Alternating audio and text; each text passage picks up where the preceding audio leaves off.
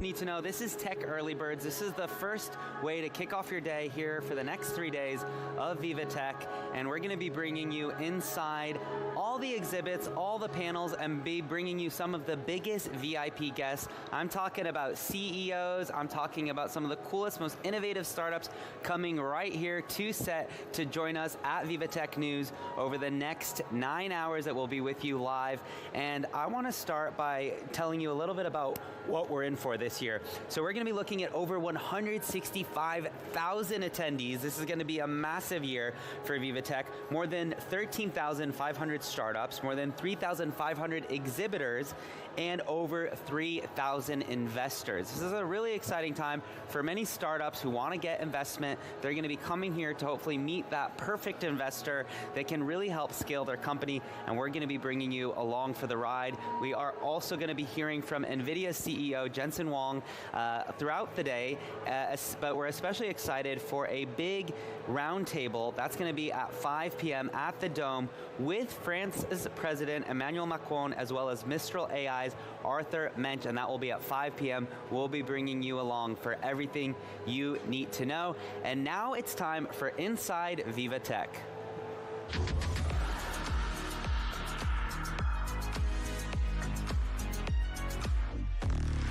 I'm excited to now be joined by Luke Brown, who is at the entrance, at the gates. I'm already seeing a crowd kind of coming in, trickling in behind you as we kick off the 9th edition of VivaTech. Luke, what are you seeing? Good morning to you, Upton. It's good to hear from you. Again this year, it is that time of year again. The temperature is rising here in Paris. That means it is time for VivaTech 2025. After months of preparation, the doors are finally opened for the latest edition of Europe's biggest tech and startup extravaganza. The first thing to catch the eye is, of course, the famous colourful logo has been revamped. Just as colourful as in the past, but perhaps bigger and better than in the past. Of course, last year, 165,000 attendees came through these doors as the attendees are arriving just now to over the course of the 4 days of the event last year. What are they going to see this year? Well, it's AI applications, it's green tech wonders, it is the tech innovations that will really drive the business of the future. Now, as we move away from the logo itself, we can take a closer look at the whole, the rest of the space here. We've got 55,000 square meters. That's 3,000 plus exhibitors covering every field from quantum computing, tech solutions to the environmental crisis that the world is going through, and of course how AI, artificial intelligence, innovations can be harnessed for business. Really, a pride of place here at the very entrance is the AI Avenue. That is because VivaTech is all about responsible AI, putting AI at the heart of the solutions that they want to propose to the businesses. To speak to a bit more about that, we're here with one of the attendees, Felix Lorenzen. You are the CEO of AI Health Solutions. Can you tell us a bit more about the product it is that you're proposing here at VivaTech? Of course. Thanks a lot. So yes, we have here the AI Health Companion. It's our new product we launched today. So we bring medical-grade diagnostics to everyone's home. So you don't have to go anymore to see a doctor or a clinic to do your preventive tests. And this is part of our bigger ecosystem for AI-enabled preventive health. And tell us a bit more about why it's important for you to be here at VivaTech in 2025. VivaTech became one of the central and most important tech conferences in Europe. To be here now today at the AI Avenue, launching our new product is a no-brainer and also kind of a privilege. So thanks a lot. And what do you hope will represent AI here at VivaTech 2025, and what do you think you can contribute to the AI debate here in Europe? So after software ate the world, AI is now eating everything, right? So it's changing everything we do and how we interact and what we can create. AI has a massive impact in health. We can finally have an impact into changing the healthcare system. It was always reactive, which doesn't make much sense. With AI, we are now finally able to make a change. Is that kind of evolution that you're seeing? Is that something that you hope can capitalize on here with your product here at VivaTech and build the connections that you're hoping for? Yes, because we're building an ecosystem for preventive health, AI-enabled preventive health. So we have a lot of components left and right to build the big vision of a digital twin, so to say. And we can't do it alone. We are partnering with different companies and many companies, and this is the perfect spot to be here today. VivaTech is really very much the objective for you is to come out of this in 4 days' time with a great deal of development for your product. Voila, exactly. Awesome. So, of course, now, VivaTech, as you mentioned there, Upton, is in its 9th edition.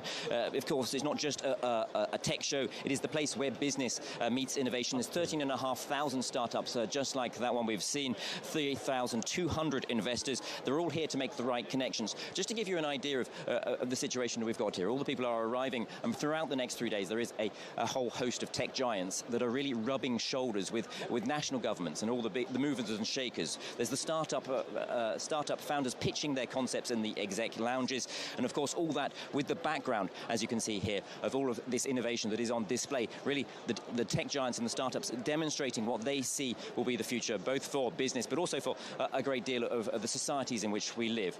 Of course, Upton, as you well know, not everybody can be here in person. That is unfortunate, but they can of course follow all of the most important speeches and all of the biggest innovations here on VivaTech TV. That's with you, of course, in the studio, Upton, with all the latest updates. Absolutely. We're here covering for those who can't be with us, and then for those who can, we're excited to meet them here in Paris at Porte de Versailles. And now it's time for our first interview of VivaTech News for 2025.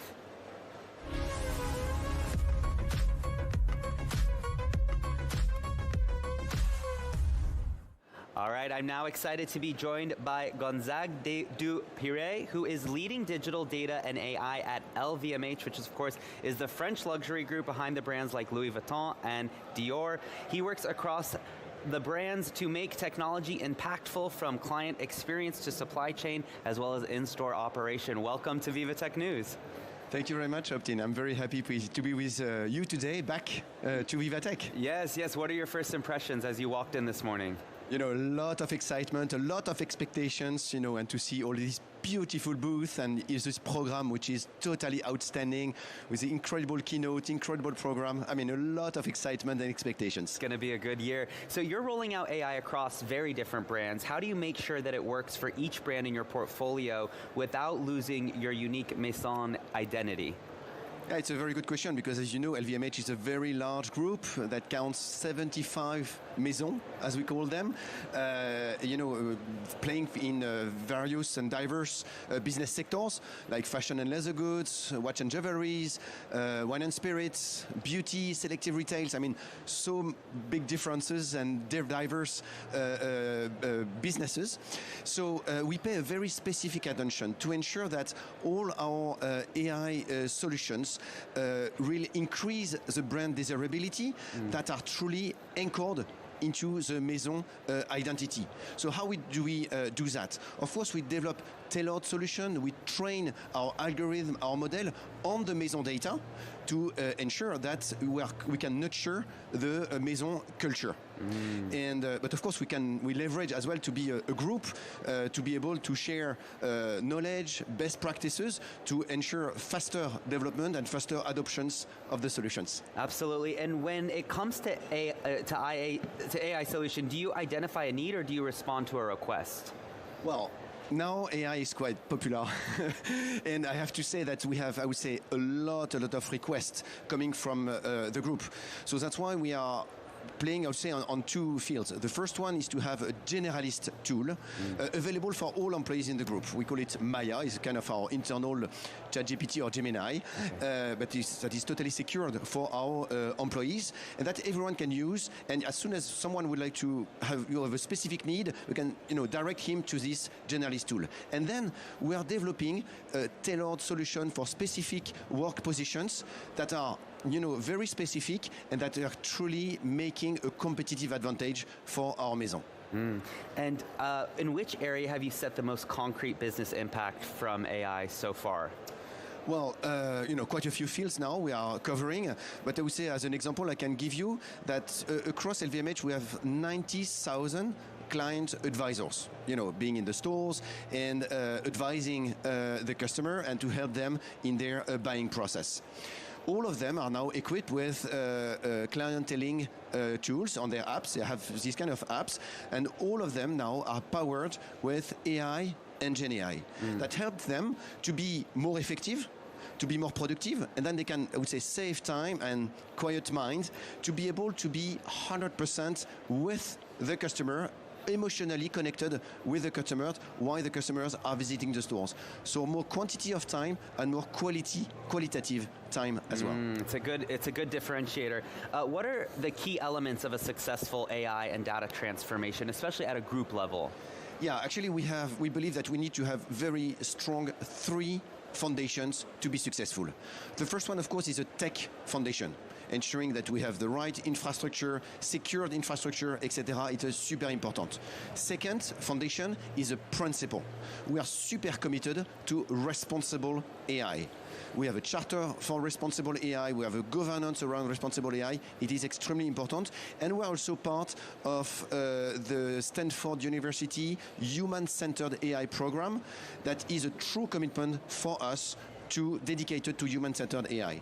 And the third one is a governance, a very specific governance AI to say at the group level, across Maison, we have a collective effort to do this transformation, because we believe at the end of the day that AI is not an innovation as such, it's a true transformation for our group.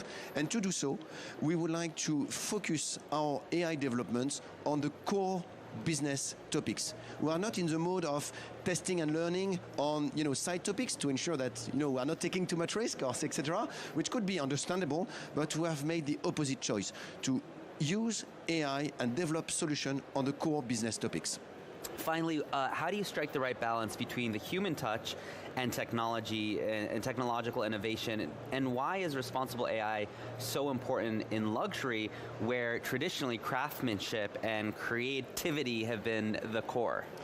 I mean, it is a very, very good question, because as everyone knows, luxury is all about human. It's about artistic creation. It's about craftsmanship. It's about the selling ceremonies that happen in the store with client advisor, human being, with emotions, etc., etc. So our goal is not to replace all of that. It's to put all the technology and the AI at the service of those values. It means we don't want to be or to become a technological company. We don't want to sell technology. We would like to develop what the concept of quiet tech. It means that the tech should be present absolutely everywhere, but invisible, to keep the magic of luxury, which is based on human. Absolutely, that human experience. Well, thank you so much for joining us first thing this morning at VivaTech News. We're excited to go visit your exhibit, and we'll see you throughout the week. Thank you very much, Aptin. Thank you. All right, you're watching VivaTech News. And speaking of AI, from scaling AI to new approaches to efficiency and security, leadership in the AI era poses a number of new challenges to tech leaders, CEOs, and digital decision makers. One element remains clear throughout these transformations, and as we were just talking about, that is the human touch. It's more necessary than ever in the coming era of intelligent machines and quantum computing. Take a look. Three challenges facing tech leaders which are likely to reshape the next decade of business: digital sovereignty, scaling AI, and redefining tech efficiency. The question of who owns which data has become even more critical in a time of decentralized AI, cloud infrastructure, and blockchain. True digital sovereignty now means the ability to act with autonomy across borders, systems, and standards. Control over data depends on using interdependent systems and navigating regulation at a local as well as global level, all while staying agile and compliant. AI adoption has surged, but most initiatives face growth challenges. Companies like Palo Alto and Volvo have faced this by integrating AI into their core operations in a bid to move beyond experimentation. Organizational readiness remains the most important factor for success rather than the technology itself. Strategy, governance, and company-wide alignment remain critical. With the advent of quantum computing, readiness also means forcing leaders to rethink digital resilience. Efficiency is key in a cost-conscious and KPI-driven environment. Companies like Evolva and Cisco have understood this, setting the pace with technology that boosts productivity as well as supporting long-term sustainability in line with CSR targets. This year's VivaTech Tech Leaders program brings these challenges into focus through closed-door sessions, real-world case studies, and VIP discussions designed for immediate impact. This conference aims to be vital strategic planning sessions for the leaders shaping tomorrow's ever-changing business landscape. VivaTech also empowers marketing decision-makers with its dedicated CMO Summit. All right, you're watching VivaTech News. We are just about 15 minutes into the day. Here, it's day one of VivaTech 2025, the 9th annual edition of VivaTech. We're looking forward to a lot of exciting things, and I'm excited to get to our Tech Trends editor, Rudy, who will be joining me just in a second to talk about what we're looking at this year. Every year, Rudy joins me to talk about AI and the big themes of the conference. So this year, we have a lot going on. A big staple for today and throughout the week is going to be NVIDIA. We're excited to hear their latest announcements that will be coming out throughout the day. And so it's going to be a lot to look forward to, a lot to discuss. We also have French President Emmanuel Macron joining NVIDIA's CEO and co-founder Jensen Huang, which will be at the Dome at 5 p.m. So if you are joining us here on site, be sure to attend that. And if you're not able to join us here in Paris, no worries, we've got you covered here at VivaTech News. And now let's bring in Rudy, our Tech Trends editor. Rudy, welcome to VivaTech, the 9th annual edition. Good morning, Upton. Excited to be here. Yeah, I was just thinking, I think 2 years ago, you and I were talking a lot about AI. That was the first year that was like, ooh, AI. We were kind of optimistic, but a little bit left in the dark. Like, what is this actually going to mean? What is this actually, how is this going to actually impact companies? Last year, we saw a little bit more tangible impact of artificial intelligence. It's year 3 of AI being a big theme. Where do we stand now? We're starting to see more implementation indeed. Still lots of uncertainty about what AI can do. Obviously the potential is humongous, but we still need to see a lot of that.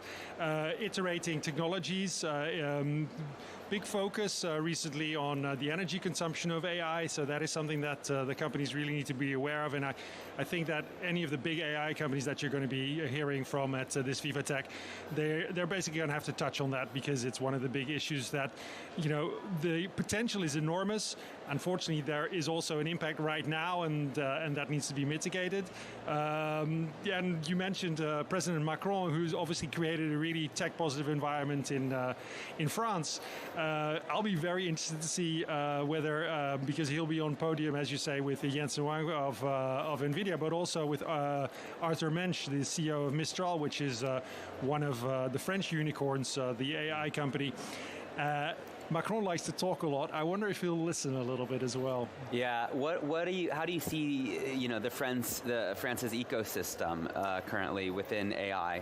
I mean, the French ecosystem has been strong. I believe within Europe, it's the strongest or the second strongest after the UK. It would be nice if some of the companies that have sought their financing in the United States, I'm thinking of Hugging Face, for example, a French founder team, but they're based in New York because that's where they could get the money. Yeah. So, there is the question, can you still get the kind of valuations that you can get in the United States? Can you get those in Europe? Because that is still a hurdle.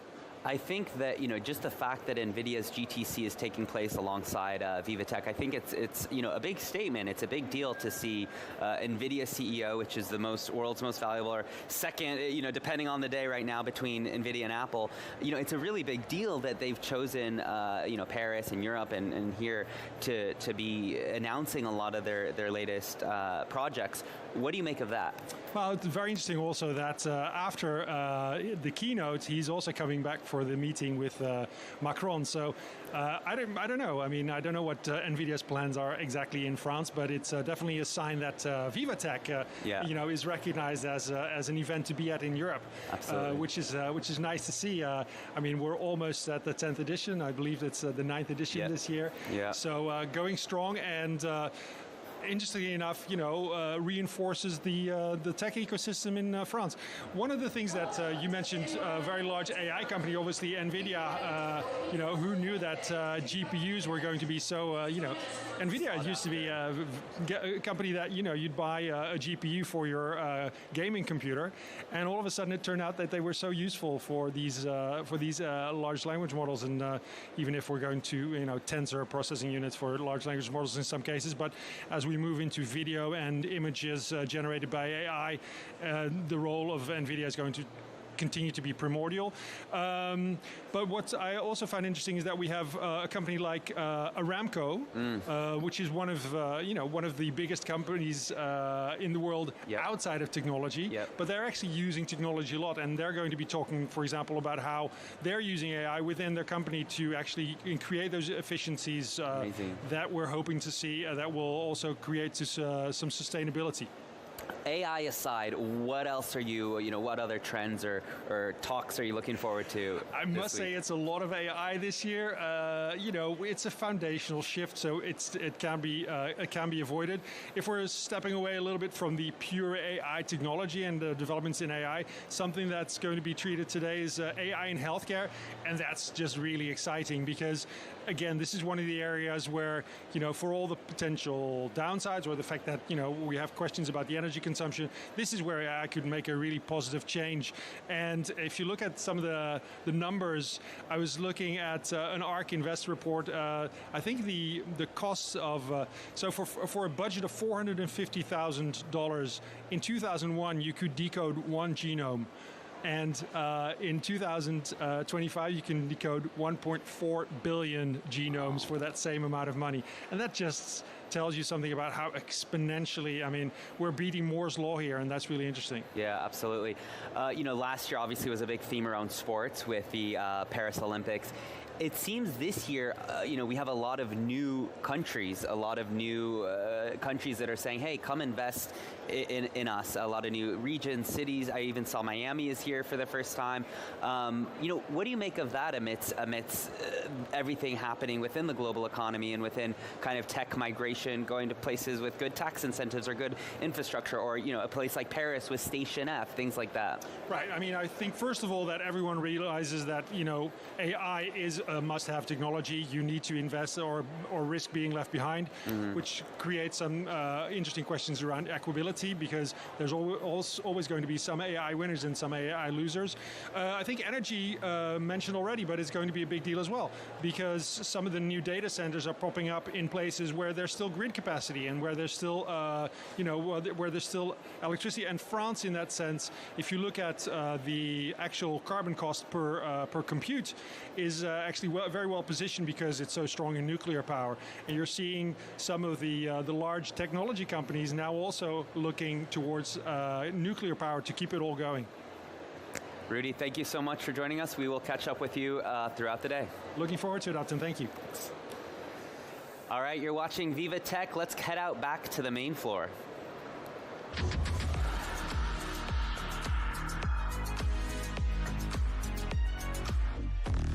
All right, I'm excited to bring in Alexi, who is out in the main floor, who has a very special interview for us today. Alexi, what can you bring us? Well, hello, Upton, and hello to everyone as well behind the screen joining us on VivaTech News to follow this new episode of VivaTech this year. Definitely feels good to be back down here for this. Can you hear me? Oh. Okay, all right. Sorry for that. So this year again, we'll make you live VivaTech from the inside. And to start with, today I'm on the KPMG France booth. Today I'm joined by Alban Liger-Belair. Is the pronunciation correct? Yeah? It is. Okay, all right. So she's the Chief Innovation Officer for KPMG France. So this is your 9th year over here at VivaTech.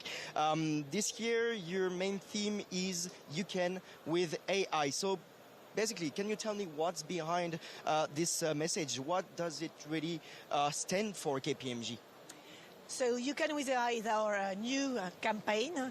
And what we want to demonstrate with this is the huge potential of AI that we want to free up for enhancing human performance.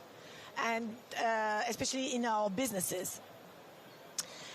Furthermore, what I would like to say about this is we've got a trends book which really make echo to that campaign, which is called the Intelligence Economy, which really explore the hybridization between human, technology and collective intelligence.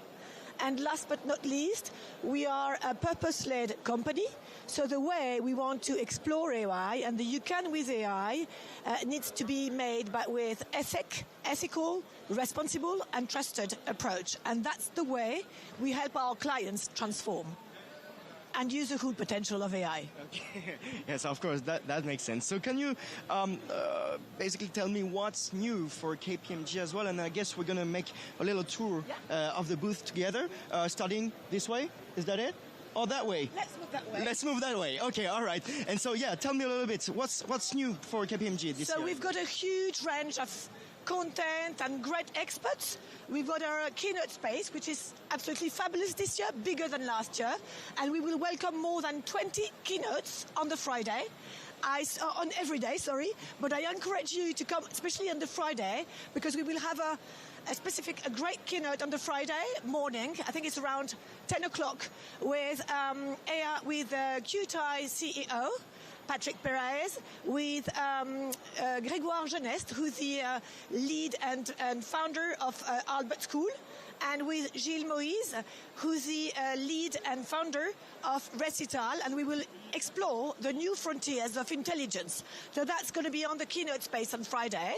We've got there startup, and we're hosting this year 8 really very innovative startups with great solution, covering different sectors and activities. But maybe I can sort of highlight 2 of them. I think Sweep is a great one.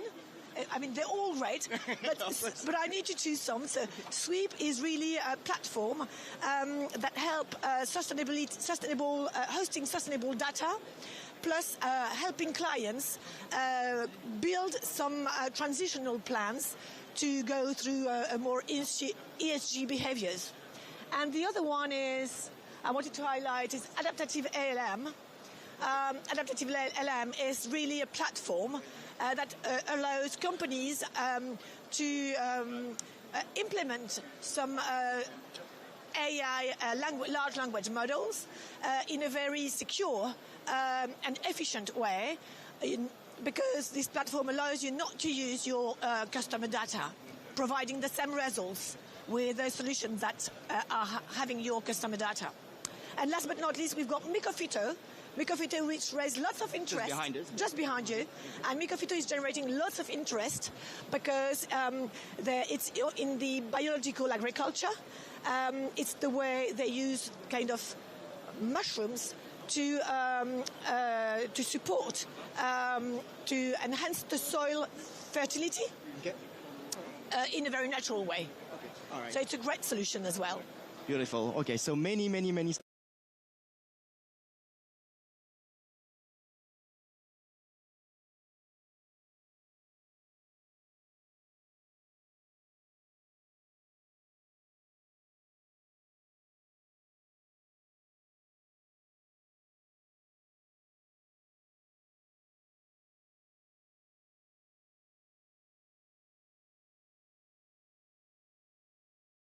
Right now.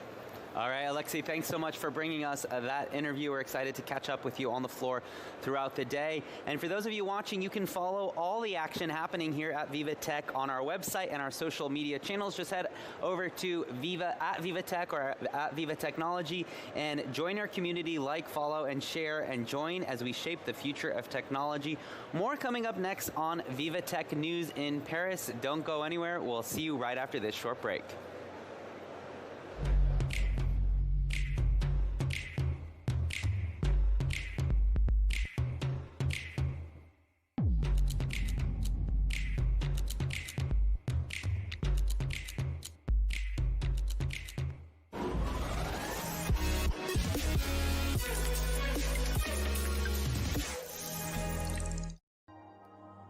Scan badges, network, and do business. Use the interactive map to navigate the halls. Explore the VivaTech tech trails for a deeper immersion. Consult the program in real time and catch top sessions. Use the AI-powered navigator to create your personal experience.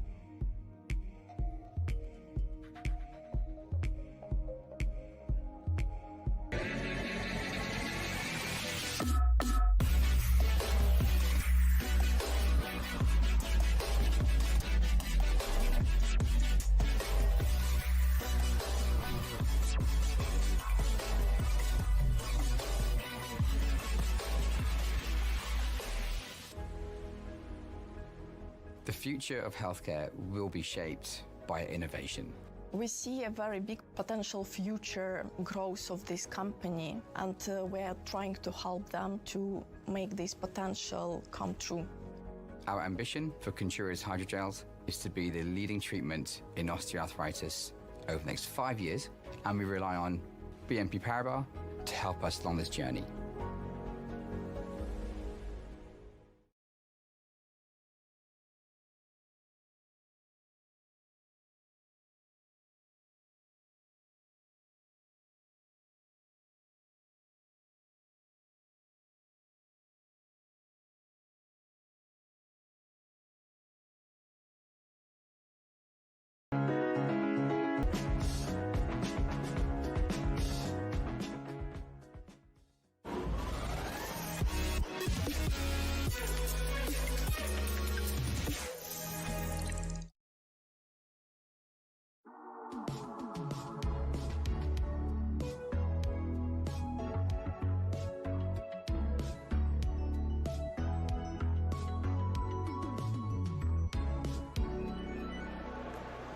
Welcome back to VivaTech News. If you're just joining us, you are watching VivaTech News inside the 9th annual edition of VivaTech, Europe's largest startup and tech event.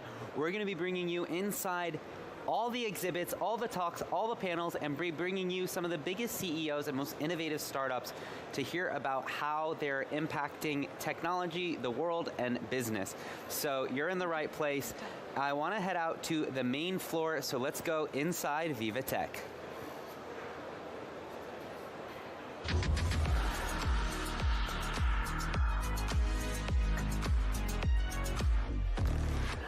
Let's bring in Allison now, one of our correspondents this year who is kind of finding some of the most innovative and unique countries. We have a lot of different countries represented this year. Allison, what can you tell us? That's right, Upton. There are over 50 country pavilions sort of sprinkled throughout VivaTech. I'm in a little cluster that's right by this year's major big fish country. That's, of course, Canada, the country of the year. You see their pavilion behind us there with lots of red and maple leaf motifs. Lots of action happening there.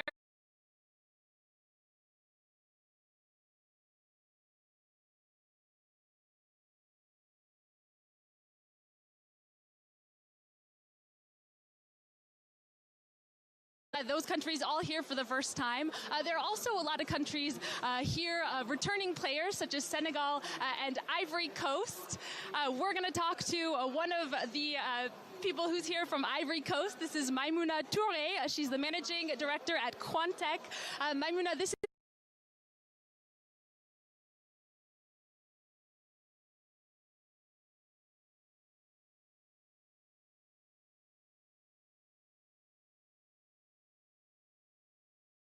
network. I'm learning a lot, also giving a lot. We see a lot of technology, innovation, solutions, things we didn't think about. Also networking, also to know my peers, CEOs, learn from CEOs that have been doing this for the longest time, and also investors, right? Because the whole point is also to grow and also be able to advocate for my country. We definitely don't want to be left out when it comes to innovation, so it is really encouraging to come back and support the country. And tell us about your company, Quantech. So Quantech is a company headquartered in Ivory Coast. So we accompany enterprises to develop and optimize the processes. We develop solutions for them to kind of stay away from anything manual, to get back to technology, be more efficient. And besides also solution, we accompany them, right? It comes to strategy, because not only selling a solution, you got to be ready for it. I think for me, innovation is a whole mindset.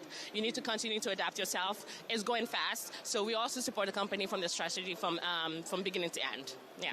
So you're more of a business startup. Is Ivory Coast sort of known for a certain type of startup, different themes in the country? No, I think anything financial institution. So when it comes to mobile money market, is very advanced there. There's a lot of transaction going between countries and region. So anything financial institution is a big thing right now. When it comes to also technology and services, people are also investing a lot. So there's market for it. We're learning a lot. We're trying our best to be more inclusive of things like AI, intelligence, artificial and all that. But it is really booming right now. And what are your goals for VivaTech for the next couple of days? Have fun. I think we forget as company managing directors, we don't have fun. So for me, it is important to have fun, to network as much as I can, be able to improve my solutions, make sure it's up to par, right? And it's also up to the level here, because it is a level up. So for me, it's a good opportunity to learn, come back more ready for next year, and come back with more innovations. And are you looking for investors? Absolutely, because at the end of the day, you cannot grow without it. We've been doing it without so far, but it will be an amazing opportunity to collaborate and partner with somebody. So next time, Quantech will not only be here, but it will be known globally. So that's really the goal. Maimouna, thank you so much. Again, that's Maimouna Touré, the Managing Director at Quantech. A reminder that VivaTech, of course, is all about doing business, something that's particularly important for smaller startups such as this one, and for startups from countries like Ivory Coast, smaller countries maybe less represented in other tech and startup events. A reminder that VivaTech really is a very global place that emphasizes the fact that innovation comes from all over the world. It's not just in Silicon Valley. Upton, back to you. All right, thanks so much for bringing us inside around the world. You're watching VivaTech. Let's head out to another part of the VivaTech floor.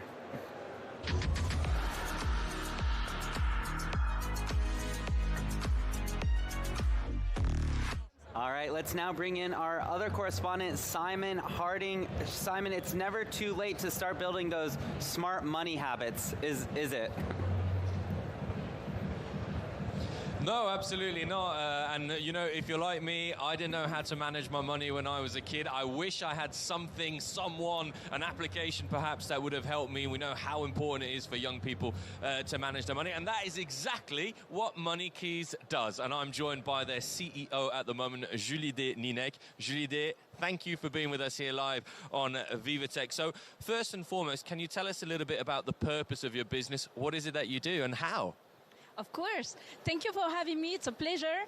And I'm proud to be at VivaTech with Impact Builders to show the world MoneyKeys. MoneyKeys it's what? It's an application that's going to provide to the children all the literacy, the financial literacy, for them to be able to be responsible grown-ups. And it's your second year at VivaTech, so you were here last year. So what are your goals this year, perhaps even compared to last year? What's happened in the last 12 months and going forwards? Last year, I was here. Thank you for mentioning it. Last year, I was here as a participant, and when I saw all the magic, I said, next year, I have to be at the VivaTech. And here we are. So the purpose this year is really to show the world that this app is something really essential, that without financial literacy, without people at the young age being able to manage their money, we have a huge gap about their future, the way they deal with money. And today we know that young people, thanks to social media or other jobs, they are able to make millions. So if we don't teach them how to manage their money, we are in trouble. They are in trouble. It's certainly something that happened to me in my youth, Julie. I didn't know how to manage my money, but I always felt there was no one I could talk to about this. Is part of what you do also about education, about perhaps breaking taboos, breaking stigmas, and actually talking and encouraging people to talk about these issues?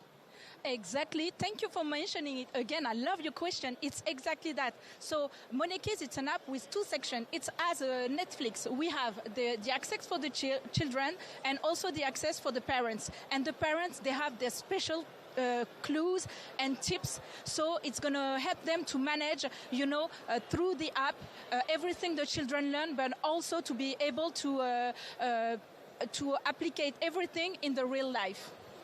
And Julie, a final question from me. You know, why come to you? What is it that makes MoneyKey so special in this field? You know, it's your area of expertise. So why is it that? Is it the expert? Is it the software? Is it the people behind it? Of course, the team. Without the team, I was nothing. So, and I'm really happy that all the team is here at VivaTech with me. So come and meet us. The special, what makes special the app is that we made it for the parents and the children, and also for the whole family to be able to talk about money easily, to be able to enjoy the time with the app. And we also put some games in it, so we're all gonna have fun. They're all gonna have fun, and we're gonna learn how to manage our money easily. I know I said last question, but I'm going to do one more because it's just so interesting to speak to you. Making that part fun, is that important? Because you often think of finance as something that's very difficult. It's maybe boring, especially for young kids, you know. So is making it fun, gamifying it in many ways, is that part of actually making it more accessible? Exactly. When you put game, you know, today everybody knows, not only the children but also the adult people, we have only 3 seconds, you know, with the social media. If it doesn't catch our attention, we just scroll. So what we wanted is like really put some inside of what we do with the social media and some games, because all the children, they play. I'm not going to tell all the games, but we know them.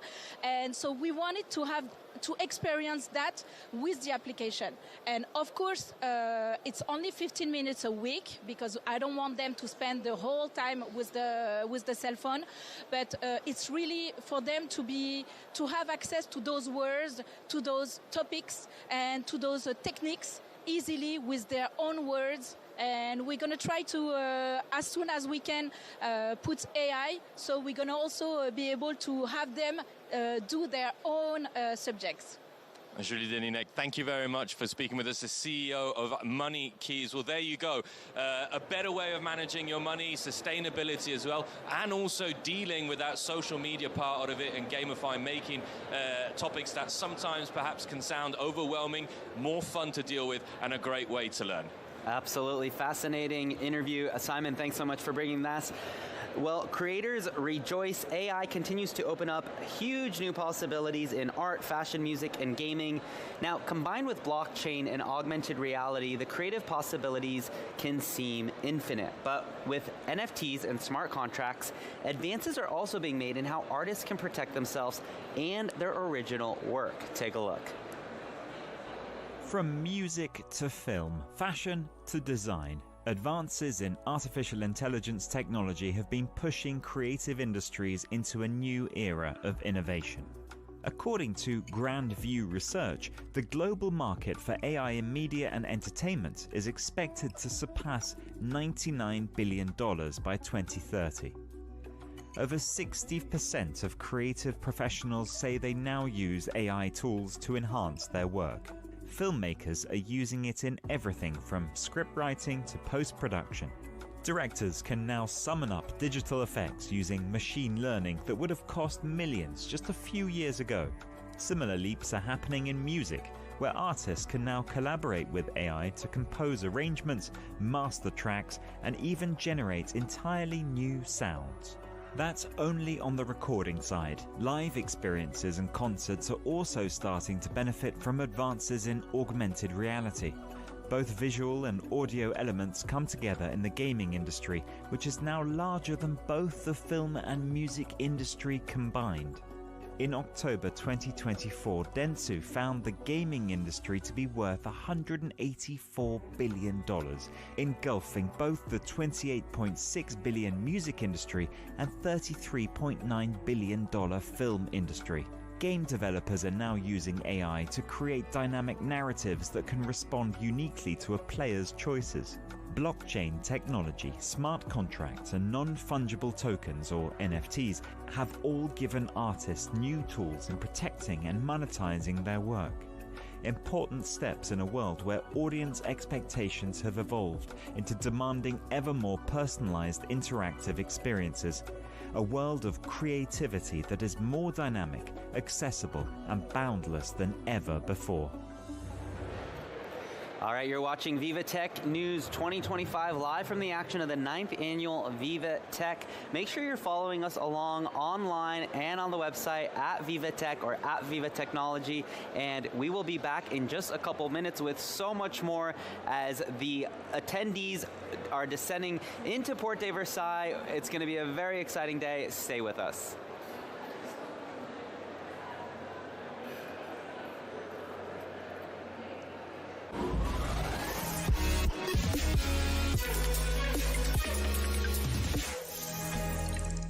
If you're sitting here, you're curious. Good news, Explore Media was made for you. Join a community of 10 million subscribers. We help brands create relevant and viral content. We call it edutainment. Contact us to learn more.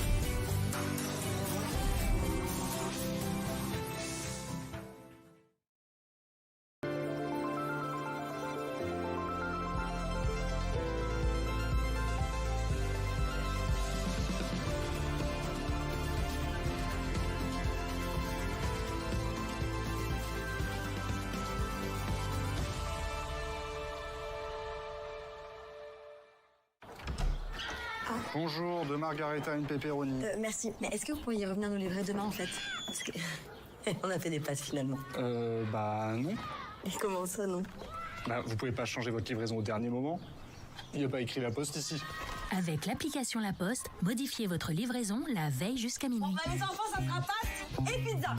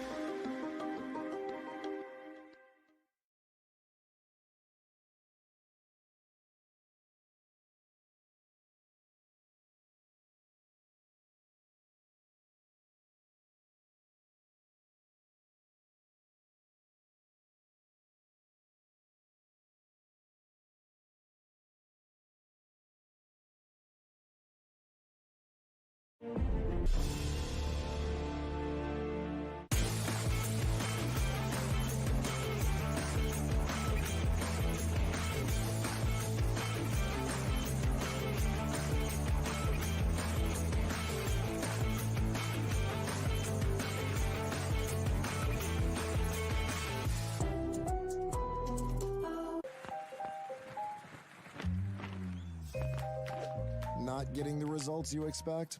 Don't use AI trained on any old data when you can use AI trained on your data. The AI built for business, IBM.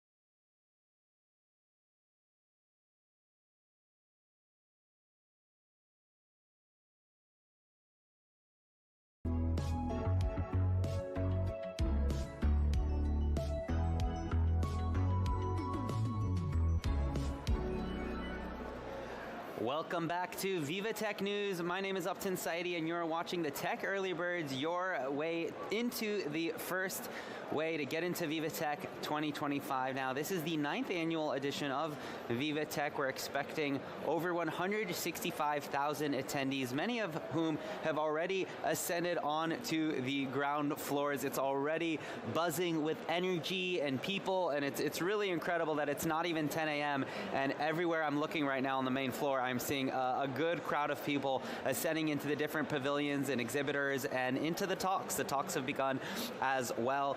And speaking of being on the ground floor, let's head out now onto the ground floor where we are going inside VivaTech.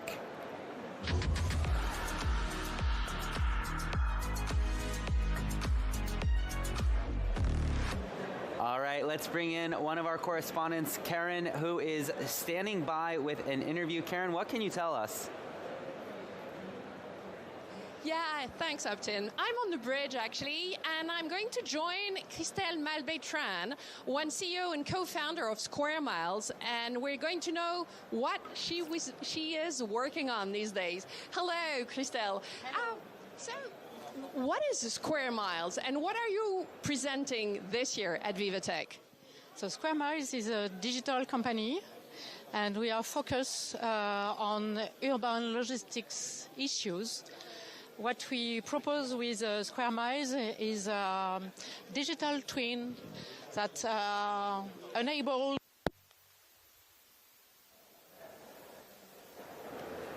I lost program.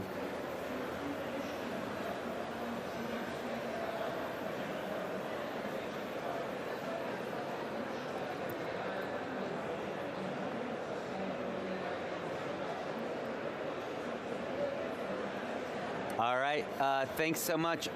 We are going to bring in another guest now. Let's go to the guest.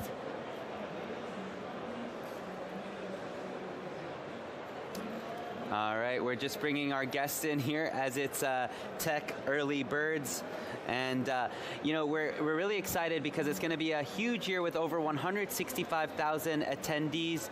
And also lots of excitement coming up with us now. And now we are going to VivaTech on set.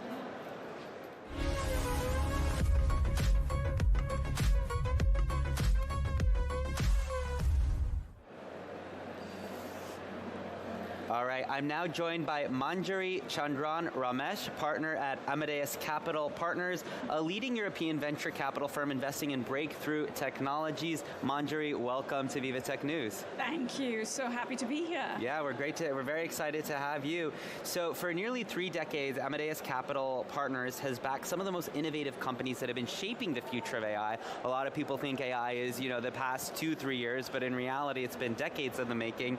So I want to start by hearing about, first of all, what is the purpose and goals of your business right now? Yeah, sure. So as you mentioned, we've been around for 3 decades. We have invested in deep tech companies all across the world. We've deployed $1.3 billion into 190 companies, and more importantly, we've actually exited 100 of those, where 17 of them have been IPOs. And we have been investing in AI since 1999. So this is not a 2 or 3 year journey for us. Your Apple Siri was a spin out from Cambridge University by Professor Steve Young, which got acquired by Apple, and that was one of our investments. So it's that kind of wave of technology that we tend to invest in. And so we do investments in AI, but also cybersecurity, novel materials, medtech, quantum, photonics, and semiconductors, so across the whole board. It's amazing. And what are you presenting, and what are your goals this year at VivaTech 2025? So I'm involved with the quantum panel, the 3 Ws. Why now? How are we going to get quantum? And that's because we've been investing in quantum since 2017. We have a wonderful quantum portfolio for very, very exciting and huge companies like Photonic Inc. out in Canada, New Quantum in Cambridge and Los Angeles, Riverlane in Cambridge and Boston, and one of our companies out here in Paris, CryptoSense, got acquired by Sandbox AQ. So, we've got the whole remit in the quantum computing space. Absolutely. It's going to be an exciting week. So related to your business and presence here, what is the biggest trend or topics that you think people should be thinking about this year? I think AI is super exciting, but I find it very interesting that people are so focused on LLMs, and that's understandable, I guess, because the public are most affected by LLMs. But where we're looking at is actually AI at the edge, where AI can really make a difference to industries like the financial services, or indeed the healthcare or education. And then the next paradigm of technologies is quantum. How is quantum going to help solve interactive problems that currently classical computers can't solve? And so those areas are very exciting for me. Absolutely. And when it comes to, so it's interesting you mentioned that about LLMs. That's kind of the big consumer intro into AI. What do you think will be beyond that? How do you think the average everyday consumer is going to be being like, wow, AI is really impacting my life beyond ChatGPT or a Gemini or something like that? So I think sort of the Joe blogs in the public perhaps doesn't quite grasp that even if they apply for a loan at a bank, AI is being instrumental in giving that or deciding that loan, or sort of helping planes land, for instance. That has a little bit of AI. Or your doctor, you go for your healthcare checkup, AI is assisting in that. So for me, that's really going to be the key of how pervasive AI is, in that it's so seamless that the public doesn't even realize how much help AI is giving to these particular sectors, and helping with personalized medicine, with your personalized credit loans and your personalized travel. That just makes it so much more powerful. What are some of the big trends you're seeing within travel and as it pertains to how we're going to be, kind of shifting our habits as a result of AI? So one of the things that, I think the LLMs have brought about is we started using LLMs for a little too many things, shall we say. Right? What's the weather forecast like? Yeah. That does not need ChatGPT to tell you, right? So I think that's swung the pendulum a little too far. So I think I'm really looking forward to a time when, the public is really aware that ChatGPT or other LLMs are used for the right kind of purposes, where you really want to understand the subject, and that is possible to be explained, but very well aware that there are hallucinations from there. And the rest of the AI is really going into areas like healthcare, like the financial services, where it's going to make a real difference to our quality of life. Absolutely.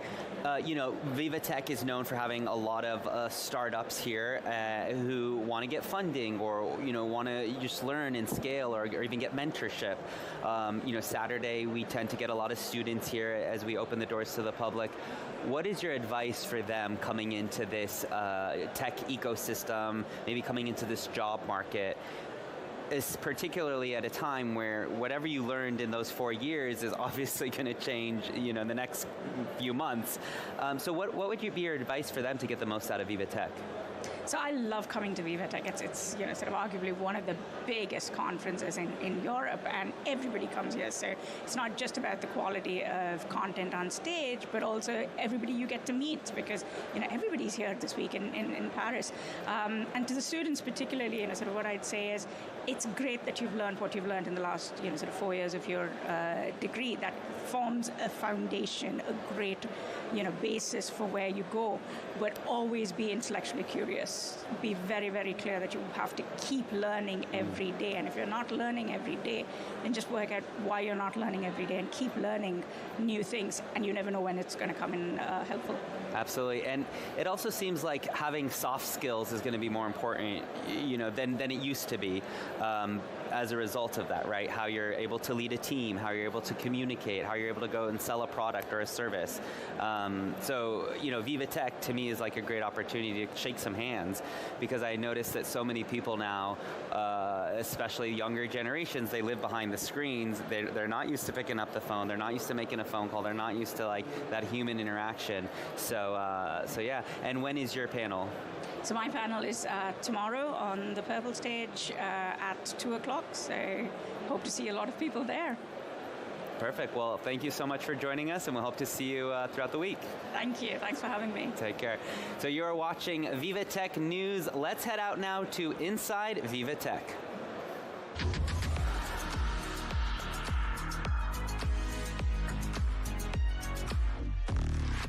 now bring Karen back in. Karen, what can you tell us? We're excited to have you with us again.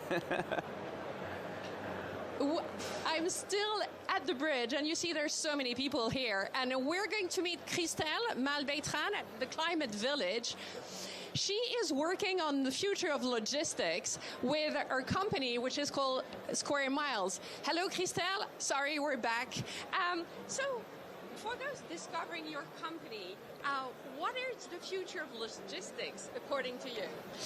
So, and particularly urban logistics, we are focused on today. The way we see it today is that there is a high level of demand, so the growth is very high, and today urban logistics is already facing three main points. First, pollution, and this concerns everybody. I mean, citizens and also local authorities to find a way to reduce this impact. But there is also traffic saturation.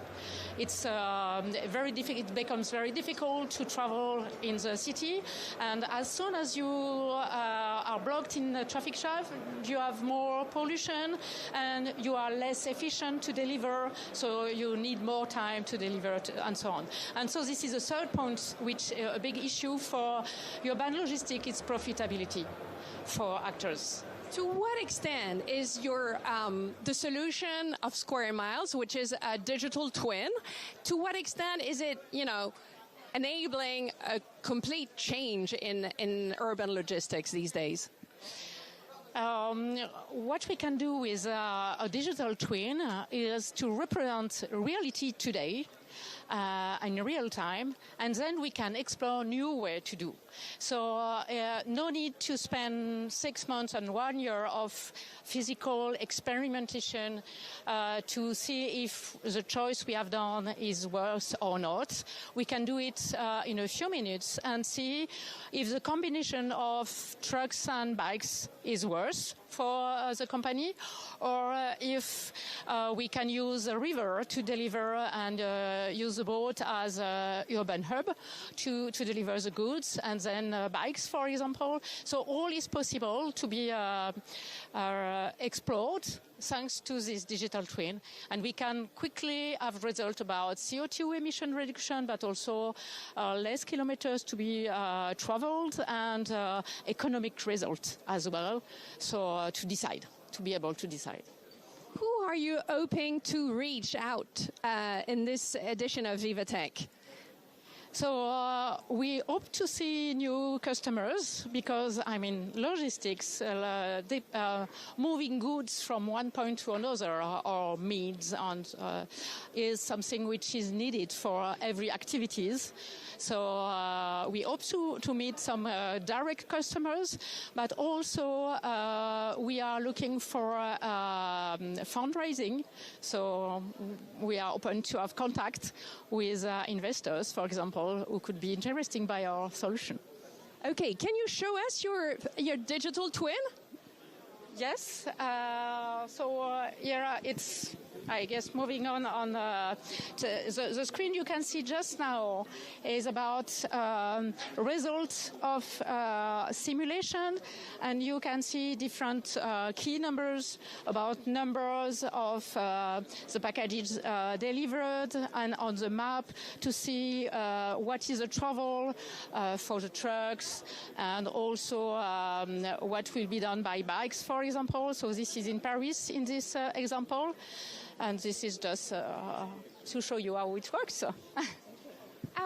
For you, what innovation will matter most in the years to come? Really, logistics will do everything, or what are you looking forward?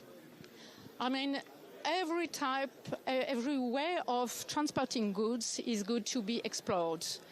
So today, of course, we have trucks, we have bikes, we have boats. For some specific needs, maybe drones could be interesting to explore, but for sure it not be for everything. So we need to clearly clarify, depending on the goods, what is very worth, and for what is for me very important in as an innovation is a combination of all these forces, because going one way in a silo, we can optimize, but it will not be the best. Optimizing many different ways of doing can enable to proceed. But it's more difficult, and this is where digital tools help to proceed.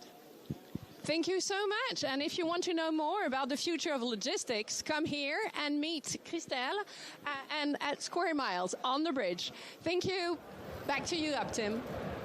Thanks so much, Karen. Appreciate that great interview.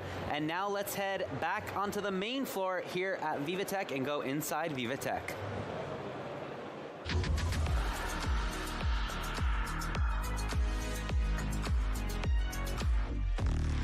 All right, one of my favorite exhibitors every year, of course, is LVMH. They always have a lot to see, so make sure you give yourself plenty of time. And let's bring in Will, who is our correspondent, who's giving us a little sneak preview of what to expect this year. That's right, Upton. You're exactly right to say LVMH is one of your favorite exhibitors. We're here at the Dreamscape. It's a lovely pavilion. Standing next to me is the Chief Information and Technology Officer, Franck Lemoyle, and we also have Olivier Le Garantezec, the Director of Digital Tech Partnerships. Can you tell us a little bit about the pavilion? Thank you. Welcome VT News to our LVMH pavilion. We call it Dreamscape this year because this is for us a kind of inspiration. This is a space where innovation meets heritage, savoir-faire, know-how, and the future of luxury. This is why we call it Dreamscape. And you will see just behind me, fantastic innovation. Most of, let's say, 11 of our maisons are showcasing great innovation with big tech partner, with a startup.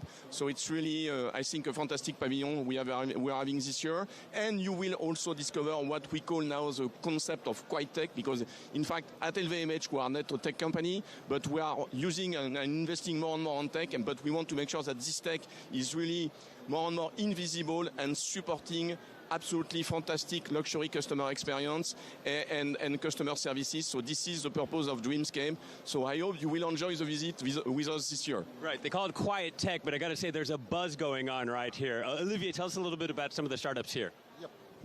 Welcome once again in our LVMH pavilion. So this year we have actually 11 maisons which are presenting successful collaboration with 13 startups. And by the way, those startups are competing to our famous LVMH Innovation Award. The ceremony will take place tomorrow morning at 9 with the presence of Bernard Arnault. And this year we're going to have 3 awards: the Business Award, the most promising award, and the most impactful award. So maybe we can start a quick tour, beginning with Dior Couture. Yeah, Dior is one of the brands you think of most when you think of LVMH. We're going to try to navigate through our way here at VivaTech. Again, this is where business meets innovation. This is one of the most beautiful parts of the pavilion. We have these 2 lovely giraffes. Tell us a little bit more about what's here.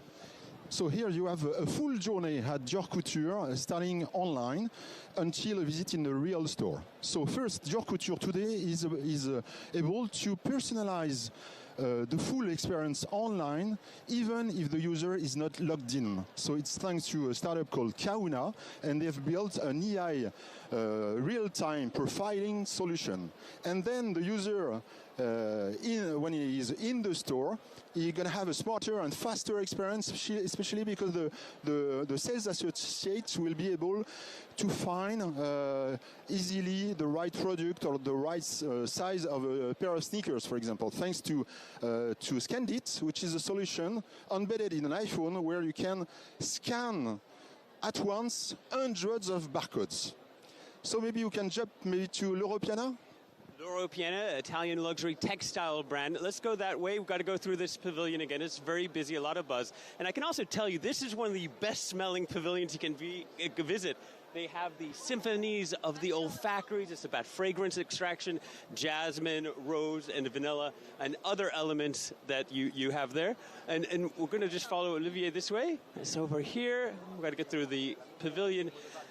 And there are so many different brands that are on hand here, so many different things. We have video games. Here's the olfactory symphonies. And now we're going to go look at l'Europiana. L'Europiana? L'Europiana, right here. We got lost on the way. So what can you tell us about l'Europiana?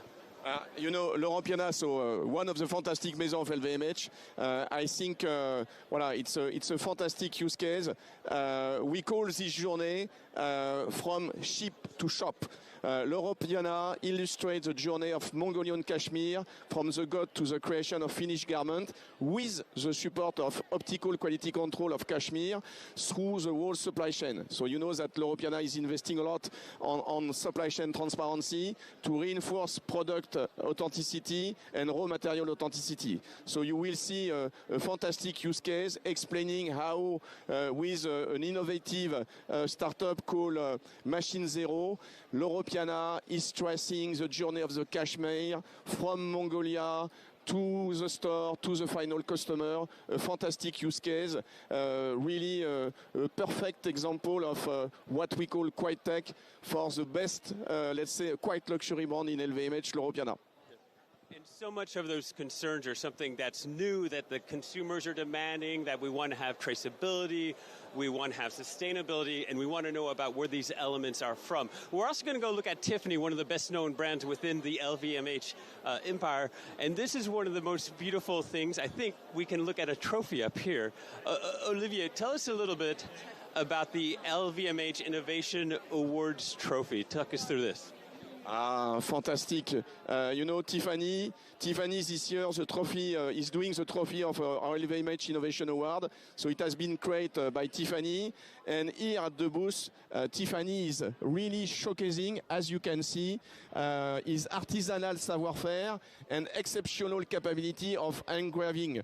They are also introducing, and this is also, let's say, the perspective of our innovation and our innovation at VivaTech, how we mix, let's say, innovation and savoir-faire. So this year, Tiffany is introducing a new AI tool which allows us to get inspiration and of course, with a fantastic summary of 2 centuries of history and archive at Tiffany. So beautiful booth and beautiful savoir-faire, mixing innovation and our tradition. It certainly is, but there's also a bit of sports here. First of all, I want to say I'm very happy I see American football represented here. That's not often in France. We also have Formula One. Formula One, not something we would expect, but it's very interesting. Tell us about that, Olivier. Yes, so last but not least, we are super proud to present you our new and exciting partnerships with Formula One, especially because we are the unique luxury partner of Formula One. So we have 3 maisons which are leading the game. First, Louis Vuitton with the famous stunk for every single Grand Prix. We also have Tag Heuer on your left, which is the official timekeeper, and we also have Moët & Chandon with the official champagne partner. So please come and join the LVMH pavilion where innovation meets savoir-faire and heritage. I'll tell you what, the LVMH pavilion is certainly buzzing. It's a dreamscape, and they're making dreams come true. I want to thank you so much, our guests, Olivier and Franck. Thank you very much. Upton. And come to see us. Huh? Absolutely. Upton, back to you. Wow, I cannot wait to come check it out for myself. Thanks so much for giving us that sneak peek preview. And I want to head out to another correspondent. We have Luke, who is going to bring us inside VivaTech to another section here at VivaTech.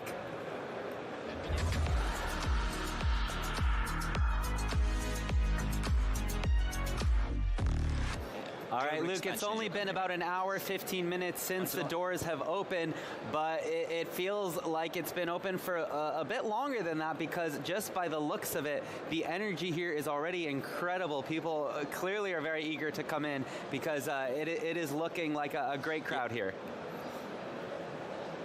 Yeah, you're quite right. Last year it was 165,000 people came through these doors.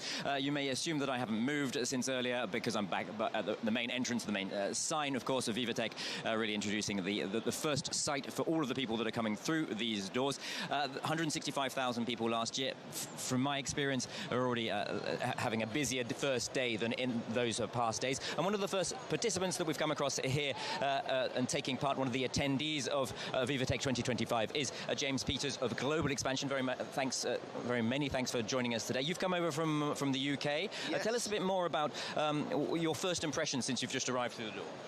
Well, there's a lot of people here, but there's a lot of space, which is really good. Pretty much every single global technology client that I can think of is here. I think it's something like 3,500, so my feet are going to be hurting by the end of the week trying to get around all those stands to come and meet all these different people. But yeah, it's absolutely brilliant, and it's beautiful. What a beautiful weather to come here to Paris to this event. So yeah, it's lovely. Tell us a bit more about exactly the reasons that have brought you here. What's the product that you're presenting today? So about 5 years ago, I launched a company called Global Expansion, and what we do is we help companies go international through what we call an employer record solution. And now what that means is essentially we can employ anybody anywhere on the planet without them having to set up a local entity, because we have companies in pretty much every country in the world. And so we take on the employment of that person. We take on their payroll, their taxes, their benefits, their pension, their equity, everything, and we centralize it all through our technology platform. So for us, we're here to demonstrate that platform, demonstrate our technology to some of our existing clients, but also hopefully some new clients as well. And you mentioned earlier that it's your first time here at VivaTech for you and your company. What are your expectations from the next 4 days here? Well, it's interesting you ask that. I mean, just because you're asking me this question, I'm not saying we've exceeded expectations, but very rarely do we get a return on investment when we come to an event like this. And even before we've arrived, we've set up 25 meetings with potential new clients, even before we walk through the door. So it's been a real success, even only after the first 2 hours where we're rocking and rolling. So yeah, very happy to be here. And you were telling us also that the app has been a success from your point of view as well. How is it working out for you concretely? Do you know, it's we've been to a lot of events, and they got this great app. 9 times out of 10, it's pretty atrocious. This app's been really good. People who want to connect with me have been able to send me messages, tell me a bit about what they do. And it's been really fluid in being able to get people to reach out to us, and we reach out to them with, it's pretty seamless. So it's almost like dare I say, like a WhatsApp event app. It's pretty easy, pretty straightforward, and it's proved 25 meetings before we even walk through the doors. Tell us a bit more about that. That's the innovation from the VivaTech perspective. Tell us a bit more about the innovations that you're providing too. You were telling me earlier that you've brought your own podcast crew to kind of demonstrate what it is you're doing here. What's the value for you of bringing a podcast team with you today? Well, I think, in this day and age, people want to see people. They want to read long articles. They want to be able to hear the person discuss those interesting topics. And what we found is that having a face to the business, somebody who they could trust, and they go, oh, I recognize that individual, or they could become subject matter experts. One of the great things about having a podcast for us is that it's not all about just listening to me. We've actually flown in some clients from America. We've flown some of our colleagues in from around the world, and they all have a place to have a voice. So when a client goes online, they say, oh, I read that, or I saw that podcast of you talking about AI and permanent establishment risks, and et cetera, you feel like you already know them. And I think that's what we're trying to do, humanize the whole experience, I think is probably the best way of doing it. Yeah. Humanizing the tech experience. Okay, yeah. One final question before we go, and I pass you back to the studio. Tell us a bit more, what are you expecting to be a successful VivaTech 2025 for you? At the end of the day, what are you hoping for? Well, there's two things for us, really. We are a distributed workforce as far as on my own company, so we've got people in 10 different countries. We use this as a base, really. So we were flying people in from South Africa, we've flown people in from America, we've flown people from the UK and across Europe. So we're actually using this as a base for us to actually build camaraderie and relationships with my own staff, which is one of the reasons why we're here as well. But I think for me, it's going to be just a fantastic opportunity to develop new clients and new opportunities for my business going forward into the rest of the year.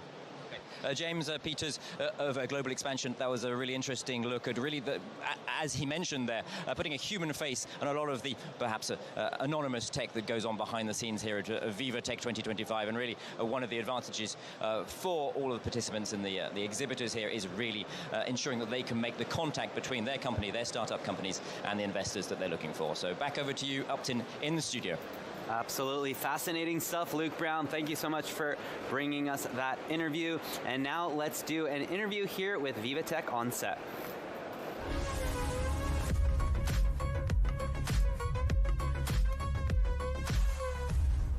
I'm excited to now be joined by Rohit Prasad, SVP and Head Scientist, Artificial General Intelligence at Amazon Web Services. Welcome to the show. Thank you for having me here. It's very exciting times. Yeah, so you're leading the development of advanced AI technologies like Amazon Nova, and with a distinguished track record, you previously led Alexa's AI innovations, which have impacted millions of users, including myself, big Alexa user for very many years now. Your groundbreaking work earned you a spot in the 2024 Time 100 Most Influential People in AI. So congratulations to you. So as AI continues to evolve rapidly, Amazon is moving beyond powerful foundation models towards more collaboration, reasoning capable AI. How do you view this next frontier of AI? Yeah, I think of us as being in this profound inflection point in how humans interact with technology. I think of this as an evolution of how computing has evolved, right? You're not that old, but we grew up like in the mainframe days to personal computers, and now I think we are ushering in a new whole computing paradigm, which is about collaborative computing, where first time ever we have not an AI that just responds to your questions, but it's actually a digital thinking partner that lets you accomplish way more by understanding your intent and then taking your intent to actually work with you to solve complex problems at work, at home, and on the go. So for instance, you can right now develop software and actually deploy it everywhere. With AI, you can program anything in AI or build an app of your own.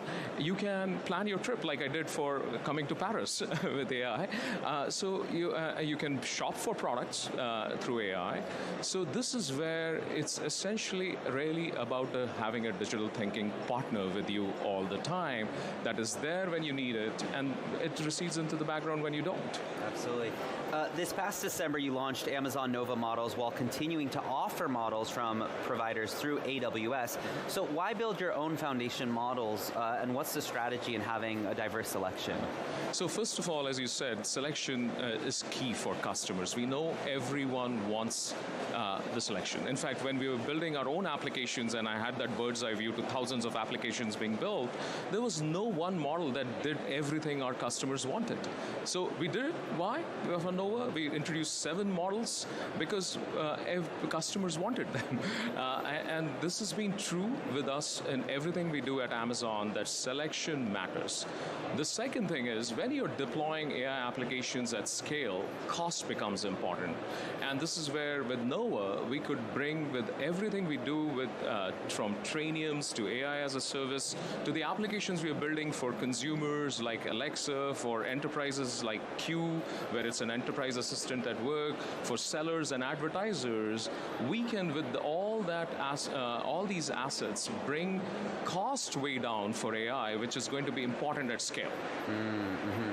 And Amazon operates across a broad range of industries, obviously retail, entertainment, cloud services. So how has this influenced your approach to developing and deploying AI across the company? Yeah, first of all, with AI, as I mentioned, that we now have these foundation models, including Nova, where it's more general purpose in nature. But when it's general purpose in nature, it doesn't mean that it can do everything on its own.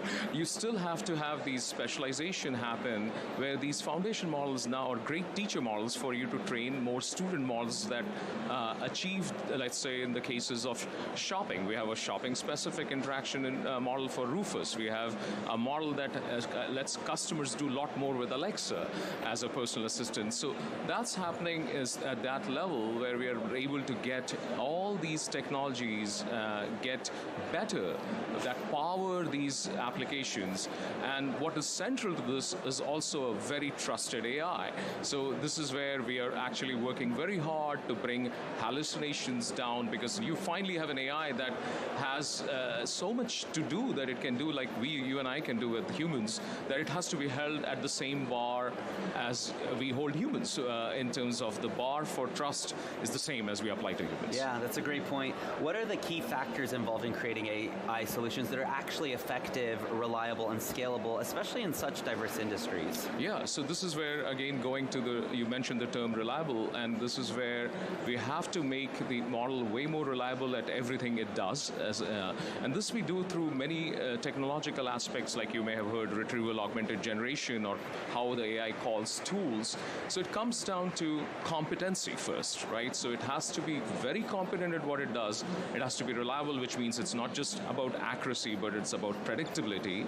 And going back to how we trust as a human, then it should have the same human values that we aspire to, which means it should be discreet, it should be transparent when needed, and it has to be reliable, as we talked about. Absolutely. Finally, looking at the broader AI landscape, I'm curious, what emerging trends or tech do you believe will define the next wave of breakthroughs?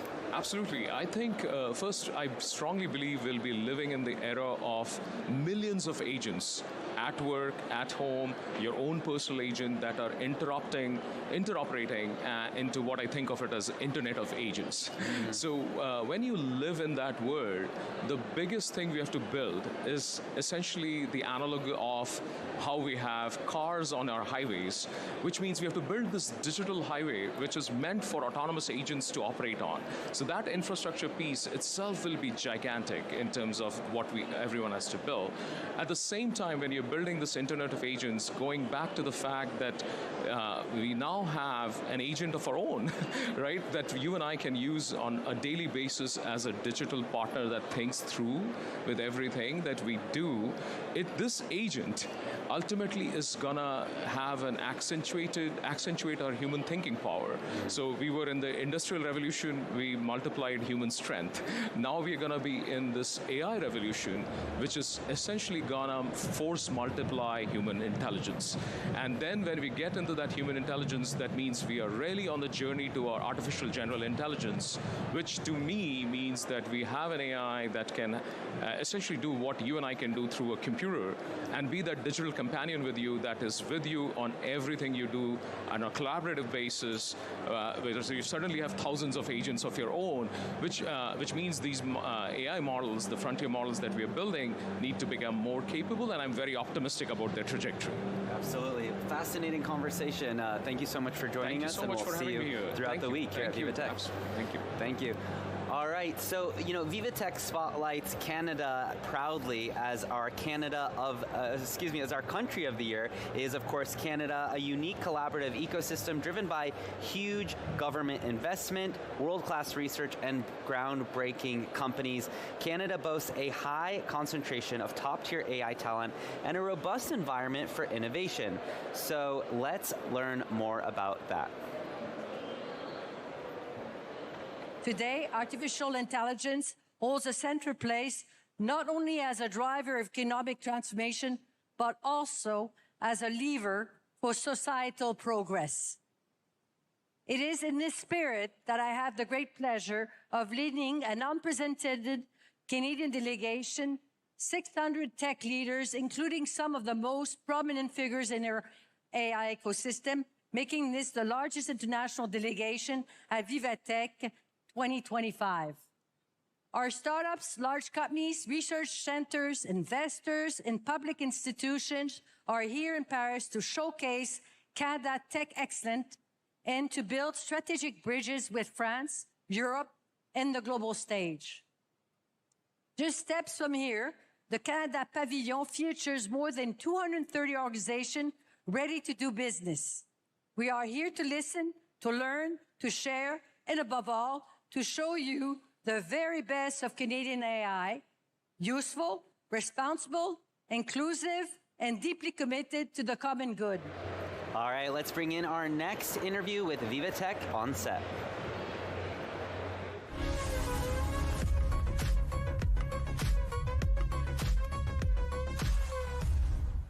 I'm excited to now bring in Benoit Fret, CEO of Chronopost. Welcome to the show. Thank you. Now, Chronopost is France's leading express parcel delivery company in La Poste Group. Now, you have steered the company towards groundbreaking innovations in logistics and delivery, from smart tracking systems to sustainable last-mile solutions. And let's just, get right into it. Under your leadership, your company has integrated intelligent tools like Leonard, an AI-powered chatbot.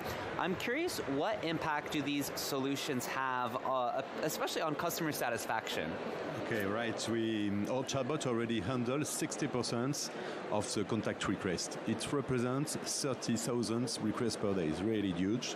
It simplifies the understanding of the parcels tracking, provide complete answer to the consignee, and interact directly with the customer by voice. It also qualifies a complex request and to push them directly to the special agent of the customer services. These solutions improve customer satisfaction in terms of quicker answer and more comprehensive responses. Mm-hmm. What are the most significant ways innovation has improved operational efficiency across your network?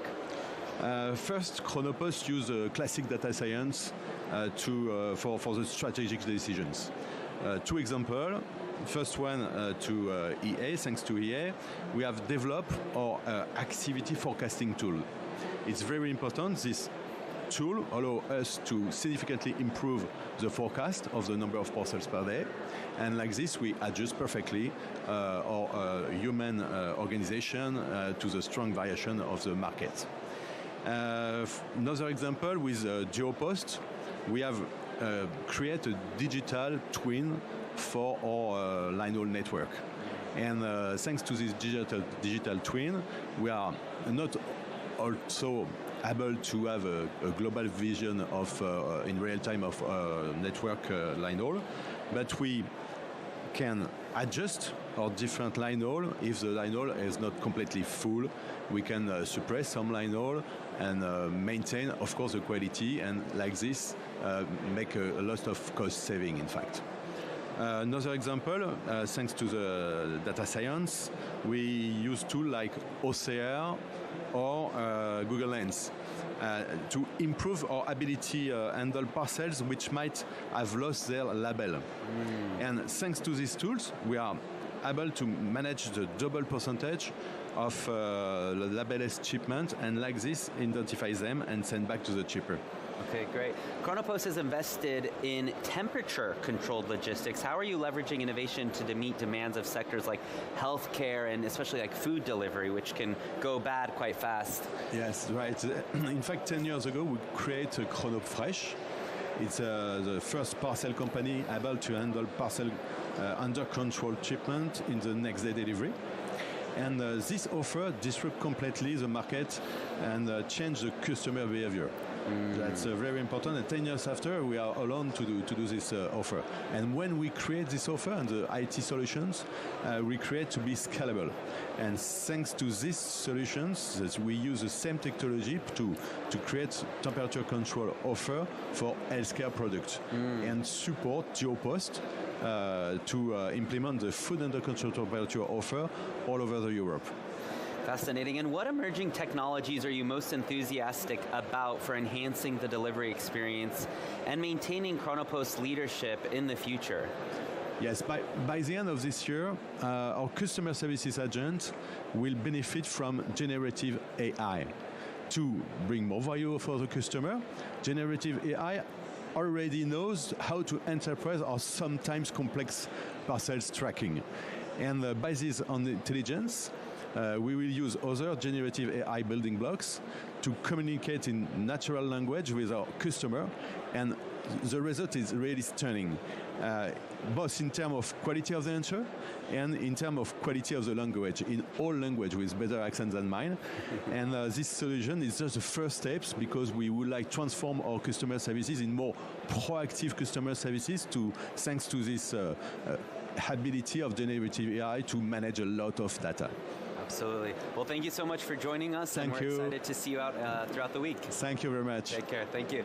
All right, you're watching VivaTech News. We're about halfway through the first show of Tech Early Birds. It's 10:34 now here at Porte de Versailles. Many people have already ascended on to VivaTech. So if you're just joining us, welcome. We're excited to see you, and make sure you're following along online on social media, as well as the website vivatechnology.com, and we will be back in 2 minutes.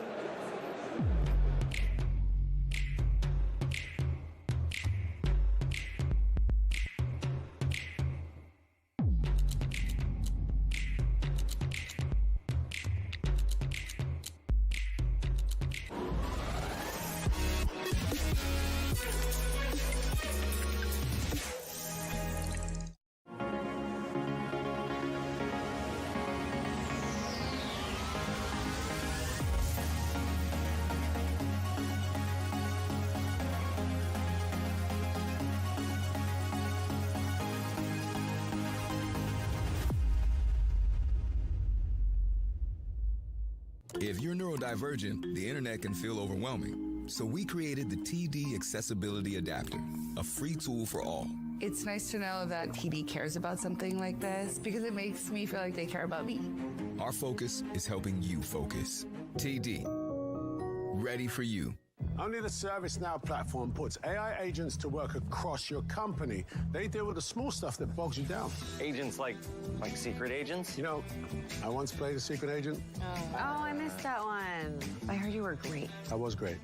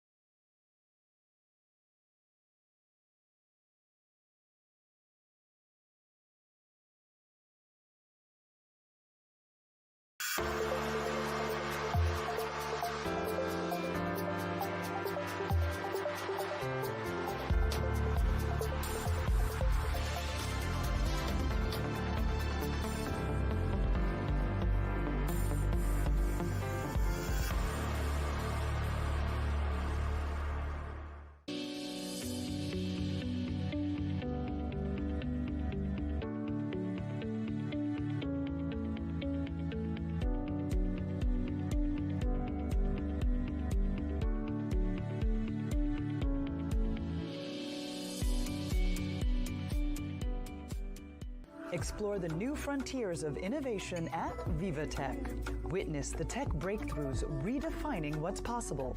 Scale faster, partner smarter, and see what's next for your business. Explore the innovations reshaping global politics. And champion sustainability, ethics, and inclusion. All at VivaTech 2025.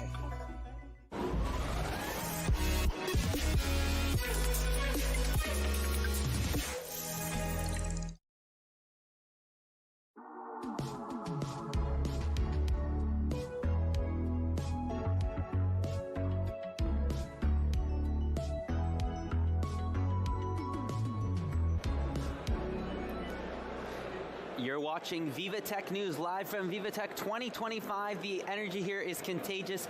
Welcome to Tech Early Birds. We're bringing you inside everything you need to know to set you up for the day ahead, whether you're joining us here in Paris at Porte de Versailles or anywhere around the world. We're excited to have you. We are expecting over 165,000 attendees this year. It's going to be an absolutely massive, exciting event, and I want to head out onto the main floor to check in on the energy. So let's go inside VivaTech.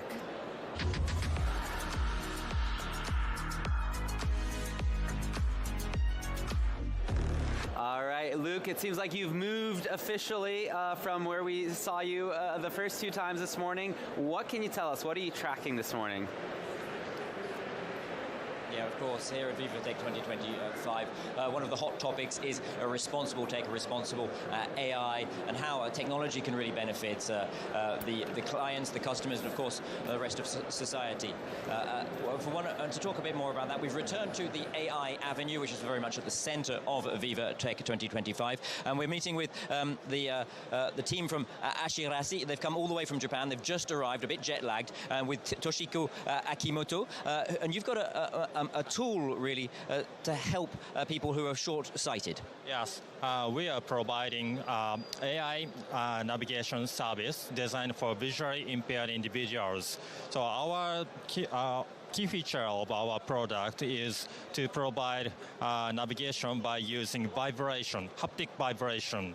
Our product can attach to the user's shoes, and then user start the navigation by using our iOS app. Once navigation started, the vibration will start. So then, by using vibration, our user can notice which side is the correct direction. So when user need to go forward, the toe side will vibrate, and when user need to turn left, the left side will vibrate. We are using AI to detect accurate position, and positioning accuracy is very crucial for our user. So we use the inertial sensor in it, and also use GPS data, and we mixture these data. We using AI. Okay. And as you know, Upton, I'm very keen to test out all of the various tech things here at VivaTech. So I'm going to try it out. I have already pre-installed my equipment, the Ashirashi equipment. And if we can get it vibrating, I can give you a demonstration that it is pretty strong, the vibration. If you could go ahead. Up, yep. Yeah, definitely vibrating. Tell us a bit more how it is you use AI for this. What's the most important thing that you're hoping to demonstrate to the customers here today?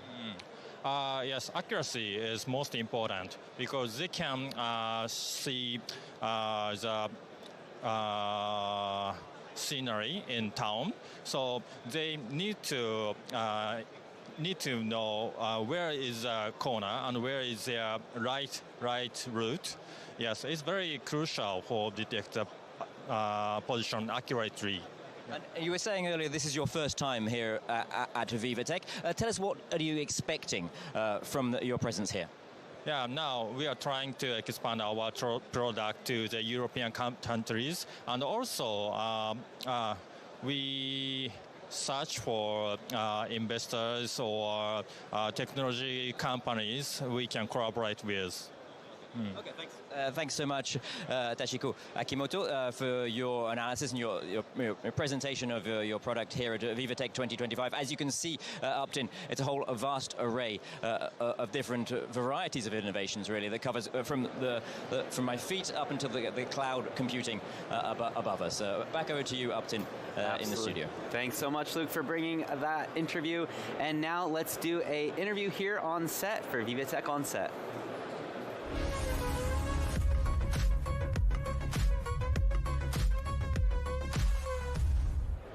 I'm excited to now bring in Corinne Del Bilbao, who is president of Microsoft France since 2021, with over 30 years of experience in the tech industry. You have led significant initiatives to promote digital transformation throughout your career, and under your direction, the company has made major investments in AI, driving Microsoft's vision for both responsible as well as accessible AI across France. Welcome to VivaTech News. Well, thanks a lot. Good morning. Good morning. To be here today. Yes, it's good to see you again. I know we caught up last year, and you know, the past 2-3 years, AI, but Microsoft has really been working on this for decades now. People think it just kind of came out of nowhere, but in reality, you've been at the helm of kind of realizing its ambitions. So I want to know, how is Microsoft France helping companies successfully navigate their AI transformation journey right now? Yeah, well, thanks a lot, Doar. Look, well, we have a presence of 40 years in France. Microsoft celebrated 50 years, but 40 years in France. And what we've seen, we've seen AI at work last year. This year, it's all about AI agents in action. So that's a full transformation. And the way we look at it is threefold, local presence, cutting-edge technology, and helping companies to put AI at scale. So how do we do this in France? Well, first of all, we have a massive ecosystem. We work with 10,500 partners, and we work with them, to help the different companies in terms of this transformation.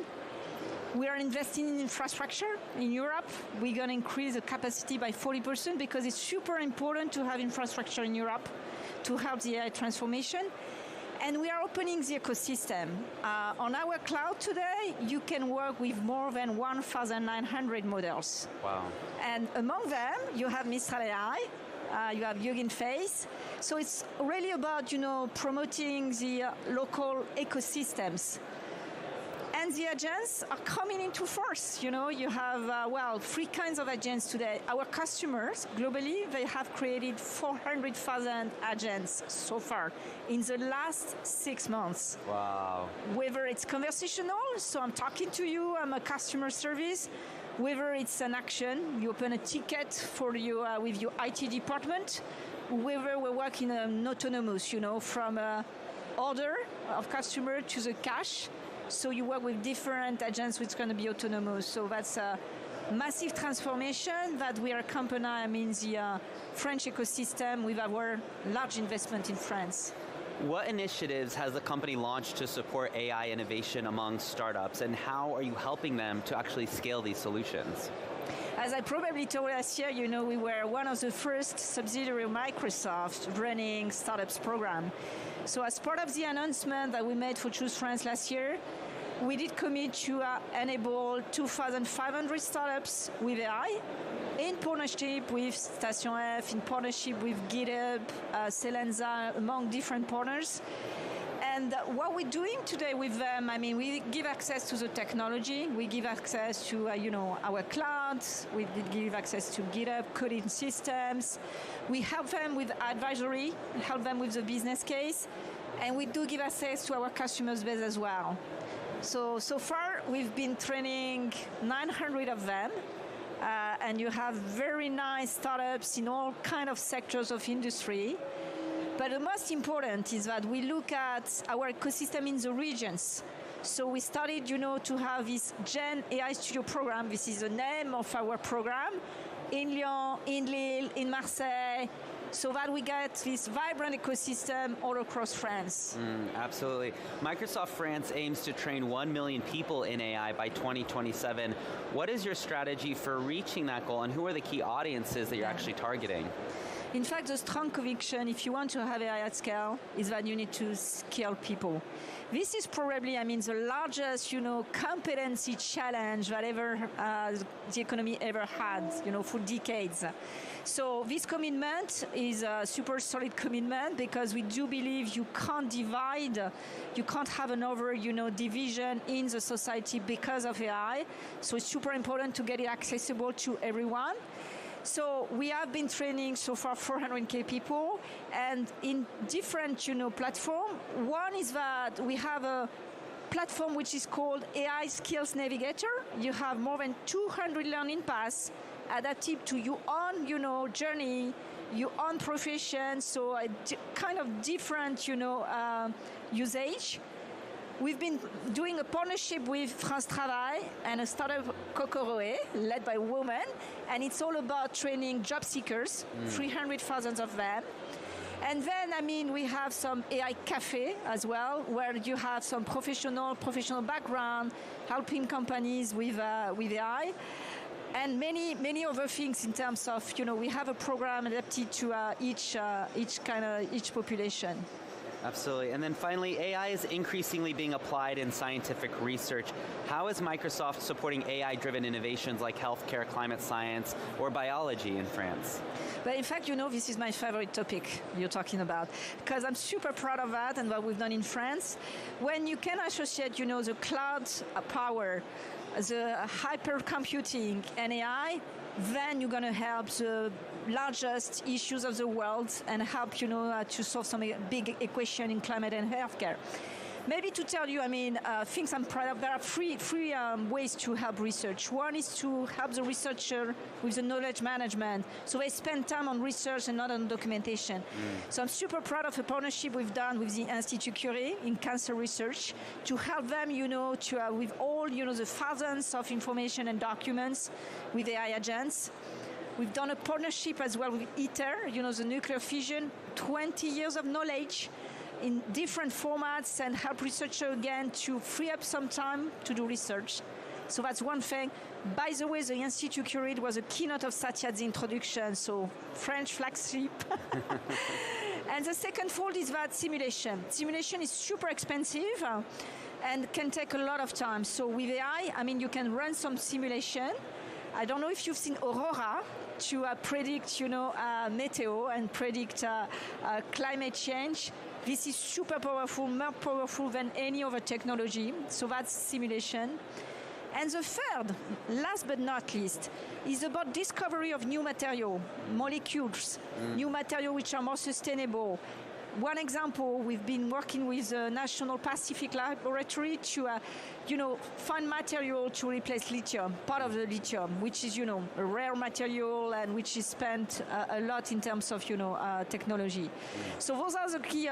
This is super exciting because you can open new frontiers and in fact impact you can impact society and the life of everyone. Yeah, absolutely. We're almost out of time, but I want to ask one more question. Microsoft has been an advocate for responsible AI for many years. What does responsible AI mean for the company? I can talk for hours, but I'm going to be very, very short here. It is at the core of what we do, responsible AI and inclusive AI, because again, if you don't do this, you're not going to have technology adoption. There are 6 principles. One is fairness, that everybody can access to AI, and that it's equal in terms of opportunity. Accessibility.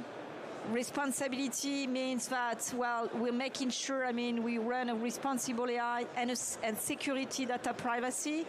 But it's as well, to make sure, you have traceability and transparency.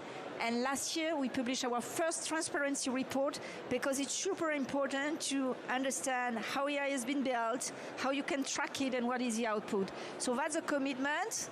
Let's read the first transparency report. It's super interesting, and it tells you how we tackle AI and how much we think it's super important to be responsible and transparent. Absolutely. Thank you so much for joining us. We're excited to see you throughout the week. Take care. Have a nice VivaTech. Thank you. Yes, you as well. All right, you're watching VivaTech News. Now let's head out to the main floor and go inside VivaTech.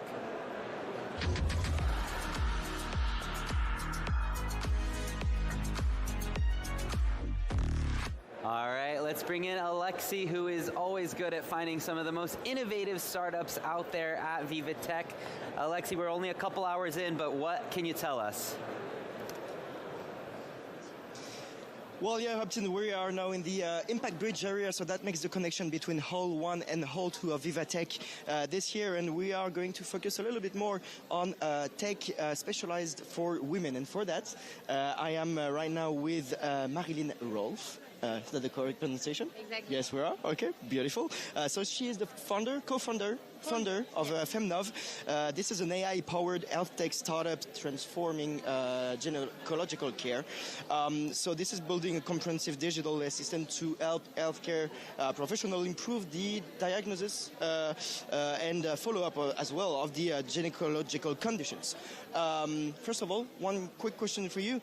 What is the main purpose of your business? What is happening with you right here? Hi everyone, thank you so much for your asking this question. So with Femnov, we are a health tech startup dedicated to support gynecologic and midwife and everything, developing AI tools. We have a solution with a different modular solution. The first one, it's a pre-consulter symptoms questionnaire, so you can see here. So this one, it's help professionals better understand and trying trial patient health. And the second one, it's AI assistant ultrasound tools to support detection and characterization of pathologies such as endometriosis or adenomyosis. It's our first study case with transvaginal images. So why is it important for you guys to specialize yourself on women healthcare over here? I know it's a very we're focusing a little bit more every year on this. Why was that important for you, and why is it important for you as well to be here at VivaTech? It's very important for you, for us, because we don't talk a lot about the woman care and everything. And also, if I just talk about endometriosis, for example, this disease concerns more than 2 million women only in France, and moreover, yes, exactly. And moreover, we spend more than 10 years to have the final diagnosis associated to this disease. And so, for that, it's very important for FemNov to be present in VivaTech, to allow the professional care to say we are not alone, you are not alone, we are here to help you to better diagnose this kind of disease. And so what can VivaTech as well bring you to your company? Because I know you're still looking for fundings, for example. What is it important for you to present your innovation to everyone down here at VivaTech? We are a young startup, so for a moment we don't want to have money or everything. We focus to have a connection with some medical industry like hospital or gynecology center to organize some real connection to co-developing this kind of tools and to better understand the main purpose and some difficulties on the stage. And so for that, we want to connect with this kind of people and also to obtain more and more database dedicated of the ultrasound images. And I'm pretty sure that will help a lot women touched by endometriosis and all these kind of medical problems. So thank you, Marilyn, for presenting your innovation to us today. And to everyone coming to VivaTech, just do not hesitate to stop by over here on the Impact Bridge that makes the connection between Hall 1 and 2. There are plenty of innovations to show to everyone, so have a stop and have a chat with Marilyn. Exactly. All right, thank you so much. We're back to you, Upton. Thanks so much for that great interview, Alexi. And now I want to move on into another interview here at VivaTech on set.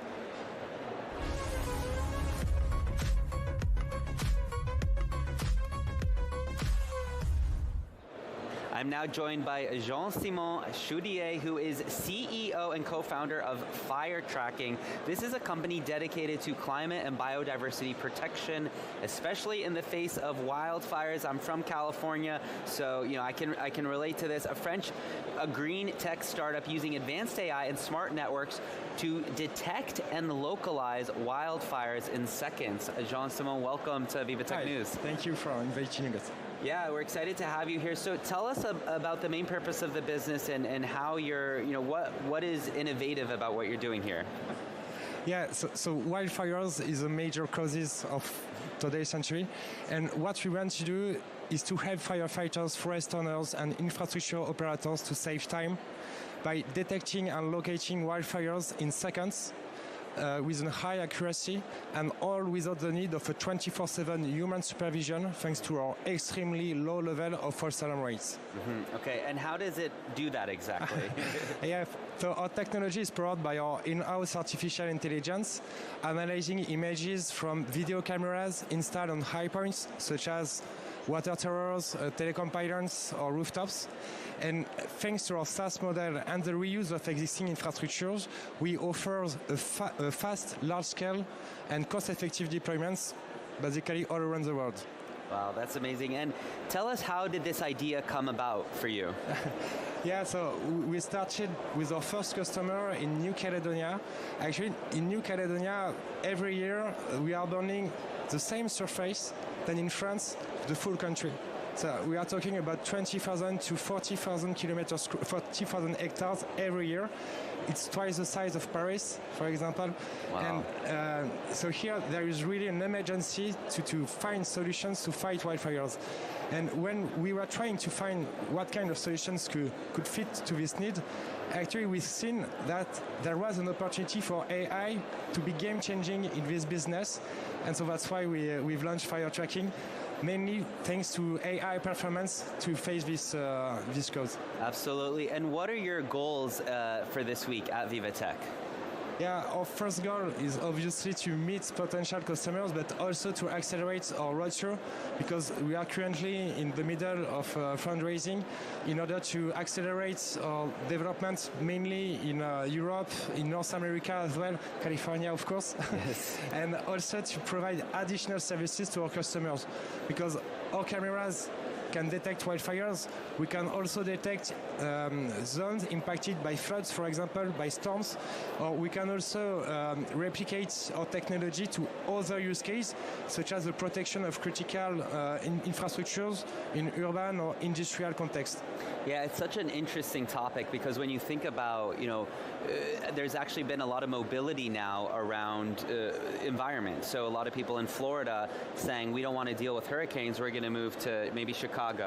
And, people not being able to get fire insurance at all anymore, because, what company wants to insure homes that are so susceptible to fires after what's been happening in California the last couple of years. But you are kind of coming here with this solution to say, hurricanes, who knows what we can do about that, but actually fires. I mean, if you were to come and tell a government that you can actually detect a fire so that it can be put out within maybe an hour or so rather than let it spread, it's a huge value proposition. Exactly, and our main goal is really to become the global standard for detecting and preventing tomorrow's environmental crisis. We started with wildfires, but as I said, we really want to expand to early warning of natural disaster risks and asset protection in urban and industrial context. So, yeah, we are a solution, but we are also a climate resilience infrastructure, which is scalable, investable, and really essential for the future. Okay, great. How can people find you this week? You can find us on our booth on D48004, and also reach us directly on VivaTech app, all app of VivaTech. Perfect. Thank you so much for joining us. We'll see you this week. Thank you very much. Best of luck. Thank you. All right, you're watching VivaTech News. Make sure you're following us online at VivaTech on Instagram, on TikTok, on Facebook, as well as the website. You can watch us live on the website, as well as multiple different stages as well. Just head over to vivatechnology.com, and we will be back in 2 minutes.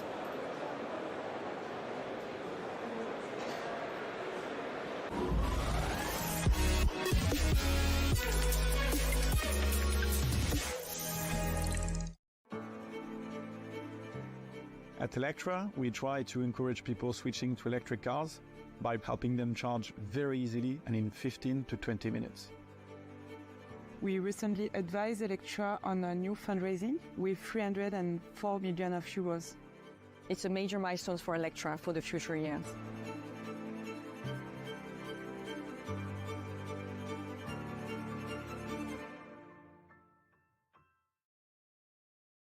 He said, we support startup growth with commercialization programs and entrepreneurship education for young and aspiring founders. We support global entrepreneurship, helping startups go abroad.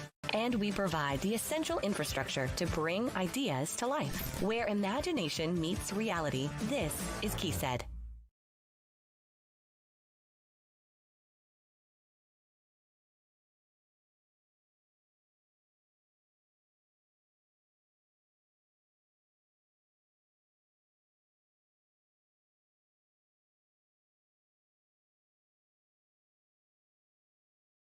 Discover the new frontiers of innovation with VivaTech News. Jumpstart your day with Upton Saidi on Tech Early Birds. Stay ahead of the curve with Marjorie Payan on Breaking Tech. And gain insights with Molly Hall on Tech Newsroom. This is where business meets innovation. This is VivaTech News.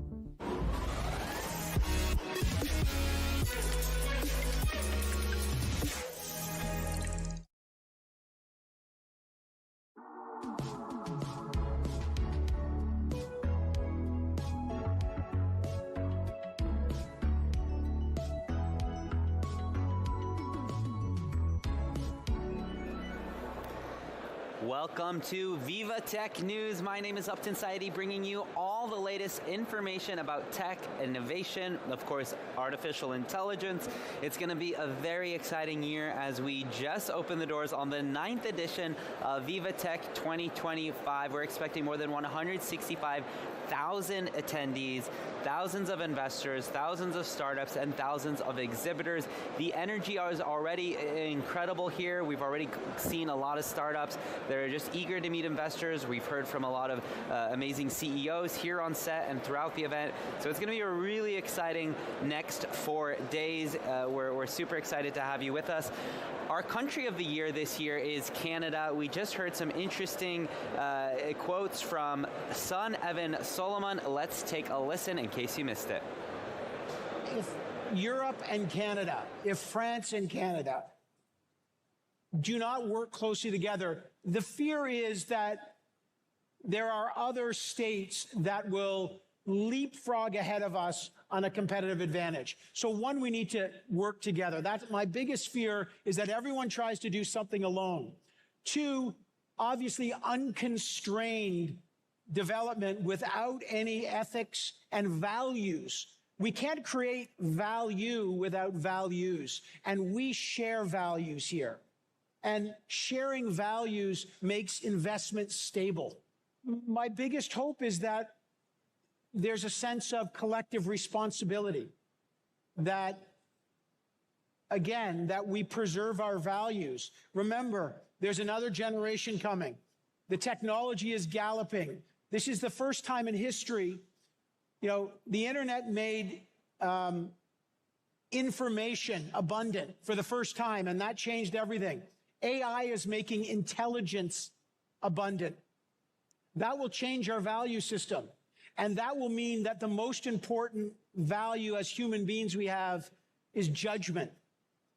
And we need to preserve our judgment to use these awesome tools in a productive way. Some inspiring words from the executive from Canada. I'm excited to check out their pavilion, which is supposed to be very interesting this year and very exciting. That is from our country of the year. Now let's head out to VivaTech on let's head out to the VivaTech on the grounds where we have one of our correspondents standing by.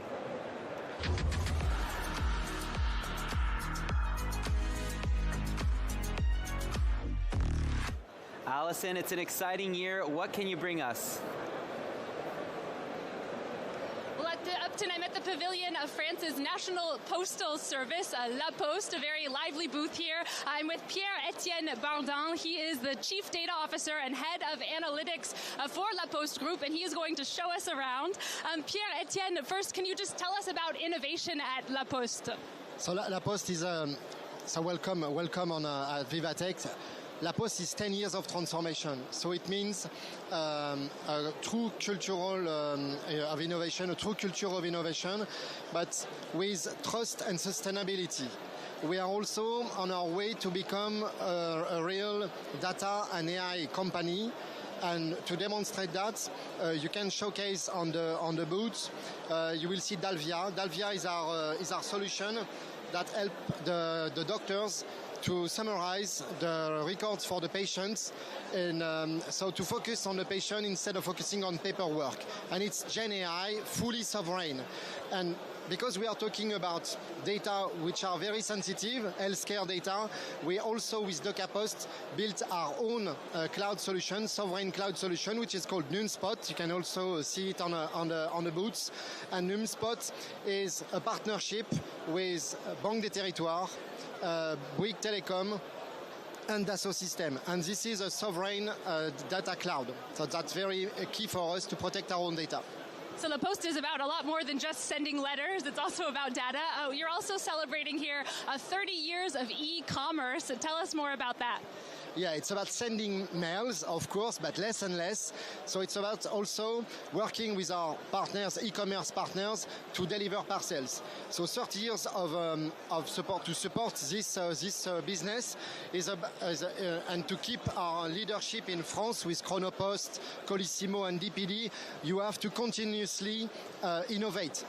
You can see now the robotic arm to manage small parcels, but you can see also some cooling vests. Because of the climate change, we have to take care of our employees, and Cooling Vest is here to manage the high temperature that we can see during summer. So sustainability is very key for La Poste.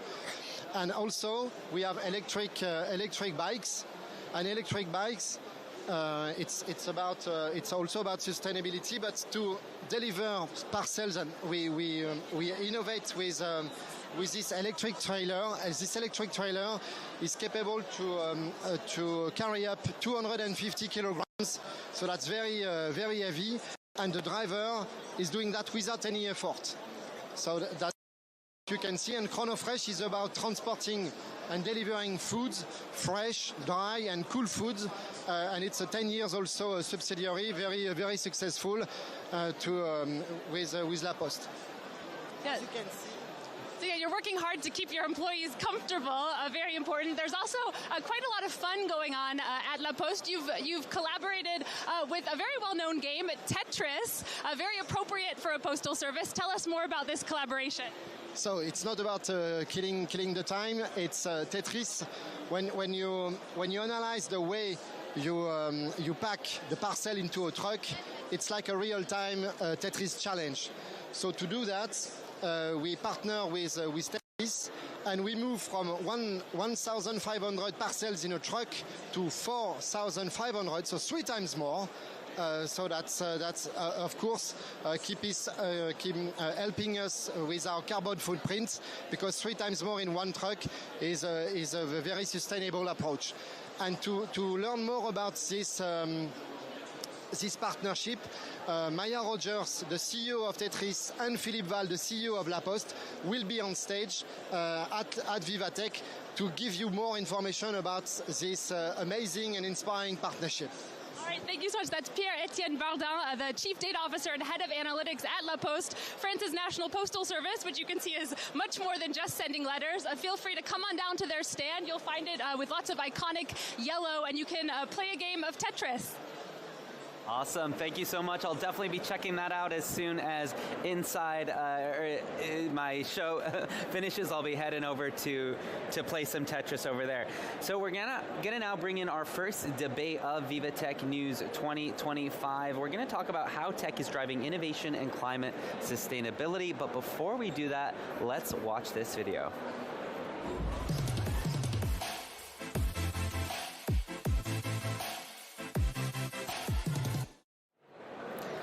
Okay, so we're going to talk about how tech is driving innovation and climate sustainability.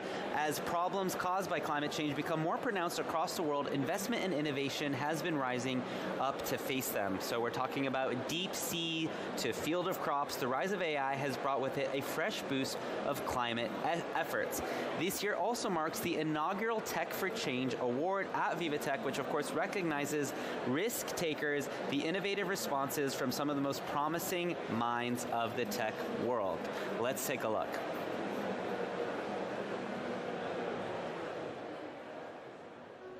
Facing up to climate change with lines of code and the power of intelligent machinery. From ocean preservation to energy management, technology is increasingly playing a greater role in our push for sustainability. Japanese startup Ocean Eyes uses AI to model marine ecosystems in real time. Their platform can track fish populations, predict overfishing risks, and help conservation efforts with increased accuracy. When it comes to maximizing energy efficiency, companies like Tinentel have developed tech that can radically reduce energy consumption using self-regulating systems. The aim is that this in turn will bring down sustainable energy costs and usher in unprecedented efficiency. Meanwhile, green tech has also transformed some methods of agriculture. AI drone systems can now monitor crop health, optimize irrigation, and crucially, reduce precious water consumption in drought-stricken areas. Urban environments are also benefiting from technological progress. Barcelona was one of the first cities to bring in digital systems to monitor everything from traffic flow to irrigation and building energy consumption. This year's inaugural Tech for Change Award at Viva Technology will highlight more of these innovations from 200 startups making a difference in the fight against climate change. But progress in climate tech creates a challenging paradox. AI systems themselves consume considerable energy, with data centers leaving massive carbon footprints. Innovative solutions have been presented by companies like Sweep, who use their pioneer carbon management platform to help companies track and reduce their environmental impact. Promising climate solutions in tech all successfully integrate innovation, efficiency, and sustainability. So how can AI accelerate our progress toward a sustainable future? What are the risks, and where should we draw the line between innovation and responsibility? Let's begin our debate. We have, of course, Rudy, our tech trends editor. We're also excited to be bringing in Yannick Chaz, who is Chief Technological Officer of Sweep. Yannick leads tech and product innovation at Sweep, which of course is the global sustainability data solution company that empowers businesses to track, reduce, and report on their carbon emissions and ESG performance, as well as Marie Ekeland, who is CEO of 2050, a pioneering French entrepreneur and investor CEO of 2050, an organization dedicated to funding and building the next gen of sustainable startups. Welcome to the debate. Thank you. We're excited to have you guys. So let's just start with some questions, and then kind of we'll get into it. But Yannick, how is Sweep leveraging AI to help organizations ultimately achieve their sustainability goals? Yes, so we believe in Sweep that we should use AI responsibly. So we are adding features, very specific features to accelerate the collection, the transformation, and the management of data required to be used into the regulation of ESG regulation, as well as climate goals, for example, reporting in carbon accounting and so on. So we have features like this where AI is really helping, like collecting data, transforming the data, accelerating also the compliance with the regulation, like the CSRD, where you have a lot of indicators and qualitative indicators. And this is where AI can streamline the answers to the regulation KPIs. In the end, it's important to have very specific features and not deploy AI everywhere for everything. The goal, also what we believe at Sweep, is when we integrate these features, the user should be in control at the end of what is pushing to the regulation. It's on one side helping to accelerate, but on the other side, it's validated and the user remain in control of what is in the end committed into the system to the regulation. Absolutely. And Marie, and as an investor, what criteria are you using to evaluate whether an AI-driven startup is actually advancing sustainability? Yeah, so we have a 2050 mission of shaping a fertile future. That actually means we're funding companies that are solving 5 of the more essential challenges that we believe we're facing right now. So the first one is we want everyone to eat enough, eat healthily. Second one is to inhabit this earth and produce in a sustainable manner. The third one is to take care of body and mind, so physical and mental health on a daily basis. The fourth one is actually to empower people to change through the learning and education system to be contributing to that fertile future. And the last one is to put trust back into the economy, with insurance model covering asset new risk and banking system allowing transition to happen, and media industry allowing democracy to function. So that is basically, we're funding companies that are solving a keystone solutions toward one of these goals. To understand what is keystone, what are the first things that is actually really solving or needed, we are relying on science. So we're deep diving, and we started because you cannot do everything at the same time, right? So we started with everything around the environmental challenges, and we first deep dive through with the help of Stockholm Resilience Center, Université Paris Dauphine, and UBC into understanding and building our climate investment strategy. And then that is the first thing. We are looking for companies that actually are solving the things science has told us that should be solved. Mm-hmm. So it's a different way. We're not waiting behind our desk into having deal flow in and looking and assessing. We are actually deliberately looking into things that are keystone. And how do we assess then that AI power powered because AI is energy consuming, water consuming, all you want. So how do we ensure the net overall impact is positive? We are relying on platforms like the Upright platform, who is assessing overall holistically both the negative impact and the positive impact to ensure, even if you're on your way to solving a Keystone mission and bringing Keystone solution, that you're not, without knowing it, breaking other things elsewhere to have an overall net negative impact. Interesting, Yeah. interesting. And Rudy, can you sketch for us where things stand currently when it comes to AI and sustainability? I mean, I think what you've heard from Marie and Yannick already tackle some of those topics, especially that obviously AI has lots of potential. I'll say that the counter side of that medal is that right now AI is actually increasing consumption of resources. So we've got potential versus the current situation when we have a climate emergency. Emissions continue to rise. In 2004, we still had almost 1% increase in emissions. So we need to tackle this very quickly. Right now, we saw and I'll take Google as a proxy. I think data center energy consumption up 17%, water usage up 8%, greenhouse gases emissions up 13%. I may be switching those greenhouse gases and water emissions numbers around. So, and I guess that's really the challenge for someone like Marie. How do you gauge the potential versus the cost right now? But obviously AI has lots of potential to especially optimize resource use. And also something that Yannick is doing is using AI to measure things that previously we weren't able to measure simply, and only by measuring them can you tackle them. But I'll look at some other things such as biodiversity, which is something that we didn't really mention, but there again AI is allowing us to capture things that we wouldn't have been able to capture 5 years ago. For example, the World Wildlife Fund has this species net, which they use to automatically track and categorize all wildlife cameras from thousands and thousands of wildlife cameras around the world, basically to get a map of what the ecosystems and the species look like, and also what measures are helping to protect, for example, these animals and this biodiversity. Yeah, absolutely. And Yannick, what are some of the main technical challenges in making AI both effective and environmentally responsive?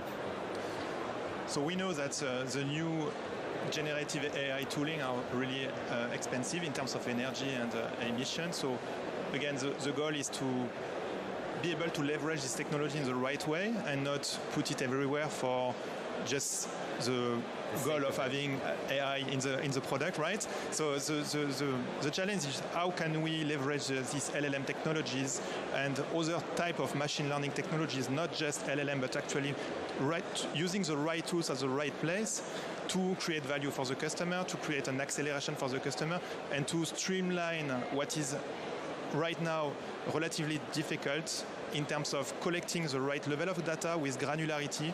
We are talking about hundreds of million, billion of lines to be able to be precise in our carbon footprint and be able to take action.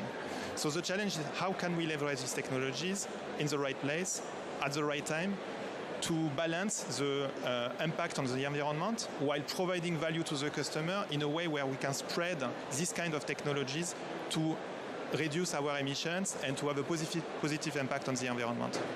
Marie, where do you see the greatest opportunities but also risks for funding in climate tech? So the way we build our investment strategy into climate tech, and because as you will see, there's AI everywhere, basically. So it's the new buzzword the past few years. So it's the first thing that we need to do is to help companies or the economy collect the data. We need the data infrastructure to be up and running and to be able to understand it and build climate action plans whatsoever. This is why we started by investing in Sweep to help the companies be able to build their carbon, their carbon reduction plan, because first you need to understand to be able to act upon it. But in the same way, there's not only economic actors, you also have like 72% of the overall carbon footprint is coming from cities. So we also invited in a company called ClimateView, which is based in Sweden, and which is basically implementing the IPCC policies into a very big AI platform with all these different, it's like SimCity, you know, you move the things around to build your climate plan to do that. That is only possible for AI. So the overall data infrastructure that will allow companies to act is AI-based for sure, and that is a very interesting place to look for. There's, for example, a lot of things that will be missing that are already missing in the ocean to get the data right on the ocean. But so that's the first layer. Second layer is that when you do the science piece, you understand the first solutions that we should be putting out there are solutions that are increasing nature's capacity to store carbon.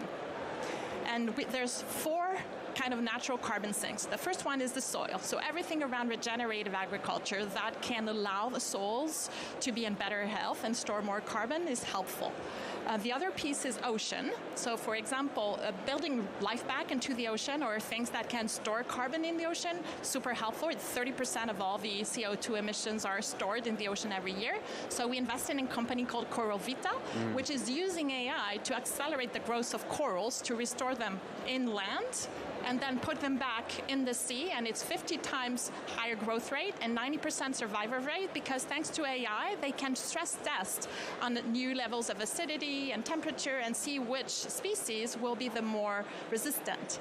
And then you have forest and you also have minerals. That's another interesting way of using AI because another company we're investing in is called Pebble, and what they're doing is they're producing material that is a basic component of concrete, of cement, which is called clinker, which is super polluting in terms of CO2 emissions. But what they're doing is to build it, they're actually using CO2 as an input. So in the end, what you get is you get carbon storing concrete instead of carbon emitting concrete. But to accelerate the industrial startups path, they use AI very much so to ensure the composition is optimized in terms of having the best product at the end that is the most resistant or that is compatible with market standards. And the last piece is how do you adapt and optimize? So it's really using, AI to actually use less resources. Like same thing, we invest in a company called Optimal that is optimizing the use of inputs and resources and optimizing to maximize yield in greenhouses. And so after, it's about how you can be more frugal in terms of natural resource input and how can you optimize all the kind of supply chain pathway to be able to build circular economy as well. So that's what we do. It's very fascinating. It's really interesting to think about how innovative, a lot of these thought processes are, and it's very inspiring for the future. So, thank you so much. We are out of time, but appreciate the conversation, and we're excited to see you all at VivaTech. And let's head out now to the main floor here at VivaTech.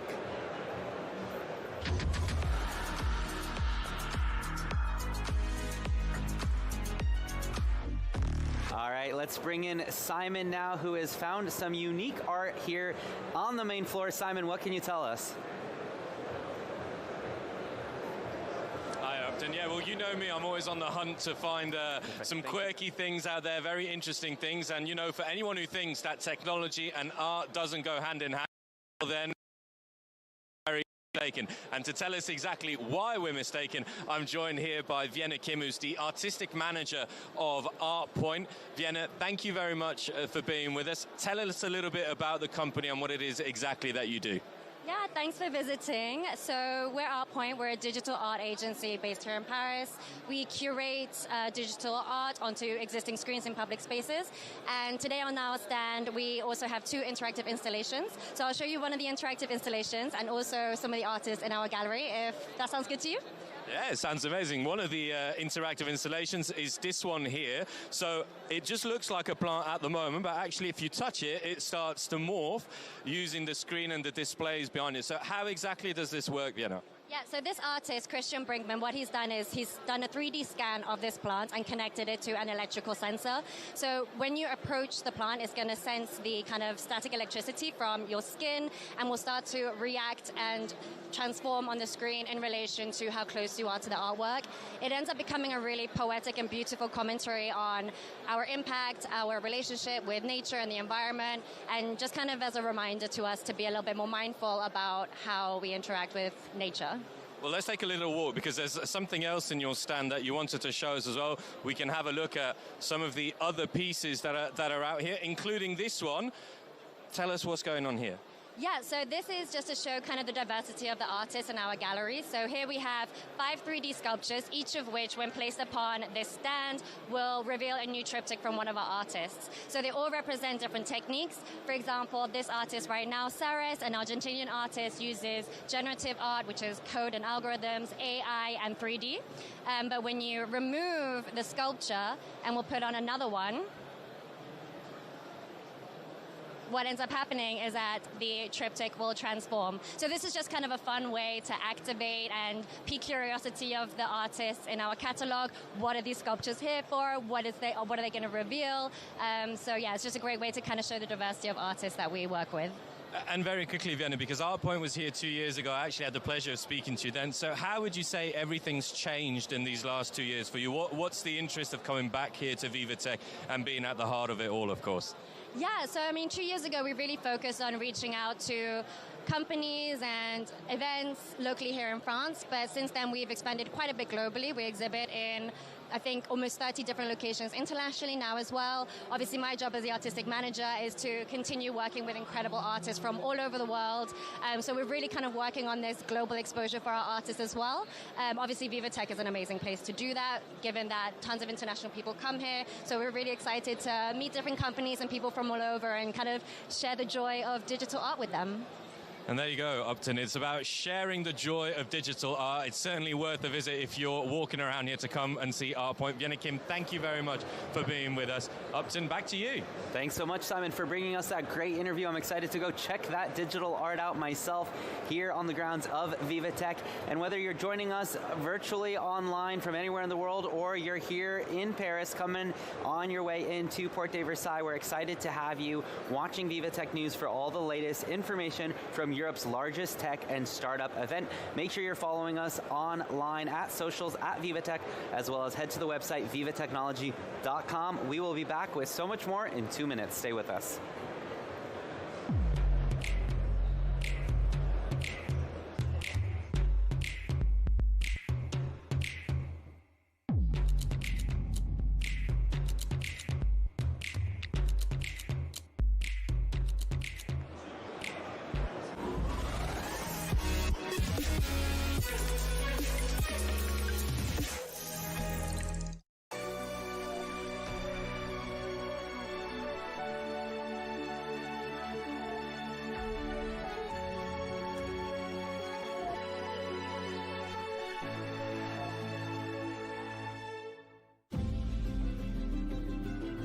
The automotive industry is going through an unprecedented period of change. We have been searching for a strategic partnership with a bank which would also support us in new projects. We've assembled people from both organizations, and we've worked with a true joint venture spirit, and that across 9 countries.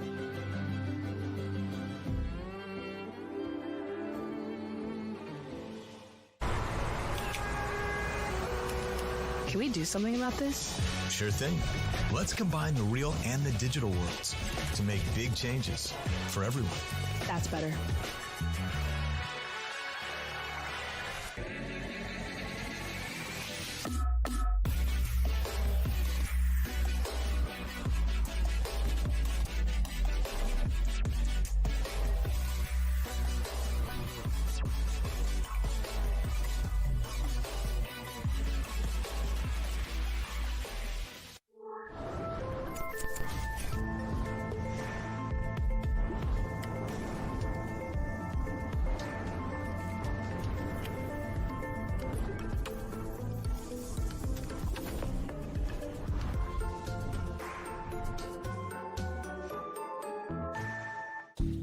Japan boasts numerous companies with global potential in sectors of deep tech, such as bioresearch, clean tech, and robotics. JETRO endorses these outstanding businesses and supports their collaborations with international partners. Talk to JETRO first.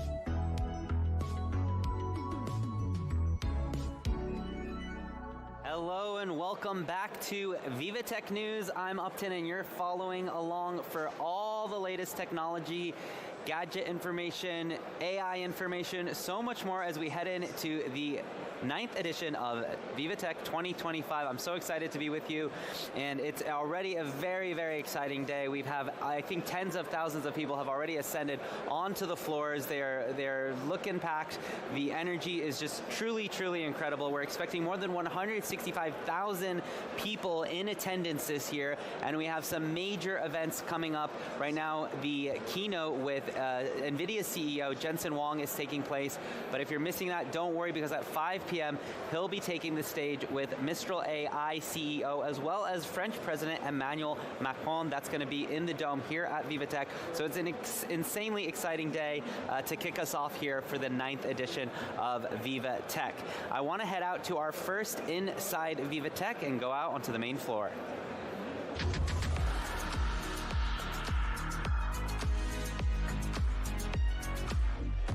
So one thing that, always challenging here, Will, at VivaTech is sometimes you get a little bit lost. It's a massive event. Sometimes a little bit of an indoor map can help. So what do you have for us?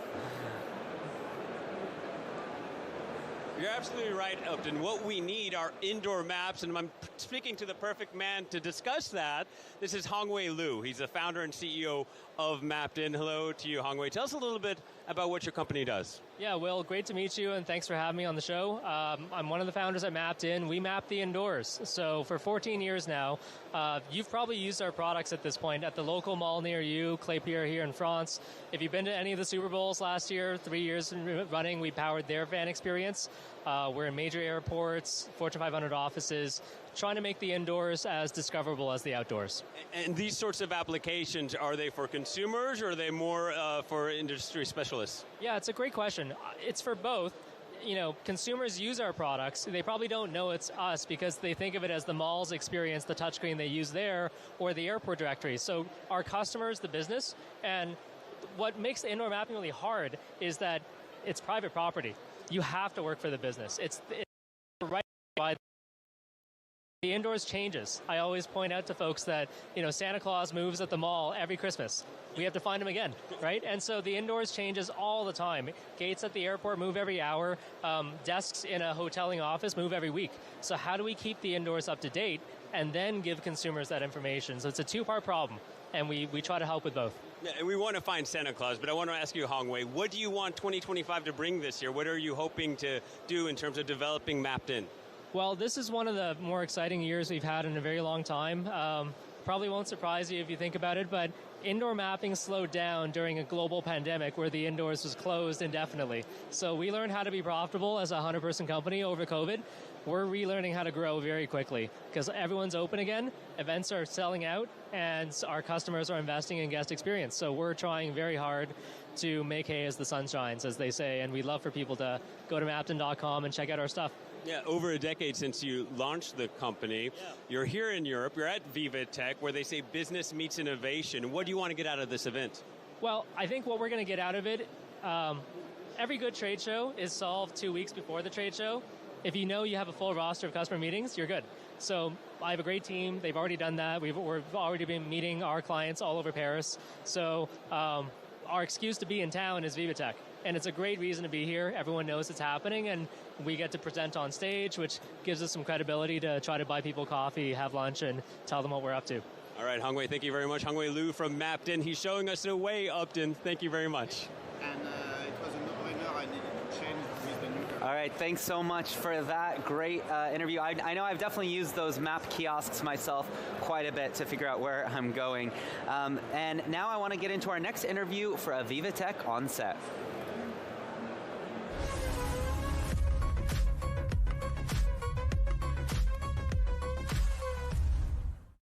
Cartin is my next guest. He is the VP of Innovations and Technology for View Vision. How are you today? Welcome to VivaTech. I'm not too bad. I mean, it's pretty crowded, but no, it's always a pleasure to be in such an environment.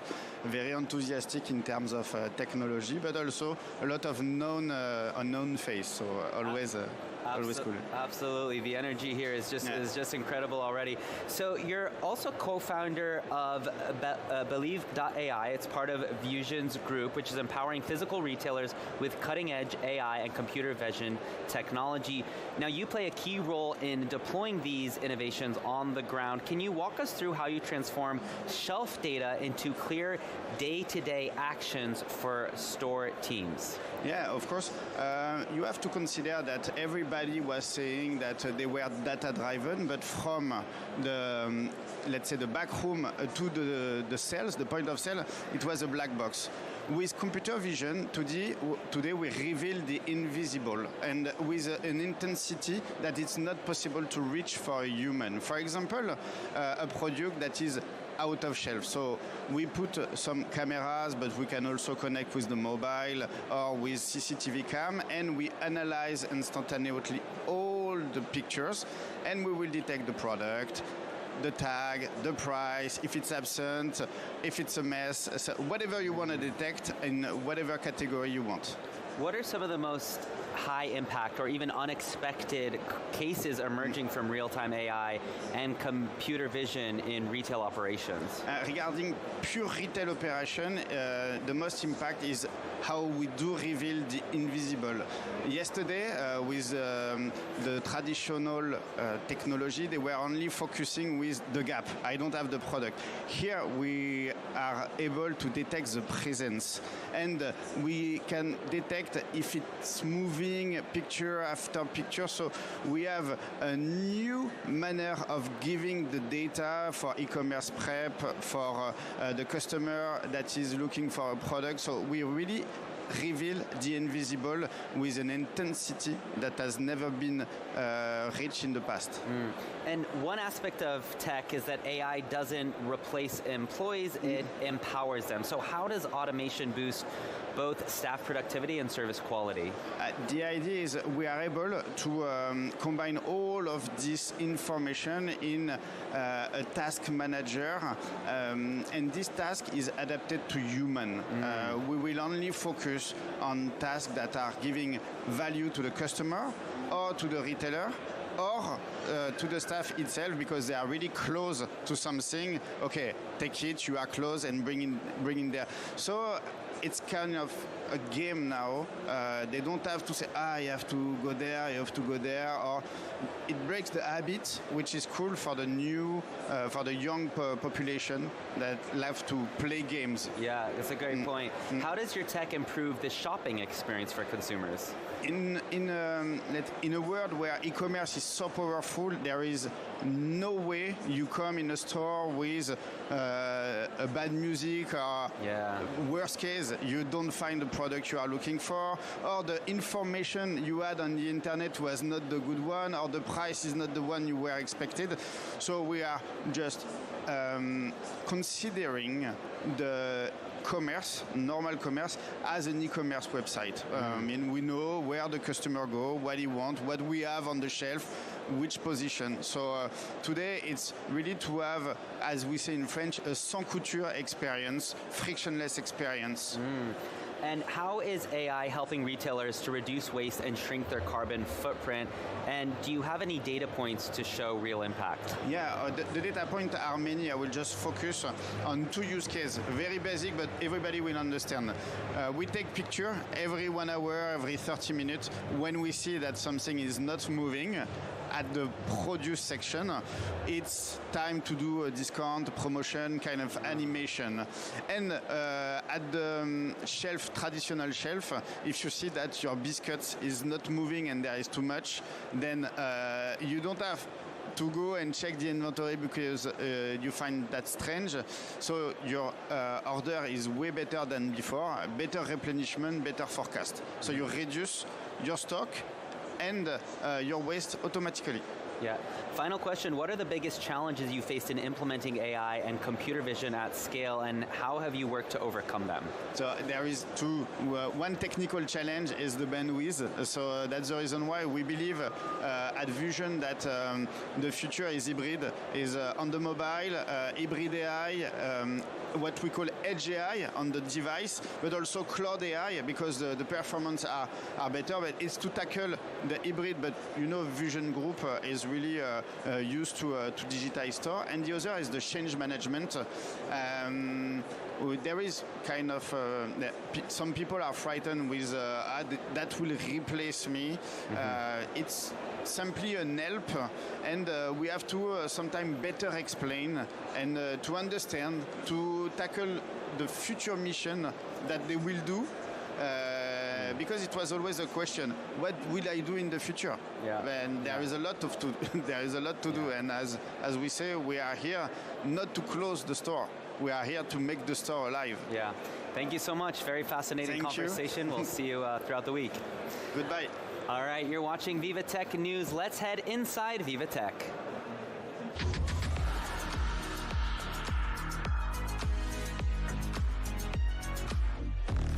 All right, let's head to our reporter, Karine, who is going to bring us an interview. Karine, what can you tell us? Yes, I'm joining Shez Partovi, Chief Innovation Officer at Philips. And how, as a specialist in healthcare, how do you stay ahead in such a competitive environment? Well, come to VivaTech in Paris, for sure. No, but, to know how to stay ahead in technology, you have to make sure you understand the problem. So we always begin with actually talking to the hospitals and physicians and nurses, because the problem is the most important thing. And then when we understand the problem space at the bedside, we work, of course, internally, but also with young companies that are doing innovative things. And we also work with large tech partners like Amazon Web Services and NVIDIA and building cloud solutions and agentic AI solutions. And so really the process is around listening to customers, physicians, nurses, patients, and then working back internally with our innovation colleagues, but also with young companies that are startups around here, and also tech giants. That's how we stay ahead. But how do you leverage with them, and using data and AI to deliver a better healthcare? So one of the great examples I can give you is that when you discharge a patient from a hospital home, we have a patch you can put on the chest, and the patch will take that data for about 2 weeks worth. And what it does is applies artificial intelligence to identify abnormal heart rates, abnormal rhythms. And that's one of the ways in which you can actually help deliver better care for more people at the home. And so that's an example of applying AI to data to deliver better care. How do you make sure innovation actually reduces inequalities in terms of healthcare? So it's really critical. Philips has this mission of improving the health and well-being of 2.5 billion people annually by 2030, and of which 400 million should be in underserved communities. So this is really close to our heart. A great example I can give you of how we do that is we have a technology in MRI called Blue Seal. Blue Seal MRI is one where it doesn't need any helium refill. What that means is the scanner is lighter, a lot lighter. What that means then is you can put it on a truck, send it to communities that might not have outpatient MR in the area. And then we also have a particular software that beams and collects remotely to the Blue Seal MR on a truck so that an expert in a center can remotely program and get the best care for that patient. So that's an example of taking technology but making sure it can reach the communities where that care is needed. What is, for you, the next innovation that will globally reshape healthcare? I think we're in the middle of watching it unfold. You know, when you look at the pace of innovation today in agentic AI, where AI agents actually do work, is really reshaping the way healthcare is going to be delivered. And you can think of it in sort of 3 A's. AI is going to automate things that no physician or nurse should do because it's just administrative. So automation is a big part of reshaping the way care is delivered. That's first A. Then there's augmentation, where AI augments a nurse or a physician to be able to deliver better care for more people, like being able to alert to a potential anomaly that's happening in a patient, to alert early warning alerts that come with AI. And then the third A is agility. AI is going to make reaction to data faster in health systems. AI can work all the time, look at data nonstop. It doesn't sleep, take a break, and so at night, in the morning, weekends. And so whether it's automation, augmentation of human capacity, or agility of the entire system, AI is going to completely transform the way healthcare is delivered. I mean, one last thing which really is important, which is actually care delivery in the future, clinicians will probably, as much as monitoring patients, they'll be monitoring AI agents. It'll be part of their work team, an AI agent that's working with them, and you're caring for patients, but also monitoring AI agents doing work with you. Thank you so much. Back to you, Upton. All right, thanks so much, Karen, for bringing us that interview. Let's now do a VivaTech on set.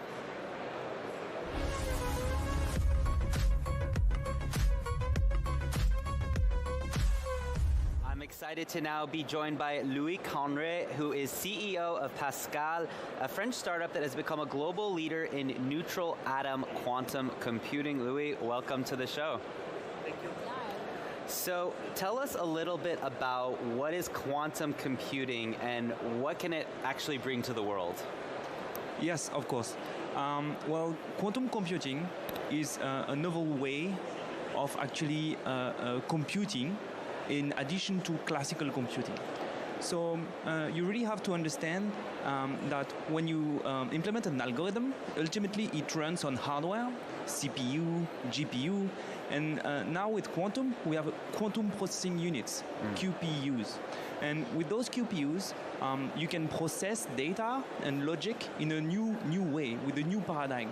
Because you're no longer using zeros and ones and classically processing and applying logic gates to it, but you are using quantum mechanics, quantum physics, to have a new logic and new algorithms for new possibilities in many different fields.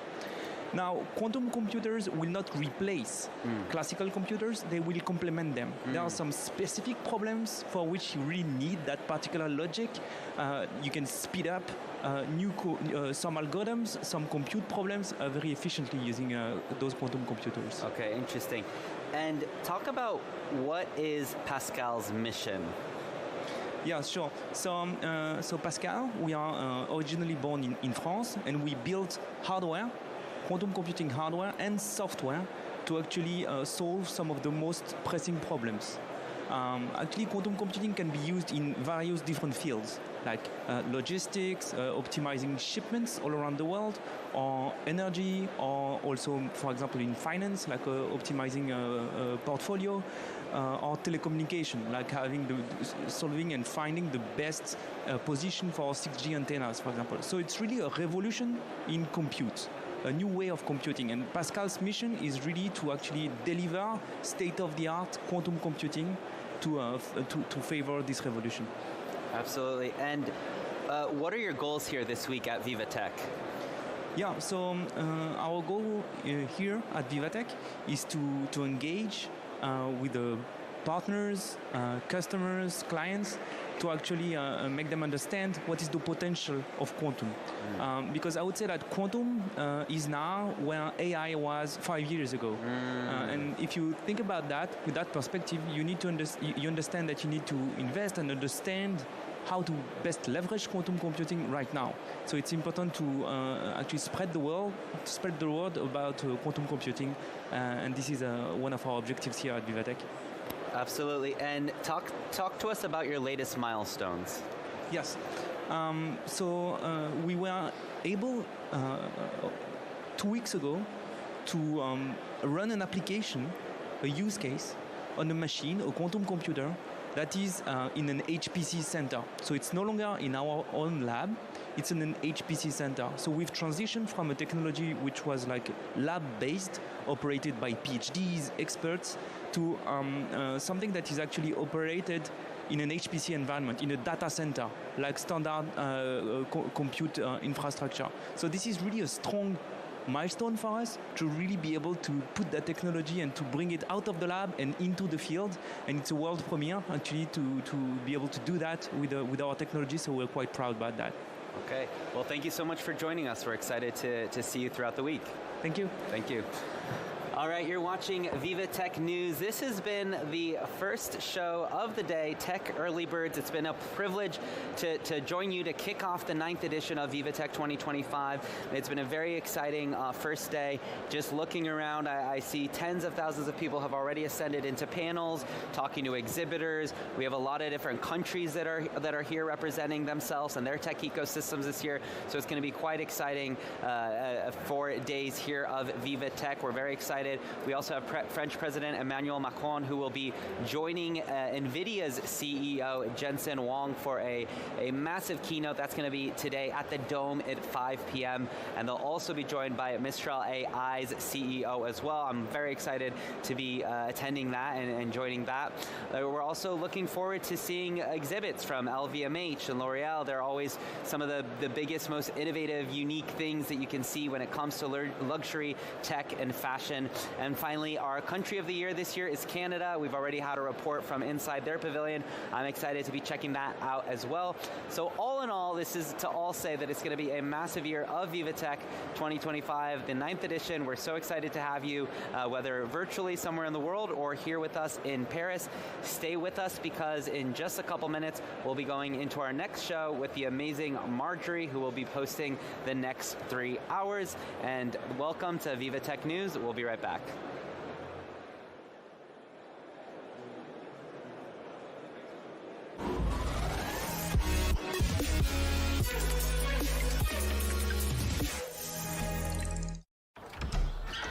Bonjour, de margarita une pepperoni. Merci. Mais est-ce que vous pourriez revenir nous livrer demain en fait? Parce que on a fait des passes finalement. Bah non. Et comment ça non? Bah vous pouvez pas changer votre livraison au dernier moment. Il n'y a pas écrit La Poste ici. Avec l'application La Poste, modifiez votre livraison la veille jusqu'à minuit. Bon bah les enfants, ça sera pâtes et pizza.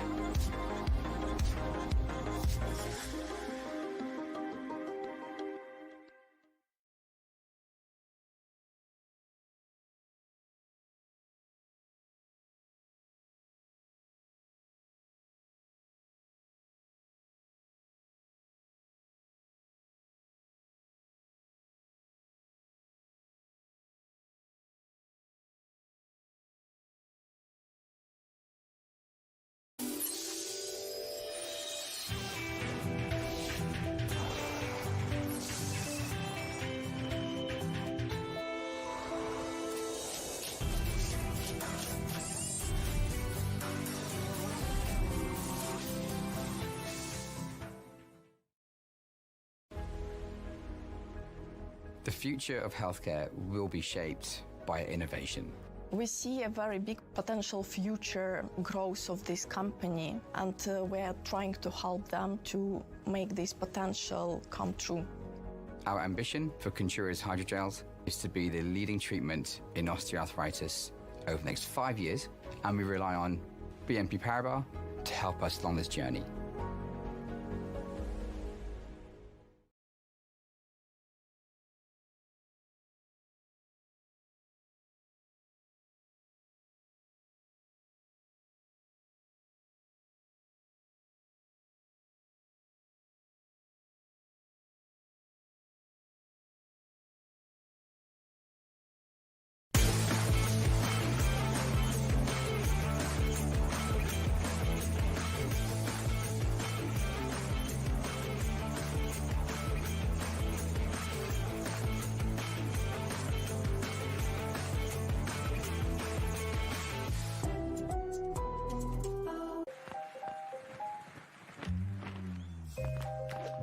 not getting the results you expect?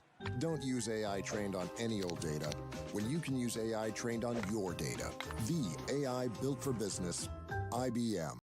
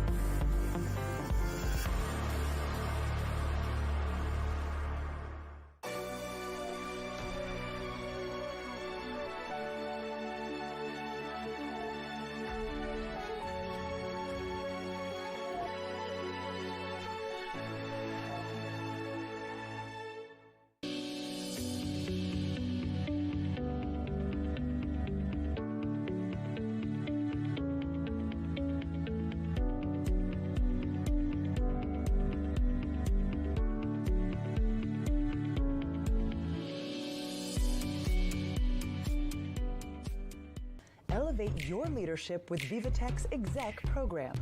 Discover cutting-edge startups, attend inspiring talks, network in exclusive lounges. CMOs, tech leaders join the program and turn disruptive technologies into competitive advantages.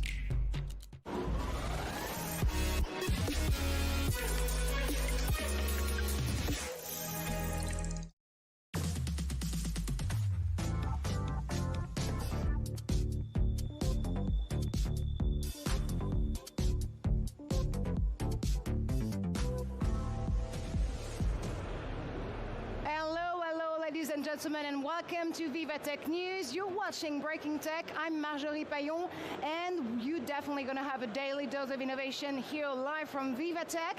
If you're looking for the place to B2B, well, stay put, because our reporter, our guests, of course, and experts are in the starting blocks. They're going to give you a glimpse at this 2025 edition, and you know that VivaTech this year is actually celebrating 9 years of innovation in tech and business. Coming up, turning code into cash.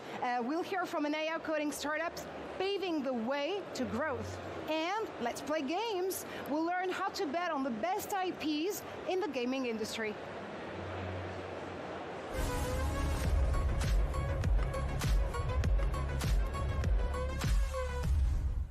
And to do so, I'm joined by Michael Fan. Michael, it's a pleasure to have you on the show.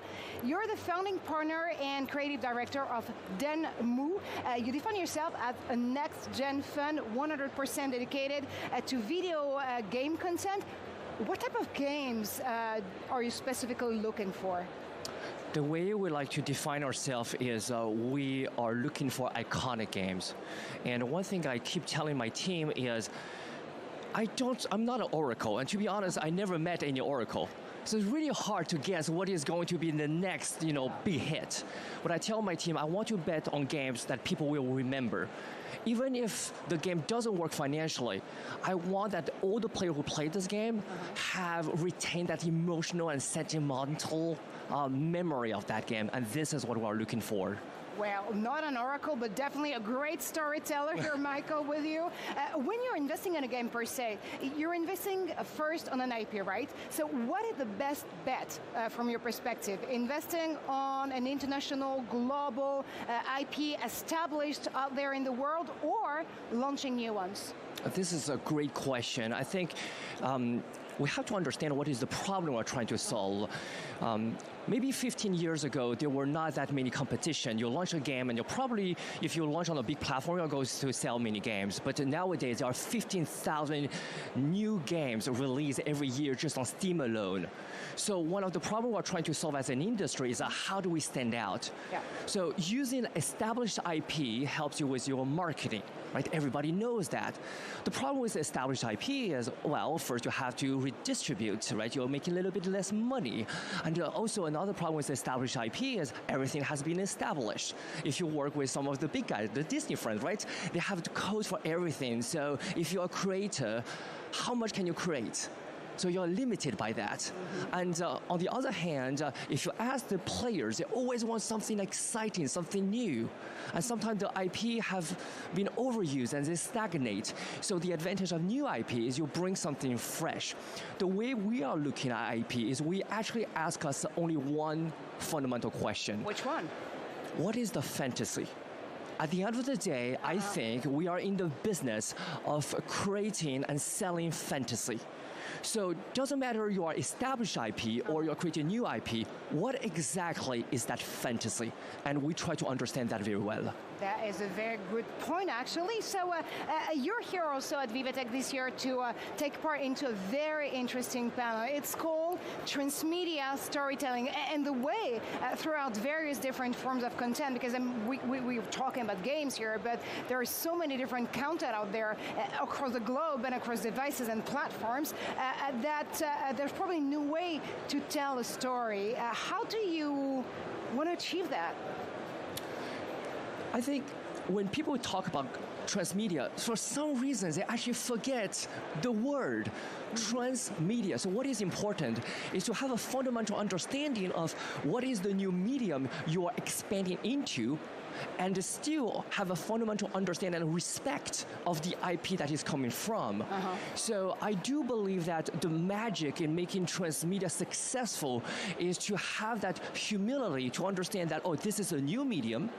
Maybe I'm an expert in movies, but I'm not an expert in video games. So therefore, I can give a lot of guidelines. I can work with the other experts, but I also want to respect the experts of the other field. And I think that combination, that collaboration is really the true secret of successful transmedia. And actually, let me follow up on that one, because AI for sure has been, like the secret recipe of gaming for a long time. Now that we're actually having more and more AI-powered tools in the new way we do create films, movies, and other type of shows, how far do you think the two are going to blend together?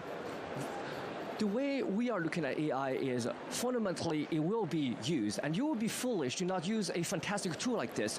But I want to reassure the artist. Actually, at Denmu, the most important pillar is we put the artist at the center.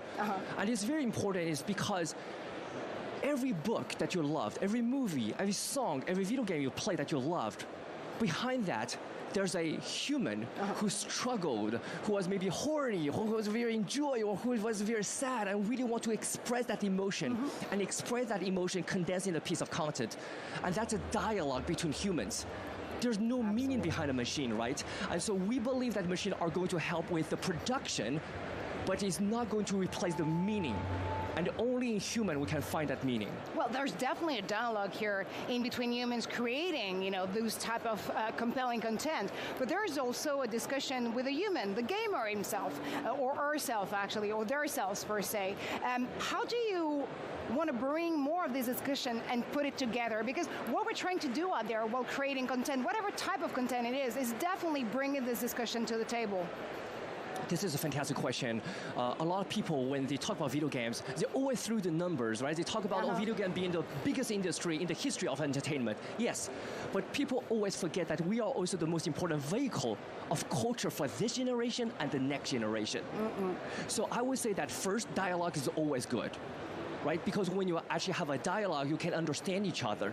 I think now that is a globalized industry, what is very important is great localization. Right? We released a game called The 100 Line. It's very typical Japanese game. And we thought, oh, how anyone will understand this? But the localization, we actually worked with American, Chinese, and European fans who really understand the content, the IP, and who also understand their own culture to localize the game properly. And I think this is the secret, I would say, even beyond video game for global content in general. Well, Michael Fan, bringing some fantasy to the video game industry. Thank you so much for stopping by VivaTech News and Breaking Tech. Thank you so much again. Thank you so much.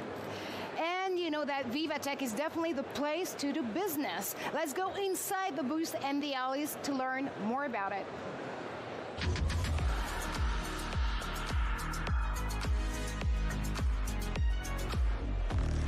And I understand reporter Luke Brown joins us live and just as now live actually. B is for Brown for sure, but B is for Bull too. What do you have in store, Luke? Hi, Marjorie. It's good to hear from you again this year at VivaTech 2025. Well, we're on one of the regions of France, the Région Centre-Val de Loire, because it may be in the middle of France, but they do have a lot going for them when it comes to the startup ecosystem. But they're also at the heart of a number of the key topics here at VivaTech 2025. They've got a lot of AI solutions, a lot talking about the environment, a lot talking a lot of their startups about health issues. To start off, we're going to talk to one of the guests here, Nicolas Frolov of MS for All. Now, there's been a lot of talk here in France about the issue of eternal pollutants, the so-called PFAS. Your company, your startup, has a solution to that. Can you outline exactly what it is you're aiming to do? Yes. So my company is Molecular Simulation for All. Basically, we are simulating chemical reactions, and we are quite engaged in the climate and environment issues because we are tackling the eternal pollutants problem, helping companies such as Suez, for example, to understand how they could degrade these eternal pollutants, such as to make water drinkable, to certify again drinkable water for the population. So this is very important because these eternal pollutants are everywhere. They are produced massively. They are now in drinkable water. And with a molecular simulation, we can give how these molecules can be degraded and if they can be degraded into harmless byproducts. What kind of benefits are you hoping to provide to the big customers here in France and around the world that could be interested in your product? Well, the benefits is that they can understand better how to degrade these molecules with cheaper treatments but efficient treatments, and also to complement what they do experimentally. Experiments are very expensive, so doing molecular simulation, doing AI, and trying and understand these huge amount of data, we can help them understand how to certify facilities to make drinkable water. Okay. Thank you so much, Nicolas Frolov. I'm just going to continue giving a bit of an outline of the stand here. As I mentioned, this is all about one of the typical regions, the emblematic regions of France, the middle of France, and their logo this year is Take Care of Humanity, Tech Care of Humanity. They'll be focusing on climate, health, beauty, and heritage over the next 4 days. And speaking of one of those topics, that topic is that of health. We can speak to Michael Harrison of Axe Life. Tell us a bit more about the product that you're presenting here at VivaTech. Absolutely. So what we do here is that we are actually building a medical device that helps prevention in the cardiovascular field. More specifically, what we do is that we measure the risk in the arteries. We're looking if there's any stiffness within the arteries, and we go much further. That's what's being done today in cardiovascular risk, which is looking at the risk of hypertension or either diagnosis of cardiovascular illness. So we're in a sort of gray area, and we do it with an approach that's very quick and very easy to do as well. Tell us a bit more about the reasons that you are here at VivaTech. What's the advantages for you for being here? Yeah, for us as a medtech company, it's very important to have eyes on the innovations of medical and healthcare. Especially for us, we're showing something that's very different and that hasn't existed really before in the terms of the medical field on a day-to-day basis. So we want to make sure people are aware of what's being done in the medical field. And when it comes to cardiovascular prevention, when it comes to measuring arterial stiffness, what we can provide in a very easy and manageable way for a lot of doctors and hospitals today. Very quickly, just for one last final question, your product has won the Gallion Prize for Innovation in for Medical Devices. Can we just have a quick look, perhaps if Pierre can zoom in? Yeah, absolutely. So our device has been rewarded for one of the most innovative companies in 2024, which is very important for us for all the hard work we've put behind. Today, the way we work is that we have these two sensors that we put on someone lying down. We have the software that does the measurement in 14 seconds, and that's why we can insert those protocol of measuring cardiovascular risk in a very easy way way without burdening professionals today, because it's non-operator dependent, so we can give it to an assistant, a nurse, for instance, and they can measure as many people as possible and make sure that we sort of filter the people with higher risk and have the right care before their illnesses get worse as they get older. Michael Harrison of AxLife, thank you so much. As you can see here, these kind of products are coming from the heartlands of France. Of course, here at VivaTech, it's not just France, but it is stands and exhibitors from all around the world. But here, of course, a demonstration that there's innovation right here in the heartlands of France too. Back over to you in the studio, Marjorie. Well, my friend Luke, tech care. That is definitely going to be the tagline today and for the next 2 days here at VivaTech.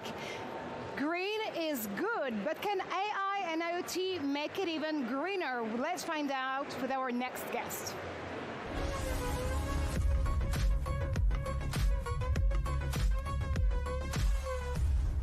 And my guest is definitely on a mission to make urban agriculture smarter, more efficient, and truly sustainable. Ziad Madini, great to have you on the show. Thank you so much. You're the CMO and head of growth of Greenie Solutions. Yes. And you do have a dream, actually, creating a world where zero anger becomes reality. That's kind of bold, though. How do you intend solving this equation? Yes, thank you so much for the introduction. And we, as a Greenie Solution, we have a mission really to make food more accessible to a lot of people, maybe who have expert or don't have expert. And our objective is to really reduce hunger and give people the possibility through the technology to use it and make it to make the future more nurture and give them access to plants and everything. So you definitely want to empower your users, but who are there actually? Are they farmers? Are there urban communities? Our target is the farmers initially, but through technology we can make farming more accessible through technology, because if you have technology and you can use data and you can use our solution, which I can explain it more, and you can have access and you can make more better decisions through the data, and so farmers or no farmers can really have access to grow food with no expertise needed. So, I mean, let's dive into the technology part of it, because I do understand that you do develop intelligence indoor farming systems. They are powered by AI and IoT, but how does it work? Okay, thank you so much for the question. So, as a Greenie Solution, we build a smart box, which is just super sleek, super smart. And you plug it in and boom, it works. You don't need nothing. It's just so easy. So people can have, this is for our hardware, and for our software, we give farmers to do 4 more key things, which is they can control everything anywhere, anytime. They can use our mobile app or our web app. Also, they can see everything live through our sensor that are all in the farm. And also, they can analyze everything fast through the data, through data visualization. And the best part is they can predict and stop problems before they even happen. It's like, this is the power of AI, that we do like a system that predict all environmental condition and also disease. So when you're saying everything, let me understand better probably. You're talking about the crops those farmers and urban farmers are going to help grow. You're talking about probably the meteo data, or the weather data, that they definitely have to monitor to make their farming stronger, better, and more sustainable. What is everything, basically? Yes. Thank you for this question. So this is the power of IoT. So we have the box, which is the central unit, and also we have sensors that will be displayed all around the farm. And through the sensors, we can collect data. And through this data, you can see it on your phone or you can see it on your web platform. And this, you can make a decision and you see all environmental conditions, which can be pH, which can be temperature, which can be water level, which can be everything you can see about your farm. You can see it live. I understand you've been created in Tunisia. Any plans to expand? Yes, of course. We are starting in Tunisia, but now we are targeting more of the southern Europe, like Spain, like France. Here we are in France and Italy and Southern Europe. And our next target will be the MENA region, where there is Saudi Arabia, whether it be Dubai, where there is a lot of people. And this is our firstly target. It's the North Africa, Southern Europe, and the MENA region, of course. That is an amazing roadmap, actually, to be developing with your teams. And now you know that VivaTech is, of course, the place to B2B. So what do you expect from this edition? Thanks to VivaTech, and thanks also to CCE France, because now, as Green Solution, we are selected as one of the 6 finalists of the next Startupper Challenge. And now we're pitching in front of investors and in front of people from the ecosystem. And our objective here is really to connect with people and to have access and to share our vision with people and to meet clients and of course investors. What type of investors specifically are you looking for? We look for type of investor who is interested more in agriculture and technology and the food production. This is our main persona for our investor. It would be great that we have an investor that is interested in technology, because now everyone is interested in technology, but also interested in farming and in agriculture in general. And I know that a lot of investors are actually in the audience of VivaTech News. Where can they find you actually here on the ground? You can find me in 2 hours here. We are live in 2 hours. You will find me in the stage, near to stage 1. I will be pitching at 14:30. I'll be pitching there for the next Startupper Challenge. And you will find me there. And also you can find us in our Instagram, on our social media. You can see us, Greeny Solutions. Well, we definitely know where to find you right now. Thank you so much, Ziad, for stopping by Breaking Tech. Thank you so much. And now, as you understood with Ziad, you know that a lot of things are happening here at nearby stages, but also on stage as well. Guess what? Jason Wang, the CEO of NVIDIA, of course, is here today at VivaTech. He was earlier ago on stage 1, and he actually was giving his first GTC Paris keynote at VivaTech to introduce the next NVIDIA's innovation in AI. Of course, you guessed it. He disclosed NVIDIA's brand new Pro Server, the only one in the world that runs everything the world has ever developed. Take a listen. One of the most important systems, and it's taken us the longest to build because the software and the architecture is so complicated, is how to bring the AI native architecture and infuse it into the traditional enterprise IT system. This is our brand new RTX Pro server. This is an incredible system. This motherboard looks so simple, and yet on top of this motherboard are 8 Super NIC switches that connect 8 GPUs across a 200 gigabits per second state-of-the-art networking chip that then connects 8 of these GPUs, and these Blackwell RTX Pro 6000 GPUs, brand new, just entered into production. 8 of these go into a server. Now, what makes it special? This server is the only server in the world that runs everything the world has ever written and everything NVIDIA has ever developed. It runs AI, Omniverse, RTX for video games, it runs Windows, it runs Linux, it runs Kubernetes in VMware. It runs basically everything. If you want to stream Windows desktop from a computer to your remote device, no problem. If you want to stream Omniverse, no problem. If you want to run your robotic stack, no problem. Just the QA of this particular machine is insane. The applications that it runs, basically universal. That was Jason Yang, the CEO and founder of NVIDIA, of course, and you know that it will be live with President Emmanuel Macron later on today at the Dome, also alongside with the Mistral CEO, Mr. Mensch. But now we're back here on set for our next guest. Head in the cloud, feet on the ground. That's the perfect definition of Elias Schneider. We're going to be joined live by him just now.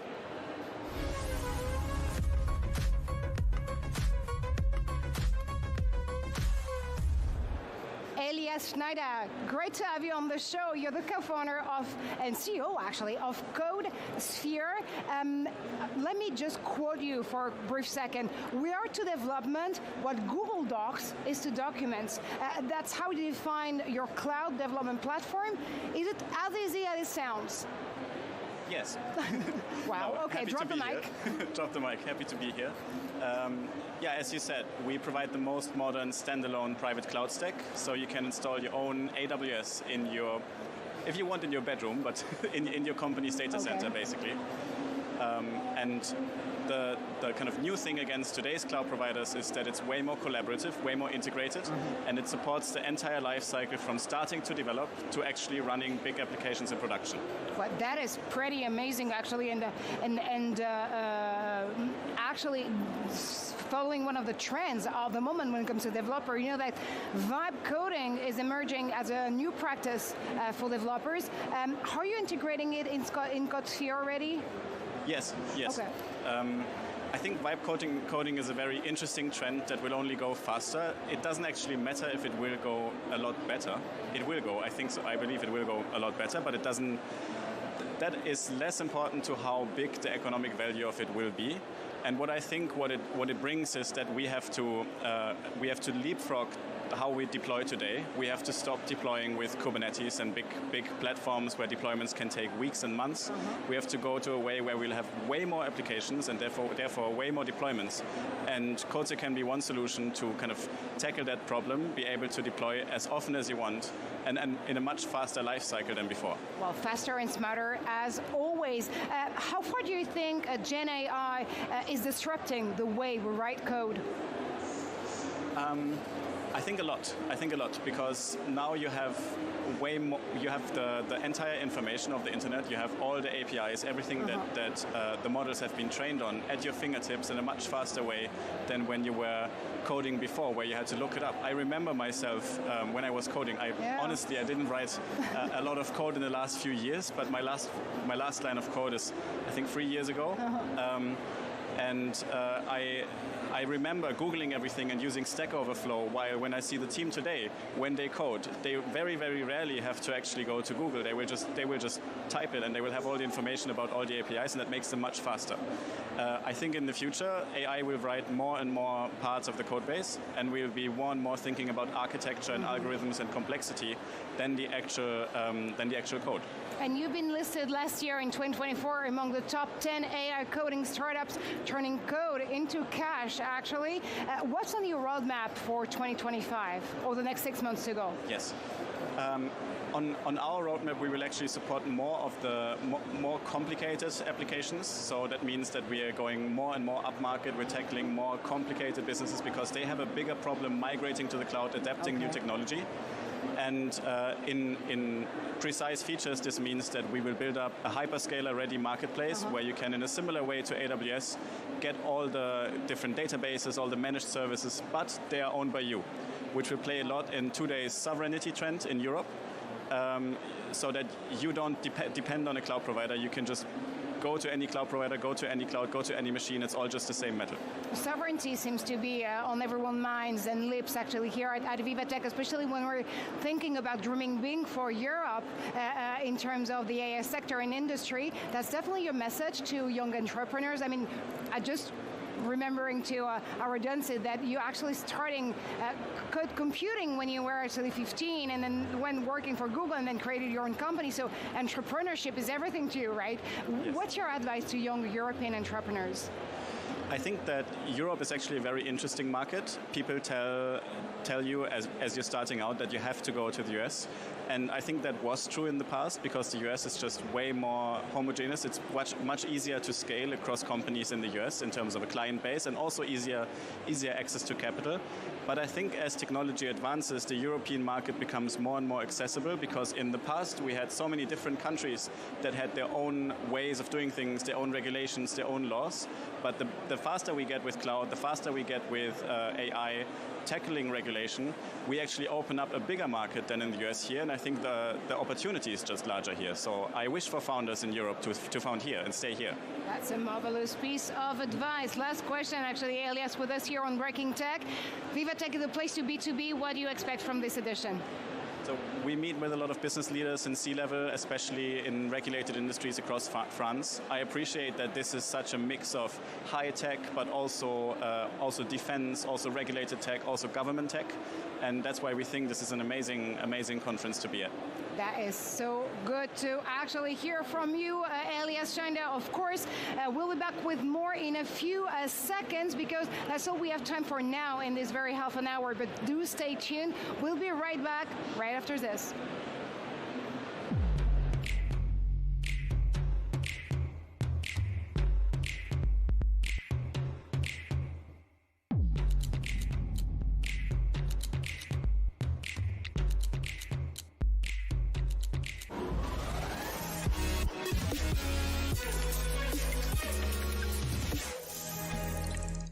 If you're sitting here, you're curious. Good news, Explore Media was made for you. Join a community of 10 million subscribers. We help brands create relevant and viral content. We call it edutainment. Contact us to learn more.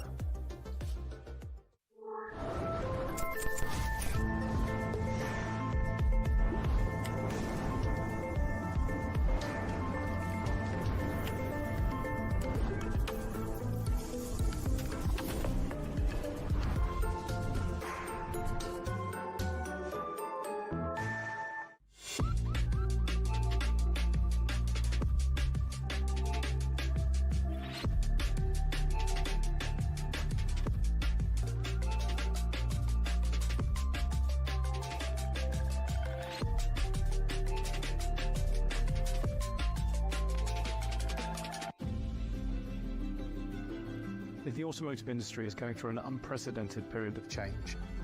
We have been searching for a strategic partnership with a bank which would also support us in new projects. We've assembled people from both organizations, and we've worked with a true joint venture spirit, and that across 9 countries.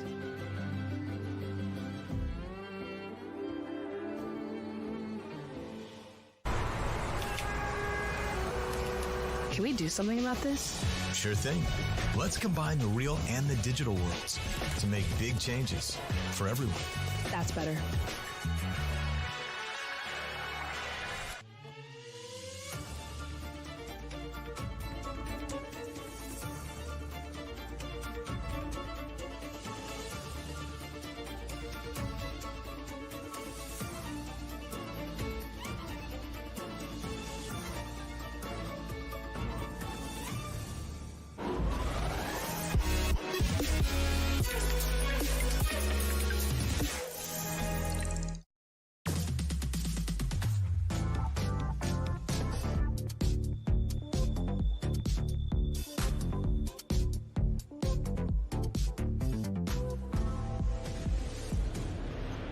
Welcome back, ladies and gentlemen, to VivaTech News. You're watching Breaking Tech. I'm Marjorie Payon. Coming up in the next half an hour, the next frontiers of tech. You know, this is the theme of VivaTech this year. Well, our favorite in-house expert, Rudy Brutenberg, will be with us to comment on the trends upcoming.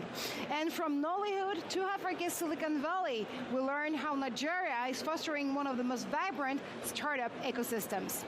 But for now, 100 million times faster than the computers we use today, that's definitely the promise of computer, or quantum actually, computing. But with great powers come great risks.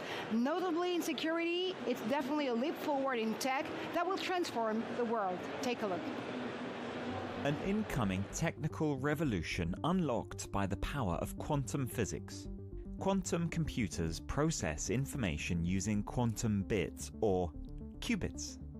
IBM researchers say their calculations can be 100 million times faster than classical systems.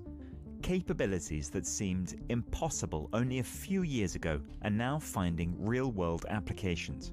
Quantum computers can power new drug discovery, optimize AI, and break new horizons in material science.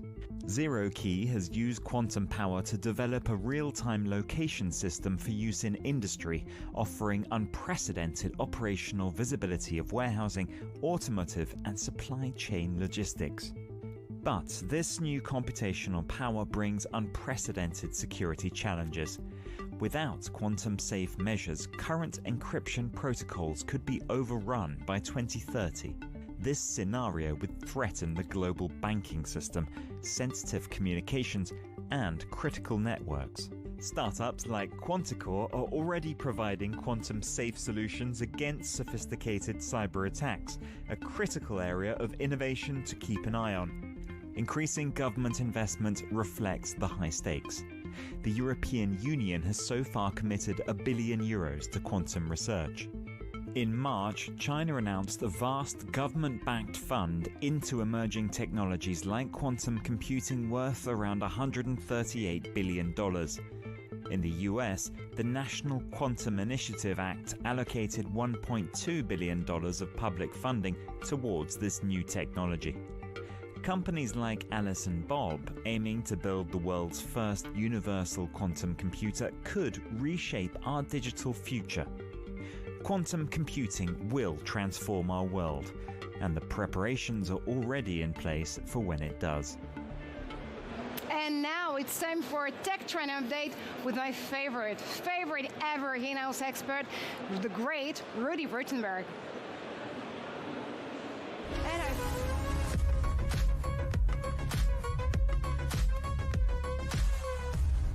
And of course, Rudy needs a jingle actually to be here with us live.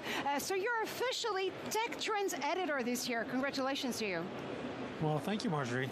And you know that VivaTech is putting its best foot forward, welcoming, of course, the world of startups and scale-ups and corporates, but also celebrating its 9th edition.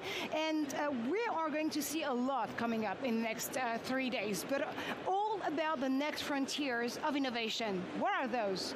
Well, it seems to be AI again, Marjorie. AI. That time of the year again? It's that time of the year. I mean, we're seeing very exciting stuff in AI. Obviously, we have NVIDIA here presenting some of its new technological advancements there. And we do need to know that AI needs to get more efficient because obviously there's the electricity footprint, the power footprint. But some of the things that we're seeing here at VivaTech are also about what AI can bring in positive change. And one of the things that I really found encouraging and inspiring was AI in healthcare. Several issues in healthcare that AI can solve. For example, access to healthcare.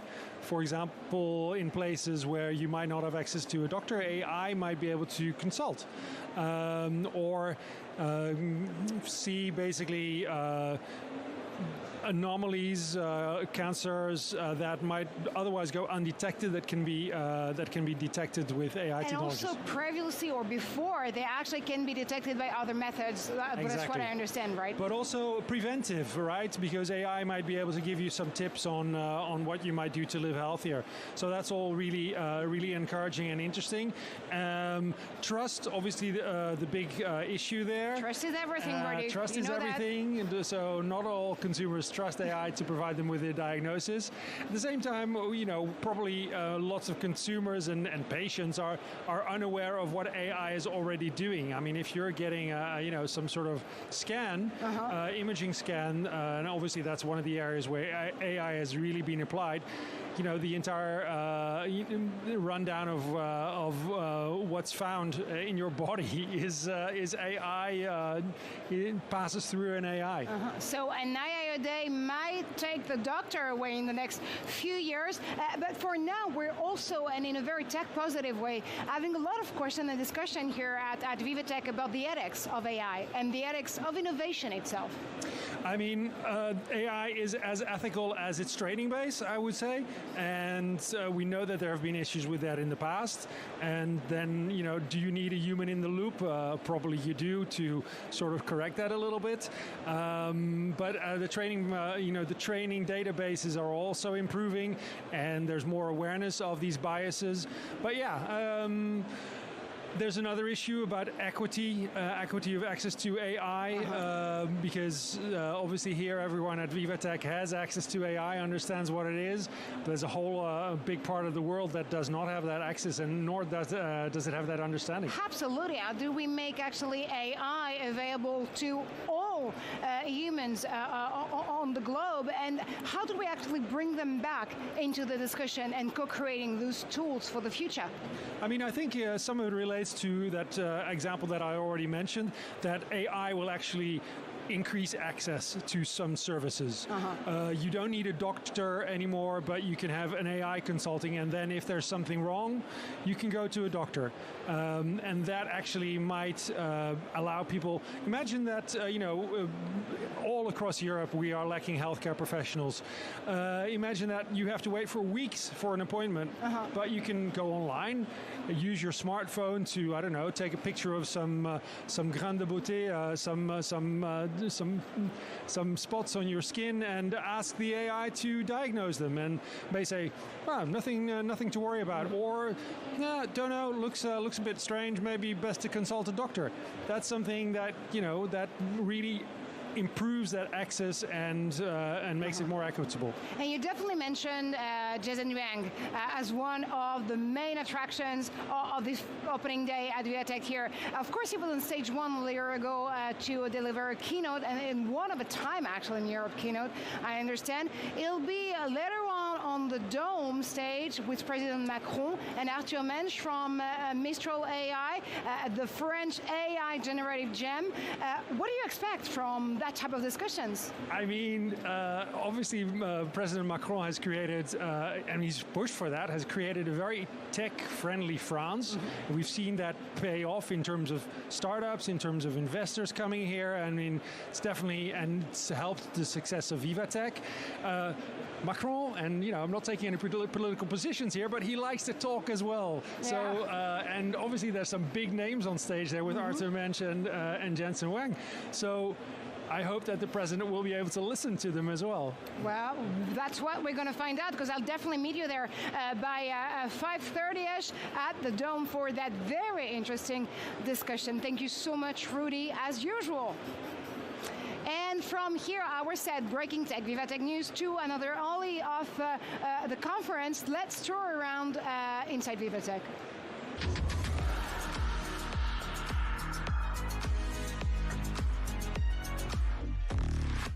And Alison Sergent, we're joining you live now because you're sitting with a very interesting guest. His name is Alexandre Lagrange. He's the CEO and co-founder of AI Motion. What is it all about? Yeah, Marjorie, I'm here with Alexandre Lagrange. He's the CEO and co-founder of A-Motion. He's going to show us this interesting and rather incredible vehicle that you see behind us. It's basically a cross between a motorcycle and a car. Alexandre, why make such a mix? Paris made it because, as you know, the traffic is hell. And we have decided to bring together the agility of a motorbike with the safety of a car. So here we are with A-Motion vehicle. So it's, as you see, a cross between two, so 4 wheels, but it's tilting and leaning in the corners, very fast, like more than 115 kilometers per hour. So it can go on highways, okay? So it's really made for urban cities and outskirts too, okay? And one of the things you wanted to do was safety, right? Can you give us a tour of the car and show us some of those features? Of course. So as you can see, there are 2 seats inside. So I will sit maybe in. You got this safety cell, okay? Is made with using crash tests, so it's very strong, and you got also safety belts. So okay, so everything is made for safety, but it also stay very nimble and agile. So you can tilt in the corners and handle it, as you can see, like a motorbike. And it doesn't have an airbag yet, but I understand it's going to have airbags. How does it do on crash tests? On crash tests, we take the same scenarios like cars, front, rear, side. So we want it to be very, very safe and also still get very, very agile. So it's like 45 horsepower. It's about like a motorbike, middle size. So you are very easy to go through the traffic and, save time. And what about the environmental impact of the car motorcycle? I'm not sure what to call it. Is it environmentally friendly? Is it all electric? Yeah, the idea is it's electric, but more important, it's very light. So less material needed. So it's about 250 kilograms, maybe even a tenth of some cars, So less material, less batteries, less energy to move, and repairable. This is important for us. Tell us more about the repairability, because that has to do with the special material that you use on the outside. Yes, exactly. So what you see outside is EPP, expanded polypropylene. So it's recyclable. It's very easy to change, and it's a thing made in France too. So 80% here is made in France of this vehicle. I can show you the type of material it looks. So this is different kind of finish, so different textures, and all this is polypropylene, so recyclable, very light, and very good to repair. Yeah, and if you've ever ridden, a motorcycle or a scooter, you know that there's all kinds of little ticks and dents that it can get. So that's part of the idea, is to keep it cheap for drivers to repair. Yeah, exactly. We want it to be as long as possible life. So we need to be repairable.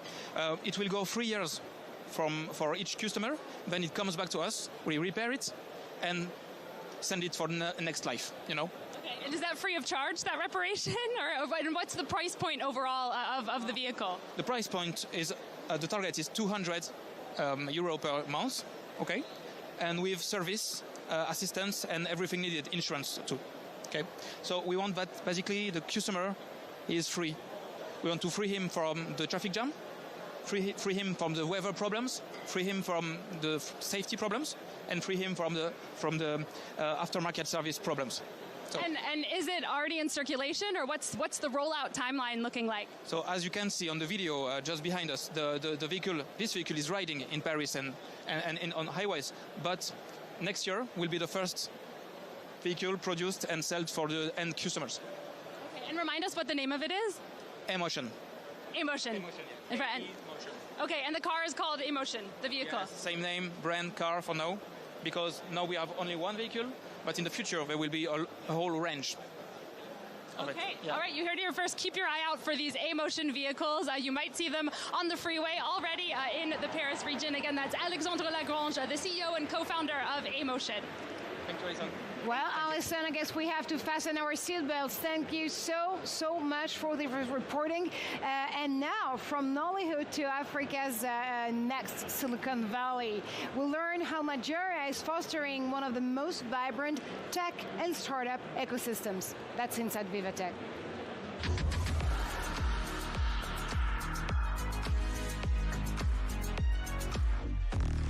And it's my understanding that Alexis Lelmont is live from the Nigeria Pavilion here at VivaTech. Alexis, your guests do have the secret recipe to African innovation. Yes, I do, Marjorie. Well, first of all, just let me say I'm glad to be back with you at VivaTech. I just wanted to say that. From now on, we're going to speak, yes, indeed, with Bosun. That's why I'm going to call you today. You said me that it was better to call you this way, so I'll go on the easy way today. Thank you so much for taking a little bit of time with us. We are live on the Nigeria Pavilion. I got 3 basic questions for you. First of all, could you tell me a little bit more about the presence of Nigeria at VivaTech this year, and maybe tell me what are the highlights that we could have during those 3 days on the Nigeria Pavilion down here? Thank you very much. The Nigerian Pavilion is bringing together our rich array of startups to really showcase what is happening in the country in terms of innovation and startup development. Recently, according to a deal room, Lagos, which is a city in Nigeria, got the #1 emerging tech city in the world. It beat places like Nairobi, Cape Town, even places in Asia. So that is a testament to the growing number of startups and tech-enabled startups in the country.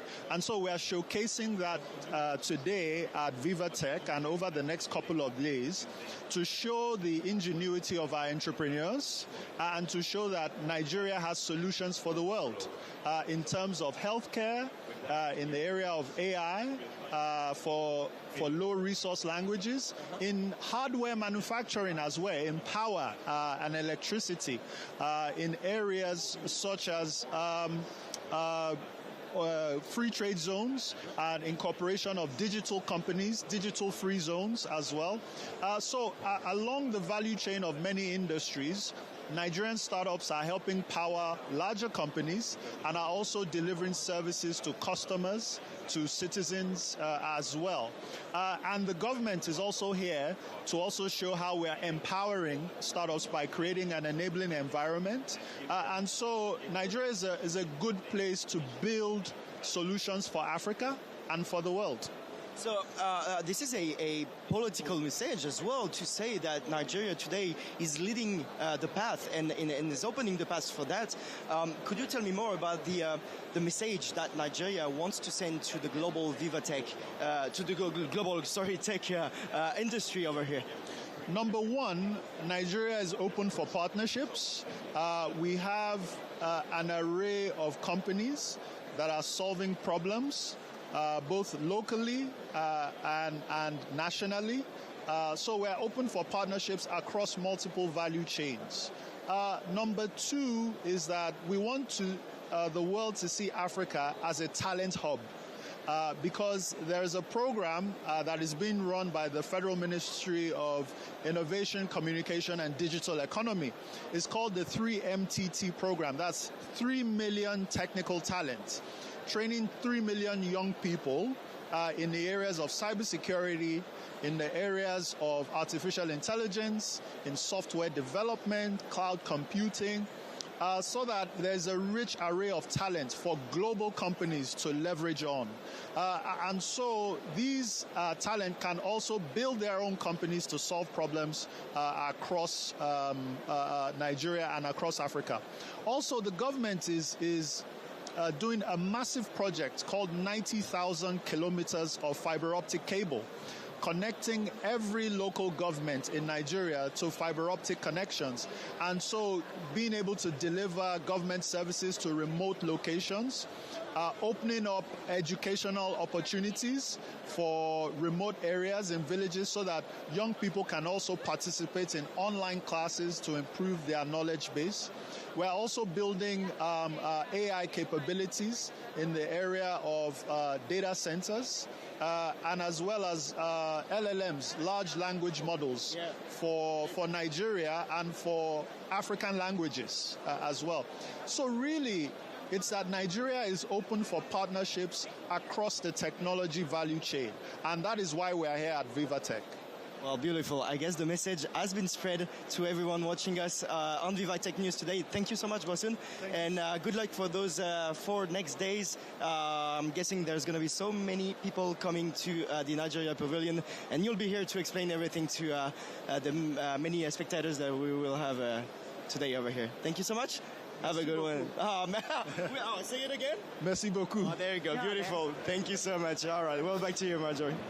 Well, Alexis, I know where to find you next. You're definitely going to be flying to Nigeria. I do understand that. Thank you so much for this piece of reporting. Now, Clara Chapaz, France's Minister in charge of AI and Digital Affairs, was interviewed about AI, of course, but the AI Code of Conduct. You know, it's going to be one part of the AI pieces of regulation here in the EU. For her, the first point isn't trust and security, but innovation and entrepreneurship. Take a listen. The very first rule, if I may say, as a minister of AI, is how do we actually innovate? Yeah. And that's probably going to be a surprise that when we talk about AI Code of Conduct, I talk first about innovation, but because if we don't have the tools, if we don't build the tools to not rely on a few handful players, then there's no way we can actually shape this technology. And so that's why France has been very focused. Since 2018, we've had a national AI strategy to say, okay, we have all the ingredients. We have talents, we have nuclear energy, we have an amazing entrepreneurial ecosystem, research. How do we bring everyone together? How do we reinvest into what makes us a great place for AI so that we can have some national champions? Because that's the only solid way we can actually then define the rules and have a say in how we want this technology to be built. Safety is obviously important. I'll come back to that, I'm sure, because if you're not creating the condition of trust, and safety is part of this trust, then no one's going to adopt AI and you're not going to get any progress out of it. But it's not the only thing governments should think about. The very first thing they should think about is how do we get into the action? How do we innovate? And how do we do that collaboratively with like-minded countries so that we can build those alternatives. So first answer to AI code of conduct is innovation and entrepreneurship. And we're back on set with our next guest. Let's learn how UNICEF invests in tech.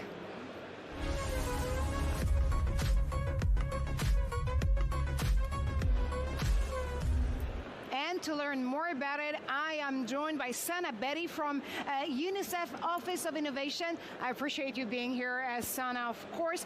You're an innovation specialist with the UNICEF Venture Fund, and you've also been leading the fund's investment strategy. Now, I also understand UNICEF goes crypto, and you're with the crypto fund. You're managing it in the meantime. So I'm kind of curious, what do you invest in? Thank you. Thank you for having me here. UNICEF's Office of Innovation launched its first of its kind venture fund back in 2014. We've been around for 10 years, and we make investments in early stage open source frontier technology startups, exclusively in emerging markets. We make these investments through a possibilities-led approach to innovation, where we look to invest at a 2 to 5 year horizon to say, where's technology moving? How can we innovate with technology? And how can we challenge technology to deliver for children through our investments? That is quite an amazing mission, actually, for you here, Sana. What's the model of the fund? So we provide our startups with $100,000 in equity-free funding. Okay. So these startups receive this investment from us. They have to be building their solution in an emerging market. They should have a prototype when they apply to us. Okay. And they should be willing to work with us to build open source tech, because we believe open source is more accessible, adaptable, and scalable. And so we invest in these companies along with very tailored hands-on mentorship across 9 different streams. So we help them all the way from their business strategy, how do they open source, their software and front-end development, data privacy, trust, diversity, equity, inclusion, really ensuring we're helping them where they need us and where we can make a difference. So I do understand you want them fired up and ready to go, basically, but you're also going to be there to co-create and pave the way with them. Exactly. That's exactly our mission. And we are able to do this in both fiat and in cryptocurrency. So they can apply to us for funding. The $100K that they get from us, they can receive it in US dollars, or they can receive it in crypto, in Bitcoin or Ether at the moment that we're set up to disperse. So that's the reason of the crypto part of it. There you go. What are you currently working on? What's in the pipeline? Well, lots happening and lots to do. As we look to the Agenda 2030 and our 2030 goals and targets for UNICEF, we're really looking to double up our investments. We're looking to do more investments in early stage local community of founders. We're investing in 3 streams, I would say, in the next few months, going into 2026 and beyond. The first is Femtech. So we're looking to drive resources and capital to female-led and founded solutions, also male-led founded solutions, but primarily looking at solutions that are improving women's health outcomes, that are addressing solutions that are designed to create social and economic empowerment for women. The second area is climate. We're really looking at AI and blockchain for driving climate resilience. And the third area is AI and blockchain, but this one is for misinformation and disinformation, ensuring credible proof of humanity and allowing a child to understand the difference between AI and a human. Which is definitely one of the crucial topics here, and actually not only at VivaTech, but for 2025. How do you fight disinformation? And that's definitely through those very promising emerging startups that you think you can do so and achieve that. Exactly. So we work in over 160 countries, which are emerging and developing markets, and we look to identify these solutions in those countries where they're already working on these solutions, have an idea, have built something, and are ready to come to us to say, let's get started, let's take this to the next level. So what you're also creating out there is a team, basically, of entrepreneurs and innovators that want to make them work better. Exactly.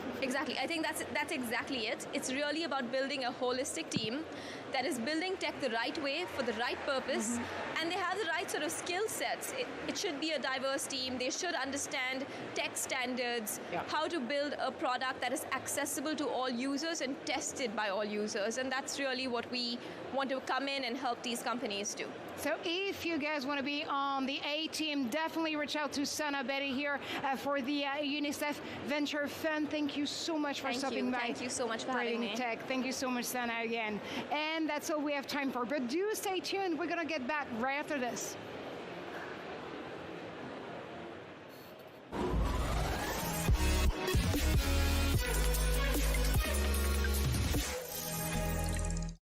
Elevate your leadership with VivaTech's Exec program. Discover cutting-edge startups. Attend inspiring talks. Network in exclusive lounges. CMOs, tech leaders, join the program and turn disruptive technologies into competitive advantages.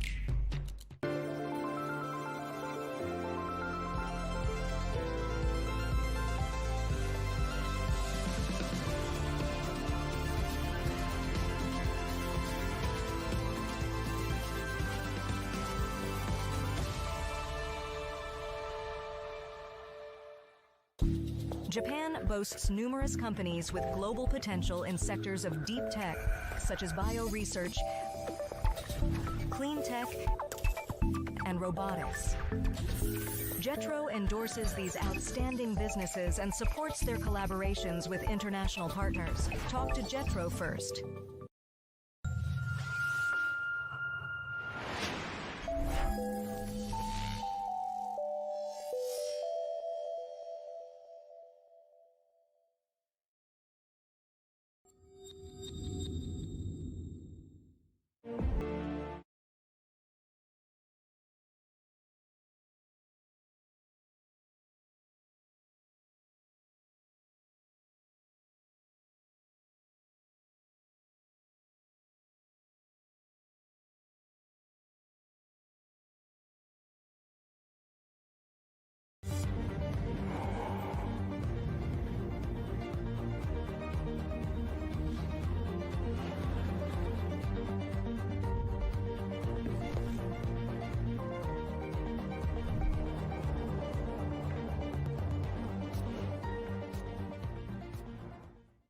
Explore the new frontiers of innovation at VivaTech. Witness the tech breakthroughs redefining what's possible.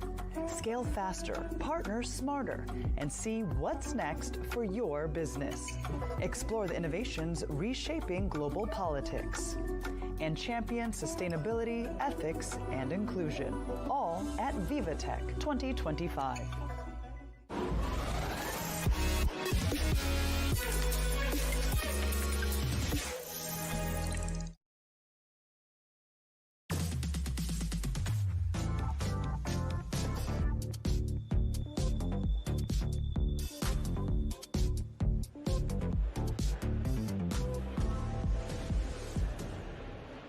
Welcome to VivaTech News. I'm Marjorie Payon. You're watching actually Breaking Tech.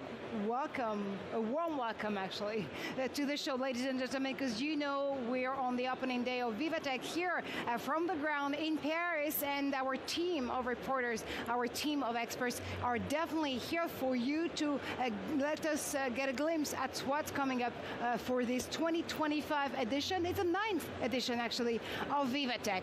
Coming up, Canada. VivaTech's Country of Honor features its trailblazing AI startups. We'll learn what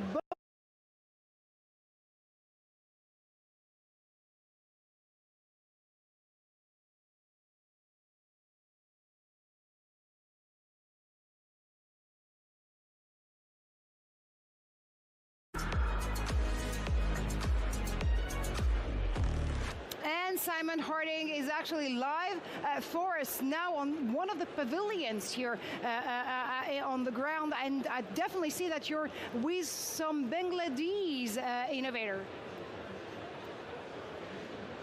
Hi, Marjorie. Yes, absolutely. As you know, one of the most exciting things at VivaTech is always discovering the very particular tech that embodies the different countries around them. We're always looking to discover what new countries are bringing to the tech innovation globally, really. And I'm here at the Bangladesh stand, which is one of the fastest growing digital economies in the world, heavily influenced on IT and tech, with close to 1 million professionals in that field. Digital market, which is worth billions at the moment, which is set to double by the close of 2025. And to talk to us a little bit about this all, I'm joined by Shahru Islam, who's going to talk to us about Bangladeshi tech as a whole. Shahru, thank you very much for being with us here live on VivaTech News. Tell us about your wonderful stand and why it's so important for Bangladesh to be represented here.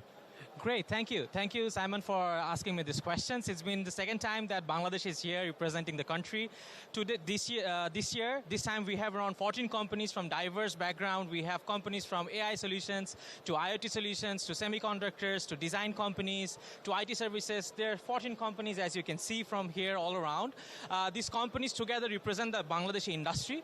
As you know, Bangladesh is one of the fastest growing economies in the world. We are the 7th largest country in the world by population. And we have one advantage that the entire world should look into is that we produce 35,000 fresh engineering graduates every year. That's one of the highest. So we are ready to be poised as the development center of the world when it comes to software, when it comes to AI, when it comes to IoT. And you can look at the vibrant presence of all the exhibitors in our stall. They are all excited to engage with the participants in Viva, with the visitors in Viva, to collaborate with them to expand their business and expand the horizon. We'll speak to one of the businesses and the tech booths here in just a moment. But, you know, compared to the other times that you've been here, you said you've been to VivaTech, about what's changed, or how has the Bangladeshi tech ecosystem improved over the last year? How has VivaTech helped you maybe to reach new horizons? Tell us about the journey, shall we say. Right. So last year we had a fabulous experience, right? We had a lot of leads, I would say prospects that turned into leads, and we had few very good conversions. In fact, one of the companies last year participating got around $1 million contract right here from Viva, right? That with a partner based out of Saudi.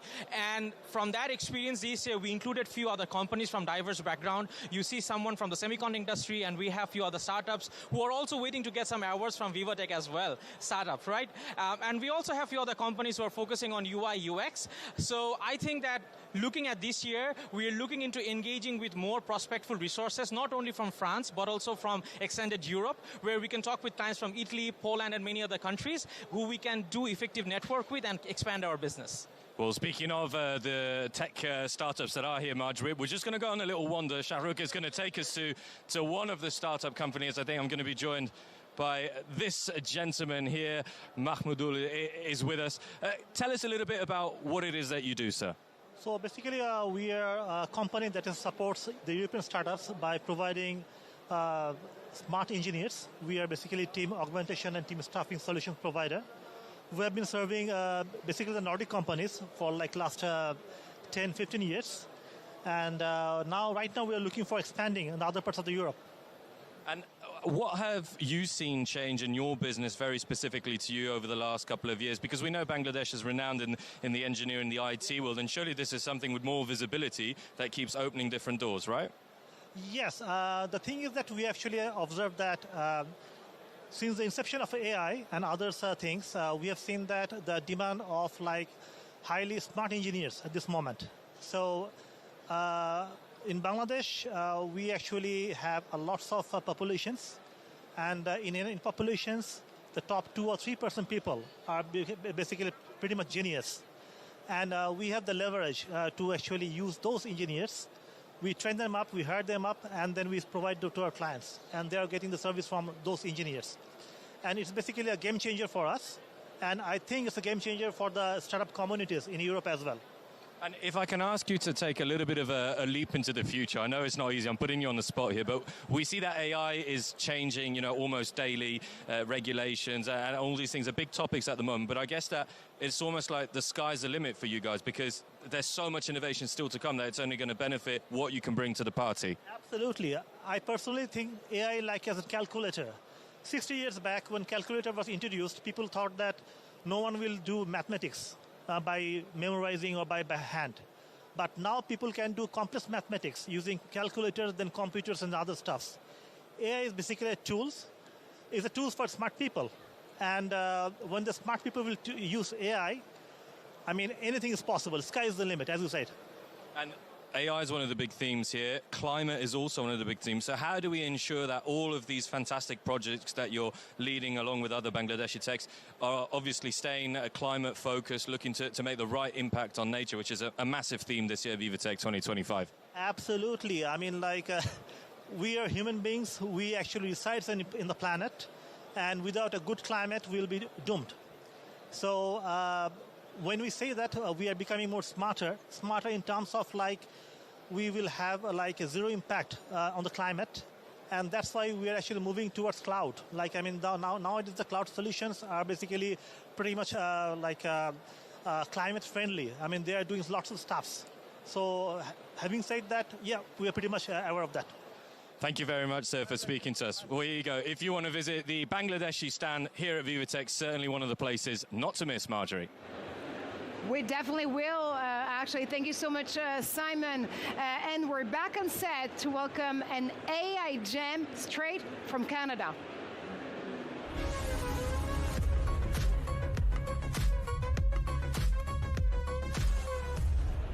Elbows up. Joining me now, it's Olia Stasiuk, the CEO of Bonsai AI. It's a Canadian company transforming employee training with AI-powered tools that actually cut learning cost and time by 99%. That's quite amazing out there. You do combine visionary leadership with a deep understanding of how AI can be applied on marketing, advanced tech, accessible across industries. Can you actually walk us through what Bonsai AI is achieving here? It seems to be like quite revolutionary, to be honest. Yes, absolutely. Happy to be here and share more about Bonsai, because really when we think about it, we're all growing and we're constantly learning. And we're learning at home, we're learning at school, and then we're learning at the workplaces. And so in the past decade, I've been taking care of employees in the workplaces. And it's such a needed piece that every employee needs, but it's also so difficult. It's literally impossible to create a quick, perfect, really good training course, because the best part of it is, you know what? Videos. And why? Because we're human beings, so we are visual learners. And videos has been beyond expensive and difficult to produce in mass quantities that corporations need. And it also was impossible before without AI either. Right? So when AI entered the game, the massive pain point now finally moving towards a good side. And so we help companies to really create those video training courses in just 15 minutes, which previously was insane, impossible, and even now people are like, really? Yeah. Well, actually, that's definitely going to be my reaction to one of your videos for sure, because there's also this idea that you can do it instantly in 29 plus languages. That's quite impressive too. But I mean, when it comes to translation, there's another part of it. It's not only about the language, it's about being accurate, of course, but also being culturally relevant. Can AI provide such a thing? Absolutely. This is also an incredible piece that AI now gifted to us. It's not only smart translates the content, it also localizes it to specific, let's say, language, slang, and even particular audience. So another thing that we couldn't do before, we couldn't create a training course for intern in marketing and then for CEO or a CFO, right, separately. Now you can do that, and the examples, the language, the cultural nuances being smart translated as well. That is, again, I mean, you're going to hear me saying impressive every single time and by every single answer of yours. Your company enables global training at a scale. You definitely described that, but how do you see AI accelerating cross-border growth? I think this part is beyond incredible, because even for me, what I've learned through developing my own company, right, I was so surprised that in Europe in particular, one of the biggest drivers is language barrier. And it's not only training, it's the whole point of training employees in so many different languages. And now, after training employees, they also can sell cross-border. And so they can train partners, they can communicate with people they couldn't communicate before visually and in an interesting way. So honestly, even for us to create business abroad was like much easier than typically you would hear from anybody who recommend you how to develop your business. And I'm seeing that across the board with our clients back and forth, North America to Europe, Europe to Asia, Asia to North America, because of course, cultural part is a big portion of it. And of course, we can see that you're an amazing CEO, Olia. I know you do take a close look at how women are actually also included in the workspace, but also as leaders themselves. How do you see women in tech and women in deep leadership? Let's put it this way. Actually, moving forward, can we say that 2025 will definitely be the year where we have not even we don't even have to have this question on a show, basically? You know what? I don't know if 2025 would be the year, but hopefully 2035 will be the one, and hopefully AI will help that. I think the biggest barrier is still the way we operate as male and female, right? And like we come always from emotional standpoint, and I still see fear of females pursuing the roles like this one, where in the nutshell, we're as capable, we have the knowledge, and all it takes is to take risks. So I think the more risks we take, and again, the more we encourage kids, right? Because it starts from the early age. It starts from growing our daughters, and it says like, you can be in tech, you can be a CEO, you can have a software company. It starts from there. And so the more we do that, the more I'm sure we're gonna we're not going to have this conversation. Absolutely. That's definitely my wish for our next encounter. Probably not only the next hour, but till 2035. So you're not going to wait until 2035 to add new features to Bonsai and the platform, of course. What are you currently working on? A great question. I think one of the biggest pain points is not only just the training, it's also the technical training. So a lot of technical companies have new releases nonstop, and they really struggle, first of all, to deliver it to the team, but second of all, update those documents. So that's really like our biggest concentration right now. We work on the technical documentation creation, and then automatic updates with any new regulation, with any new software feature companies come out. And I think that's really going to shift the adult education. So in mid-2025, we really want to believe in the power of tech here at VivaTech and be tech positive.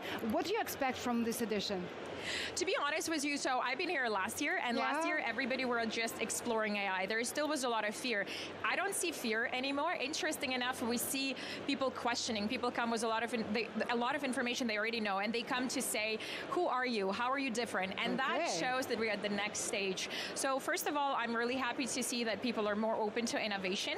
This year, I hope a lot of people actually will start adopting it more. And next year, I hope the next time they will come to the booth, they're going to be very excited because they already know what they're doing. Well, they're probably going to get themselves trained on your platform and then definitely understand how to harness the power of AI. Is there one word, one motto to actually bear in mind when it comes to AI in 2025? What would it be to you? Impressive. And they impressive because I'm seeing how fast AI evolving, and I know like we have avatars as an example. I've seen them 3 years ago, and I was said no. Now you wouldn't even tell, and it's like it's changing in seconds, not even days or weeks. So this year definitely going to be impressive. That is impressive. I told you, I mean, I'm going to say impressive at every single answer you do have on this show, Olia. Thank you so much for now. You'll be back in the next hour because we're going to have a debate, actually, over AI and the way we can actually harness its powers when it comes to making more business and smarter business. Thank you so much again. And now we're going to go inside VivaTech.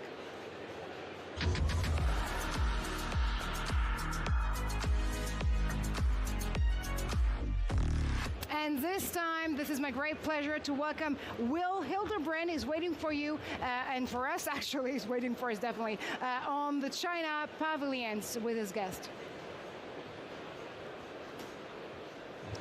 That's right, we're at the Chinese Pavilion this year, really showcasing Beijing's continued investment in cutting-edge tech and global cooperations and partnerships.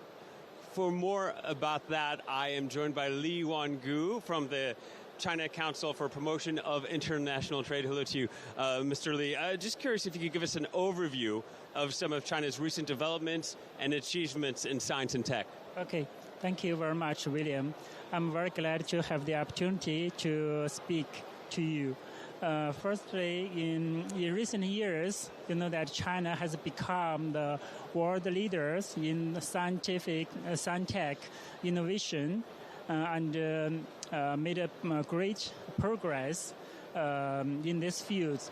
I could share a few examples, like China has made a great progress in space and deep sea exploration, such as Chang'e 5 returned back the lunar samples in 2020. Secondly, the quantum technology and artificial intelligence has made a great progress. Thirdly, the low altitude economy is kicking off and developed very fast. And we know that China's new energy vehicles put great impetus into the world auto industry. At the beginning of 2025, there are many great changes in China. I think we all of us have witnessed like DeepSeek, the large language model, shocked the world in the AI field. And China's robotics industries develops very fast. You know that the Unitree, one of China's biggest companies in the field of robotics industry, shocked the world as well, and they showcase their world-leading robots in VivaTech, and you could see their robots in the exhibition center. That's the brief introduction, the overview of China's technology development. A very brief introduction with so many amazing accomplishments. When we look at the pavilion, it covers such a scope and range of different interests. I'm just wondering if you could take us through what the goals, the objectives are for China at VivaTech this year. Thank you. Actually, it's the first time for us to organize the China Pavilion in VivaTech. We do have lots of prospects, objectives. Firstly, you know that China remains firmly committed to advancing opening up, high-level opening up, and promoting the globalization and free trade with the aim to make win-win results. The philosophy of the China Pavilion is in alliance with this kind of policies, that is openness, cooperation, and sharing values. I think which is the same to the philosophy of VivaTech as well. Yes, that makes sense. There's a lot of people coming around to talk to you constantly. We're lucky to have this interview. I was wondering if you could tell us about some of the startups that are here. Yes, sure. We attach great importance upon the ecosystems. And there are nearly 20 startups showcasing in the China Pavilion, offline and online. And we launched the challenge project, and there are 6 companies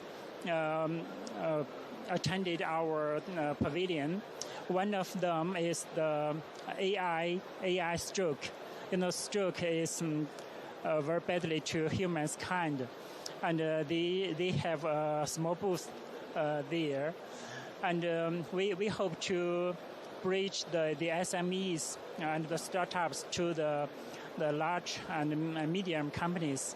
And Huawei, every year, Huawei will attend the VivaTech and organizing a few startups to attend VivaTech in their booth. They hope to foster a better open, creative atmosphere for the companies.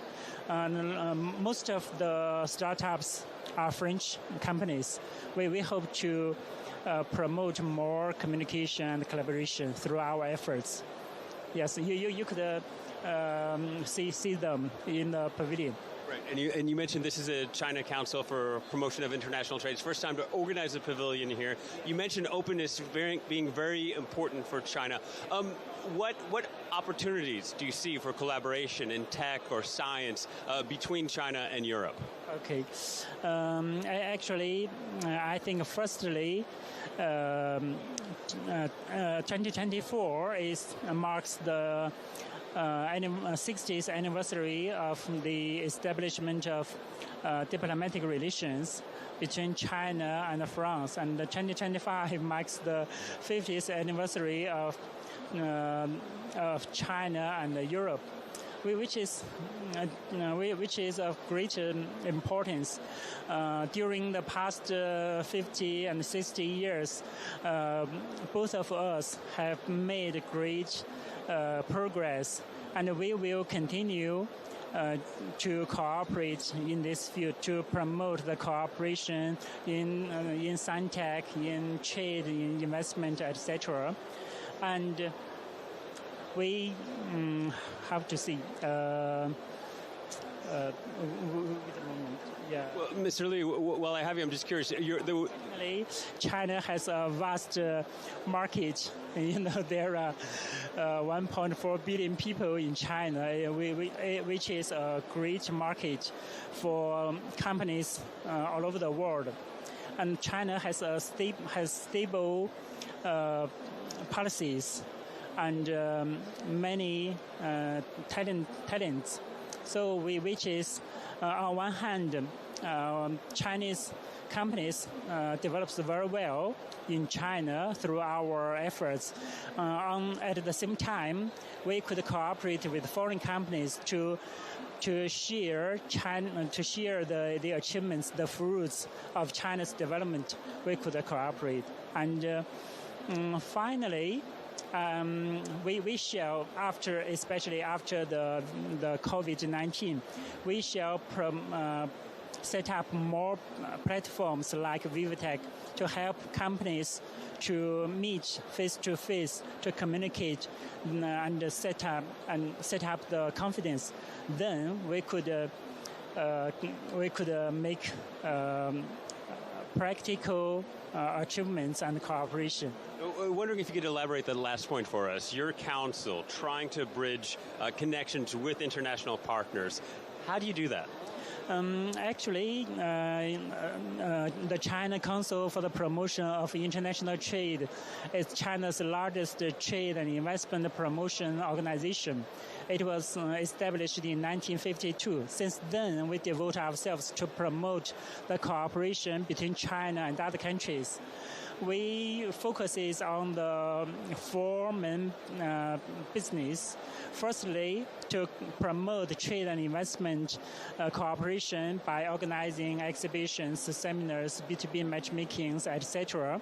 Secondly, we provide commercial and legal services like arbitration, trade patent, the intellectual services, etc., for companies all over the world to make the business more smoothly. Thirdly, we will organize Chinese companies to attend the business summit under the framework of multilateral mechanisms like the G20, APEC, etc. We hope to foster a fair atmosphere for companies all over the world so that they could gain more success.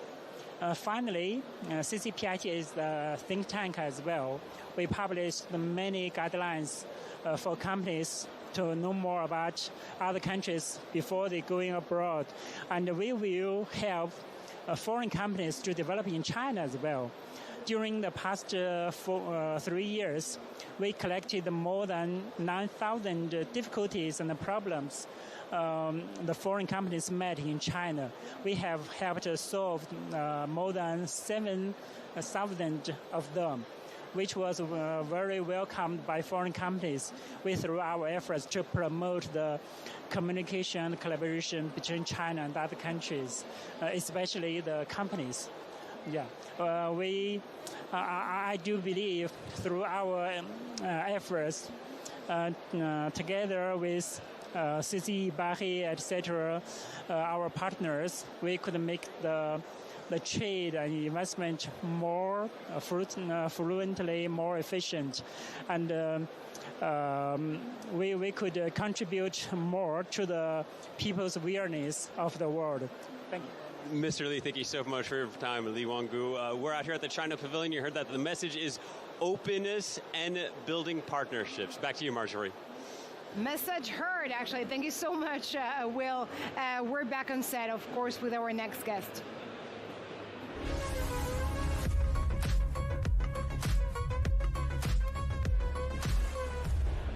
And it's my pleasure to be joined live by Christopher Lai, the Director for France, Spain, and Portugal at the Hong Kong Trades Development Council, which means that you are basically promoting international trade and investments between Hong Kong and those territories.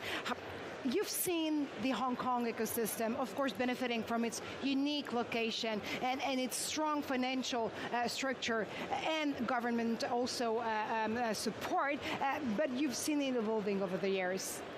How is it doing right now? Well, thank you. I'm very, very happy to be here, of course. You've already mentioned the infrastructure of the ecosystem and the financing part of it. I think what's particularly impressive in terms of the evolution over the last decade or so is its emphasis and its deliverables in terms of innovation and R&D. Increasingly, whether it's local R&D supported by the government, as well as those from other, MNCs, international universities, R&D institutions, a lot of them are doing R&D and innovation work in Hong Kong to take advantage of not just what you mentioned, but of course, market access, etc. And what is quite unique, in my opinion, in Hong Kong, because I had the great luxury to be quite a lot on the island, is the fact that it's a truly global territory. When you're a European startup and you want to expand there, what would be the key advices you could actually give those entrepreneurs? Well, I think firstly, and I agree with you, it's a very global city. In fact, we have about 4,700 startups in Hong Kong last year. About 1/3 of the founders are actually from outside of Hong Kong. So Hong Kong is very equipped to help European founders to scale. I think one thing to be very useful to keep in mind is not just cultural differences, but also the difference in size of market. So if you want to scale to China or even Southeast Asia, have to be agile, because what's applicable here in France, for example, may not be directly applicable in those markets. So as long as they're agile, they're flexible, they work with the investors and partners in those markets, then it shouldn't be too much of a problem. And there's not one Bay Area in the world, actually. There's also, of course, the greater Bay Area. This is Hong Kong, but not only Hong Kong. How do you see this new territory for innovation going? Well, this Bay Area is basically, there's 9 cities in the Guangdong province in southern China, plus Hong Kong and Macau. If we combine them as one single point for discussion purposes, the GDP of this area in 2023 is equivalent to Italy. And if we give it another 5 to 8 years, it should reach Germany's GDP, according to OECD. So what you see is this area has 86 million people right now. It's an area that's very affluent, with great desire and great demand for quality products and services. And so if keeping this in mind and using Hong Kong's access to Greater China and the decades of experience our investors has in China, that can be very useful for European startups. And has Hong Kong Trades Development Council, I'm sure you've seen so incredible success stories across the year. Anyone you want to share with us? Sure. We're in France, we're in Paris, so I'll share just 2 very quick notes from France. Firstly, it's a fintech company called VivaTech. They place their APAC headquarters in Hong Kong and making use of Hong Kong to scale to other markets. Okay. Of course, some of our institutions are supporting them there. The other one is We Maintain, is a prop tech that's based in Paris originally. The metro operator in Hong Kong, the MTR Corporation, their first investment outside of Hong Kong was in fact into We Maintain, and one of the co-founders are actually now located in Hong Kong.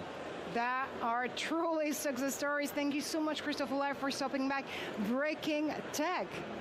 Thank you. And that's all we have time for, but do stay tuned, because we're going to be back right in like a few seconds, actually, with more on innovation here, live from VivaTech.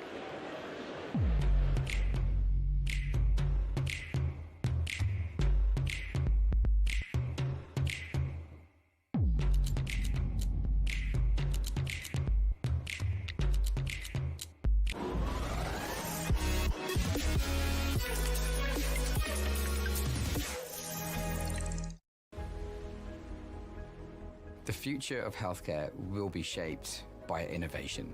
We see a very big potential future growth of this company, and we're trying to help them to make this potential come true. Our ambition for Contura's hydrogels is to be the leading treatment in osteoarthritis over the next 5 years, and we rely on BNP Paribas to help us along this journey.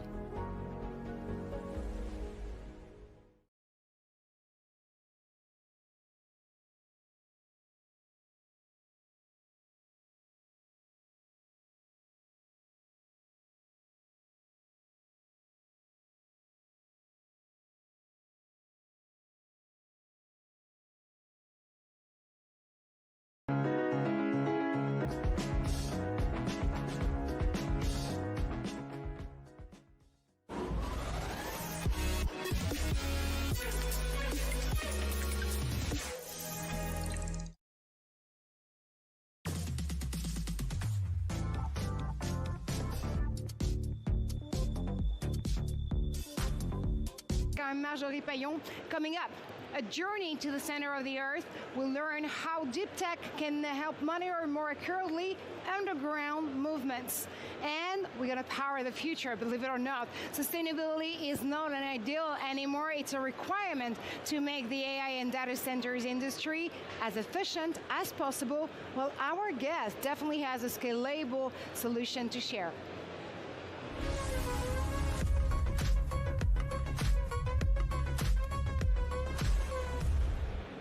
Pierre Sanson, great to have you on the show. You're the executive vice president, actually, at Qscale. You are based in Canada and are driving the next generation of sustainable data centers.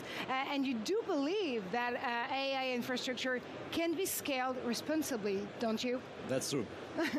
So Qscale is per se redefining AI data centers through a sustainability-first approach. What has sparked this vision? Necessity, I guess? Yeah, well, let me start to define what is an AI data center. Absolutely. Yes, so in today's world, I believe an AI data center needs to be ready for large clusters of GPUs or CPUs. That means a lot of power, a lot of density of power, but also liquid cooling. So these are two of the main aspects. At Qscale, we have 142 megawatt of power, and we're all liquid cooled from the start. Mm-hmm. So to answer your question, this vision started like 5 or 6 years ago now. There are people in the company that saw it coming, I would say. So we designed and built this data center to be very focused on high density workloads.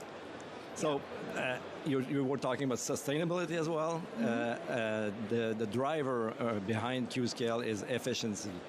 We're trying to make everything the most efficient as possible, and the byproduct of that is sustainability. Yeah, I mean, again, it's a reality nowadays. I mean, you need to combine efficiency with sustainability to be even more efficient in a way. And I heard you actually use this idea that Qscale was built on the circular model. Can you dive into it? What in your mind is the circular energy and model? Yeah, so the first ingredient is renewable power. So it's part of the discussion, I guess, but the Quebec province is we have hydropower everywhere. Oh, yeah. And all the time, which makes a real difference. So the ingredient to be sustainable, because most of people hear that AI is not a good thing for the earth, you know, mm-hmm. It pollutes. Well, if you do it the Qscale way, it could be good. So the way we do it is we are using renewable power, but because we are also liquid cooled, mm-hmm. It's much easier for us to capture the heat from the servers. So let me give you an example. We let's use a 10 megawatt cluster that will generate 10 megawatt of heat technically. This is captured by water, so it's easy for us to bring that water to the greenhouses nearby. So these guys will extract the 10 megawatt of heat to heat their greenhouses. The water comes back to us colder, so we don't have to use the chillers that we should be using to cool the water otherwise. So this is like a full circle of benefits. And by doing this, we have a local producer that will grow smart fruit that we don't need to import from California with trucks on the cold winter that we have in Quebec. So this is like there's no losers in that circle. It's definitely a 360 approach that I can hear of. And now we talk about efficiency, we talked about sustainability and the fact that circular is the key here. But there's another word when it comes to AI and data centers industry coming back and back. This is definitely sovereignty. It's a growing concern. How is Qscale helping Quebec and Canada secure control over their digital future? Yeah, well, I mean, the basis of sovereignty is having your data on your soil, right? So I mean, data centers are the foundation of data sovereignty. We are based in Quebec, as you mentioned, in Canada, and we are also we will be expanding elsewhere as well. But the bottom line of this is, if you don't have a Canadian company that is on Canadian soil hosting your data, this concept it doesn't exist. And it's not circular anymore whatsoever, even in terms of sovereignty. What makes Quebec an ideal for even French AI infrastructures to actually lead their projects? We definitely understand about the source of electricity and the fact that it's super cold. So, I mean, you can store as many data centers as you want, but still, I mean, if a French AI infrastructure wanted to move to Quebec or Canada, what would be your advice? Yeah, well, to me, there's a new opportunity that didn't exist a few months ago, right? I mean, if I'm using... Elbows up. Yeah, elbows up, this is exactly what it is. But for a European company, I don't want to reduce it to only France. But the advantage for France is nous parlons français, right? Absolutely. But the other countries in Europe as well could be interested in Canada. I'm not just talking about Quebec, but Canada as a whole, because if you are serving customers or employees in the U.S. right now, maybe you want to have your data center in Canada to be serving these guys. Lots of benefits. Of course, this is a friendly place for European countries. We now have a new bill in Quebec that is called Bill 25, which is pretty close to GDPR. Absolutely. So this is, it used to be something that was preventing some French companies to be deploying stuff in Quebec. I don't think it should be the case anymore. So with all this, we're free cooling most of the time. We have a lot of power, all the benefits of Qscale, but also this collateral benefit to be in North America without being in the US. Absolument, as I would say in French. Canada is, of course, the country of the year and honor here at VivaTech for this 9th edition. And you're bringing, guys, to the table so many beautiful and amazing AI startups, to be honest. What is, in your opinion, the uniqueness of the AI Canadian ecosystem? Well, I think there's very interesting clusters of researchers in Montreal, in Toronto, and elsewhere in Canada. Basically, AI was not invented, but almost in Canada and Quebec. And I mean, this is the foundation of all the startups and what's going on right now in Quebec and Canada. And as I mentioned, we have all the infrastructure needed to be able to deploy and scale up these companies, the Canadian companies, but also other companies from the rest of the world that could be benefiting from these infrastructures. Oh, Canada. Pierre Sanson, thank you so much for stopping by Breaking Tech and VivaTech News. And now I'm pretty sure that one of our reporters is ready for an Inside VivaTech. That's our time to take a tour on the alleys and booths of the conference.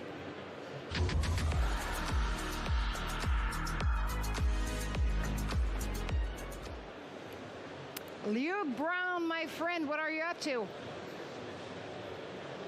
Hi, Marjorie. It's good to hear from you again. Now, of course, here at VivaTech, there's a great deal of flashy innovations that a lot of people are wanting to get their hands on, but that is perhaps ignoring one of the key foundations, the back rooms, really. The back rooms of a lot of the innovations have to take place with other companies, and one of those companies that I'm proud to present here is a French startup, Flex AI. We're joined by its CTO, Dali Kilani. Thank you very much for being here with us today. You've got a lot of solutions to provide a lot of startups here in Europe. The logo that we can see on your cap is Compute and Chill. Tell us a bit more about what you're actually providing to those companies. Absolutely. So we hear from a lot of AI practitioners actually that it's too complex. AI infrastructure is complex. Getting GPUs is complex. It's putting them, making them dense and deliver the value that people are trying to get out of the building some AI applications or building their next model or the next, breakthrough in healthcare or in other applications. So we decided to make sure that we make all that complexity disappear by putting things, putting that infrastructure to dance, by bringing tens of years of experience from our team and to make all these GPUs behave and serve the workloads that customers bring. These workloads can span serving models, fine-tuning some existing models, distilling maybe some larger models on specific data sets, or even deciding to train your own models on some very internal private data sets. All of this can be done in a couple of clicks and can rely on GPUs that we can provide through partnerships, or it can be in a bring your own compute type of setup where people can leverage the compute access they have, whether it's at hyperscalers or on-premise in highly sensitive or highly regulated environments. What is it that's so special and so unique about the service that you're providing that wasn't already existing on the marketplace before?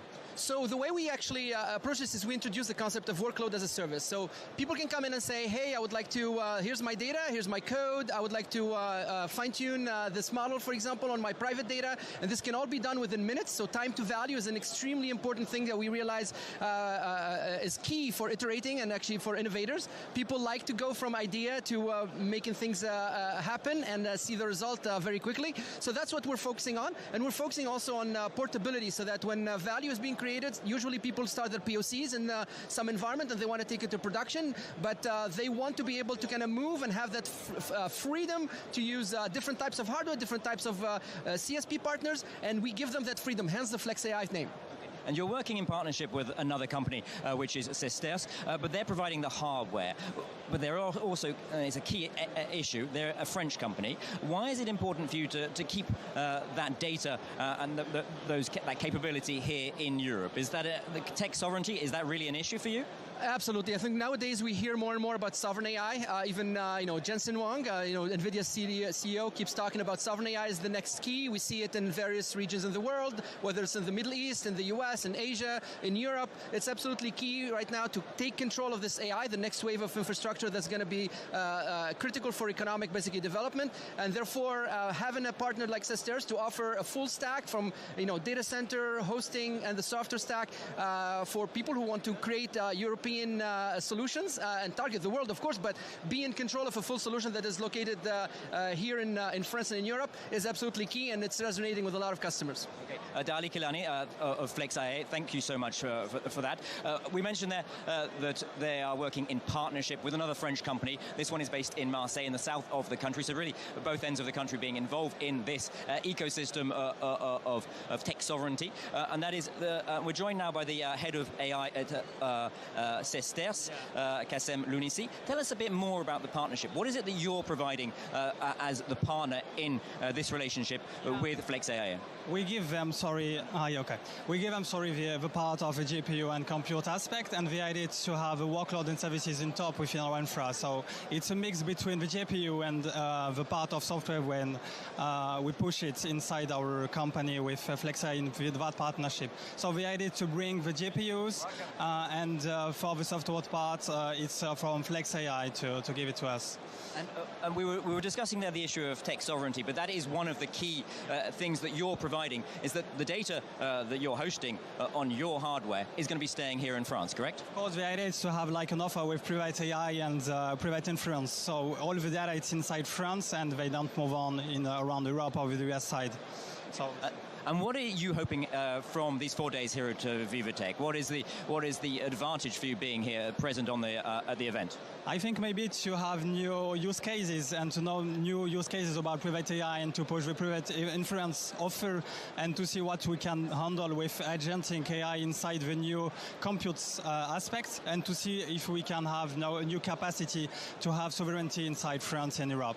It's also a question of networking for you, of course, because Sestesi, this isn't the only project that you're working on. You're working on data centers and hardware here in France, here in Europe. How advanced is your company on those questions that are moving here in France on data centers that you're installing in Europe?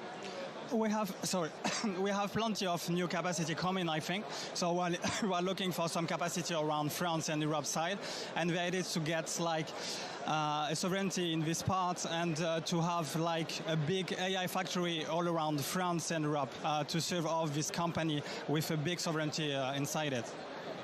Sam Lunissi of Sestesi, thank you so much for taking the time to present your company. I'm going to hand back over to you, Marjorie, in the studio.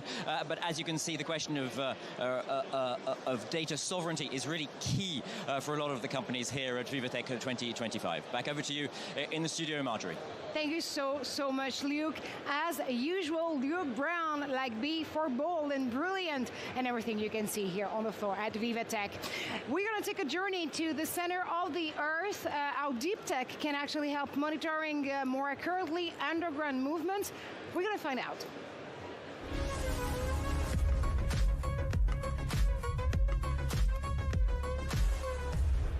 And to do so, this is my great pleasure to be joined by Habib El-Khatib. You're the CEO of Spotlight Earth. Your deep tech startup actually is providing real-time, non-invasive whatsoever detection of underground movements, which is crucial, I do understand, for environmental protection and infrastructure protection. So, first question here. Can you tell us more about the mission behind Spotlight Earth? Bonjour, and merci for inviting me.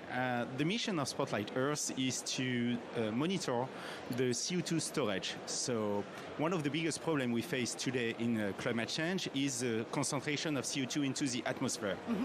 The main problem is that we continue to create the CO2 molecules, which means that because we are drilling more for oil and gas, because humankind in general is not moving so fast or fast enough to tackle the CO2 emission reductions, then we create too much CO2 molecules. So one of the ideas that we are following in Spotlight is to say, when you are producing the molecule, why not capturing them, transport them, and inject them into the underground where they were originally coming from, because the CO2 coming from coal, oil, or gas is coming from the subsurface.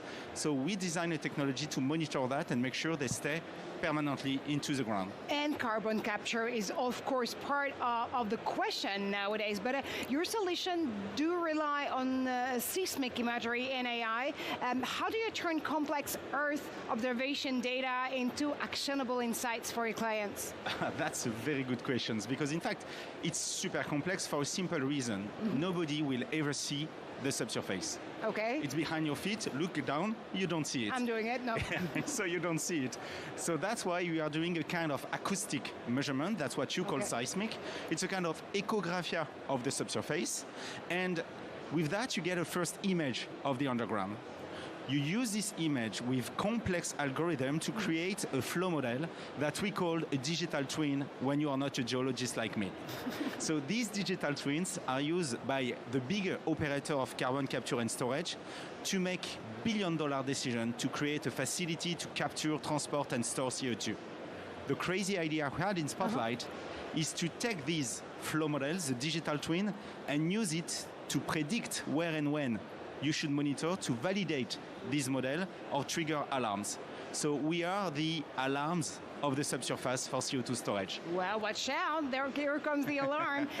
In which sector your platform actually is currently making the biggest impact? Because I understand there's many. Yeah, so today we focus on becoming the leader and one of the standards of CO2 monitoring underground.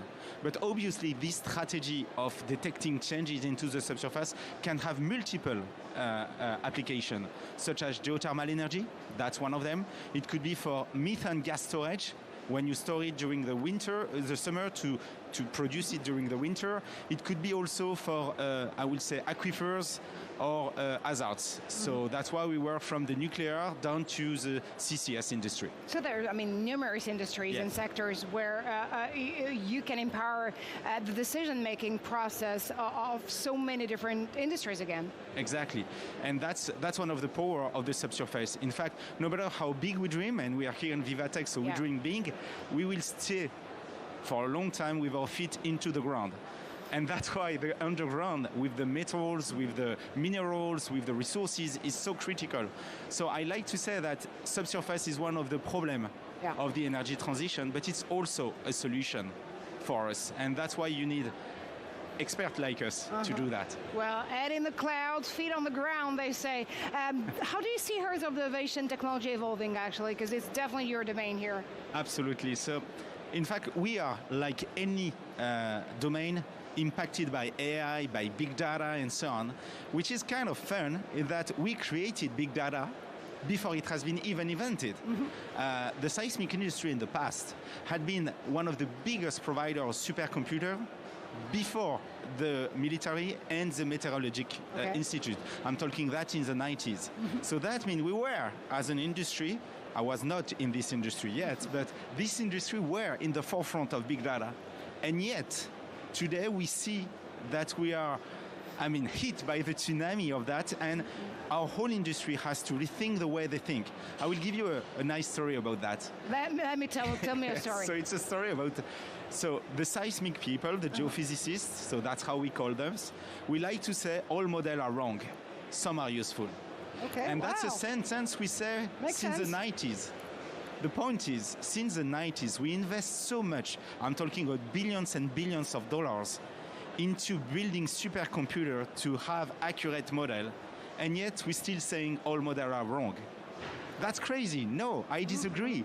Now models are tend to be more and more correct. Digital twins are now a good representation of the truth, and we need to evolve. And that's why simple ideas like Spotlight are sparkling everywhere in our industry, because we bring simplicity by embracing the change. Well, so that's what we are doing. Seems you are born ready, actually. Thank you so much, Habib El-Khatib, for stepping back. Breaking Tech. You are definitely the CEO of Spotlight Earth. And now, what about talking about some beauty tech? Of course, with L'Oreal, firstly ranked by Fortune magazine as the most innovative company in Europe. His CEO, Nicolas Hieronymus, introduced some of L'Oreal's group last creation that will make the future of beauty way easier, smoother, and, of course, smarter. Let's take a look. We have harnessed the power of tech to decode the root causes of biological aging at the cellular, molecular, and tissular level, with the will of longevity for beauty. This approach allows us to map skin health to anticipate, intercept, and reset the root causes of aging in a truly integrative way. Lancôme Cell Bioprint is like a small lab on a chip, which enables you to determine your own skin biological age and predict, and that's the most important part, potential skin issues in just 5 minutes. Agentic AI is transforming the way consumers experience beauty, creating a growing demand for augmented services, providing tailored advice, hyper-personalized product recommendation, and support. Then there's another thing, Noli. It means no one like I. It's the first AI-powered multi-brand e-commerce startup. It's a startup that we founded, and it's reinvented how people discover and shop beauty products, allowing 85% of beauty users to shop with more confidence. How to build a more resilient future, actually, and more resilient urban future and urban ones. Let's see what the city of Amsterdam has to bring to the table.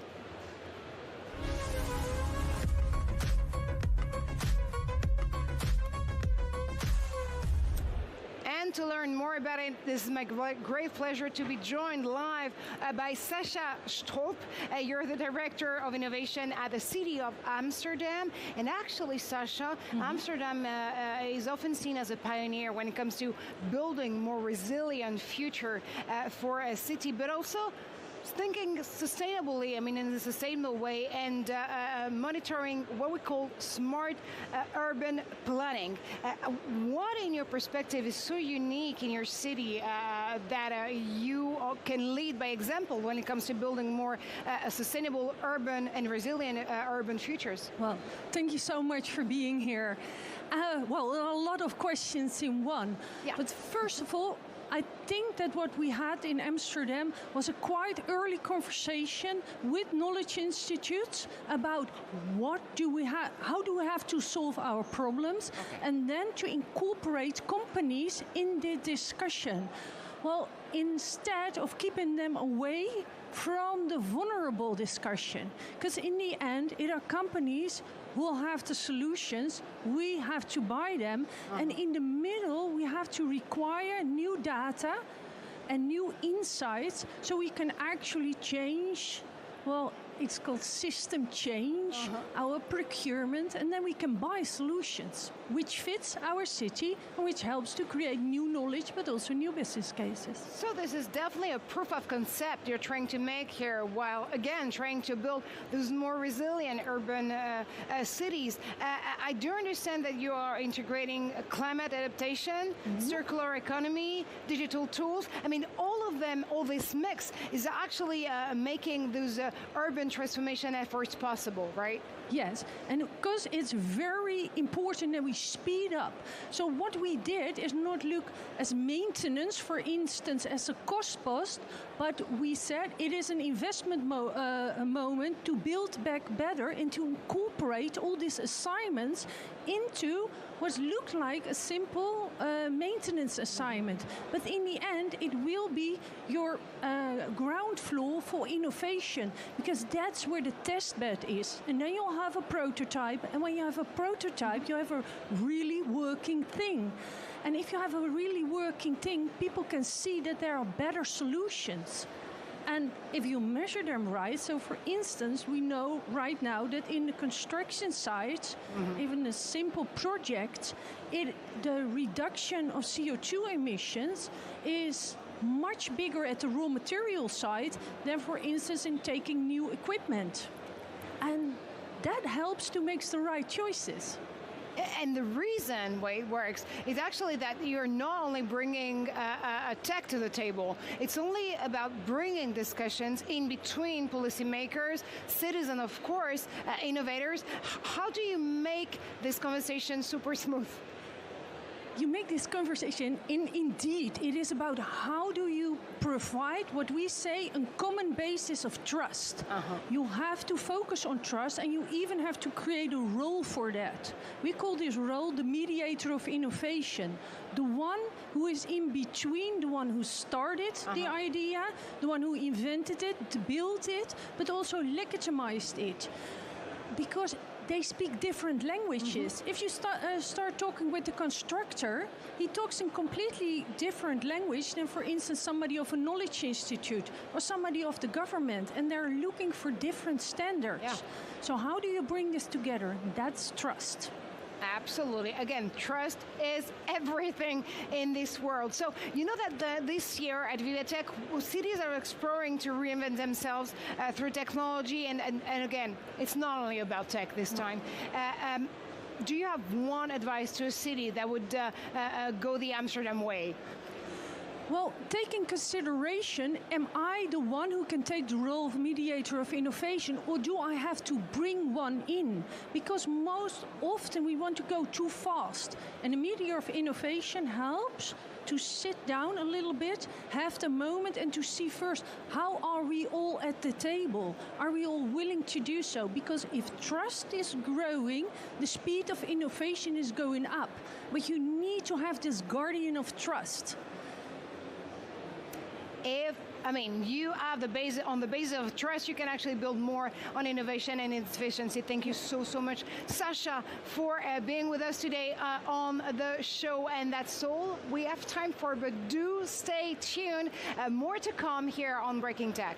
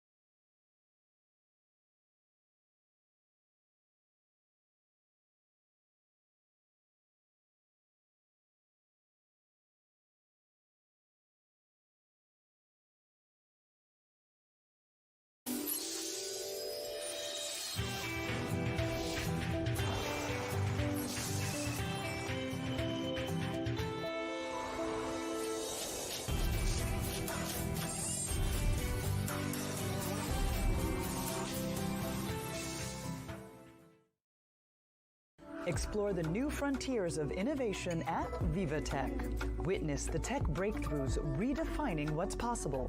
Scale faster, partner smarter, and see what's next for your business. Explore the innovations reshaping global politics. And champion sustainability, ethics, and inclusion. All at VivaTech 2025.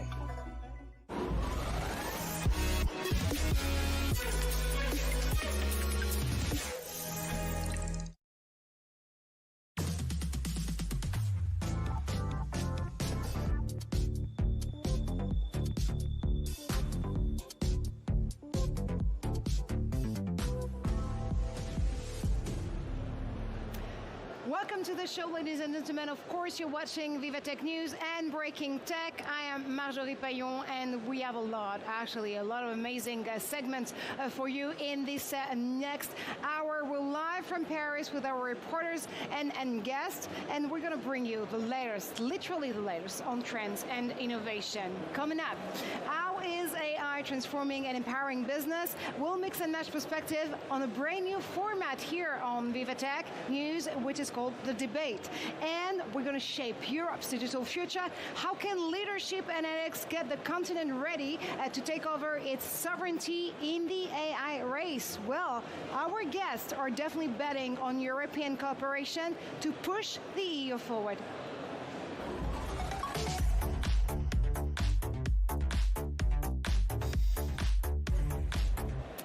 Guests are side by side. Antonio Kruger, your CEO and the scientific director of Germany's leading institute research in AI. It's called actually DFKI. I'm correct. I'm happy. That's right.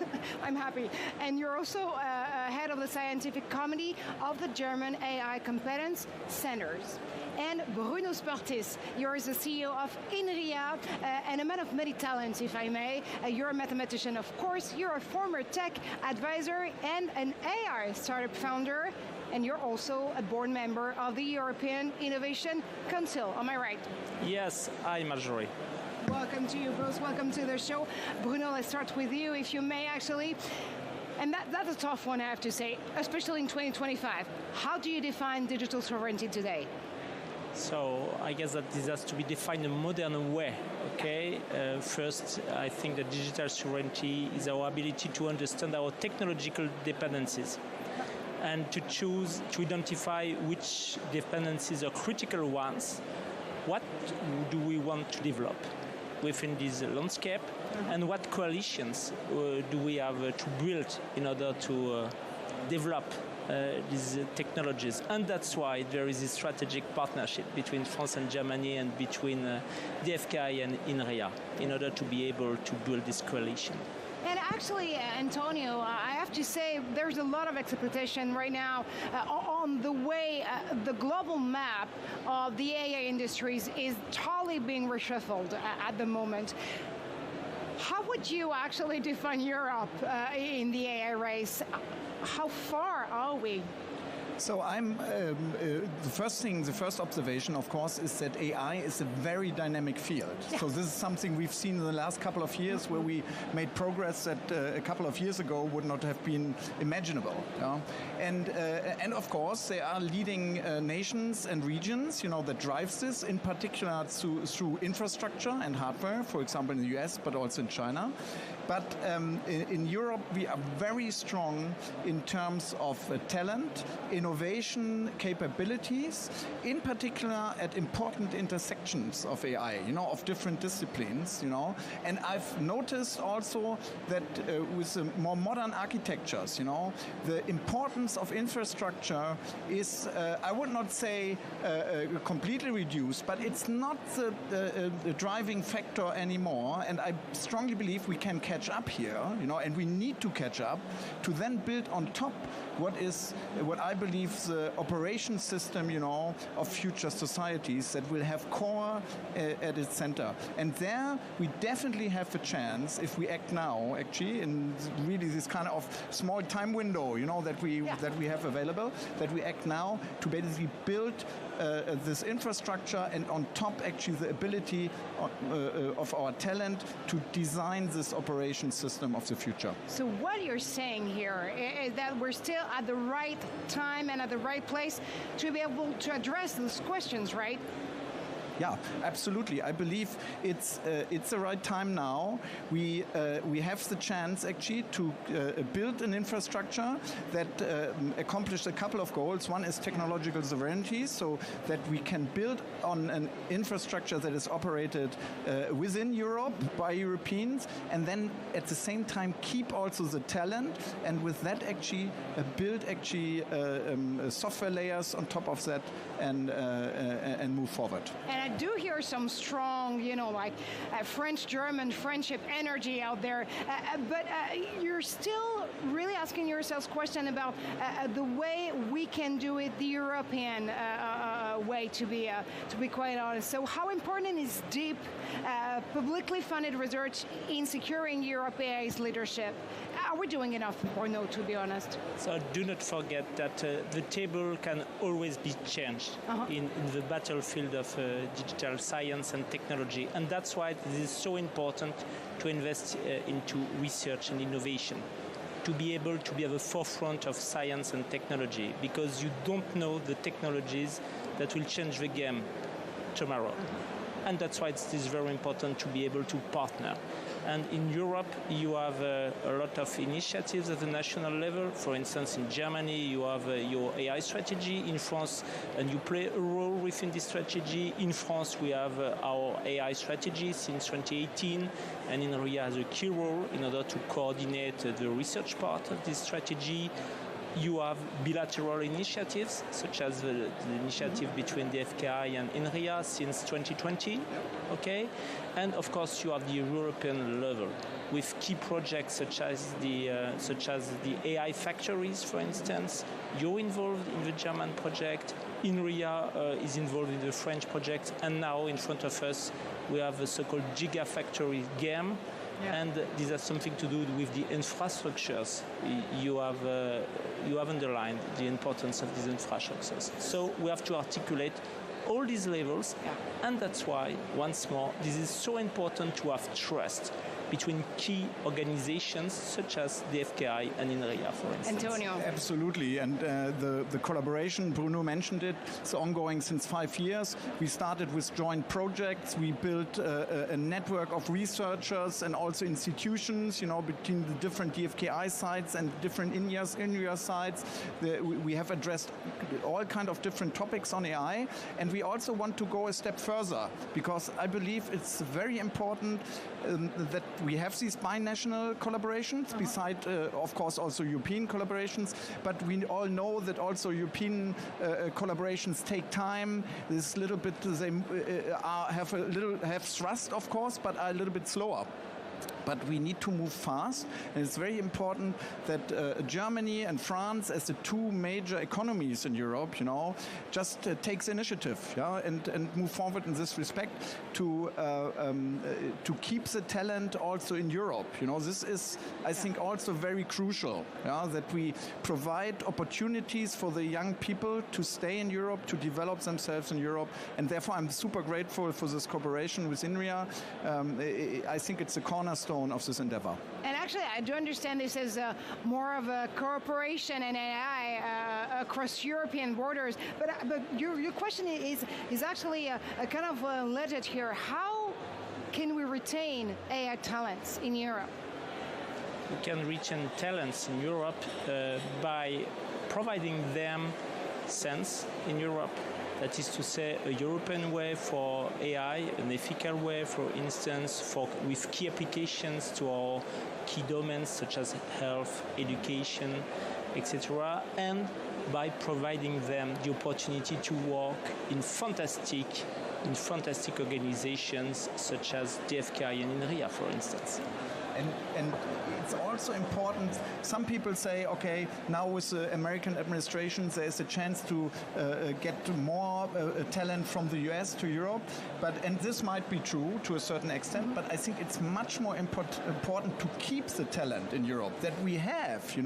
We had a certain brain drain the last years in the area of AI. And my feeling is that the tide is turning, but of course we need to provide them the ecosystem, the infrastructure, infrastructure that allows them to strive and develop themselves, and this is what we are trying to build together.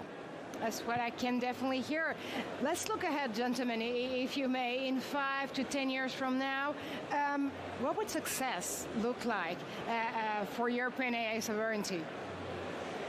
To have an ecosystem at the same level as, for instance, the Silicon Valley ecosystem. That is to say, a network of people able to work fluently between academia, startup companies, industrial companies, venture capital, and I guess that the big wealth of these ecosystems is the ability to be an ecosystem. And that's why partnership is so important. Absolutely. 5 to 10 years from now, what have we built? So I strongly believe, if we are successful, then we will have this ecosystem that Bruno described that provides a trustworthy infrastructure that's not only trustworthy for the young talent and the researcher, but also for industry. This is something I'm hearing more and more, that people are also, companies are even willing now to pay a price for a trustworthy and independent infrastructure and a software stack on top of that, and I think we need that, and when we will have this, this will lead to success, of keeping people here, having thriving business, having unicorns in Europe, at the same level as, for example, in Silicon Valley. Well, I guess the solution here is to dream big and dream European in a way. Thank you so much, Bruno Sportis and Antonio Kruger, for stopping by Breaking Tech. Thanks for having us. And now we do have a brand new segment for you this year, a debate that will definitely get the discussion going, and how AI is transforming and empowering business. We're going to find out. But before we do dive into our conversation, we're going to see how LLMs and agentic AI are reshaping businesses. So large language models have already taken the business world by storm, of course. But do you know what agentic AI is up to?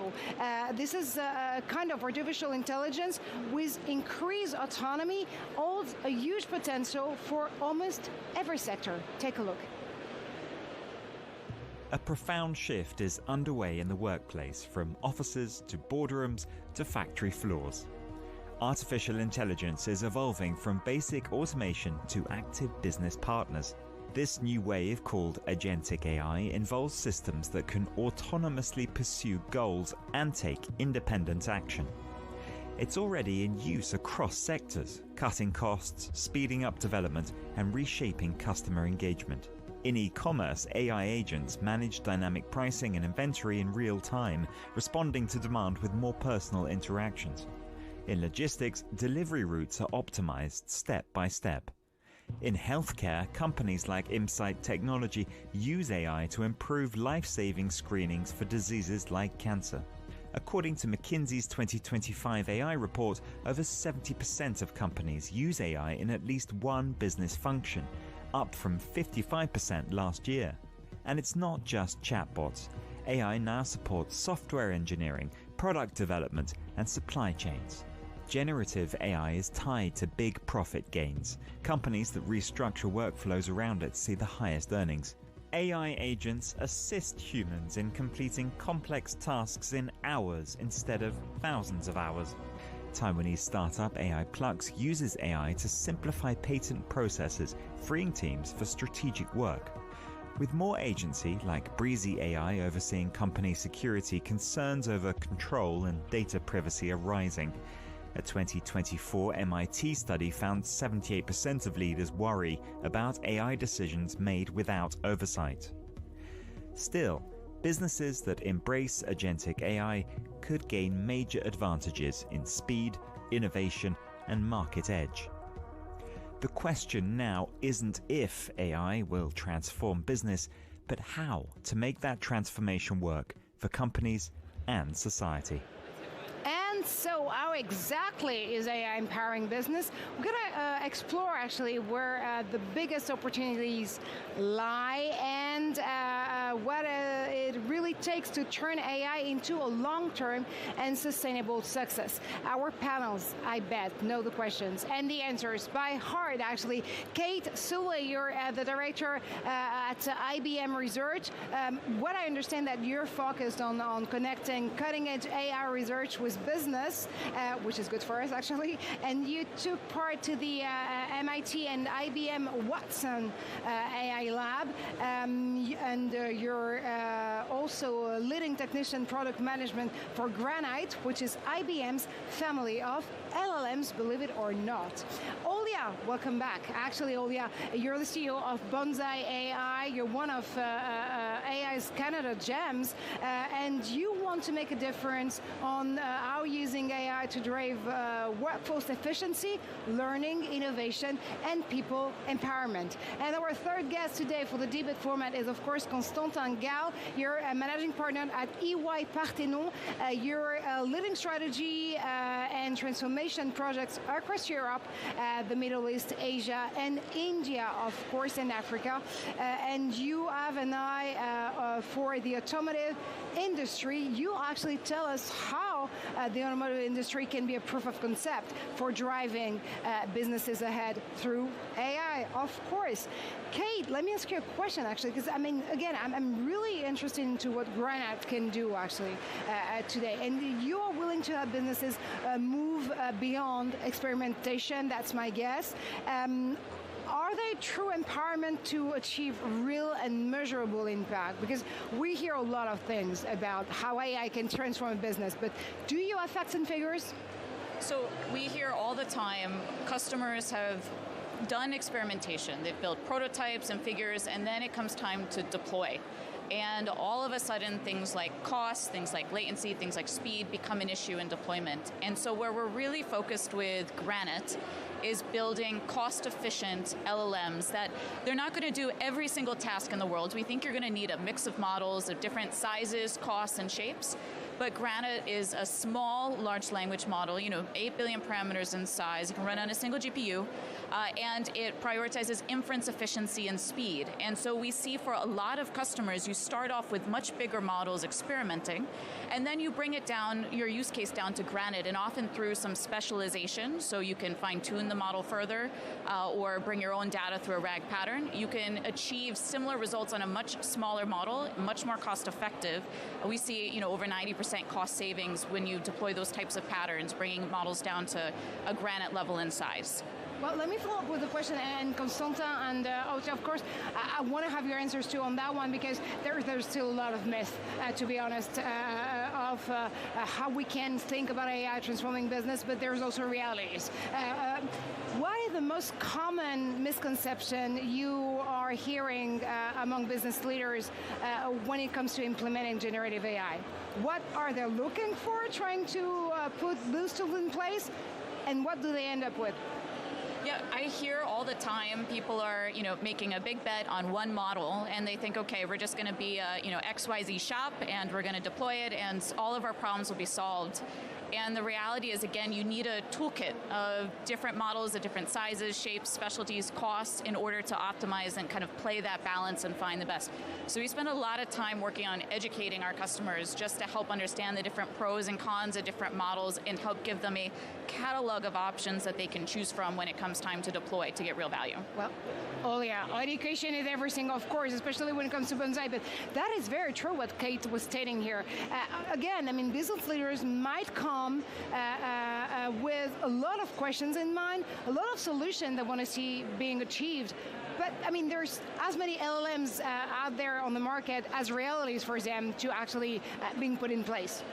Absolutely love the point, because really I was just thinking in my head that that's kind of what made us special, because instead of competing with everybody on the market, we decided to kind of work with everybody on the market because they do bring different values to the table. And like, for us, a good example was like processing documents, and it was such a big pain point, but then companies were so scared to put the documents into anywhere, right? And so it came down, we were selecting one of the LLMs specifically for document processing from that perspective, which one is the most secure. And then now we have specific one for book authors, and it comes down to which one can process the largest documents the most carefully, right? And I think like a lot of companies, unfortunately, smaller companies went out of business because they haven't thought of that. And they were like, no, we're just going to do it our one way. And then in reality, AI is so fast that it's way smarter to partner than to compete. Constantin, what's your take on this? Because I mean, you're seeing a lot of business leaders out there. I know you're pretty much focused on the automotive industry, and you're definitely one of the best. Like you got the best knowledge on this very sector. But is there in the automotive industry proof of concept of what other business leaders might have in mind when again they're coming to the AI market saying this is the solution, this is the magic wand? Guess what? It's not. Yeah, I think coming to the two ladies, there's a multitude of toolboxes that you can use. The old saying goes, if you have a shitty process, you can digitize it, but whatever you want to digitize it, it is still a shitty process. So I think a lot of leaders come to the table saying, I need to have something. It's almost like a tick the box item these days. I need to have an AI installation or whatever, be it agentic or generative. They're not really asking themselves, what is it I'm trying to solve for? Is it an efficiency game? Is it kind of new service to be rendered? And then exactly to what you were saying, there's a multitude of how we can address it. So I think you first need to spend that first initial thought, ask the question, what is it I'm trying to solve for? And then also take a step back and say, with everything that's available, what will be a smartest, almost like clean slate approach, best way to tackle it? So it's always comes back to the why. Why do I want to implement AI in my company? What problems do I want to solve? What business growth do I want to achieve? If I want advice for those business leaders out there, what would it be? Again, come back to the reason why you're coming to the table.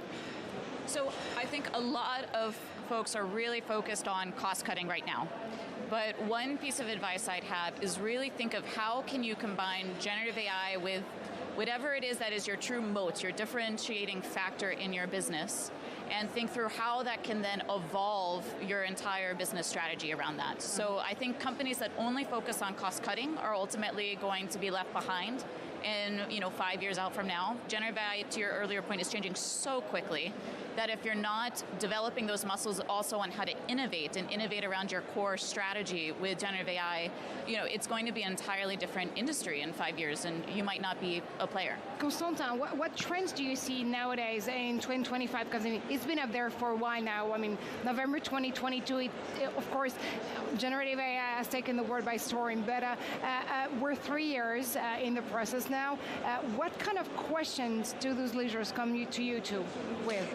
I think on Kate's point, there's currently two waves. Wave number one is the cost cutting, mainly around generative AI and digital workforces. So take out cost, so have more money to invest, as everybody needs to reinvent. But I totally agree with kind of the USP in the business model really needs to be challenged in light of what's down the road. So am I still a hardware provider or am I a service provider? Is it kind of something, and we've all heard the announcement of Microsoft, so is something as a service still relevant, or is it agents as a service? So do you offer entire solutions rather than just kind of supplementing parts?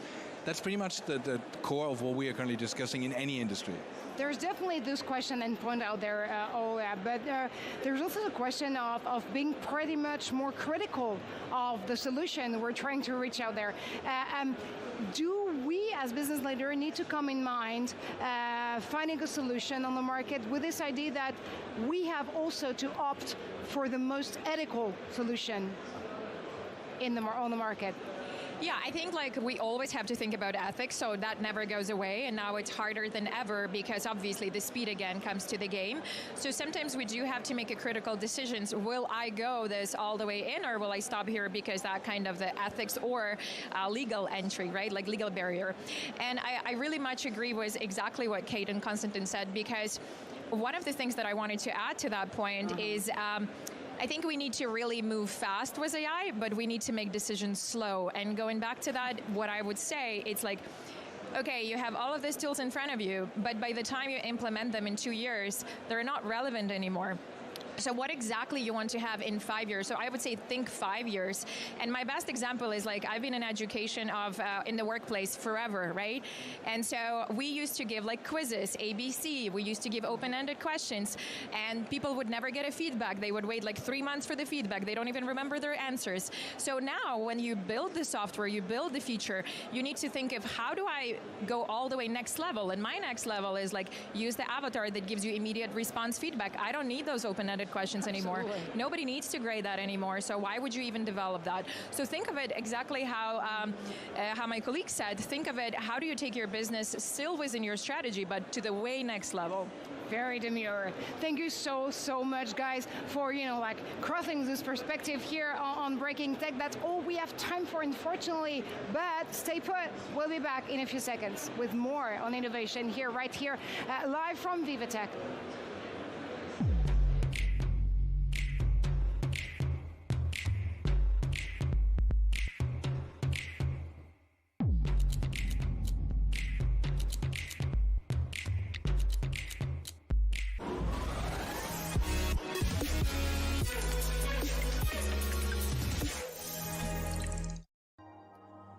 Scan badges, network, and do business. Use the interactive map to navigate the halls. Explore the VivaTech tech trails for a deeper immersion. Consult the program in real time and catch top sessions. Use the AI-powered navigator to create your personal experience.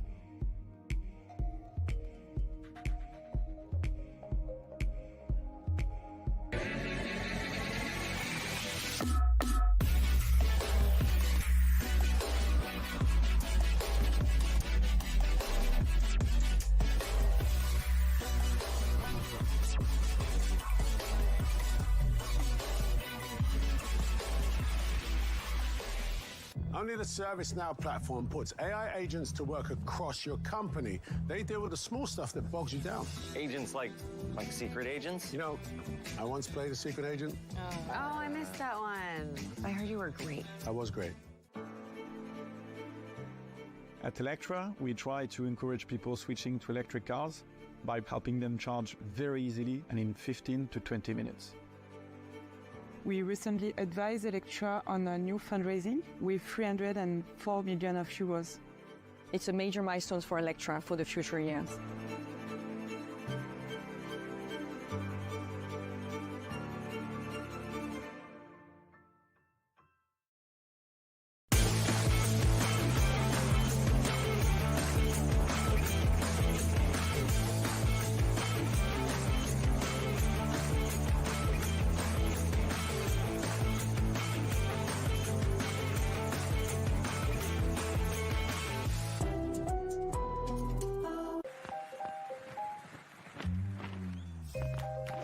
Not getting the results you expect? Don't use AI trained on any old data when you can use AI trained on your data. The AI built for business, IBM.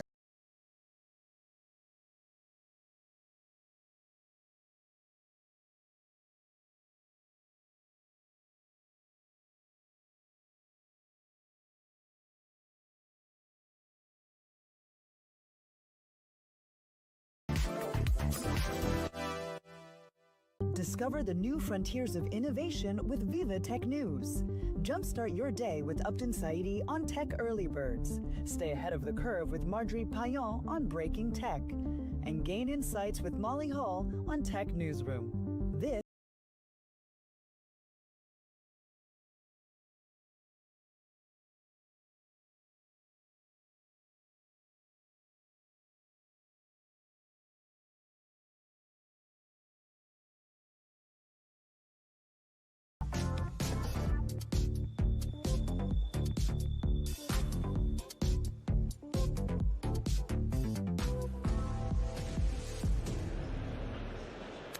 welcome back to Breaking Tech and VivaTech News. Of course, I'm Marjorie Payon. We have a lot actually coming up for you in the next half an hour. You know that VivaTech is literally the place to be. So we have ready for you with our reporters and with our guests and experts, of course, all all the next frontiers of innovation. We're going to talk about the ethics of innovation. We're going to talk about AI. Of course, it's on everyone's minds, and every attendee leaps here at the conference this day. It's a 9th edition. We have more for you to come.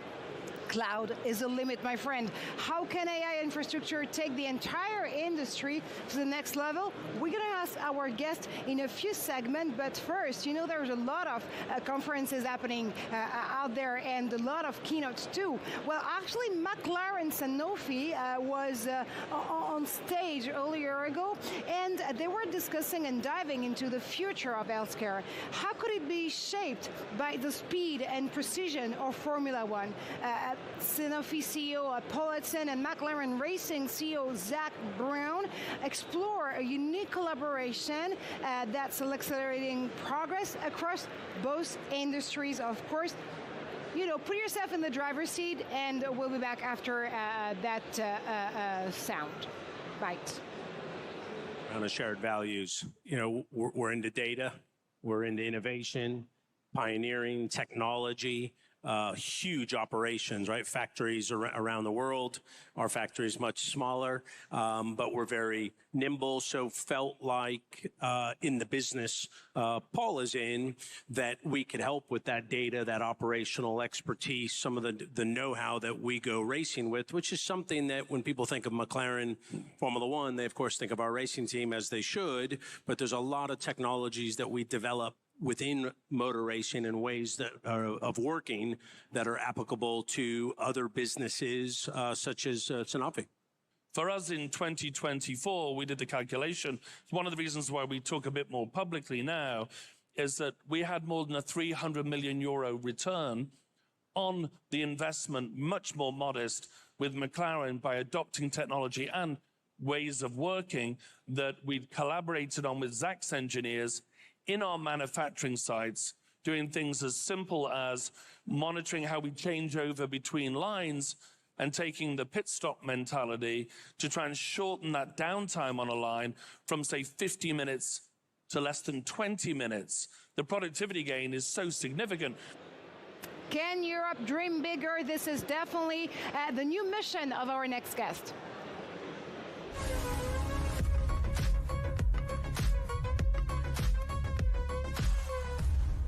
And the mission is yours, actually. Damien Lucas, great to have you on the opening day of VivaTech. You're the CEO of Scaleway, and you have one ambition in mind, becoming the one and only hyperscaler in Europe. Again, you do have a tagline this year, Europe can dream bigger. Sure it can, but how? How?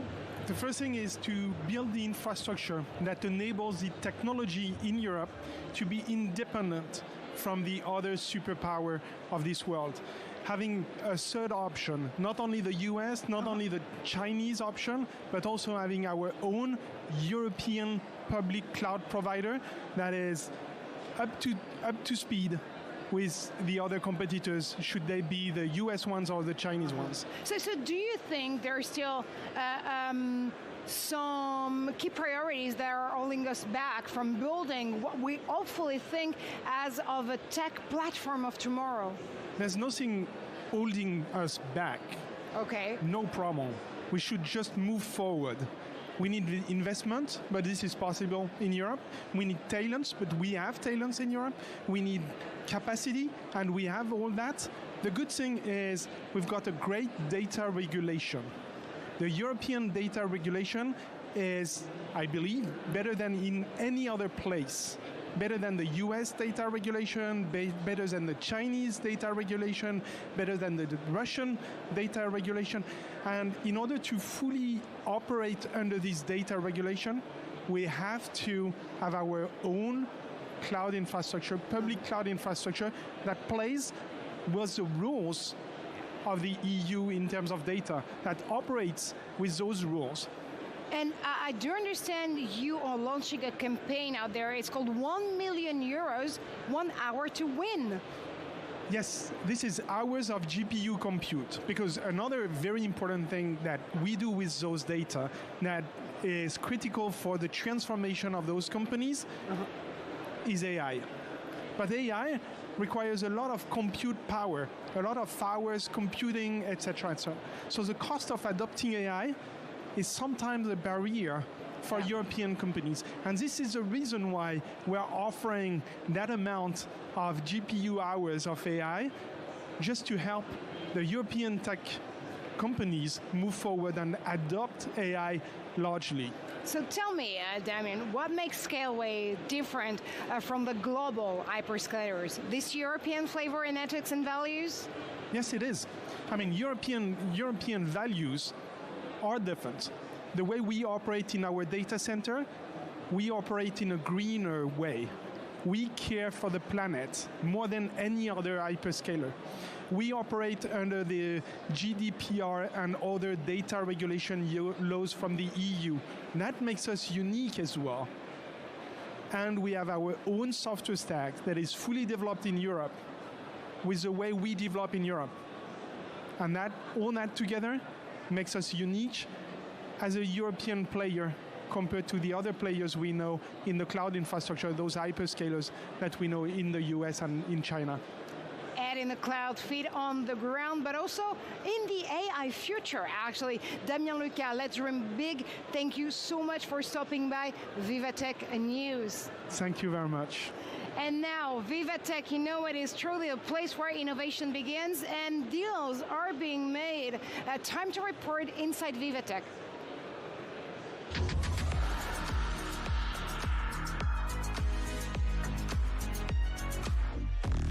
And Alison Sargent, I know you're joining us live with your next guest, and I'm hearing that Password have no secrets for you whatsoever anymore. That's right, Marjorie. This is incredible technology. I'm here with Thomas Semma, the CEO and founder of Y-Neuro. They're developing something called Neuro ID, which is going to revolutionize passwords. You know, using a Face ID or a fingerprint, perhaps, to unlock your devices. Well, they use something called a neural signature. Thomas, explain what that is, how it works. So we have built the world's first neural authentication technology.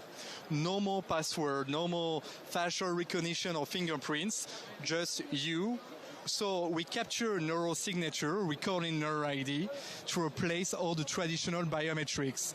So you just have like a consumer devices such as headphones, earbuds, smart glasses, and you can use your Neuro ID to be authenticated as simply as possible. Okay, so essentially the headphones I have in my ear right now could read my mind and unlock my devices? Interesting. The thing is that, biometric is booming. Digital identity is a 130 billion market by 2030. All the tech giants, such as Apple, Meta, Snap, are going to use and implemented EEG sensors in everyday life products, such as smart glasses. And it's like magic. You can use your Neuro ID to authenticate on everyday life basics. Okay, so you're saying this is something that's going to be in all of our devices. Can you show us how it works? That's right. It's better than any words. So here I've got like a headset, but it could be smart glasses or whatever. I just put it just like that, you know. It's stylish as well, this one? Yeah, totally. And you can see it on the screen. So right now, we're going to create my neural signature in a couple of seconds. So let me... What is it doing? Is it like scanning your brain? So the thing that we develop and implement our own AI software solution to transform all the brain waves into meaningful information. And we built a unique signature for any user. It's so much unique. It's so much private and secure than any other traditional biometrics. So let me try it. And it sounds like it does need some special placement on the head. You know, you have to get it in the right spot. Yes, totally. So in a couple of seconds, so it works perfectly. So I'm creating my profile in a couple of seconds, just right here, you know. And then, for instance, I want right now to have access to my Mac. Let's see what's happening right now. And this, I imagine, is kind of when you're getting started, but it would be faster once it starts to read your brain and it gets used to you? Yeah, totally. Right now, it's just a traditional demo. You know, we have many people, we are live with a headset, but with the smart glasses, it will work so much better, in a better way. So maybe better if I ask Apple to try it. No, it's all right.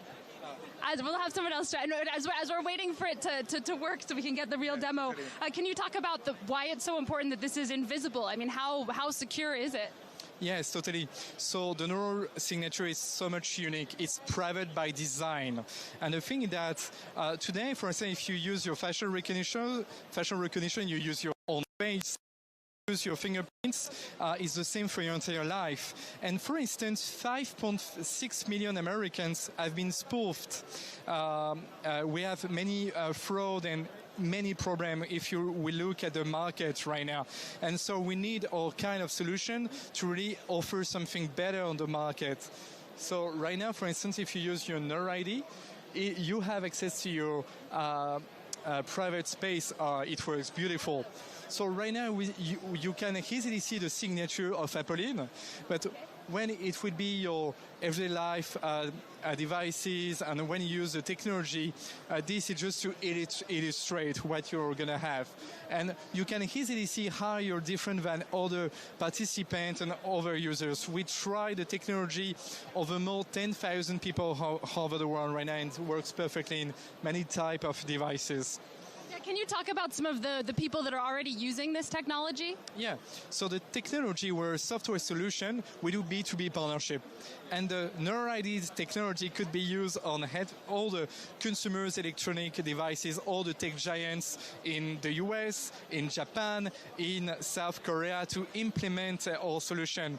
Our solution is booming, and if we look at the market, we're going to have 2 billion devices using biometrics. So we are specific on these specific verticals to implement the neural signature for every day and for everyone on this planet. We have built a new norm, a new standard for the market. Yeah, it's truly magical, I have to say. This is one of the many reminders of the way that when technology meets magic here at VivaTech. Thomas Sema, thank you again so much for that interview. That's Thomas Sema from Y-Neuro developing that technology, Neuro ID. Get ready, it's coming for all of our devices, Marjorie. Thank you so much, Alison, for this incredible reporting. Well, from an alley to another, we have more incredible reporting inside VivaTech, this time with Alexis Lallemand.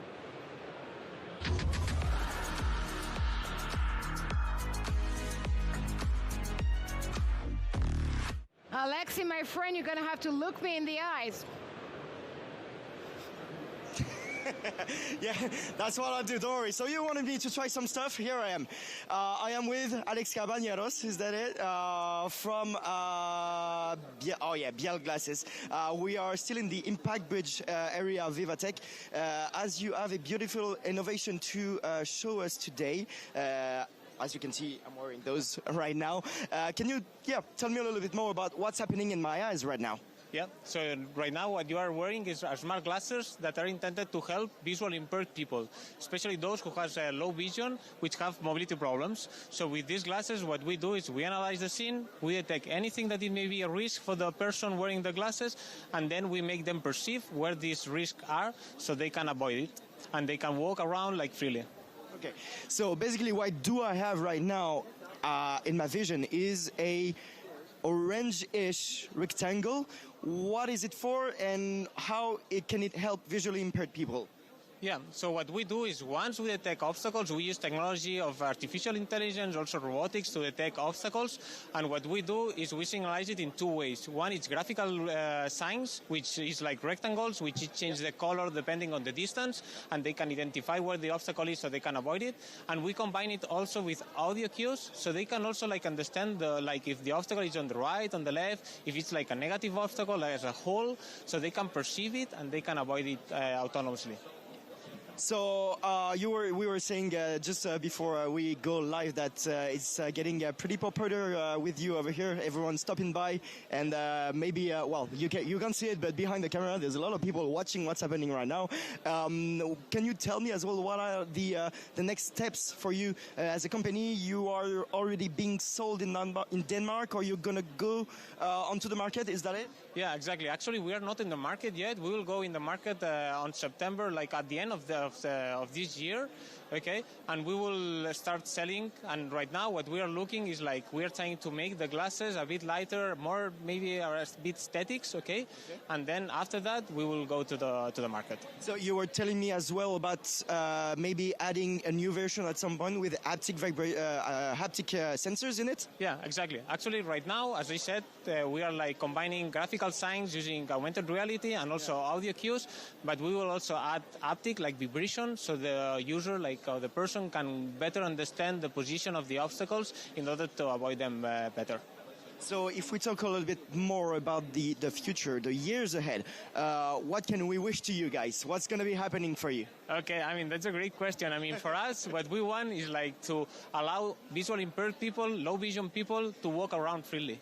Okay, so what we are intending is like to making the glasses a bit more smaller and available to everyone, so they can access to the glasses and they can move around freely without being afraid of falling, of having like injuries. Yeah. Yes.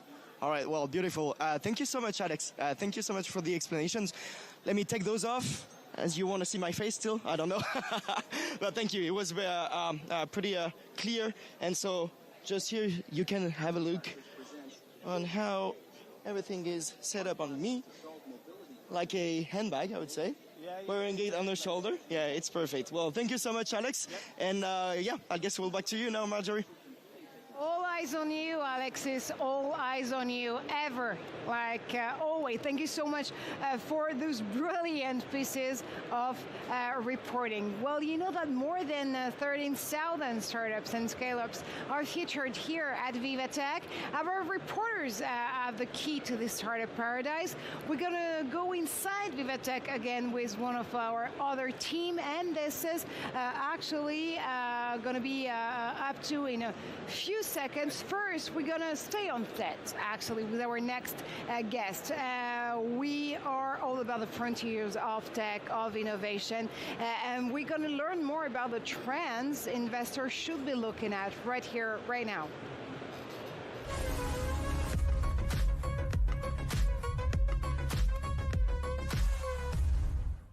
And our next guest is you, actually, Edouard Kuckerman.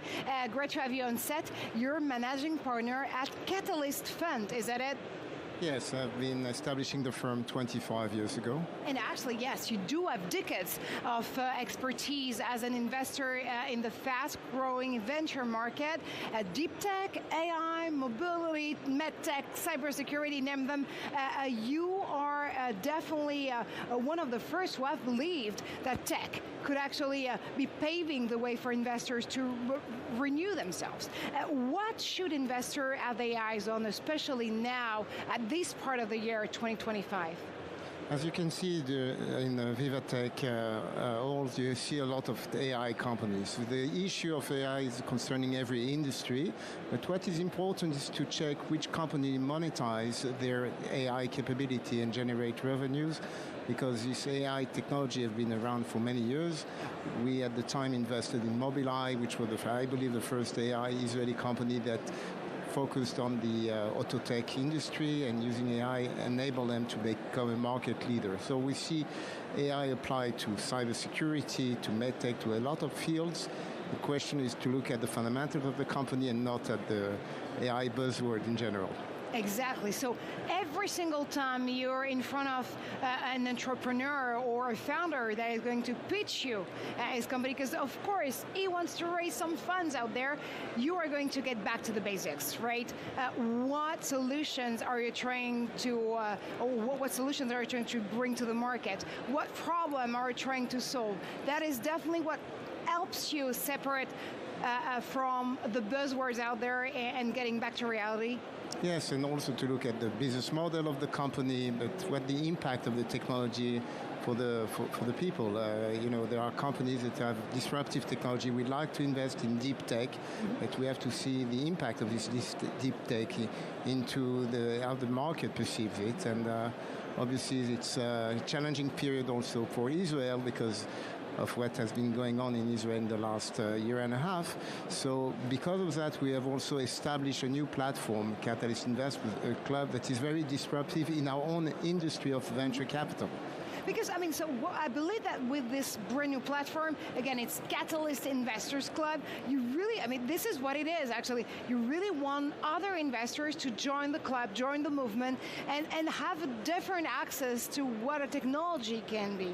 So what you want to do out there is provide them with your knowledge, and again, decades of expertise in that regard, and help them walk their way through every single step you had to actually debunk before them. Yeah, the venture capital industry has been exposed to many companies, but the private individual that want to invest in company didn't have access to this privileged market. And therefore, we put a VOD in place where we have hundreds of videos of disruptive technology companies, and we show to the investor community opportunities which were being backed by lead venture funds. So someone has done a proper due diligence, they can cherry pick the company and the field that they are interested in, and co-invest together with lead venture fund at the same valuation as the one that was the venture fund that invests in that same company. So what you want to do out there again is to have every single private investor join the club and transform them into new tech investors, right? Yeah, it democratizes the access to the venture opportunity to private investors. As you know, it's complicated for Israelis to travel overseas or for international investors to come. So that's why this platform is enabling these investors all over the world to look at this deal flow. What is very special on the platform is that we started, like many Israeli startups, with a local market, but we turned the platform international. So we offer now American deal flow, European deal flow on the platform. To any entrepreneur that comes to VivaTech that wants to put their video on the platform is most welcome. So it works both ways, right? Either I'm an investor and I want to join the club again, either I'm an innovator or founder and I want to be featured on your platform. How can I do this? You know, you just join you register on the platform, catalyst-ic.com, and Catalyst Investors Club, and once you are on the platform, you can propose your video, and if the company was backed by a lead venture fund, we offer a private investor to just co-invest together with the lead venture fund. And you were, Edward, actually saying that we definitely have to go behind and beyond buzzwords, right? There's a lot of trends this year that also are here, you know, like in the alleys and booth of VivaTech. What should I have my eyes on as an investor? How should I invest more, I mean, in probably more wisely when it comes to tech? Just, you know, saying no to the buzzwords, which are AI, looking really at the reality of AI in every single product or solution out there. What are the trends? I think as a private investor, you have to be very cautious because one very interesting phenomenon that it takes more and more time for a company from the time they were established to the exit. On average, for Israeli companies, it takes 18 years from the day the company is established to the exit. So I would recommend to invest in a company that has enough cash when you invest to turn the business profitable, more mature companies, except if you have a very long-term approach. I would recommend to look at more mature company and also to follow company that were backed by lead venture funds. So it always gets back to this question, timing, right? I mean, timing in life is everything, but how much am I ready to invest for how long? Yes, typically, you know, the rounds are getting bigger. The time to exit taking longer. I mentioned 18 years. So if you invest in the early stage, you don't want to be diluted, you need to be aware that you need to support the company for a very long period of time. This is why, you know, if you have a decision to invest in private equity, you need to define the timeline you want to stay in the company, and accordingly, you choose the level of maturity of the firm. Well, Edouard, I think I'm ready to join the club. Thank you so much for stopping by Breaking Tech and VivaTech News. That's all we have for you guys on this very opening day of VivaTech, but stay put because we're going to have an exciting day 2 for you tomorrow. And what's more, that Tech Newsroom is next with our reporters, with our guests, with our experts. Stay tuned for the outstanding Molly Hall.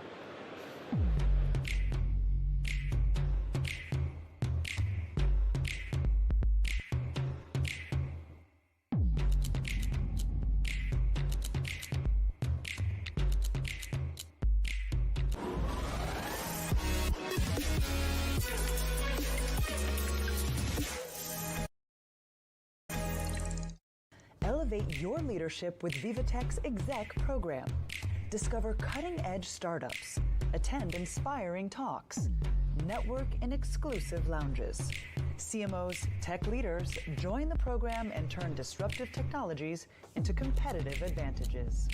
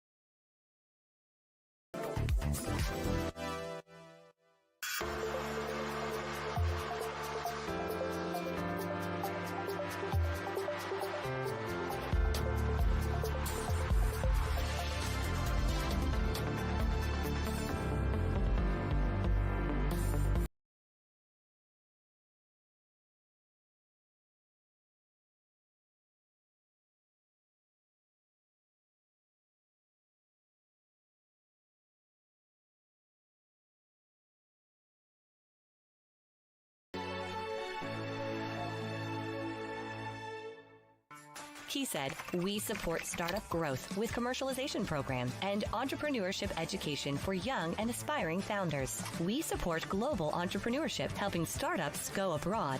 And we provide the essential infrastructure to bring ideas to life. Where imagination meets reality, this is KeySaid.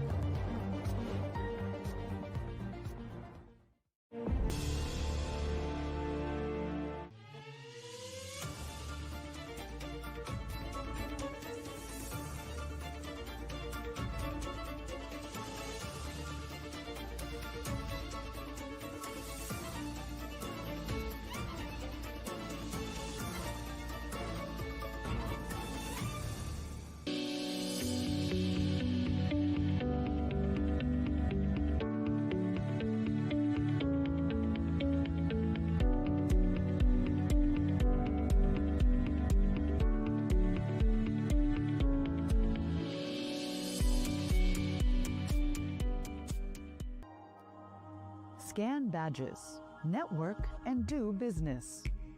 Use the interactive map to navigate the halls. Explore the VivaTech tech trails for a deeper immersion. Consult the program in real time and catch top sessions.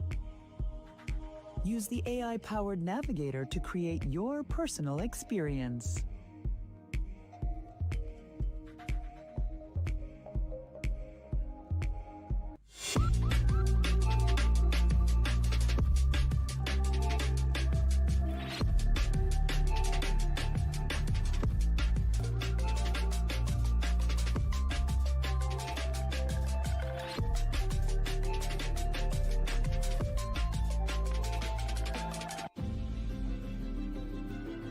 The automotive industry is going through an unprecedented period of change.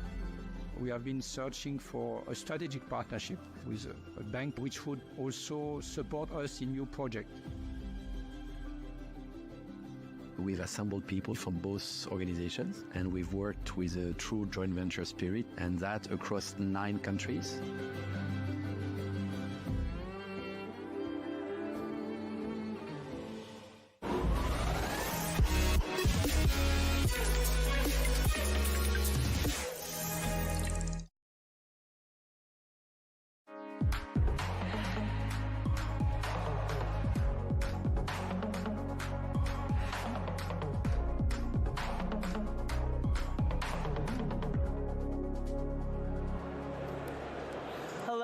welcome to VivaTech News. You're watching Tech Newsroom. I'm Molly Hall, and we're broadcasting to you live from Paris. This says we're coming, well, from the center of Europe's largest startup and tech event. And it is opening day, and what an opening day indeed. We're going to take a pulse of all the day's events. We'll be bringing you the latest announcements and the newest tech disruptions. This as we're exploring the new frontiers of innovation. Well, VivaTech is, after all, the place to be, and we're following every moment of it live. I'm Molly Hall. Thanks for joining us. Let's go ahead and kick things off with VivaTech on set.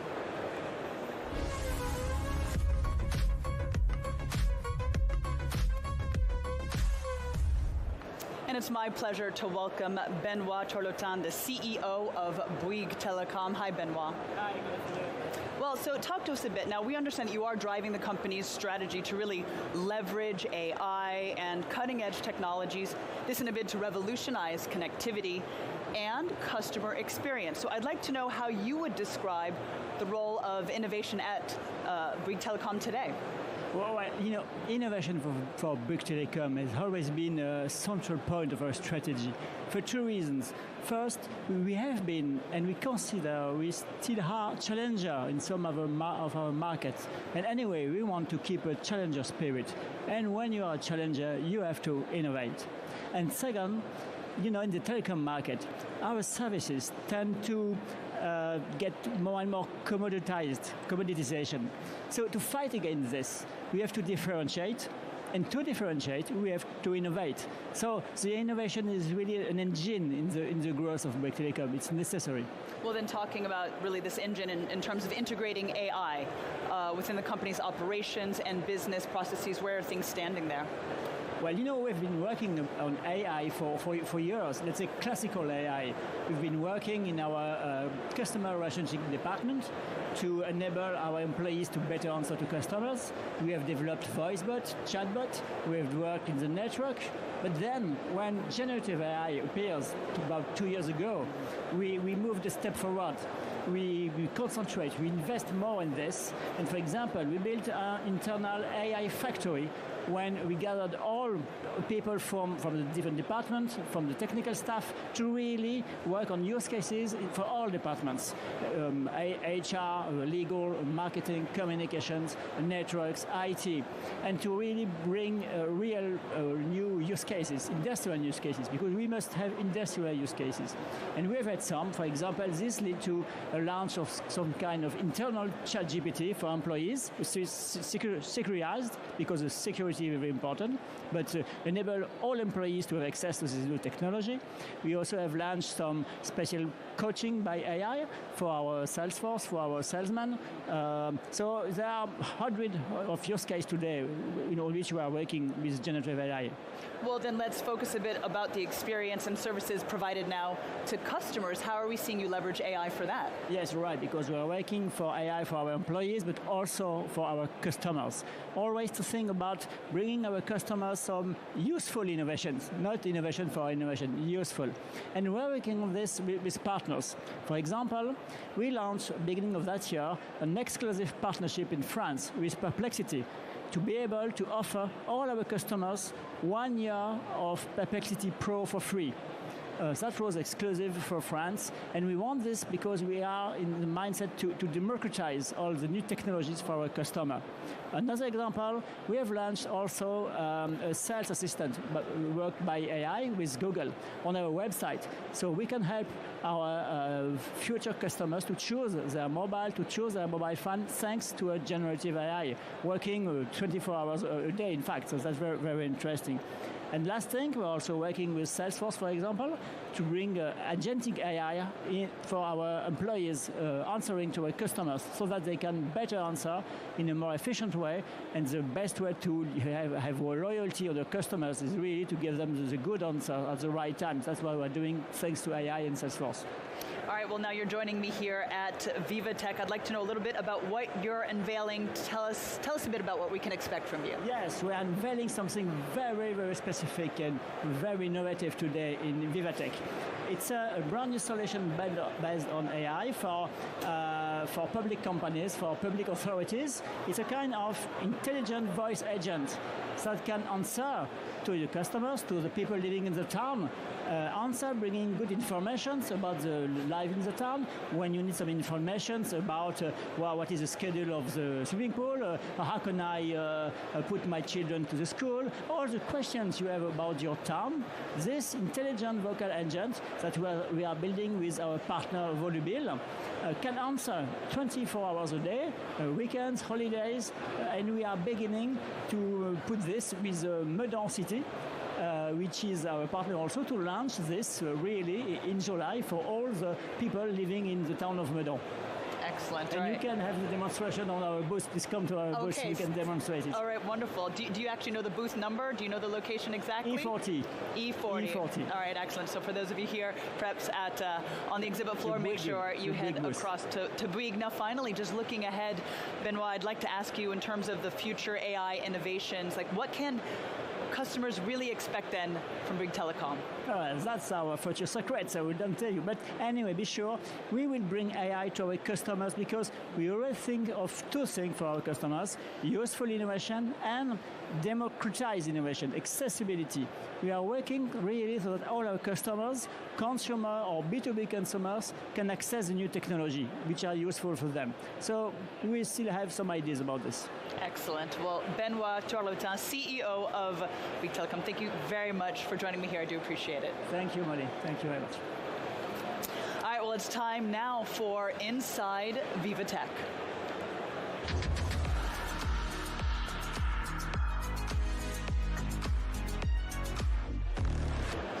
All right, we can cross now live to our reporter, Luke Brown, who's standing by for us. Luke, what do you have?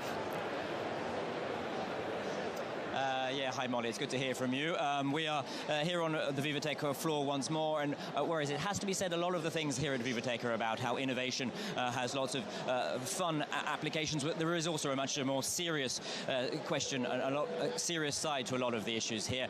The real-world impact that technology can have on human lives and on society. And we're joined for this by Yannick Aleno, the president of the Antoine Aleno Association. Many thanks for being with us today. Thank you so much. Thank you.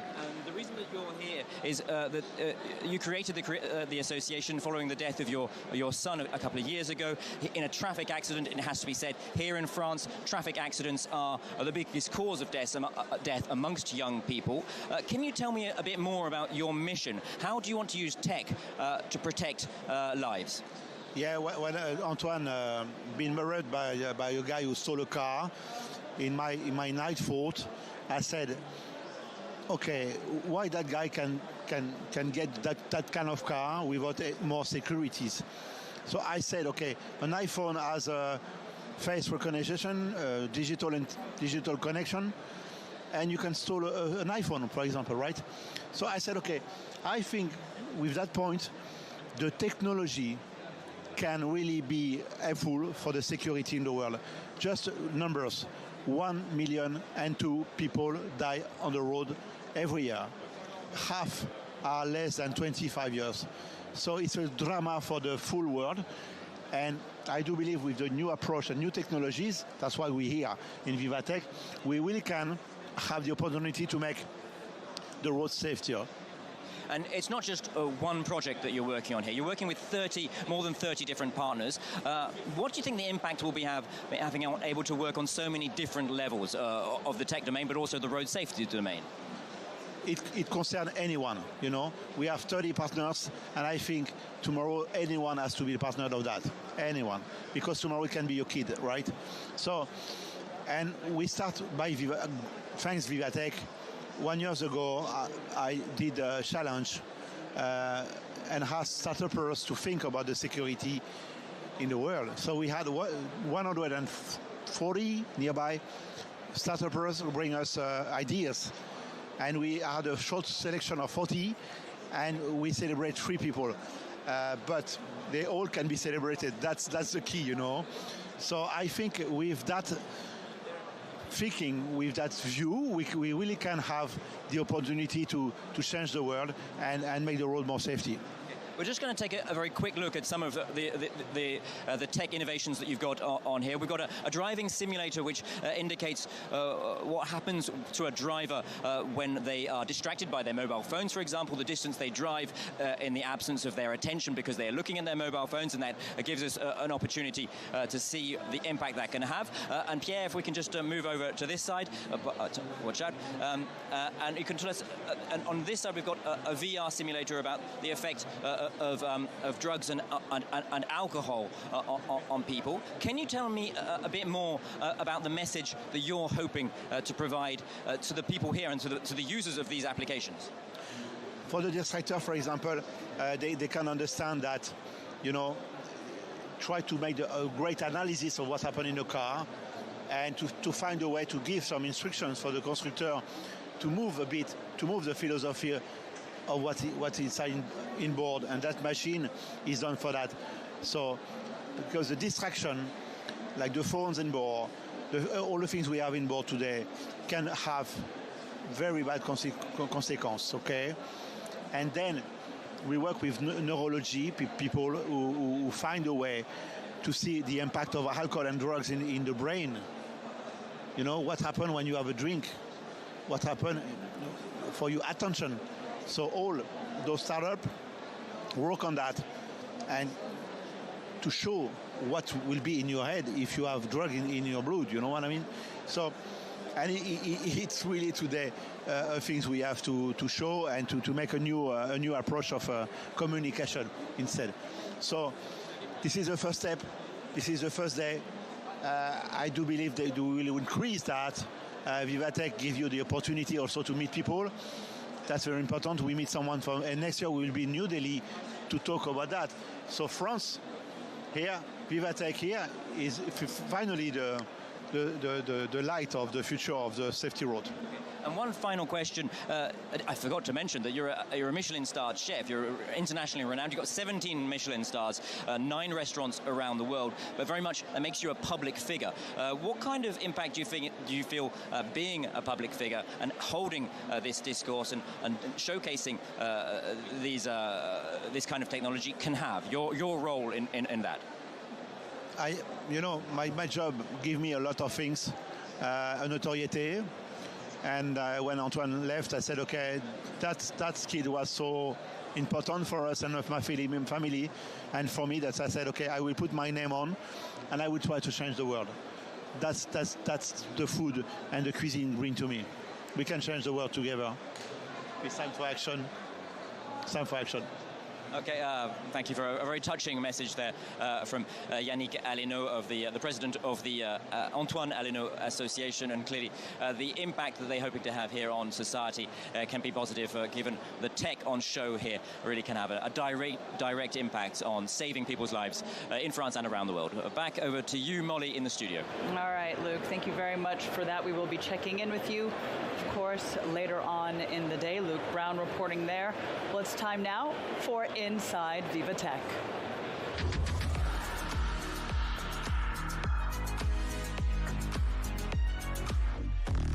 And we can cross to Alexis Lallemand, who's standing by for us now. Alexis. Yes, Molly, we are still in the Impact Bridge area right now because this is sponsored by EDF. And so to talk about that, I am with Julien Villeray. Just a quick question with you because I know you got to go fast afterwards. So just tell me why. So this is the second year, I guess, you are sponsoring the Impact Bridge, yes. Yes, so this is the second year for you. Well, why is it important for EDF to sponsor this special place over here at VivaTech, and what are you guys doing over here? It's very important for us to showcase the fact that electricity means decarbonization. So if you want to decarbonize the world, you have to electrify everything. And that's what we show here. And we have an example just right behind you, that when you innovate and you try to electrify some processes or some businesses, you can decarbonize them. And that's what we want to show here. Okay, all right. So to speak a little bit more about the innovation I have behind me, so you're not the one who's going to talk about it, right? This is with Axel? Yeah. Okay, so I'm going to switch on to Axel. Thank you so much, Julien. Thank you. Have a good day. And then the inventor, the creator, Oh, one of them.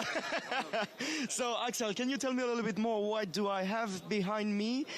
This is something that if we go a little bit back in time, 2024 Olympics, I guess this is the keywords that we want to have. Unfortunately, it just lit off. But tell me a little bit more, please. Yeah, actually, for us creating a carbon-free flame for the Olympics and Paralympics, it's an ambition that goes way back to the London 2012 Games.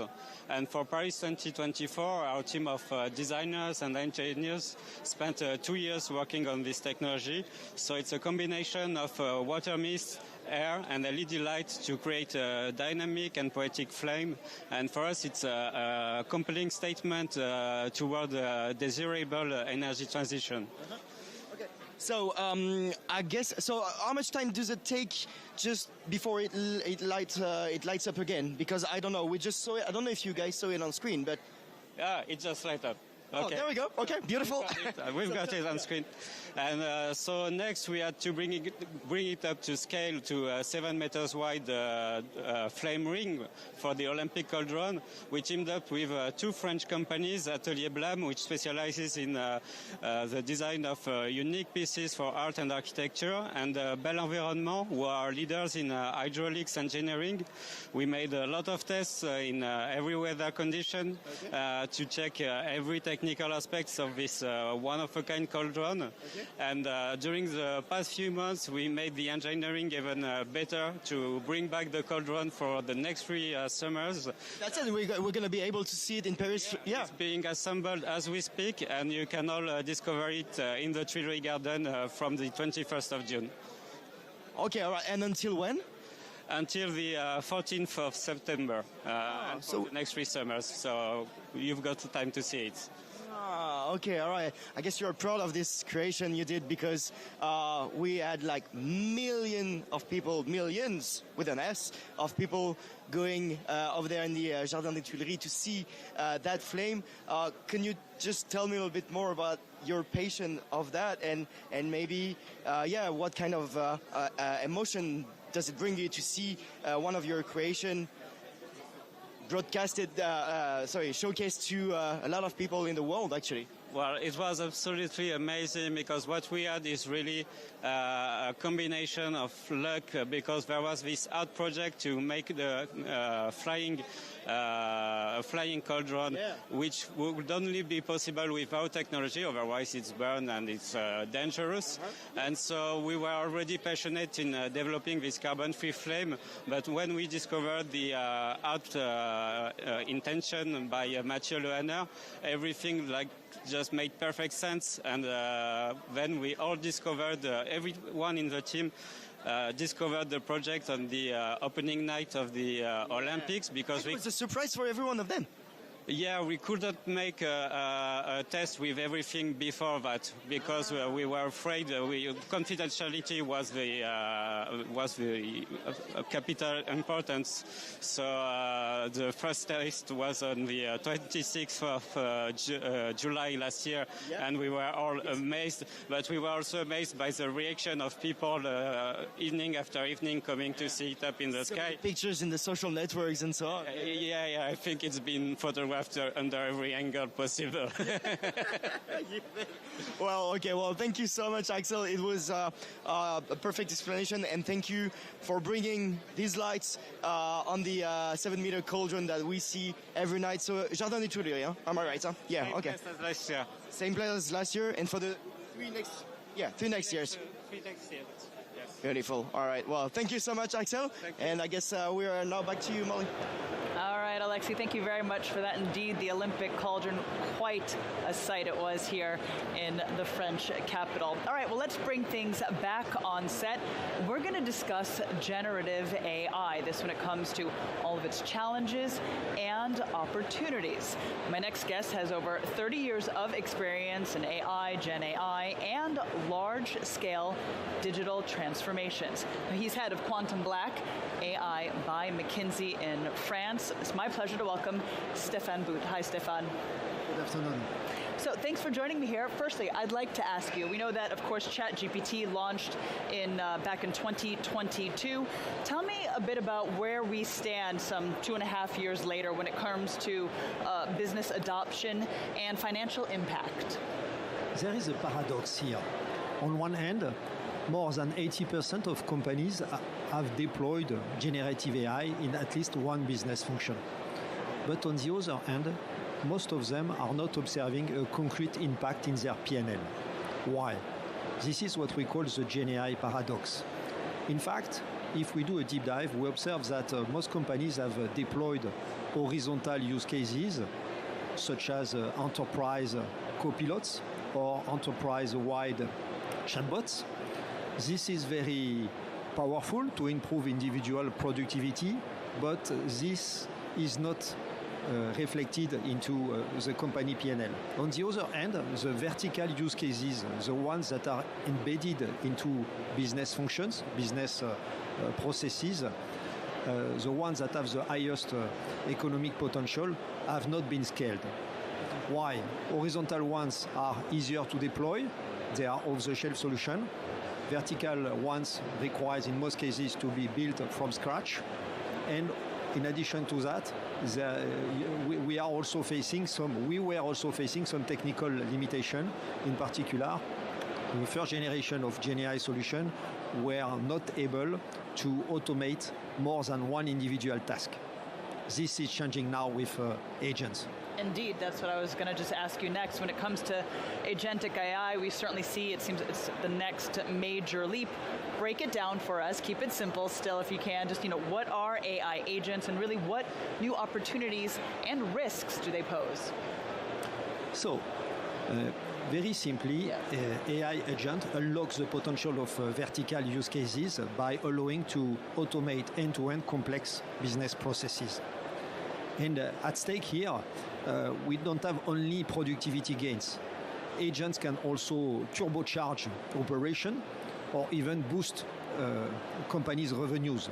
Typically, for example, in a complex supply chain environment, an agent could serve as a kind of orchestration layer across sourcing, warehousing, distribution, connected to internal system, but also to external sources of information such as weather forecast. Agent can reschedule continuously, for example, transportation, inventory flows, identify disruption in the supply chain, and process them.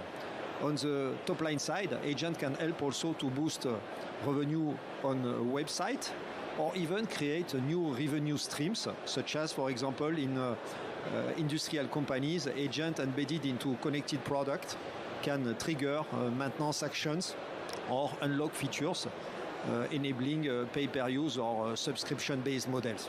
Also, then that being said, tell us a bit about some of the key levers that companies need in order to scale AI.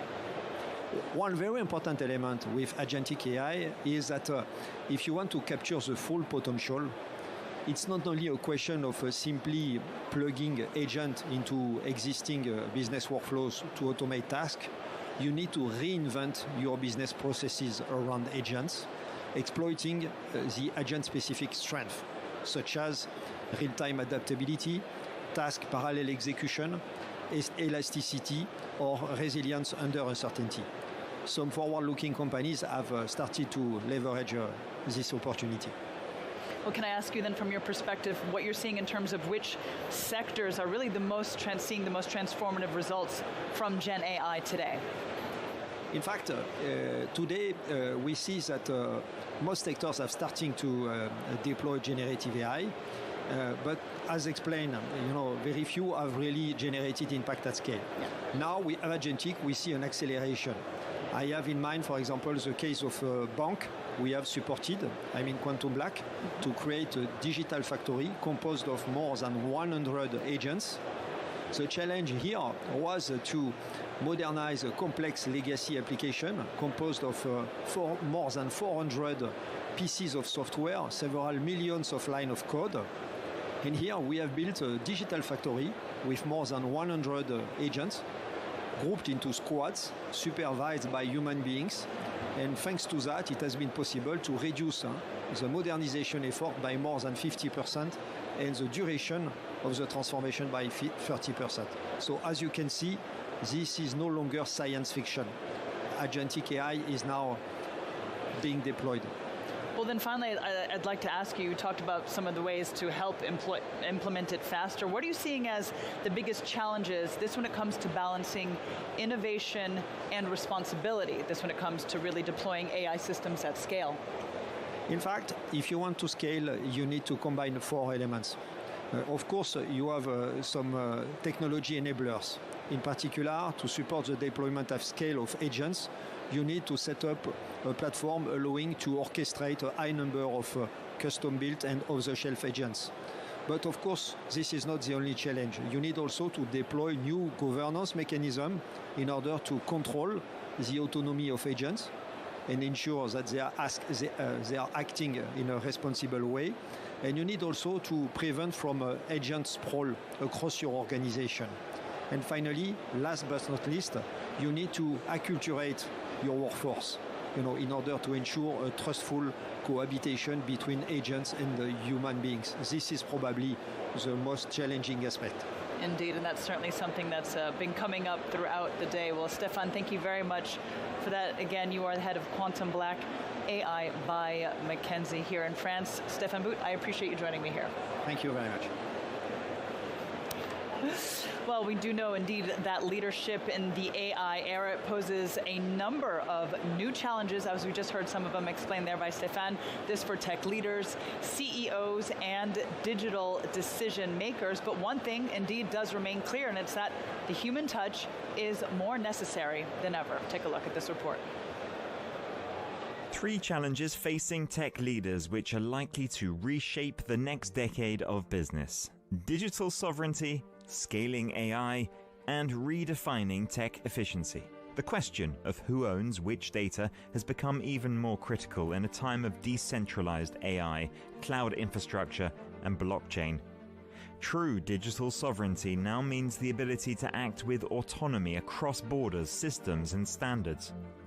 Control over data depends on using interdependent systems and navigating regulation at a local as well as global level, all while staying agile and compliant.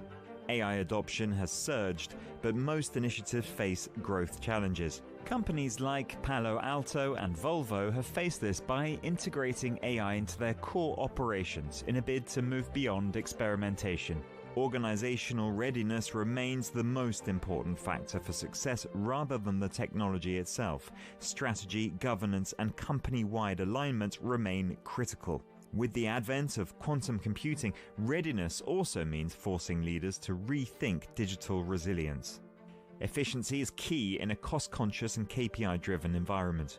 Companies like Evolva and Cisco have understood this, setting the pace with technology that boosts productivity as well as supporting long-term sustainability in line with CSR targets.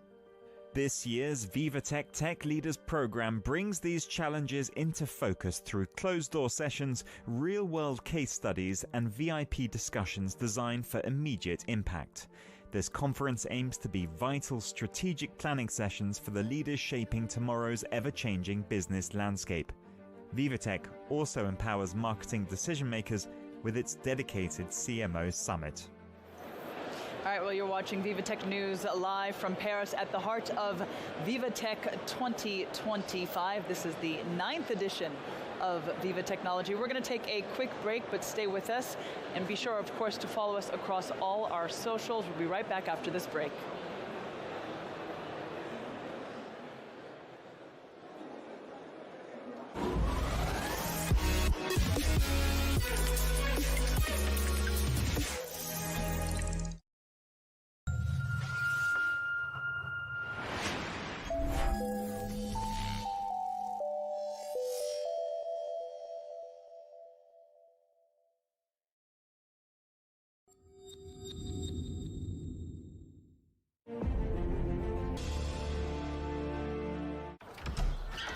Bonjour, de Margarita, une pepperoni. Merci, mais est-ce que vous pourriez revenir nous livrer demain en fait?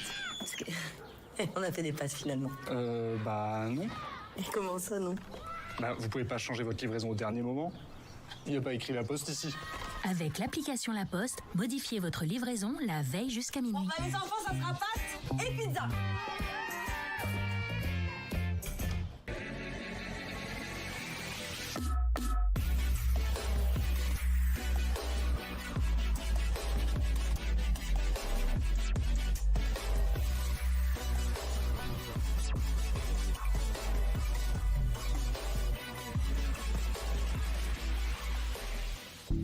Japan boasts numerous companies with global potential in sectors of deep tech, such as bioresearch, clean tech, and robotics. JETRO endorses these outstanding businesses and supports their collaborations with international partners. Talk to JETRO first.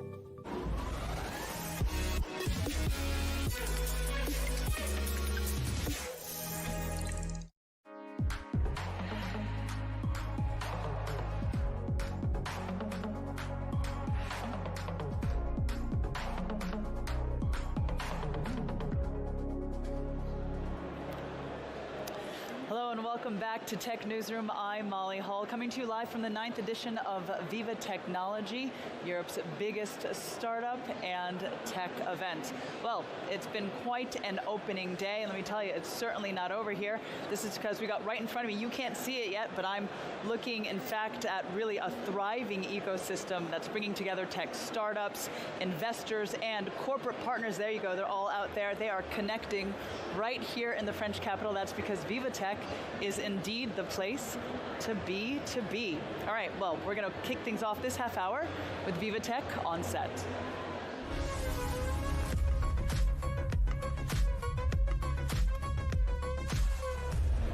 And it's my pleasure to welcome Katrina Meehan, Director of Public Affairs at Omio. Now, this indeed is a travel tech unicorn that's reshaping how we move across Europe and beyond. So tell us a bit more about Omio then, Katrina. Indeed, thank you, and thanks for having me. So as you say, Omio is a tech platform. It's a European unicorn aiming to make travel more seamless for people, no matter which mode they're going. So you can take rail, air, bus, even ferry. And what we want to do is to link that all up and make sure that people have a more seamless experience when comparing and booking travel. Tell us a bit then about what you're presenting, what you're showcasing here at VivaTech this year. Yeah, so super happy to be here. I was just on a panel with the European Commission, for example. So what we're really trying to show is what innovation can do in the travel tech space to make things easier for consumers, boost innovation, boost growth, and also along with that comes some policy changes, which is sort of my specialty area, and we're really encouraged to see that the European Union is working on creating a more level playing field in the travel space. Well, yeah, I'd like to ask you then a bit about this. You mentioned then the whole goal is to really create a seamless digital travel experience across Europe. What are you seeing as some of the biggest barriers to that? Indeed, and I'm sure yourself as well included, all consumers, when we're trying to book travel across Europe, we often face some hurdles. So we don't always know which tickets are available, where we can book them, how to book them. So what we want to do is make sure that there's enough sort of data sharing, enough commercial agreements between companies in order that you know where you can go to book those tickets. Unfortunately, there's still quite a fragmented landscape in Europe. And so what we really need to see is a bit more of a unified approach, and making sure that independent distributors like Omio have a safe space to compete, which then in turn helps drive down prices for consumers, improves the offer, and also just boosts innovation. Can you tell us a bit really about how Omio it kind of excels in this area and really what it brings to the consumer? Yeah, sure. I mean, Omio sells about 80,000 tickets daily, right? And that's across all modes. We're present in 45 countries, 32 languages. In Europe, also outside Europe, really bringing together global travel. And what we try and do is really break down these barriers and make sure that you can get from A to B without problem, right? So if you want to go from Copenhagen to Porto and you don't know how to book that or which modes to take, we want to be able to make that journey easy for you to find and book. Can I ask you a bit about kind of how we can see how things can really become a true engine for scale-ups and digital platforms? How are we seeing public affairs able to move beyond compliance, let's say, when it comes to that? Yeah, totally. And it might not seem like an issue that public affairs would be able to help with, but actually what we're seeing is in several markets, especially in rail, there's often a dominant operator, which is a historical operator, sort of in a position where they set the terms for independent independent distributors to work with them. And what we see is that the European Union now is taking an interest in this. There are two pieces of legislation, which I'm not going to bore you too much with. They're called MDMS and SDBTR. And the idea is that a European, or anyone in Europe, trying to travel within Europe, should be able to move from one side to the other seamlessly, much like we have with roaming, right? So when you go to one country or another, you can use your phone. It's easy, you don't have to worry about the costs. That's what they want to do, is to make sure that you have the availability of the tickets that you want to buy, that distributors can sell those tickets as well at a fair price, right? So we need fair remuneration for the cost of selling those tickets. There's these principles called FRAND, which is I'm also not going to bore you with, but it's fair, reasonable, and non-discriminatory. And so those are the principles that the EU is working on in these initiatives to really link up the whole system and create this seamless experience that we're also trying to build. Well, I'd like to ask you, Katrina, before I let you go, is really what do you see that the future of European travel looks like in about 5 years from now, or down the line, if you will? That's a great question, because if you ask me about technology, I have no idea what's happening in 5 years. Travel, because we know that the political landscape, the mandate's set for the next 5 years, we have a slight idea that it's going to be more seamless, it's going to be more linked up. Passengers are going to have more rights in whether it's multimodal or across rail as well. So those are the things that we want to make sure we also contribute to. Wonderful. Well, Katrina Meehan, thank you very much for joining me here, Director of Public Affairs at Omio. Thank you so much. Well, the coverage continues here at VivaTech 2025. We're going to cross now to our reporter, Will Hildebrandt, who's standing by for us. Will, tell me, where are you and what do you got going on? Hi, Molly. Well, picking up off that last discussion about how international some things are, I want to tell you about where I am. I'm at a crossroads here. It's sort of the epicenter of VivaTech. Behind my camera woman is Swiss Tech, China, and Normandy. Back behind me, we have Nigeria, Senegal, we have Canada, we have Africa Tech. It's an international event. We talk about 165,000 visitors, 13,000 startups, thousands of investors. This is what we mean when we say business meets innovation. But it's not just other countries, it's smaller time as well. French regions, the Paris region, the Occitanie region. We also have Normandy represented, and we're talking about all different kinds of things, from digital passports to robotics to AI. And you just walk through VivaTech and you can feel the energy behind me, to the left, to the right. There's business being done at every level. We have venture capitalists here looking to invest. We have startups. We have people looking to develop their businesses. So much of this is about informal networking. What happens on the sidelines of these major discussions that we've been talking about? Who's coming to speak? So this really brings together all levels of the tech industry. And what's fascinating is to meet the people from around the world, to hear the languages being spoken. And this is one of those moments where you remember when you first went to VivaTech and why you want to go back again the following year. Excellent. Will Hildebrandt, yes, certainly indeed. As you mentioned there, it really is just such a global, international event. And we're going to really be exploring it much, much more over the next 3 days, actually I should say 4 days, because indeed we've got Saturday as well, which VivaTech is open to the general public on that day. Well, okay, let's bring things back on set, and it's my pleasure to welcome, of course, the man about town, our tech trends editor, Rudy Rutenberg. Hey, Rudy. Hi, Molly. So, okay, this is the first time we're seeing each other, but I know you have been here throughout the day. You're keeping an eye really on just seeing what is going on. So I'd like to know, beyond the technology, tell us, what are you getting so far in terms of your takeaways days on practical applications of, I have to say, AI so far. Right. I mean, the first day of VivaTech is always a good one to sort of get an idea of what's going on, and of course, it's AI. We didn't really doubt that. There's still a bit of the, bit of the technology around AI, some of the big ideas of what we can do with AI, but we're also seeing some, which I think is more, in a way, more interesting. I mean, obviously the technology and the the theoretical stuff is very interesting, but what can we actually do? And one of the examples that I saw was a discussion about how there are AI in medical uses. For example, how in places that might normally not be serviced by doctors, you can have, and this was Philips describing this, just have a very simple scanner, and you would do a pregnant woman, 3 scans over her belly with that handheld scanner one way, 3 scans the other way, then you have an AI basically looking at the result and determining if there's anything out of the ordinary, and that way that in a place that might not necessarily have access to advanced healthcare, you can still have that sort of thing.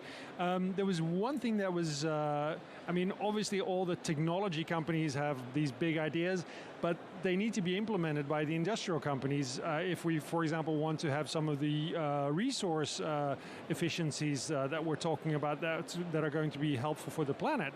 And one of the board members of Siemens was speaking here about how Europe, as an old industrial continent, has this treasure trove of industrial data. And so far, the AI models have often been trained on information that's accessible on the internet. So basically everything that's out there on the World Wide Web, but there's tons of data within factories, within companies, and if you can get access to that, you can create models that are much more relevant to manufacturing, for example, on a shop floor, on a factory floor. Well, I mean, as you mentioned, the opportunities really are endless just in seeing how far it can go. But with any change, and certainly, of course, with AI, and there is just major concerns that so many of these changes will lead to people losing their jobs. So, I mean, have you been hearing much commentary on that, or what are you picking up on? Obviously a concern, as with any new technology that arrives, but as was pointed out by several people, including the chairman of PwC, the internet was another concern, and it actually turned into tons of job creation. And AI is another one where people are concerned. It's certainly going to change work. I think everyone agrees with that. Some roles are not going to change, but certainly, in content creation, for example, I think we're going to see changes. And what we are also seeing is, of course, AI and vibe coding, these large language models allowing people to code more easily. And the chairman of Manpower certainly said that in the past 18 months, there's actually been a reduction in the need for programmers. Yeah. So there's a change there. On the other side of the coin, Siemens says that AI is helping them have people do a better job. And if AI can replace mundane tasks such as writing an email or filing your expense reports, then the time that you have left might be used more fruitfully. Hopefully, as long as we're not spending that time scrolling.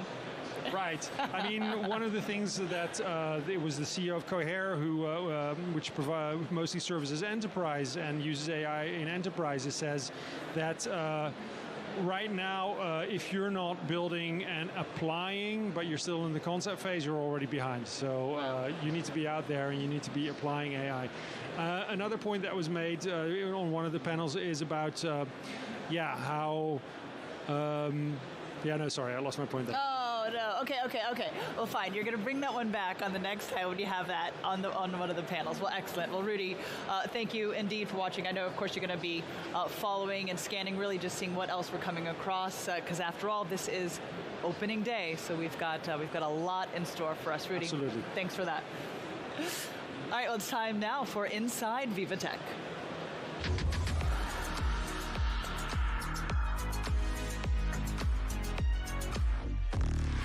Across to our reporter, Allison Sargent. Allison, good to see you. Tell us, what do you got? Molly, I'm here at one of the many health tech companies here at VivaTech. I'm with Jennifer Gauthier. She's the co-founder and CEO of SkinMed. It's a company that's very, very important if you're like me and you need regular skin checks at the dermatologist. Jennifer, can you tell us about what you do and give us a demonstration? Yes, of course. Let's show you right now. Okay, so Jennifer's going to take a photo of a close-up with a microscope you see there of one of my moles. It looks like we have a shadow. There we are. We're turning on the light. Up a delicate reserves. There you see the close-up with the arm hair and everything, all the little details. And so there we have our photo, scanning a mole. And then what are you doing next, Jennifer? I'm just sending this to the system, and now we will ask the AI. Okay. So you probably get the idea. We're going to ask AI, is this mole on my wrist dangerous or not? So this is your arm, your mole. Okay. So we're going to analyze. This is a small one. So I adjust the size. And now analyze. All right, this is the moment of truth. We're waiting for the analysis. 2 seconds. Okay, so I'm sure it's okay. And Jennifer, and now, so what's the result? The result is this is a Navy. The AI is very confident about his advice, and the malignancy is very low. So don't worry about this one. Okay. But you have to check the whole body. Yeah, so it's good news for this one, and it's a sliding scale of it can be of certainty. It tells you how sure it is that the mole is, might be dangerous, definitely dangerous, or not dangerous at all. For you, this is not dangerous, but we are going to send this to dermatologists to be sure, and for you to have a real report from a human, because human is implanted too. Okay, so it gives you a first idea, and then it's sent to a professional dermatologist that gives a report several days later? Yes, 3 days maximum. Okay. And we mentioned how important it is to check your skin regularly, and Jennifer, there's a story behind this company. It's not a happy one. Can you tell us why you started it? We started with my husband because his cousins got melanoma, third stage. She was 29 years old, and now it's difficult for her. So at this moment, we knew we have to do something with dermatology and skin cancers. And you think that having this kind of technology, something simple where you don't have to make an appointment necessarily at a dermatologist, could have saved her? Yes, of course. The goal is the early diagnostic. We can save life if the detection.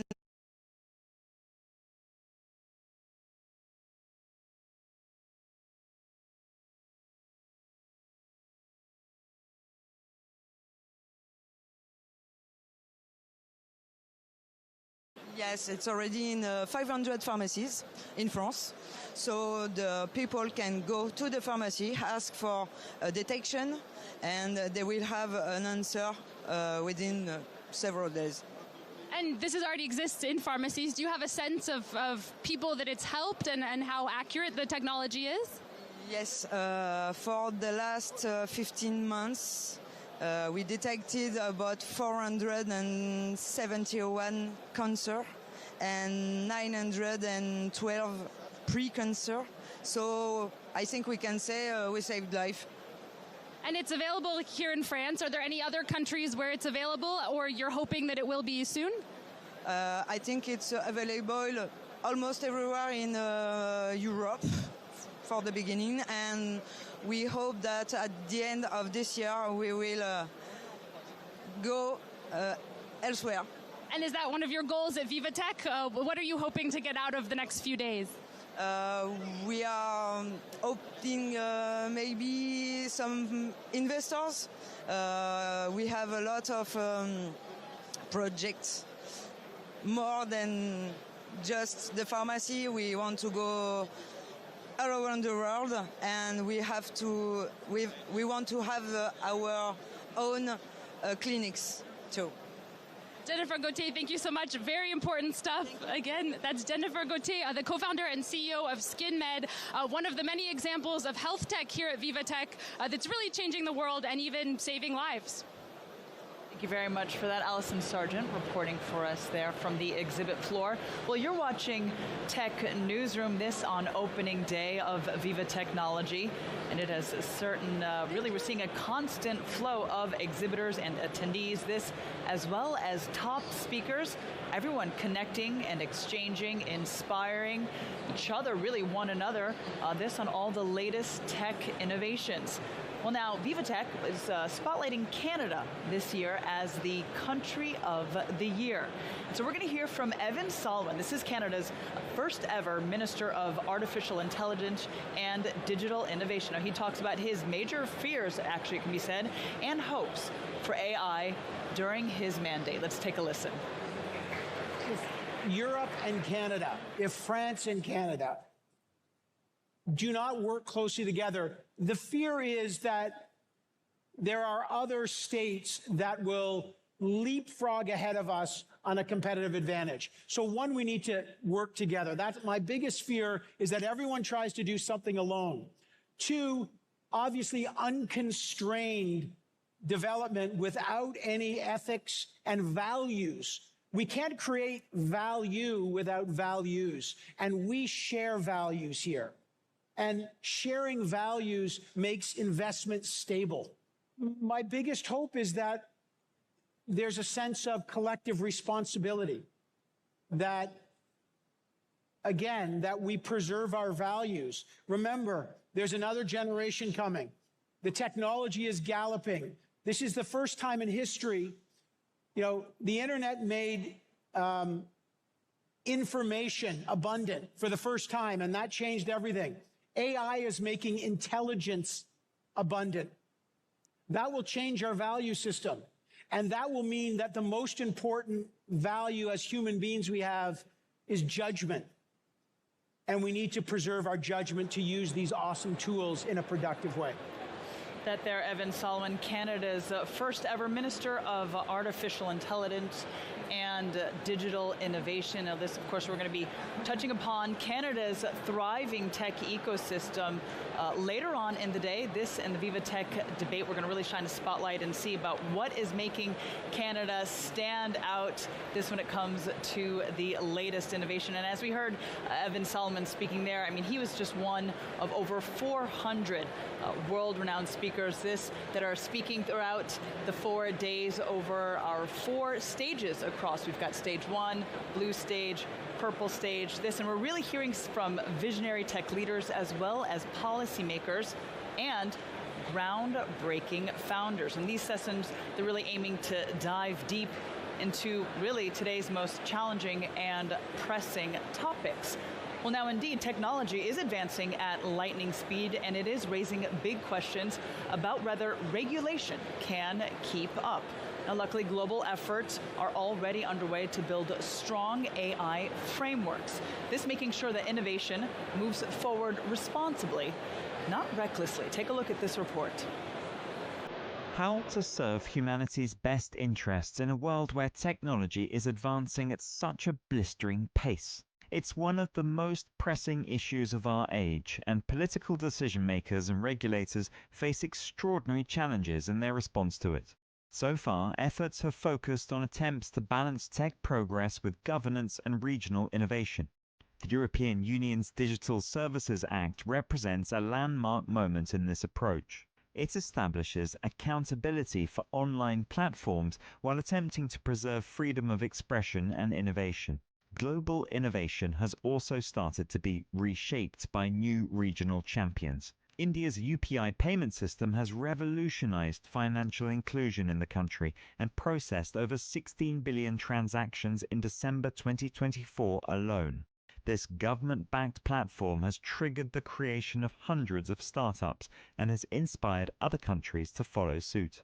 Kenya's M-Pesa mobile phone money service now connects over 70 million users across 140 countries, driving economic growth through digital financial services. In Latin America, financial inclusion has taken form in Nubank, a digital banking platform now worth almost $63 billion. This technology has brought banking services to millions previously excluded from financial services. Meanwhile, governance frameworks are being set up to address unique challenges posed by advancing artificial intelligence. The OECD's AI principles have been adopted by 46 countries, while the Global Partnership on AI brings together 29 nations collaborating on governance standards. Across the world, governance is playing a key role in shaping how technology develops. The challenge now is to turn effective strategies into action at scale.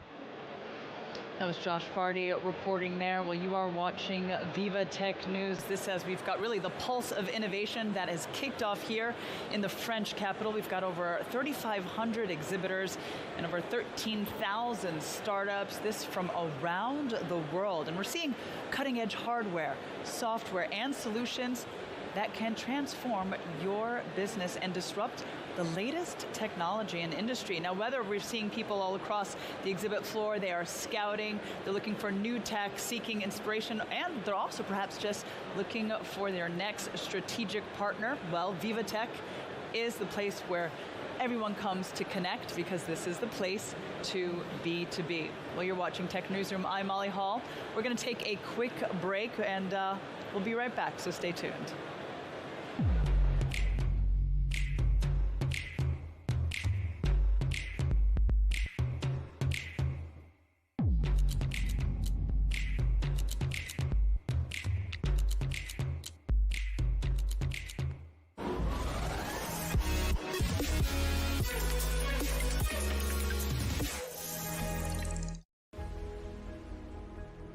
The future of healthcare will be shaped by innovation.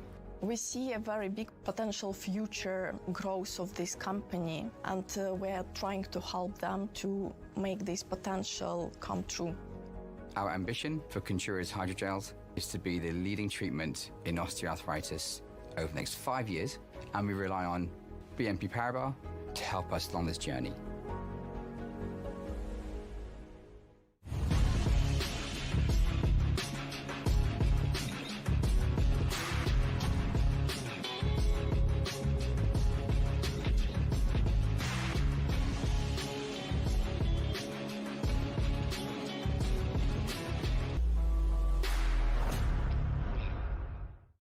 He said, we support startup growth with commercialization program and entrepreneurship education for young and aspiring founders. We support global entrepreneurship, helping startups go abroad. And we provide the essential infrastructure to bring ideas to life. Where imagination meets reality, this is KeySaid. Can we do something about this? Sure thing. Let's combine the real and the digital worlds to make big changes for everyone. That's better.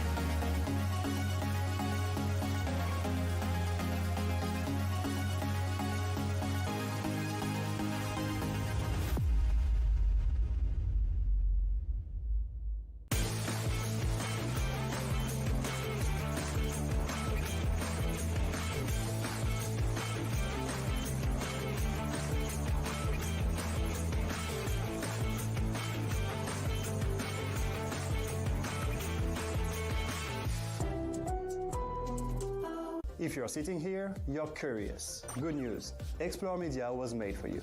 Join a community of 10 million subscribers. We help brands create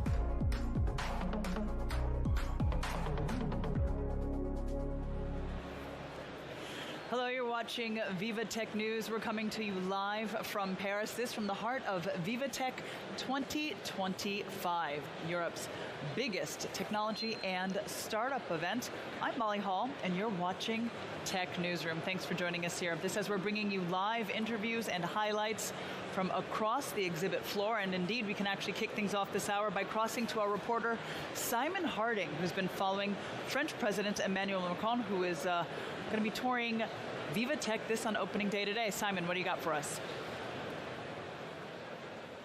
Hi, Molly. Well, absolutely. President Macron is due to arrive in the next half hour or so. He'll be touring around VivaTech 2025. As so often is the case with these things, his presence here was only confirmed a few days ago. You remember when he was able to exchange with Elon Musk and one of the VivaTech events a couple of years ago. This time, once again, one of the main themes on the agenda is going to be artificial intelligence and how AI is changing the world. What the Élysée Palace are describing as an exceptional meeting alongside the founder and CEO of NVIDIA, Jensen Huang, but also of the CEO of Mistral AI, Arthur Mensch. It's going to be a very interesting conversation between all three businessmen as to how AI can be used on a various amount of subjects, how also France in particular and the French tech ecosystem can attract more investors. We know that France and Germany, for example, are two of the most rapidly expanding tech markets at the moment. However, the United Kingdom is one of the markets that still attracts the most VC investors around the world, with a lot of money coming in there. So President Macron wanting to address that as well. One of the other big themes, not only of VivaTech 2025, but also of President Macron's address and visit here, is going to be the climate, how we can use technology to address the climate change problems that the world is facing. We remember when President Macron said, let's make our planet great again. I think that's something that still holds very true at the moment. That's very close to his heart as well. And of course, the last thing is that competitive economy and with all the stakes that are in play. You know, how can France be at the real forefront of the economical landscape here? How can we repair sometimes what has been a fragmented landscape in terms of technology in Europe, promote collaboration between different European entities? That's true politically, socially, and it's also true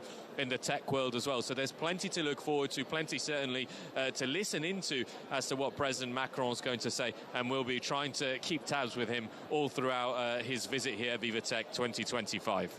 All right, Simon, great. Yeah, indeed, keeping tabs, it's not an easy task when the president visits here because, as we've mentioned, it really is quite a large crowd that gathers here. But Simon, I know you'll be covering it for us, so we will cross back to you later on in the day once he arrives. All right, well, it's time now for VivaTech On Set.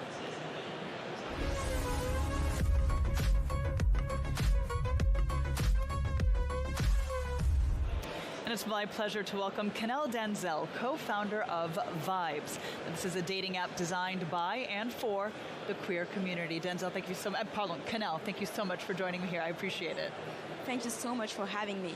Oh, if I might add, Vibes is not really a dating app. It's more of a social app for the queer community. Okay, well then, indeed, let's actually explain to me a bit more specifically about Vibes. What is it? Yes, so it's a social app to foster authentic connections.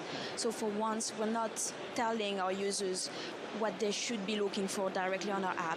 So it's designed as a social network, kind of a mix between Instagram and Twitter, so you can exchange with everyone around you. But what's very specific is that you can organize get-togethers to go from virtual to real life and meet around a coffee, around an exhibit, or even to practice sport. All right, so it really is then this notion of kind of fostering a connection, right? And the idea of inclusivity? Exactly. It's inclusive and it allows you to go back to building authentic relationship with people around you. And it goes perfectly into the trend of swipe fatigue and dating fatigue that we can observe currently on the market. Yes. Okay, well then what really made you want to help co-found Vibes? Well, in my personal experience as an LGBTQ person myself, it's very difficult to find a sense of belonging and of community.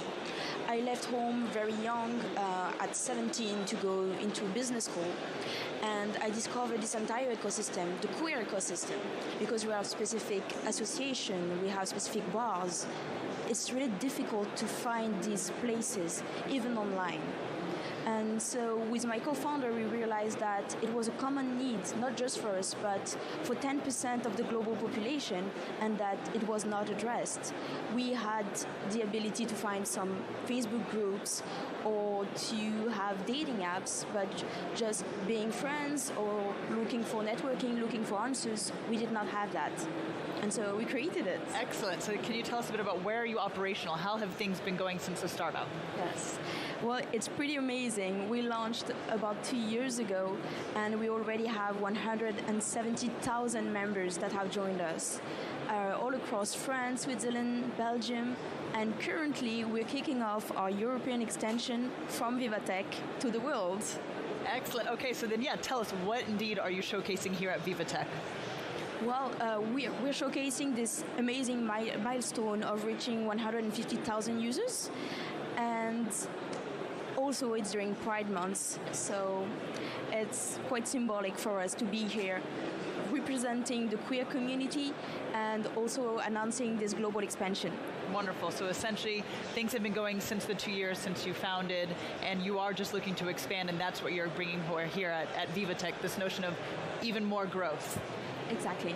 Wonderful. All right, well, Kenel, thank you very much for joining me. Kenel Denzel, co-founder of Vibes, which really is, as you said, a social site and a way to bring community and kind of just a new way of thinking how we meet and relate in this digital age, I can imagine, right? Exactly. There is also this sense of using the digital in order to recreate those connections that we've lost in real life, and to use it as a tool and not a tool of isolation, which we see a lot, because with the apps and all of the social networks, there is a will to keep us using our phones and to disconnect from other people.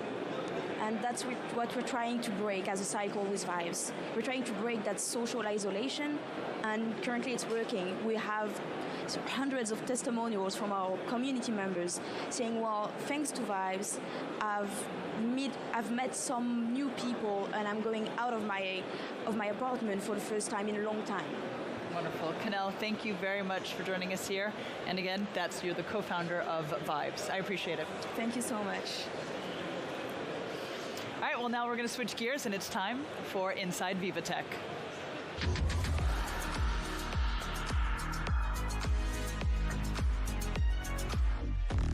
All right, and I believe we can cross to our reporter, Karine Debach, who's standing by for us. Karine, what do you have?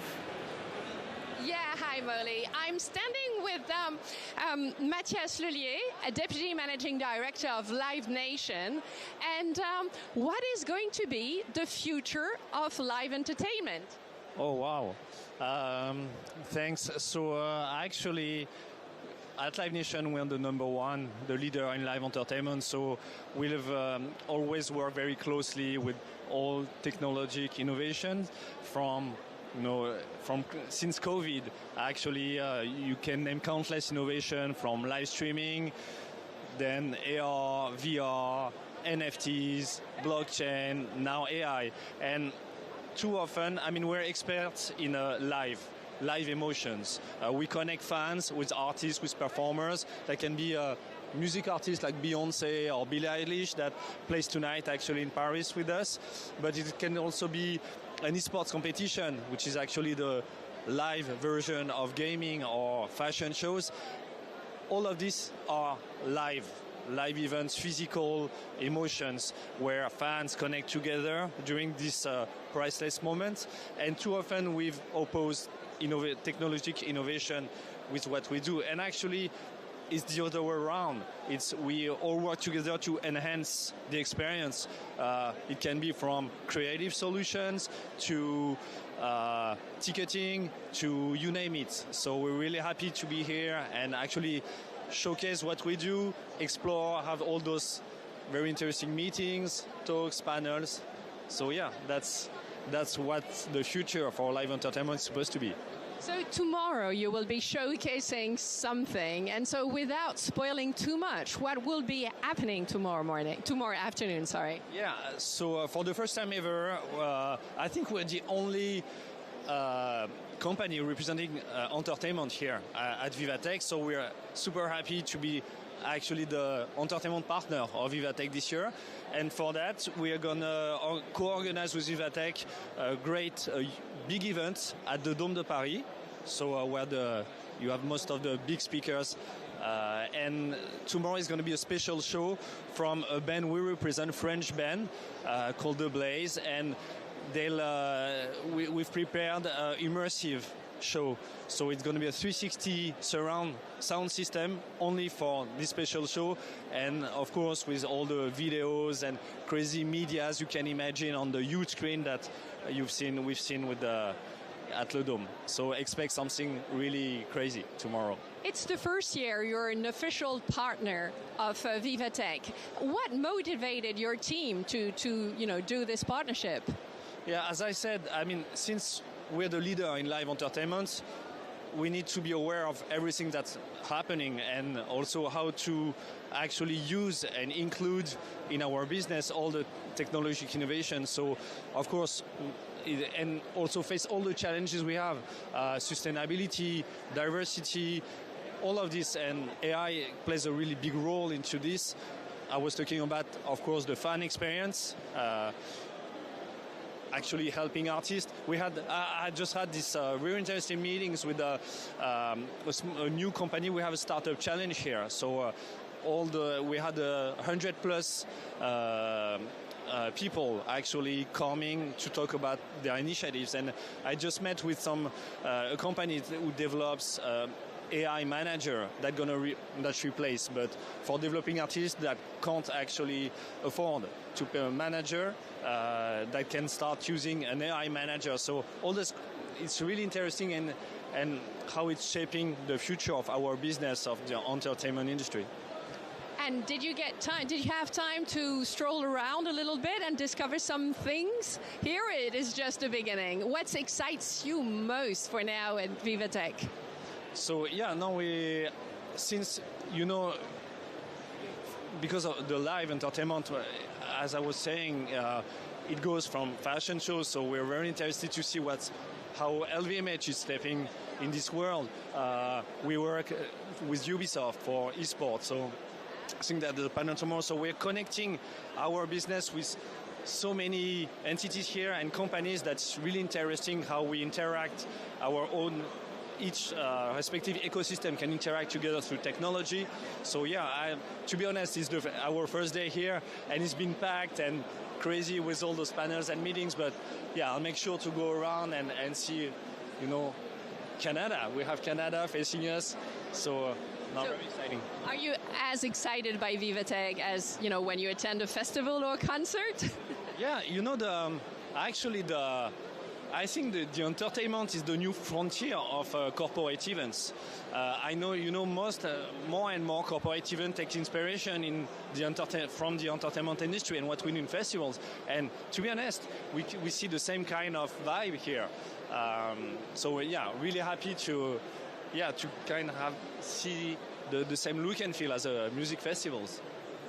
Thank you so much, and keeping my fingers crossed for tomorrow. Back to you, Molly. Thank you. Yeah, we'll certainly be looking forward to tomorrow, Karen. Thank you very much for that. We'll come back to you later on in the day. Well, now it's time for VivaTech on set.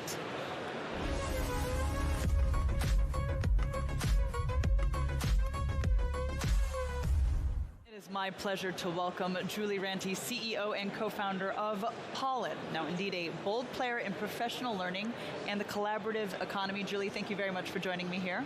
Thanks a lot, Molly. I'm very pleased to be here. Well, so I'd like to ask you, firstly, tell us a bit about really what led you to co-found Pollen. Well, our ambition with Pollen is to give access to the best level of professional training. And how do we do that? Is by changing the trainers.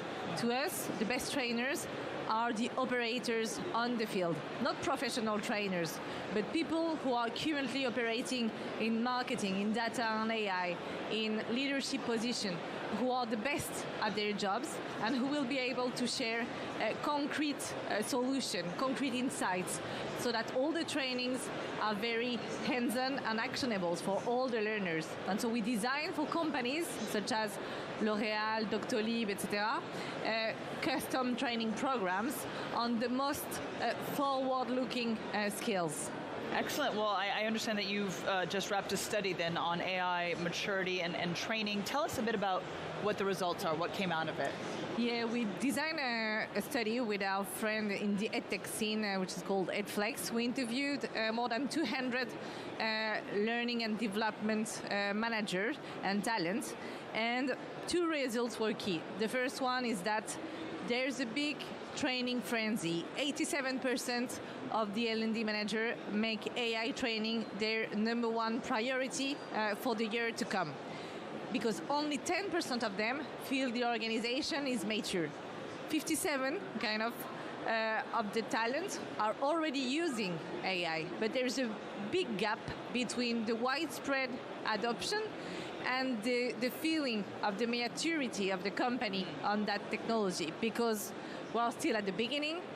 It's a very fast-moving technology, so we need to upskill people throughout the way and every time. It's really a lifelong learning challenge. Well, you touched a bit upon it. Can you tell us, and really, how is this indicating how companies are indeed preparing for the future, or really how they should effectively design AI training programs?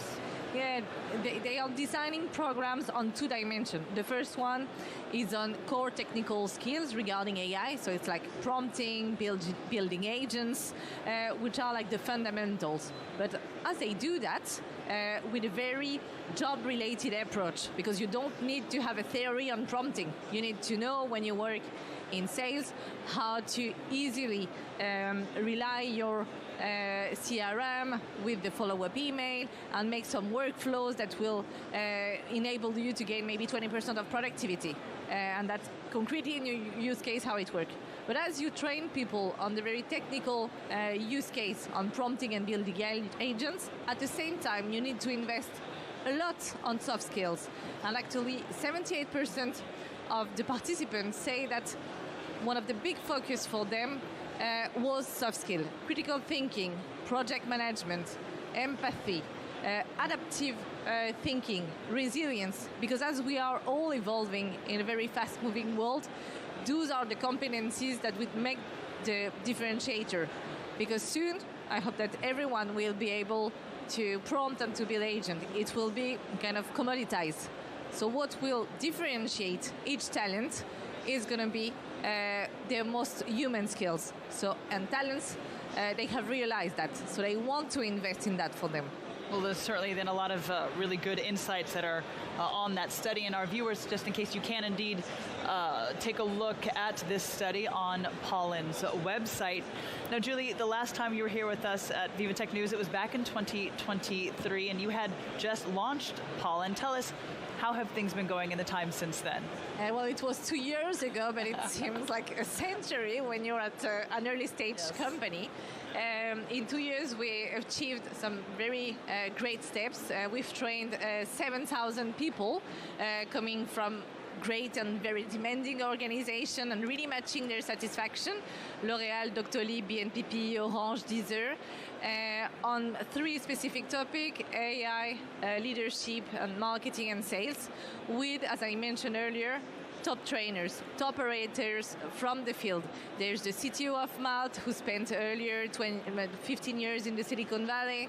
There's the head of product of OpenAI, which is at the heart of the R&D on machine learning.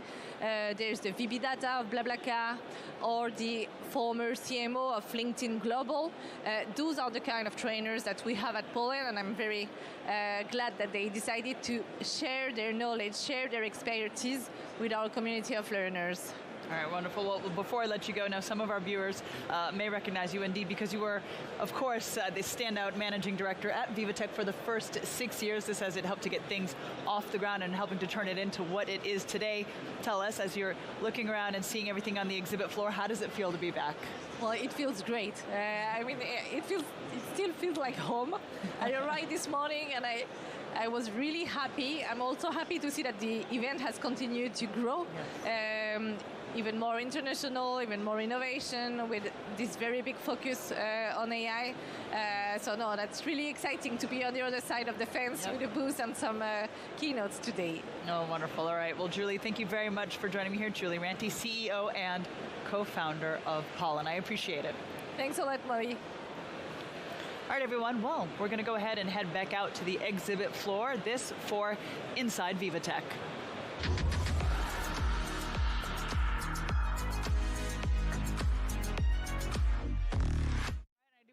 We can cross to Alexis Lallement, who's standing by for us with our next guest. Alexis. Yeah, Molly, we are now in a way more quiet place as compared as before. We are in the media lounge and we are going to talk a little bit more about investments with my guest today. You are Thomas Schneider. Is that the correct pronunciation? Okay, perfect. Yeah, we're going to talk about VCs and investment today. First of all, I wanted to know, because you are a partner at Isomer Capital, I wanted to ask you the question basically of what is the main purpose today of your presence at VivaTech? So, sorry. So, thanks, Alexis. So, first of all, Isomer Capital has been known in the market because we have institutionalized early-stage investment in Europe. Europe is a very fragmented geography, and it was difficult to find a way to invest early-stage in tech companies. And we have invested to date in 93 VC funds, and we have over 2,500 companies in our portfolio. So, by looking at those companies, there is a large portion of our portfolio who is invested in French startup, and VivaTech is a perfect environment to test a bit what's happening, how the French ecosystem is growing, how it's buoyant, and also catch up with some of the portfolio companies. So VivaTech, I come every year now since the last 4 years, maybe started a bit before, but for the last 4 years I was there. I can see the evolution, and it's a fantastic environment to have a very effective trip. So we are based in London, but we invest all across Europe, and France has been definitely on the radar of many investors due to the dynamism of the startups in this geography, and therefore I'm coming here. It's very effective. I meet the entire ecosystem in one place. Can you tell me a little bit more about your main goals at VivaTech this year? You're going to be here just for one day, or you're going to be spending the 3 next days over here? What's your schedule, basically? I'm spending 2 days. It's overwhelming given the number of companies that are there. So as I say, we invest. We try to be a very good investor in Europe, and with the sheer number of companies that are in our portfolio, we always come to try. How can we help our portfolio of companies? How can we discover new technology? Because we also have investors from all across the world that invest with us and that rely on us to identify who might be the winner of tomorrow. So we have investors from Japan, investors from Taiwan, investors from US, and every time they look at Europe and even France, they don't understand it. They say it's 44 countries, it's pretty fragmented. They say, where do I go? I go to London, I go to Paris, I go to Bucharest, I go to Stockholm. Where do I start? In the US, it's a bit easier. You have one place, Silicon Valley, New York, and in Europe, you have to travel and be a very hands-on investor to find out. So what we did is that we found who were the best investors in every geography, and they would then be the backers of the founders of that geography, and then as they grow in our portfolio, we might co-invest and lean more capital toward the winners. So my purpose today is exactly that, is seeing the trends, seeing how France has been amazing. Since BPI France started this program in 2012, they have now 21 billion under management, they've backed 660 funds, and today it was interesting, there was maybe a bit controversial, but Parisian, in terms of money invested in a Parisian ecosystem, has overtaken London. It was some data from Deal Room. It was I think 2-3 weeks ago it came out. pretty impressive. So I don't know if on the margin it's still true, but it shows how an ecosystem that invests on money, and so in that case BPI France, but also all the VCs that have emerged from that program over the last 14 years, have managed to bring back Paris to the same level of London, which was historically the largest ecosystem. So chapeau bas to the French. And also, if you look on the AI side, it's pretty interesting as well. We always talk about the US, and yes, the US is the biggest producer of relevant AI company, relevant LLM, and so forth. The second is China.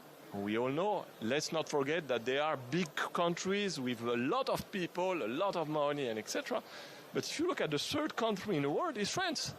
They have produced 3 relevant LLM, 3 relevant AI companies. Obviously, we can mention Mistral, we can mention Ash, but that shows that all this investment that seems at the time, a bit difficult to make, and how do you ignite an ecosystem? It works because France is massively investing into that.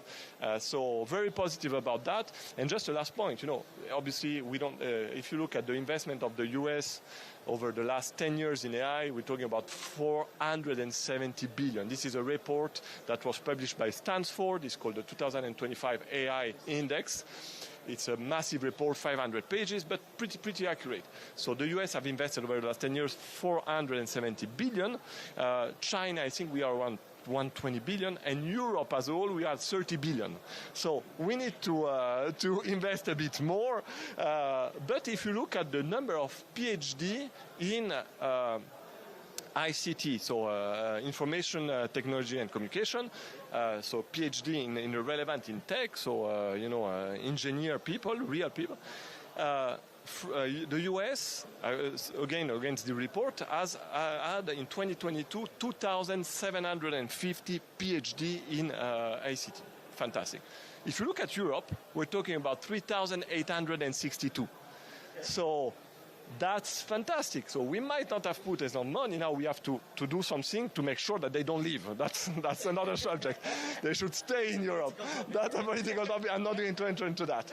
But that shows that we have the brain power to create amazing people, and we have amazing people that are coming from Europe. We have to find a way to keep them here.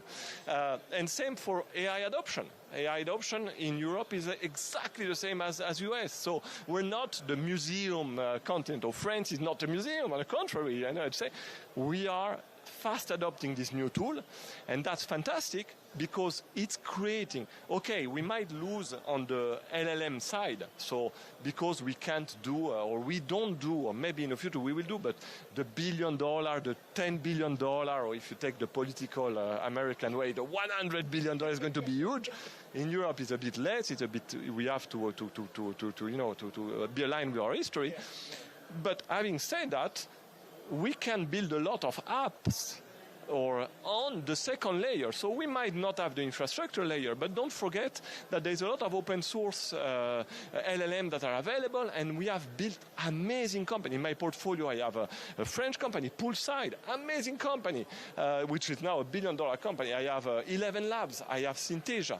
These are all companies that have leveraged the existing tool to build a big company that will, we were talking earlier on, the language company. 11 Labs is now the 3.8 billion. It's an amazing company doing massive revenue, born from Polish founder, now in the UK, but in Europe. So we have the mean, because adoption is very fast, to build the next champion in France, and it's already happening. All right. Well, thank you so much, Thomas, for all these details on the investment that we're gonna do in Europe. Thanks to you, partly. Good luck for the 2 upcoming days over here to target many companies and startups. I'm pretty sure we'll join your portfolio and be able to construct and build the future of employment over here in France and in Europe. All right. Thank you so much, Thomas. We're back to you, Molly. Excellent. Thank you, Alexis, for that fascinating insight there. This and all that Europe has to offer when it comes to its competitiveness, which indeed, as your guest Thomas Schneider just said, there's certainly quite a bit. Well, we're going to take a quick break. You're watching Tech Newsroom. Stay with us. Our coverage continues.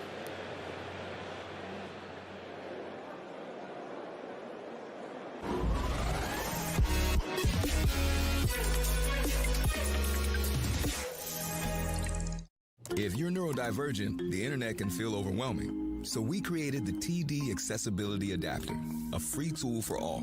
It's nice to know that TD cares about something like this because it makes me feel like they care about me. Our focus is helping you focus. TD, ready for you.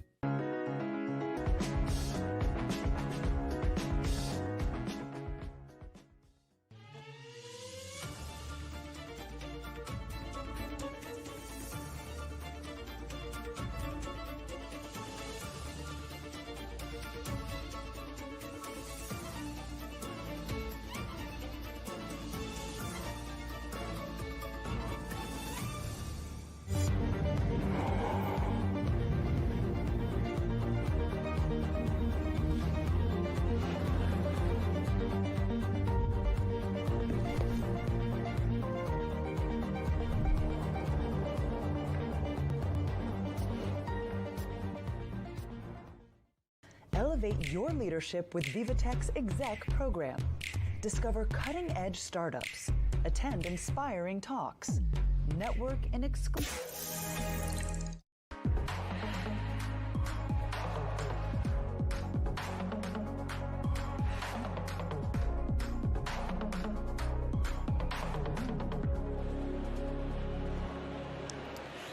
Hello and welcome back to Tech Newsroom. I'm Molly Hall. We're live inside Viva Technology 2025 on opening day. And indeed, we're expecting over 165,000 people really to be walking through these doors over the next 4 days. This as we're going to see over 13,000 startups, 3,500 exhibitors, and over 3,000 investors, everyone all coming together this year to connect, to inspire, to be inspired, and really to do business. That's because VivaTech is the place to be to be. And it's time now to kick things off with VivaTech on set.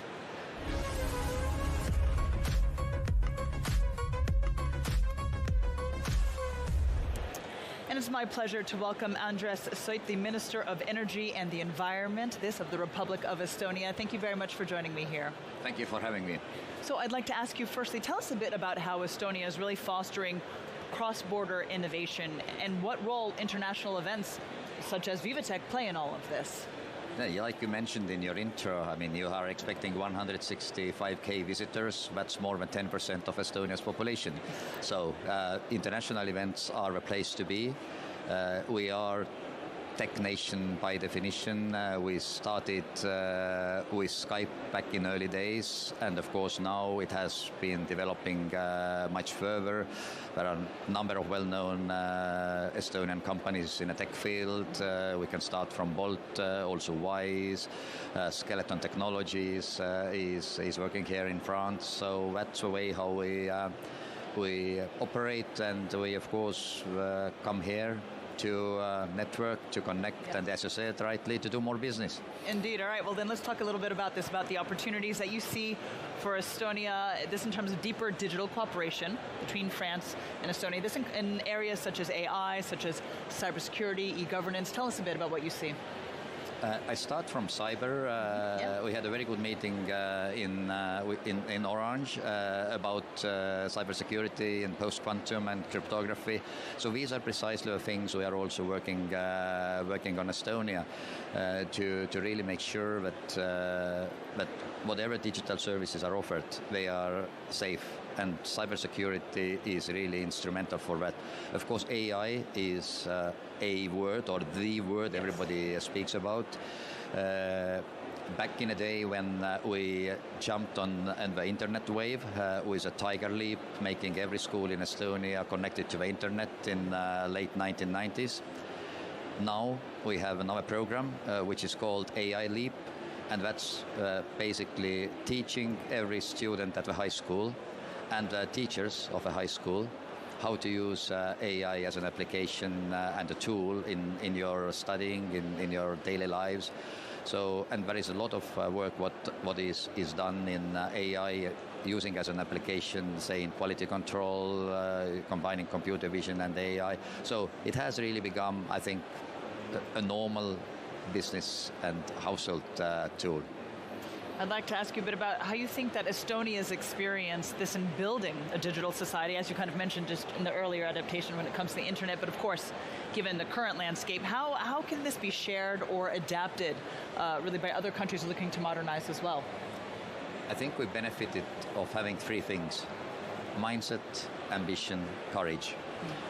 And this is what we are happy to share. I mean, I think our story and journey is fascinating. Every country is different, so you can't copy, but certainly you can learn and you can adapt whatever is better fitting to your circumstances. But it all starts from a very simple principle that you need to have a mindset to improve things, making the world a better place. And maybe it's also a fact that because we are small, 1.4 million population, so you don't design any product or service for a market of 1.4. So what it means is that you always look at the world as your marketplace. And that gives you an ambition to really come up with something that is scalable. And lastly, it only happens if you have courage to test. To test, to fail, to succeed eventually. Indeed, of course, that whole process of testing and failing, which is so much a part of eventual success. Well, you mentioned the world and really opening out for it being successful. Tell us a bit about what kind of international talent and really just investment that Estonia is looking this from their presence here at VivaTech this year. We started in Estonia pretty much on a software side in a startup ecosystem and in a tech field. We have now been increasingly moving to deep tech, also to physical assets, and we have a good number of companies here who are working in, for example, in sustainable packaging. There are partnerships of Estonian companies with LVHM. Then we have also good number of companies who are in the field of energy, on smart solutions, on EV charging combined with a PV or a solar power.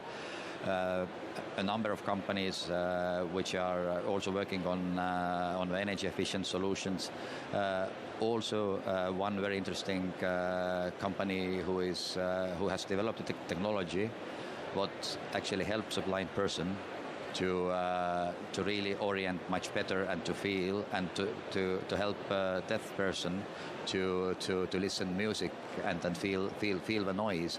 So everybody is welcome to visit our booth here in VivaTech and to learn these companies. And of course we are here really to share and to make business ties. And as you asked, so what we can we be copied? Well, maybe not copied, but we are very happy to share our journey with the rest of the world. Wonderful. All right. Well, Andres Slate, Minister of Energy and the Environment of the Republic of Estonia, I appreciate you taking the time. Thank you for inviting me. All right, well, certainly over the next 4 days, we're going to have hundreds of top speakers that are really sharing their insights. This when it comes to really just what is the latest in the tech ecosystem. And we've seen that in the past 25 years, Alibaba has become the leading e-commerce platform in China and one of the largest in the world. Well, its chairman and co-founder, Joe Tsai, spoke earlier today at a top session. Let's take a look at what he had to say. The Alibaba core business is all about data.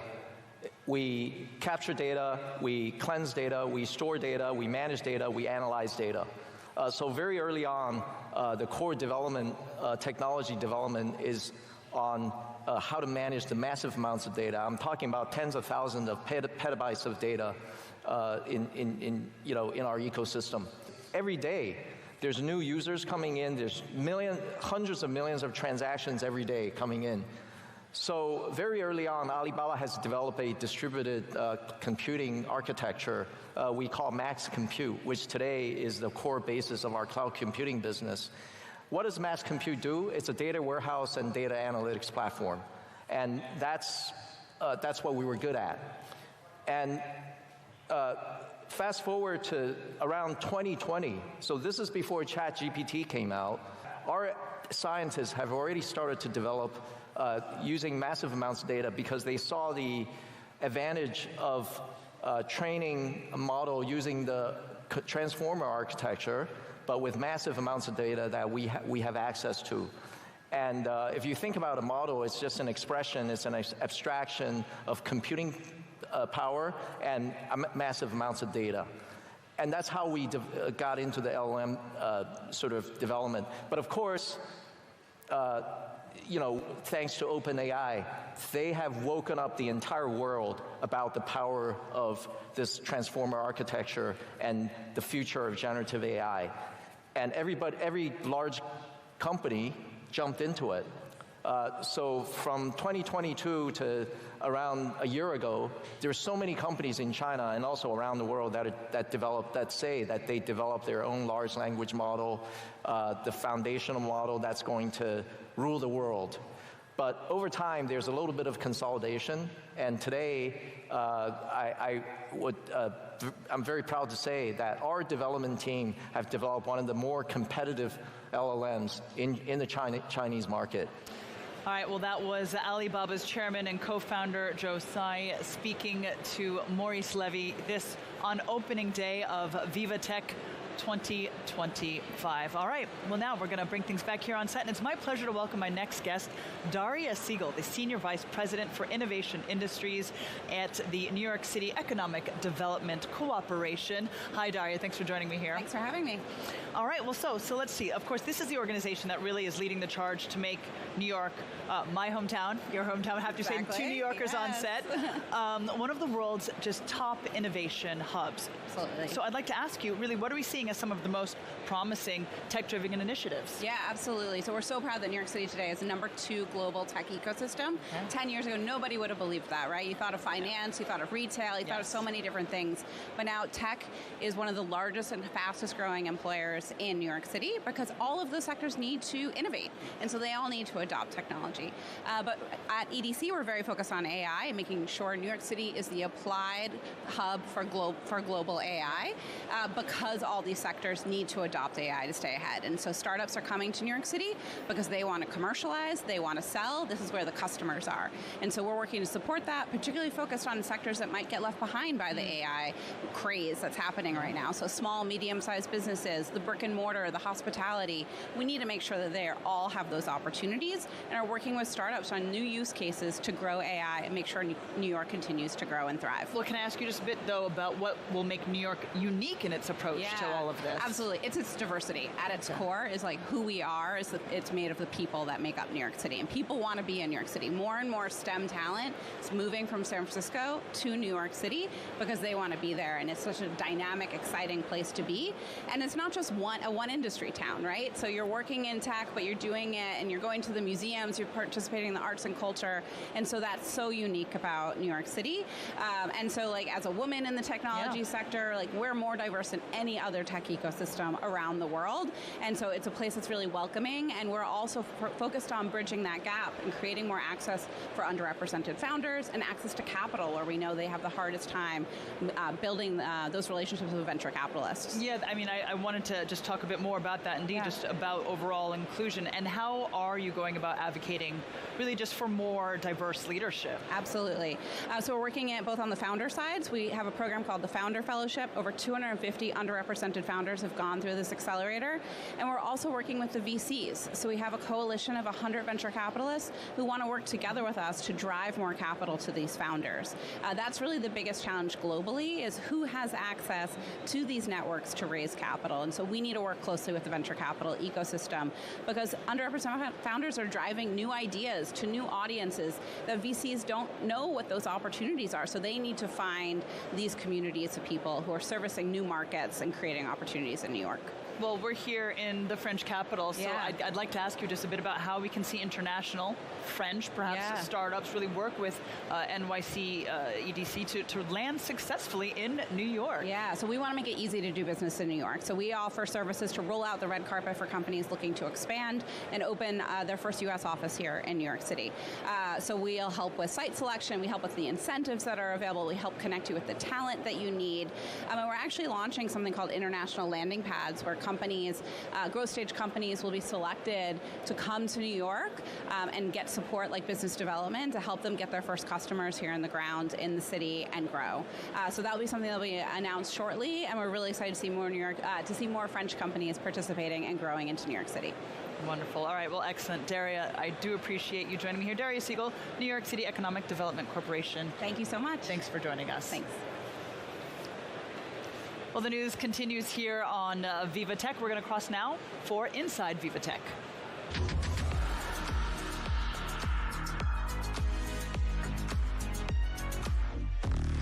And it's my pleasure, as always, to hand things over to Luke Brown. Yes, indeed, Luke, it is a pleasure. So tell us, what do you got for us? Yeah, thanks, Molly. Very much here at the Brazil stand, we are looking at the future of health tech, where they're using innovation to really have a major impact on the possibilities of medical science.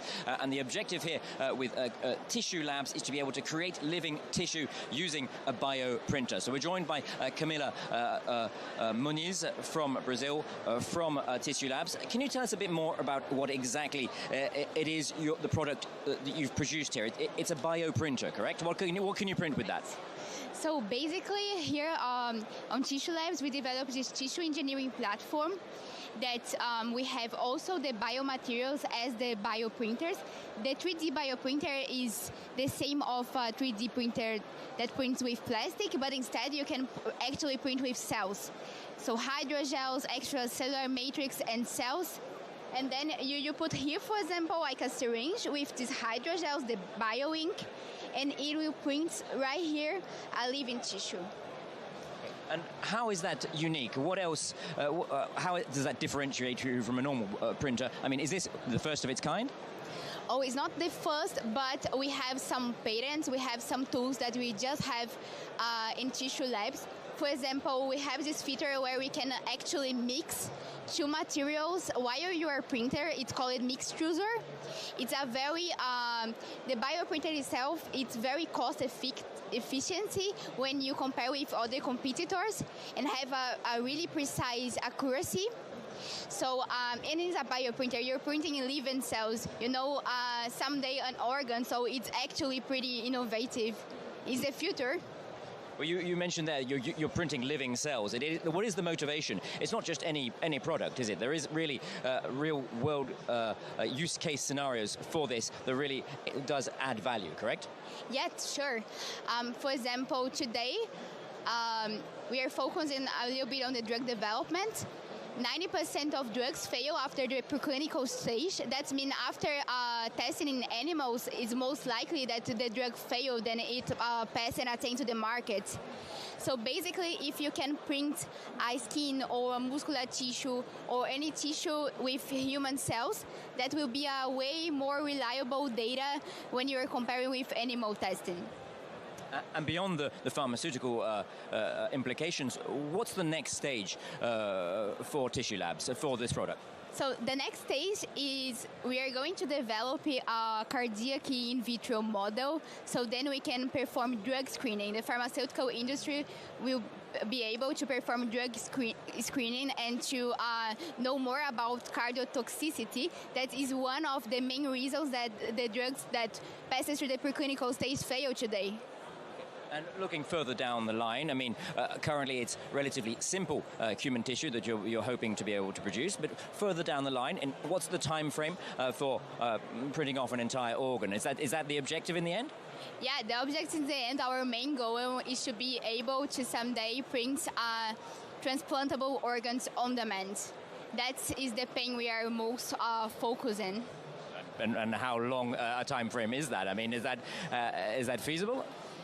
I mean, I will say at least 10 years for now, but that's, it's a small amount of time when you compare the impact.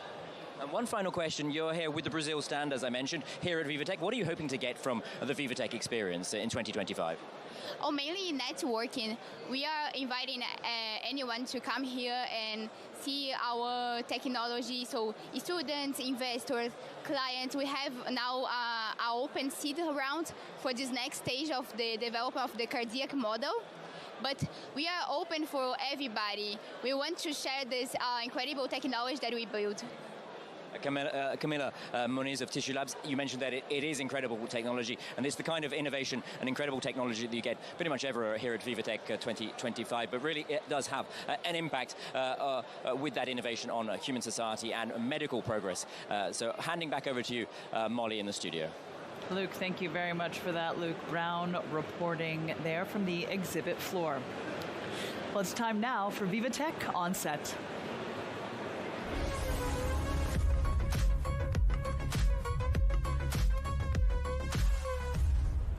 All right, well, let's talk marketing data and analytics. This as we explore how brands can win in the battle for attention, this in an AI-driven world. And for that, to discuss this further, I'm joined by Cécile Lejeune, the CEO of Kantar. Thank you very much for joining me, Cécile. Thank you very much. So I'd like to ask you, firstly, tell us more about Kantar. So at Kantar, we are managing consumer data, and we use that consumer data to help the brands to create more business with it, obviously. It's our main purpose, and we can do any kind of consumer data on the brand, on their communication, on their experience, on everything. Well, then that being said, tell us a bit about what you're hoping to showcase and present and really get done here at VivaTech. No, in fact, VivaTech has asked me to talk about the attention, which is obviously a main subject right now. And most of it, how AI will change, or let's say transform the war of the attention. And it's a key subject because what I said, it's true, is when you think about AI and attention, everybody think, yes, of course, AI will help attention because thanks to AI, you can target better, you can clearly even personalize all your communication, so you have the feeling that, yeah, AI will be really helpful with attention. But... yeah, exactly. We can hear there's a but, definitely. Yeah, there is a but because what happened now is we all see the entrance of the AI agent. You know, the AI agent, like Operator from OpenAI, they will choose for you and buy for you. So if I take just an example, tomorrow with Operator, if you want to use Operator, you can ask Operator to order your taxi right now from VivaTech to the Champs-Élysées. Mm-hmm. Which brand and company Operator will choose? If you don't ask for any, he will choose for you. How he or it, I don't know even, how it will choose. That's the main question. So tomorrow, in terms of attention for the brands, they're going to have the human consumers and they're going to have the machine, the AI agent. So they're going to have to target, understand that each agent is different, will probably look at different kind of data, and different kind of, some will focus on price, others will focus on, I don't know, on the recommendation from other users. So that will change lots of things. Yeah, indeed, it's certainly fascinating. It seems as if it's just going to be exponential in terms of really where the attention needs to be placed. So then tell us, I mean, you're mentioning a bit about how AI, how is it then helping brands stand out? Or how can you help brands stand out? Or is it making things just look too similar? No, that's a main question also. It's true that, you know, everyone is starting to use AI to produce content. Yes.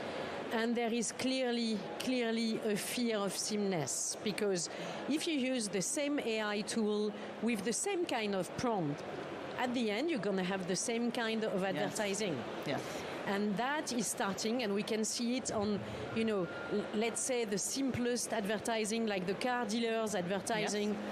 Yes. If you use the same AI tool and the same kind of prompt, you're going to have exactly the same kind, you know, car dealer outdoor. Yes, the same image on the lone road. Yes. The only difference will be the logo and the brand. Yes. And here it's clearly something that we have to be careful of. What? Continue. Sorry to interrupt. What we have seen also, because we've done a study about that, is we need to be careful because we already have 41% of the consumers who really bothers by AI-generated ads already. Meaning they're already annoyed by them. Is that what you're saying? Yes. Okay. They're annoyed by the AI-generated ads, and it started already. It's only started, so we need to be careful. Well, then that being said, what would you say gives Kantar really kind of an edge in terms of answering this? You know, like clearly using AI to have an edge, but using it intelligently. First of all, we said, you know, the right combination is create with human and produce with AI, but always even the production, you should have a human touch in it, because the key element is the emotion connection. And if you want to keep the emotion connection, you have to put human. Only human understand the emotion right now. It can change tomorrow, but right now it is the case. So the way we help as Kantar is we are using AI to help to test the campaign. So you can test your campaign using AI in 10 minutes for less than 1,000 euros. So you start to have some answers, and we are more and more using AI everywhere and data synthetic and everything, but we use it with human feelings, human attention, human emotion. All right, well, excellent. We are going to have to leave it there, but I do appreciate you sharing your expertise, Cecile, in this area, which indeed is going to continue to be a main focus, right? Yes, clearly, it's only a start, and we all know that, so we're going to learn all together. Wonderful. All right, well, Cecile Lejeune, CEO of Kantar, thank you for joining me here. Thank you very much. Thank you. All right, well, you're watching Tech Newsroom here at VivaTech 2025, and indeed we've got Palo Alto Networks. This is a global cybersecurity leader that is shaping the cloud-centric future with technology that is transforming the way people and organizations operate. Well, earlier we heard the chairman and CEO, Nikesh Arora, introduce his vision of the future of cybersecurity with AI into it. Take a look. On one hand, if we train something, how to find the cure for cancer, the same model can be used to create a bioweapon. So our job becomes, how do we make sure that AI is not used to build the bioweapon, instead is used to cure cancer? Or the same AI which we are using today, we call it the brain. You know, I haven't seen a driverless car in Paris. Is there a driverless car in Paris? Yeah. There is. Okay, so I call that giving AI agency, giving AI arms and legs. When you start letting a brain decide how to drive, when to stop, when to turn, you've just given AI arms and legs. And in the next 5 years, you will see a lot of things will be given arms and legs around us, which will be managed by AI. Then again, as a bad actor, the question is, can I take over that model and make it do things? Imagine you sit in your driverless car and it doesn't stop, just keeps driving away with you. It's a lot easier. That was the Palo Alto Networks chairman and CEO, Nikesh Arora, speaking earlier today. This on one of the top sessions right here at VivaTech 2025, this opening day. All right, well, you're watching Tech Newsroom. We're going to take a quick break, but we'll be back live from Paris. Do stay tuned.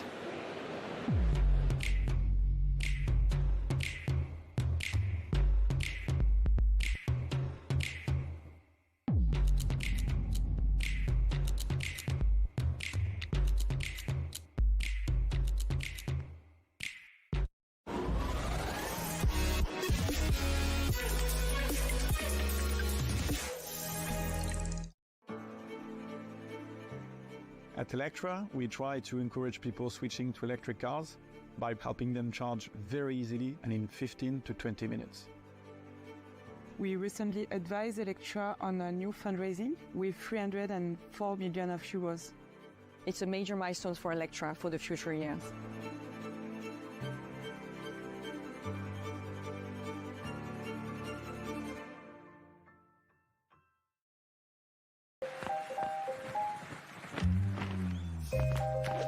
Not getting the results you expect? Don't use AI trained on any old data when you can use AI trained on your data. The AI built for business, IBM.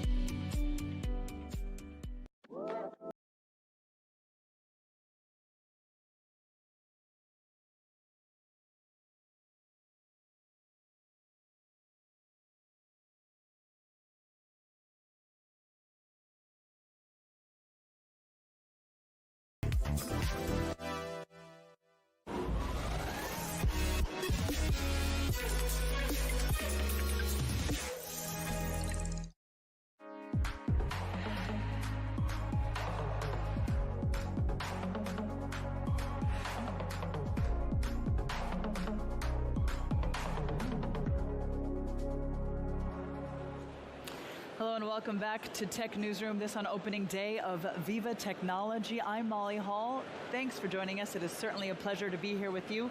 This, as we're covering all of the action at Europe's largest startup and tech event. Well, coming up this half hour, we're going to shine a spotlight on Canada. This has its VivaTech's Country of the Year, showcasing its thriving tech ecosystem. We'll get down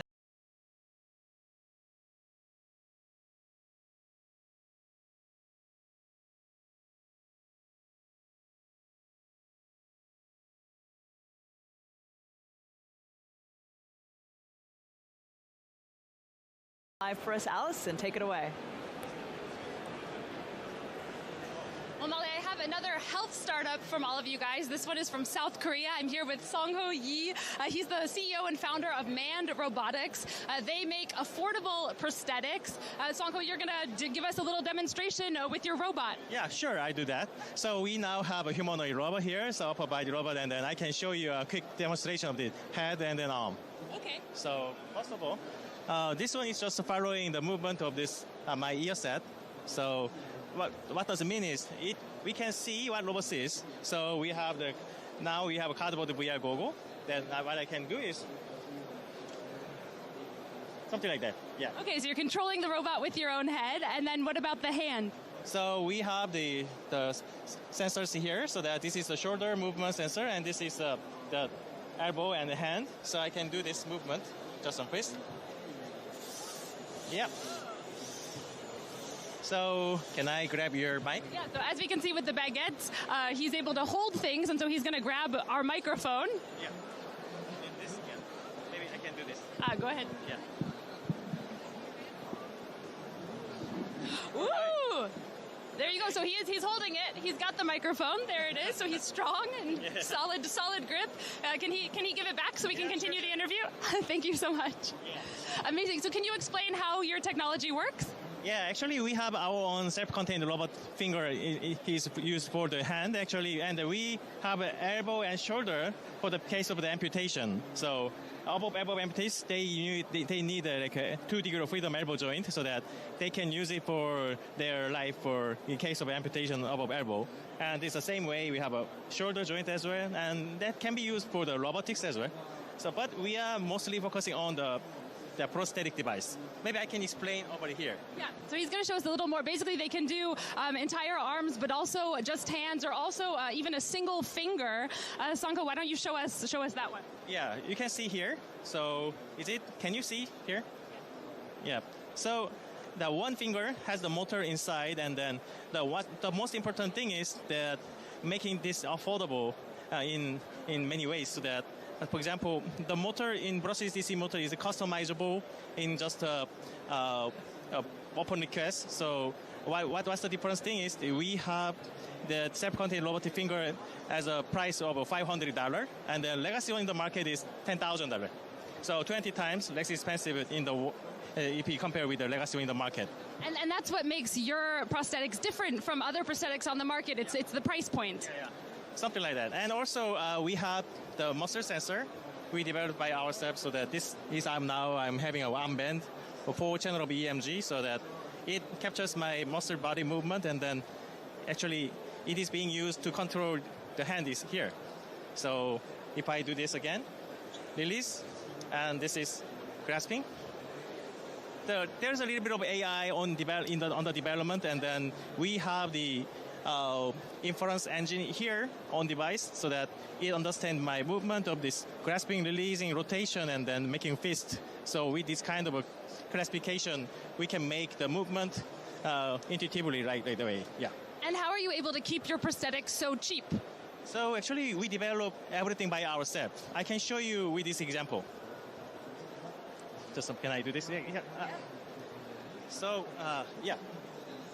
So usually the hand itself was very expensive, but now we develop everything so that it's now cheaper, like $3,000. And then if we consider like sensors, muscle sensors here, the legacy in the market is more than 500 euros per sensor. Well, we develop by ourselves, and then we now have multiple versions of this. It is just like a $30 or $40 only. And then also even the kind of a small wrist unit is 650 pounds from the UK. We made it by ourselves, and this is like a 30, 40 US dollar only. Wow, so much cheaper, and everything is like 1/10 of price. And where are these prosthetics currently available, and where do you hope to expand to? Initially, we are started in South Korea, and then now we are expanding to Middle East and European Union.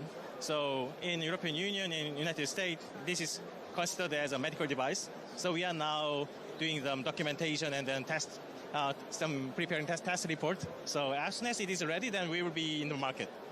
And what's your goal at VivaTech then? Is it to look for European partners? So yeah, we are looking for the regional partner, because the hand itself we can produce by ourselves, but the socket side should be manufactured or customized by each people. Then we require local regional partners. So that's the reason why we are here, to have a better collaboration and closer collaboration. Yeah. And even with the collaboration with European partners, would the price point stay quite low, or would it go up a bit? Yeah, we can provide a better way to make the custom socket as well, so that we 3D print the parts, we 3D print the kind of cases, so that we have more than 1,000 cases of coverage, so that we have, a lot of knowledge there, so we can train the local people how to reduce the cost for the customization as well. And what do users say about using your products? Do you have feedback? There are many feedbacks. There are many homeworks actually. Most of them asking about having more features on it, but we have a limitation, because this is a battery pack. If we put more features on there, then we require bigger battery packs. So, for example, we are now doing one by one. Some of them wants to have another feature, so that we provide that detachable wrist unit and put another hand. So this is kind of we are facing towards. Yeah. So constant evolution, adapting to your public. Wonderful service. Song-Ho Yi, thank you so much for sharing your prosthetics with us. Again, thank you so much. That's Song-Ho Yi. He is the CEO and founder of Manned Robotics, making prosthetics affordable. Molly, that's just another one of the very many health technology startups here at VivaTech, trying to help people improve their daily lives. Excellent. All right, Allison, thank you very much for that update there from the exhibit floor. Fascinating stuff. Well, it's time now. We're going to bring things back here, and we're going to dive into Canada's thriving tech ecosystem. This and the VivaTech debate.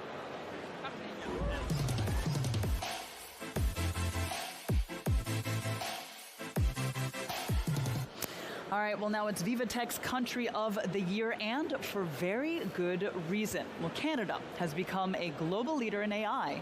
This thanks to a unique combination of on-point regulation, government investment, and a wide range of innovative companies and developers. Take a look. AI powerhouse, and then we will home to 10% of the world's top-tier AI researchers and high concentration of tech talent, and also VivaTech's Country of the Year. Canadian venture capital investment hit $7.8 billion in 2024, up 10% from the previous year. This surge has produced 31 unicorns, or startups each valued at over $1 billion. In 2023, Canada ranked 5th in global AI research, development and economy, and 3rd in the G7 nations. The Pan-Canadian AI strategy has invested $125 million into retaining and attracting top AI researchers. The Vector Institute, Mila and Ami have formed a research triangle driving innovation across the country. Canada's world-class research institutes have been bolstered by strong government investment. The country's business-led AI global innovation cluster Scale AI acts as a central tech hub, offering funding, guidance, and a collaborative, like-minded community for small and medium-sized businesses. Canada's tech boom is producing global standards in areas like AI, cybersecurity, and digital finance.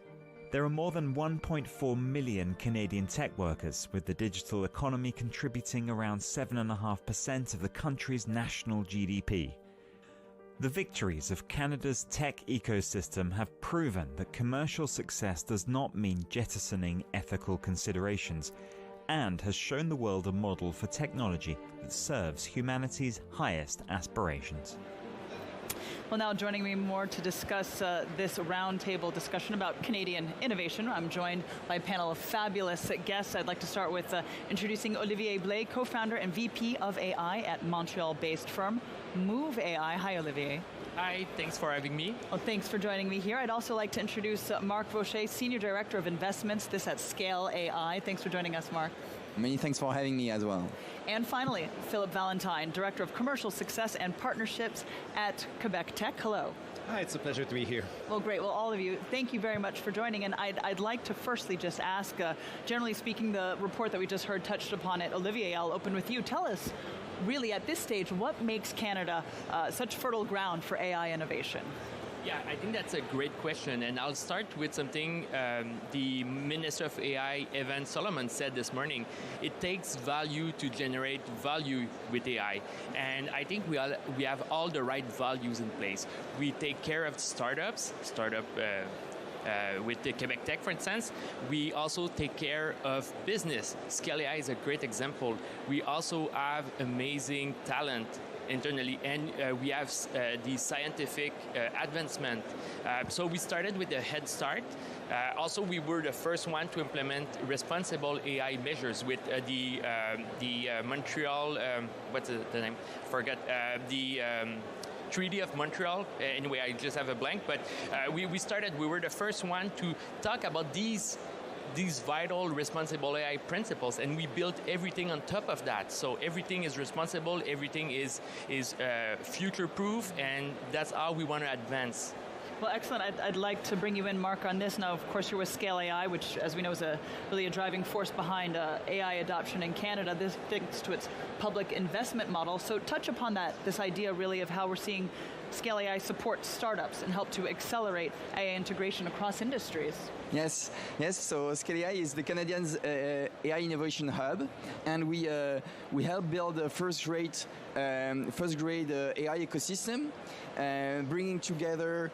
So we are a business-led consortium, bringing together AI developers, investors, researchers, scientists, governments, and to date we've supported 130 AI projects totaling $700 million of projects, contributing to the structuring and competitiveness of the Canadian economy. And in those projects, we bring together AI solution providers, service providers such as Move AI here, and many others that are in the Canadian pavilion, and adopters. So we help them grow and thrive through those projects, and we have adopters asking us, how could I solve this use case? Yeah. And we help them find the right partner to do that. So that's how we help the ecosystem shine and we help them shine in Canada, but also with the All-In event upcoming in September 24-25, but also by bringing 600 Canadians here at VivaTech. Yes, indeed. I mean, it's really quite a large delegation. I believe the largest, I understand, to VivaTech ever, correct? Yeah, largest ever. And yeah, it was a great achievement to bring 600 delegates here in VivaTech, and we are very happy to help the ecosystem shine with companies like Move AI, Vuban, Erudi, Ivado Labs, Zetan, and many others that are at the Canadian Pavilion right now. Oh, wonderful. Well, Philip, I'd like to bring you in now, and we've got Quebec Tech, which plays really a central role in connecting innovators, companies, investors, right, all across the province. So how important is access to funding for scaling innovation in Quebec? Sure. Access to funding is very important. It's crucial for a company to basically develop and make sure that they can bring to market their innovations. What's unique about Quebec, beyond obviously the VC scene and the more traditional financial partners that exist in the market, what we like to promote in Quebec as an ecosystem is the fact that we have a lot of institutional funds. Basically, these are funds which have a public service mandate, meaning they want to make sure that we develop local companies that grow, and these are patient funds, so they're not necessarily ready to exit very fast within the process of financing. So this is a key stakeholder for the financing part of the funding scene in Montreal and in Quebec. What's also very important to note in terms of funding is the role of the government through agencies such as the pension fund in Quebec, which is called CDPQ, as well as Invest Quebec. They play a major role in structuring some deals for companies. Combined with the fact that there are a lot of incentives focused on innovation and research and development, all these stakeholders and these options for companies make sure that there are options available to all types of business models within the industry and the ecosystem. Well, Olivier, I'd like to bring you back in now, in the notion that Move AI, of course, it was recently acquired by Publicis, so I mean, really does show kind of, I could say, a major milestone that reflects essentially, we could say, the global interest in Canadian startups. So tell us a bit about how Move AI positioned itself to really attract the attention. You know, what is it that allowed this to really come to fruition?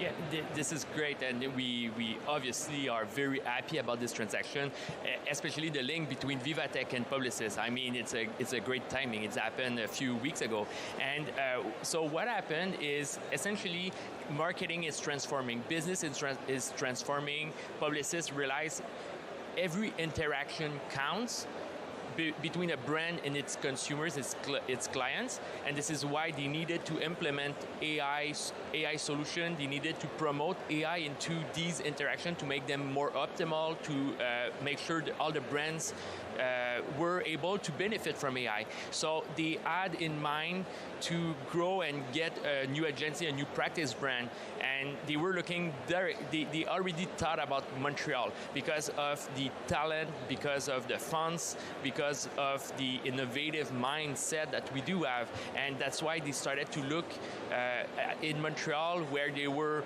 any different type of business in this area, and Move AI was one of the contenders, definitely. Also, something that's a little bit different from what we see in France is that in Montreal, in Canada, we have a lot of AI consulting businesses. Here, it's going to be usually the bigger Capgemini of this world, these bigger the consulting companies, and they do $1 million project. At Move AI, what we do is we create momentum with smaller increments of value, smaller projects, and this is something it was really driving Publicis, because that's how it works. That's how you democratize AI. Indeed, exactly. Getting kind of more bang for your buck, but in smaller, impactful moments. Yes, exactly. You create a momentum because it's really important. It's hard to get adoption in AI. A lot of people, they will spend millions of dollars, they will get no adoption, so AI would be essentially useless. So you need to create this adoption. I think we have a good recipe, and this is what we sold to Publicis, and since then it's great. We have great discussion and a good network to build upon. Oh, wonderful. Well, congratulations for that big change for Move AI. Mark, I'd like to ask you, we talked then a bit about funding with Philip. In your view, tell us how we're really seeing public funding complement private investment in advancing the innovation strategy. With pleasure. The prosperity of an economy is everyone's responsibility, both private and public sectors. And because of the Canadian government firmly believes in AI as an economic engine, it chose early on to invest as a nationwide AI strategy. In fact, Canada was the first country ever to adopt such a policy back in 2017. You touched to that earlier, Olivier. And since then, we have been significant public investment to support that vision. And Scale AI is a perfect example of the government's commitment to helping Canadians companies adopt and commercialize AI by reducing the risks associated to such investments. Philip, I want to ask you, bringing you in on this one, just in terms of what we're seeing about what sets Quebec's tech ecosystem apart, really. All right, so we're singing its praises. What are you going to say it's about that region, what we're saying that sets it about from the overall broader Canadian and global landscape? So it's quite easy to say that we have amazing companies such as Move AI and the others that were mentioned by Scale AI. We all do, right? Yes. I think what makes Quebec a truly unique destination for companies or entrepreneurs interested into setting up their startups, their companies, especially in fields such as AI, there are two key aspects, in my opinion, that are worth mentioning. The first one is the collaborative spirit, which is quite unique. In Montreal, in Quebec overall, it's pretty much a place where people really are looking forward to collaborating. People will it's get... kind of like on what we're seeing. Sorry, exactly, I was looking, but I don't know if our view... Can I sure, show? Absolutely, yeah. Sorry, yeah, so this is just, if you can see what we have down here, both in French, Ensemble Propulsons l'IA au Canada, or indeed, Let's Power Canadian AI together. So there we have that notion, right? So there's truly this feeling in Canada where we all want to collaborate on the same topics and the same issues. Yes. And I think I've been supporting a lot of foreign companies setting up in Montreal over time in my past career, and this is always something that comes up, how collaborative the environment is in Montreal, in Quebec in general. The same for Canada, but I have to say this is a specificity to Quebec. All right. This is the French-speaking part of the country. I want to mention as well the focus on research and innovation. There's a lot of incentives in Canada, especially in Quebec, which are dedicated to supporting companies developing new innovations, both from the universities and the private sector as well. And I think Montreal is a powerhouse when it comes to research, to innovation. There's a lot which is done already, a lot to support companies to commercialize and bring to market their solutions. That's where Quebec Tech comes into play, and other partners as well with whom we work. Loads of incubators and accelerators as well are in Montreal to support the entrepreneurs. So I would say that there's these two factors combined, the collaborative spirit as well as the incentives and the strength of the research and development ecosystem are key for startups to basically develop great technologies out of Montreal, of Quebec, of Canada. And if you let me chime in also, if I was a French person, I would like to, and I would be interested into touching what's the AI ecosystem in Quebec, in Canada. What I would do is go to All In next September, 24-25, because it's the biggest AI event in Canada. We are bringing together AI adopters, AI providers, AI solution and service providers, and we are expecting 6,000 people, 20 countries, so it's a great way to touch what is AI adopted by business and impacting productivity and efficiency all across the Canadian economy. Excellent. All right. Well, now we've got a little change of pace for you all here. I've got a series of questions, and if you could just respond relatively short and sweet. It could be one word, it could be a phrase, but it's just kind of your thoughts on generally what comes up. So firstly, Olivier, just tell us, what's the most underestimated advantage of the Canadian tech ecosystem, you would say? Underestimated. Really what's like under the radar right now? I don't want to steal from you, but I think it's a collaboration. Yeah. Collaboration is key. Nobody can create an AI solution in their backyard without talking to stakeholders. Being able to talk to business and end users and other type of stakeholders is critical to create something that's useful. I think this is our strength. And Olivier, I completely agree. And what we see compared to France is you have much more companies in France that have their own AI team. In Canada, they are much more relying on solution providers, service providers such as Move AI and others to get that knowledge, that experience, that skill set to adopt AI within the companies. Philip, do you have a chime in? Sure. I think something that's underestimated in Canada is the strength of the Canadian market as a market, right? Yes, we in always of see itself, Canada right? as a gateway to the United States. Indeed. Maybe not so much these days. Right. Let's not do politics here. Put a pin. But you know, Canada is actually a market of 45 million people, right? It's not that small, and there's a key link with Europe. We have a trade agreement with Europe. There are a lot of connections with European partners. So there's a lot of opportunities for companies which want to do cross-border trade between our countries. So I think it's a great fact which is heavily underestimated. Yeah, indeed, just the market itself in of itself. All right, well now then, in one word, what's the key to scaling a startup?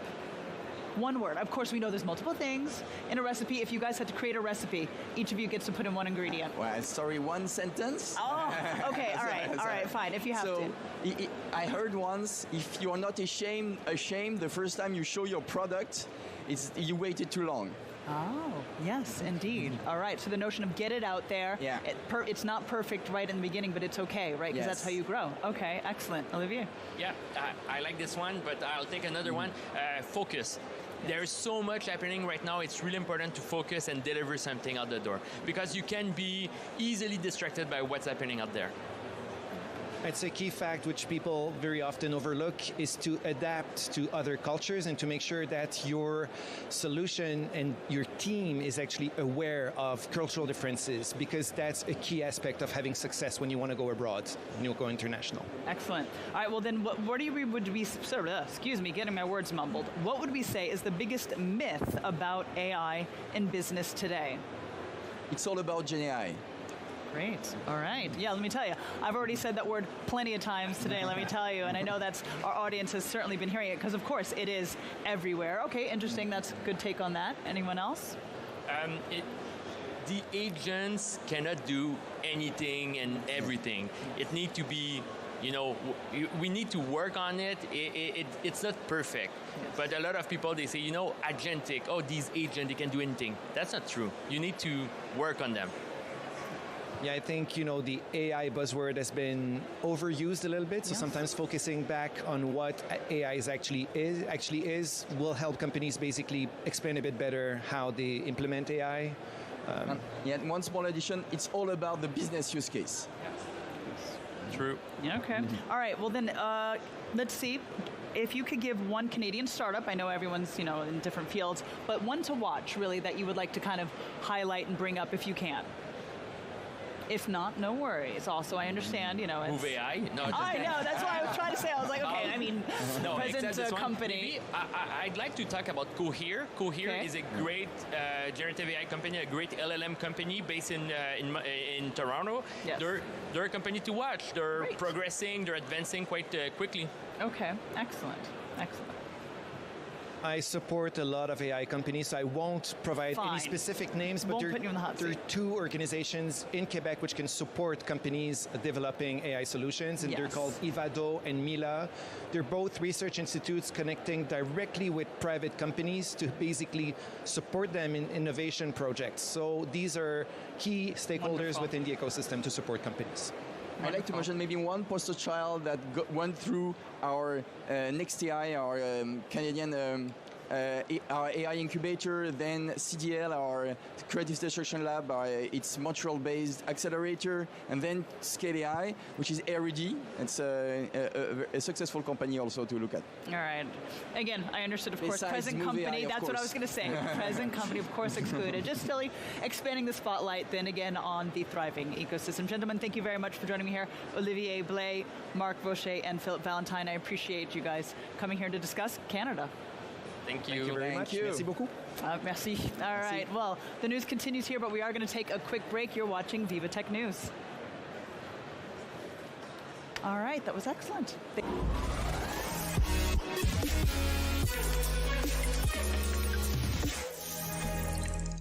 Only the ServiceNow platform puts AI agents to work across your company. They deal with the small stuff that bogs you down. Agents like secret agents? I once played a secret agent. Oh, I missed that one.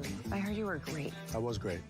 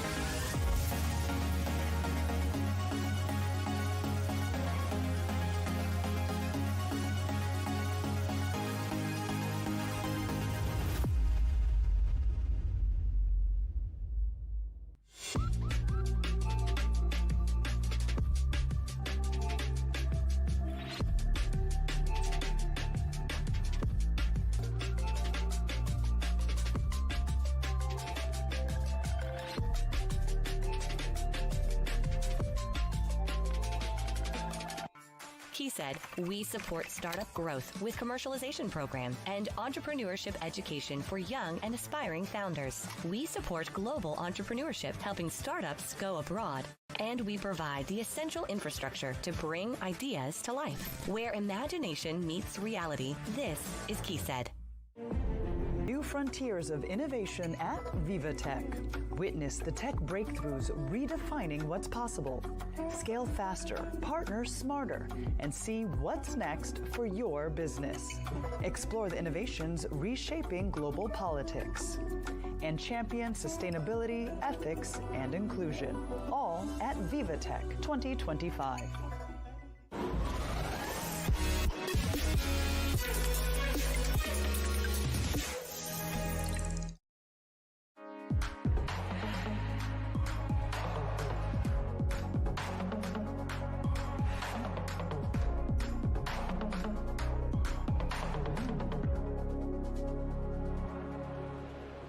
Hello and welcome back to Tech Newsroom, coming to you live from Paris. I'm Molly Hall. Thanks for joining us here. This is for our final half hour here in Tech Newsroom. Well, we have been exploring the new frontiers of innovation, as well as highlights and insights, all from day one at VivaTech 2025, Europe's largest startup and tech event. Because after all, this is indeed the place to be. And we're going to kick things off with Inside VivaTech.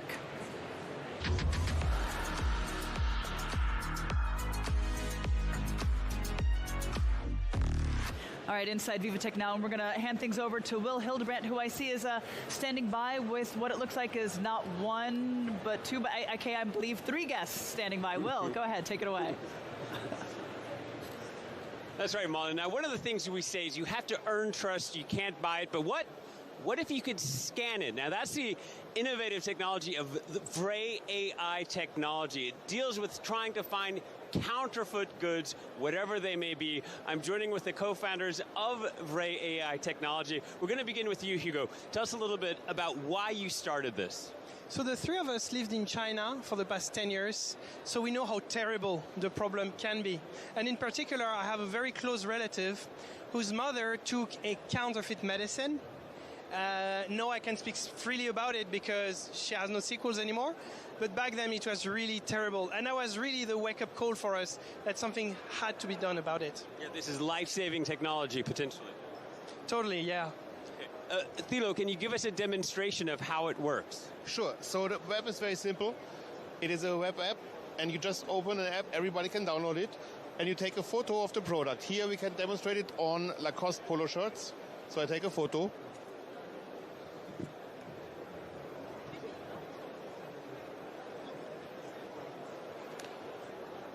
After this, I upload the photo to the server, and I have to wait a short moment, and the server compares the picture of the label with all the photos and all the pictures we have uploaded there. We have trained the set on 180,000 pictures with our data set from super fake products that we have collected worldwide over the last 6 years with the support of governments and people on the ground in all continents of the planet. And this would be very interesting for anyone buying luxury goods in particular.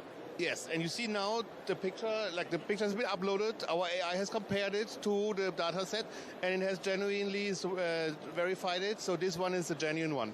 But you can see there's no visible differentiation for you with the human eye between these two, and one is fake and one is real. That's right, we have a real one and we have a fake one. Charles, I'm just wondering about this. When we're dealing with counterfeit medicine, counterfeit fashion, how widespread is the problem? It's incredibly widespread and exploding worldwide. Counterfeit products kill 1 million people worldwide every year. It's more than malaria, more than war. It's an absolutely horrible problem, mostly because of fake medicine. Counterfeit anti-malaria medicine itself kills over 100,000 people per year. This is a problem that we could solve overnight if we could deploy our solution, worldwide. So this is the Vray AI technology, counterfeit goods, counterfeit medicine. It's a way to change the way about the way we see things, because the chances are you and I have already been victims of it and maybe not even known it. Back to you, Molly. Will, thank you very much for that insightful segment there. Will Hildebrandt joining us. We'll be crossing back to you Maybe not today, we'll see, but certainly tomorrow for day 2. All right, well, back here I'm joined on set by our Tech Trends editor, Rudy Rutenberg. Rudy, now we've got this afternoon at VivaTech featured some of AI leaders on stage. Of course, you've been following what we've had on stage, and this has included Amazon's head of artificial intelligence, Rohit Prasad, as well as Meta's chief AI scientist, Yann LeCun. So who has been critical, really, if we could say, of LLM? So, what are some of the takeaways you got for us? Right, so this is going rather from very applied. We're taking a step back and looking a little bit at some more of the conceptual ideas around artificial intelligence.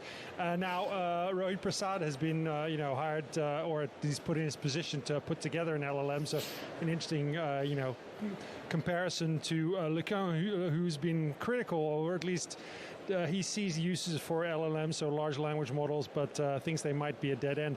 I'll explain a little bit about that. But so Prasad was very much believing that there's still runway for LLMs, so there's still a use case for them, even though he does agree that AI, the next step for AI is what's called world models. Because if you look at what LLMs do, they don't have any inherent understanding of what the world looks like. Everything is based on what they've learned, what they've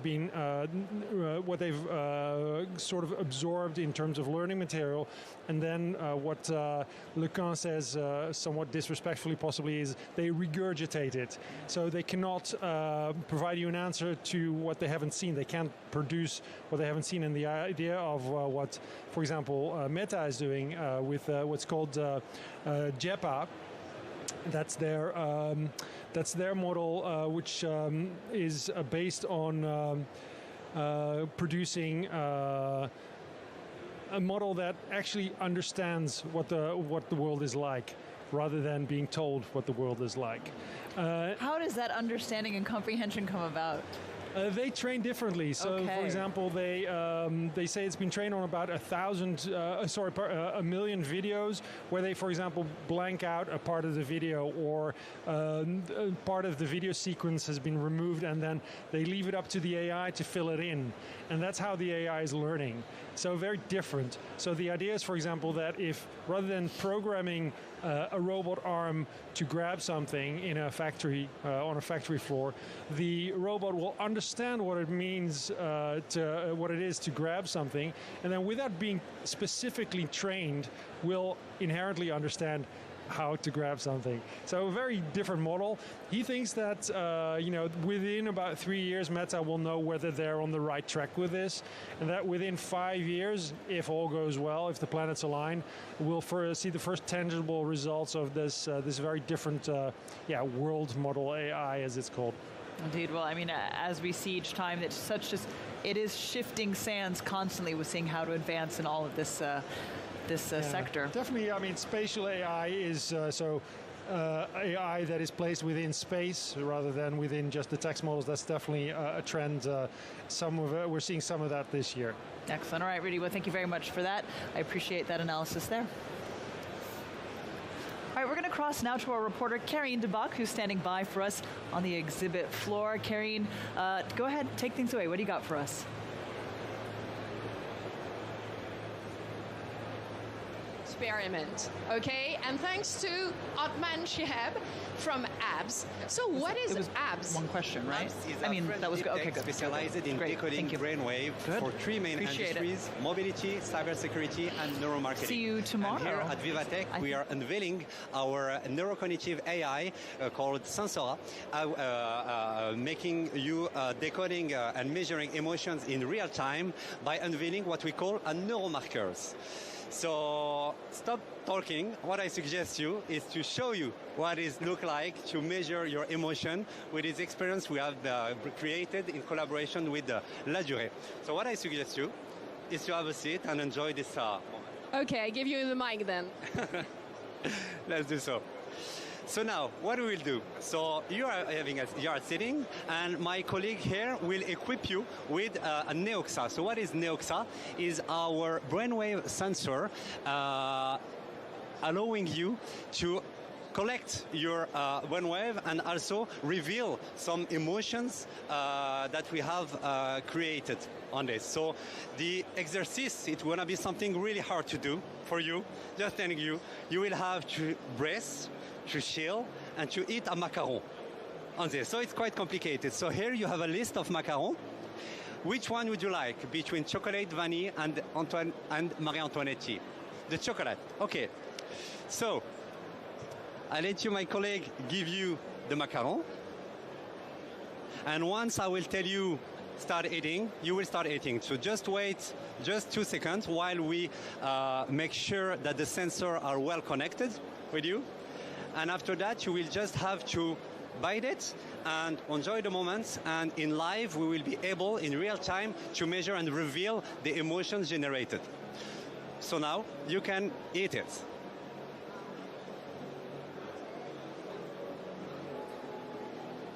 So what we see here live, we have here some neuromarker, what we call a neuromarker. So what is a neuromarker? Is a specific brain activity generated by a specific emotion or cognitive state. So here we have listed 6 different emotions that we are able to measure in real time and to reveal what its experience is generating, which emotion is generating by this experience. Yeah, what real world application for this technology?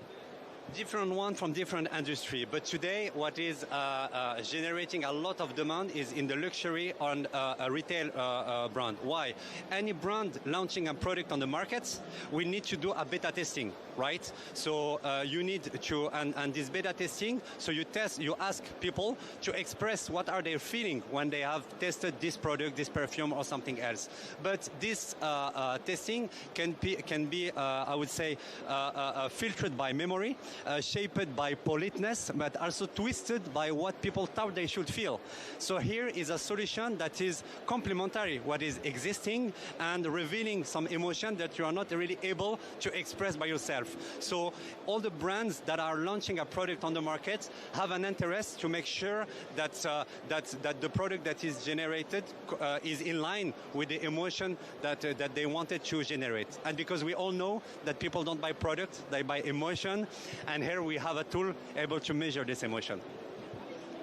So this is a exclusive artwork representing your emotion. So we have linked the 6 emotions with 6 patterns of this generative artwork. For example, the color gradients of this arts is linked to the joy. So the more intensity you had on the joy, the more hot are the colors. The same for other sensors. For example, the comfort that you represented is represented on the linearity, and also on the bubble and on the sphere that are here. So each artwork is unique, as each emotion felt is unique. You're welcome. It was at Abs. Thank you, and Molly, please do try this at Abs. It's perfect. Thank you. Back to you. Wonderful. Well, that certainly was beautiful to see, actually, I have to say. Karine, thank you very much for sharing with us your inner emotions and mind. Wonderful. All right. Well, it's time now for VivaTech on set, and I'm joined by JD Nitlesh, managing partner of the venture capital firm Iris. Hi, JD. Hi, how are you? Doing really well. Thank you very much for taking the time to join us here on VivaTech. I'd like to first just find out a bit more about Iris. Really tell us what areas are you focusing in when it comes to investment? So Iris is a pan-European venture and growth firm that's been existing for quite a while. We focus on 3 simple things. Number 1, we dedicate ourselves to very vertical technological assets. So we focus on bricks that can become the infrastructure of their markets within the next 2 years. AI applied to fraud detection in the insurance space. Shift Technology, now a huge company working with all insurers worldwide. Kiriba, cloud applied to managing cash management for large corporates, which we sold last year for $3.2 billion. LeanIX, software that allows B2B companies to spot the applications and changes, which we sold 2 years ago for $1.2 billion to SAP. We do that either in venture, seed, Series A, post-traction, before they go international full scale, or we do that at growth stage, pre-exit, tech buyout, or IPO, where we help companies structure themselves. And we do that out of France and Germany. We're based in Berlin, Munich, and Paris. Venture, these are great scenes to invest in. Growth, being based there, allows us to cover the entirety of Europe. Oh, I'd like to ask you just a little bit in terms of your current take on how we're really seeing just the climate change for startups over the past few years, and the notion of really like this shift that we've seen in one way, kind of moving from like resilience replacing hypergrowth, or the swapping one animal for another. We've got unicorns. They're okay. We all love unicorns, but actually we're looking for camels, the lowly camel. Really, what have you seen in terms of the shift? It's a great question, and actually it's funny that it's a talk of the day today at VivaTech. I've been asked that question a lot. It's simple. 2021, after COVID and plenty of things, growth rates were on average 100% to 300%. So, hey, we're VCs, we're going to go to the moon. And after 21, guess what? Inflation, war, complicated economy. If you're a startup right now and you got 60 to 80% growth rate, you're among the top performers. Of course, there are still a few magic companies, but right now, the market is slower. B2B are being more careful about how they spend. So that profile, coupled with the fact that lots of companies raised money in 21, 22, when valuations were sky high, has changed the paradigm. In 21, you were raising money 20 times the revenue you're going to do next year. The next year, you're raising money 4 times the revenue you make this year. So guess what? Every euro you spend in 22 is just to catch up with the fact that your valuation is going to be divided by 4. Yeah. So all in all, companies have had to learn to work with the money they had, make sense out of it, be longer, not because they develop less, because the market's slower and they can take more time developing their asset, making sense of how their technology truly provides leverage, how they can become very competitive on the market. This is good. We believe that scarcity is a much better driver for innovation transformation than affluence of money. So companies have grown slower, have been more careful on money, but guess what? We still have amazing companies growing. Last year we exited Kiriba for $3.2 billion. Just a week ago we sold SurePay, which we financed in 21, a spin-off for Rabobank, to Carlyle, because these are good companies. So tech buyout is very active. Usually it's a consecration that you have a lasting company, and the fact that companies have become more frugal is just the sense that they're trying to be more like companies, making money, being relevant to their investors and customers, as opposed to, hey, we're going to burn money until we're high in the sky. For us, it's just making sense of the market. Indeed, all right, so it's very much this notion of perhaps growing slower, but growing smarter indeed for the long haul. True. So then I'd just like to ask you before I let you go, you're very busy here at VivaTech. You got quite a few things going on with Iris. Tell us, what do you got for your time here? So I got to be honest, the nights are very busy because you get a lot of people from around the world. They come here for the show, but after party is the good time to actually talk about how we develop our companies together, investment opportunities, taking companies international. Throughout the day, what's great is to see the emergence of the next wave of startup. VivaTech's been built by Maurice Levy, whom we are close to, with the idea that corporates and startups needs to be close. So seeing how our corporates right now decide which company, which innovation they put ahead, or how they make sense out of AI and the transformations they want to show is very helpful to understand how they're going to grow, how to serve them better, and how our ecosystem is building consistent and resilient relationships that will make companies successful in the end. All right, so it's not just busy during the day, but certainly as well in the evening. 24 hours. 24 hours. All right, well, we'll take it. We'll take it. You got 4 days packed in here. JD Nitlesh, managing partner of venture capital firm Iris. I appreciate you taking your time. Thank you very much. All right, excellent. Well, now we're going to bring things back here, and we're going to take a look at what we've seen. Meta, which has just unveiled a new global model that improves AI's ability to understand and predict physical interactions. Well, this cutting-edge model enables robots and other AI agents to better understand the physical world and anticipate how it will react to their actions. Take a look. AI is a technological challenge as well as a scientific challenge because we don't know how to build truly intelligent systems yet. It's one of the big scientific questions of our time. What's the universe made of? What is life all about? How does the brain work? Or what is intelligence really? Hi everyone, my name is Yann Lequin. I'm the Chief AI Scientist at Meta.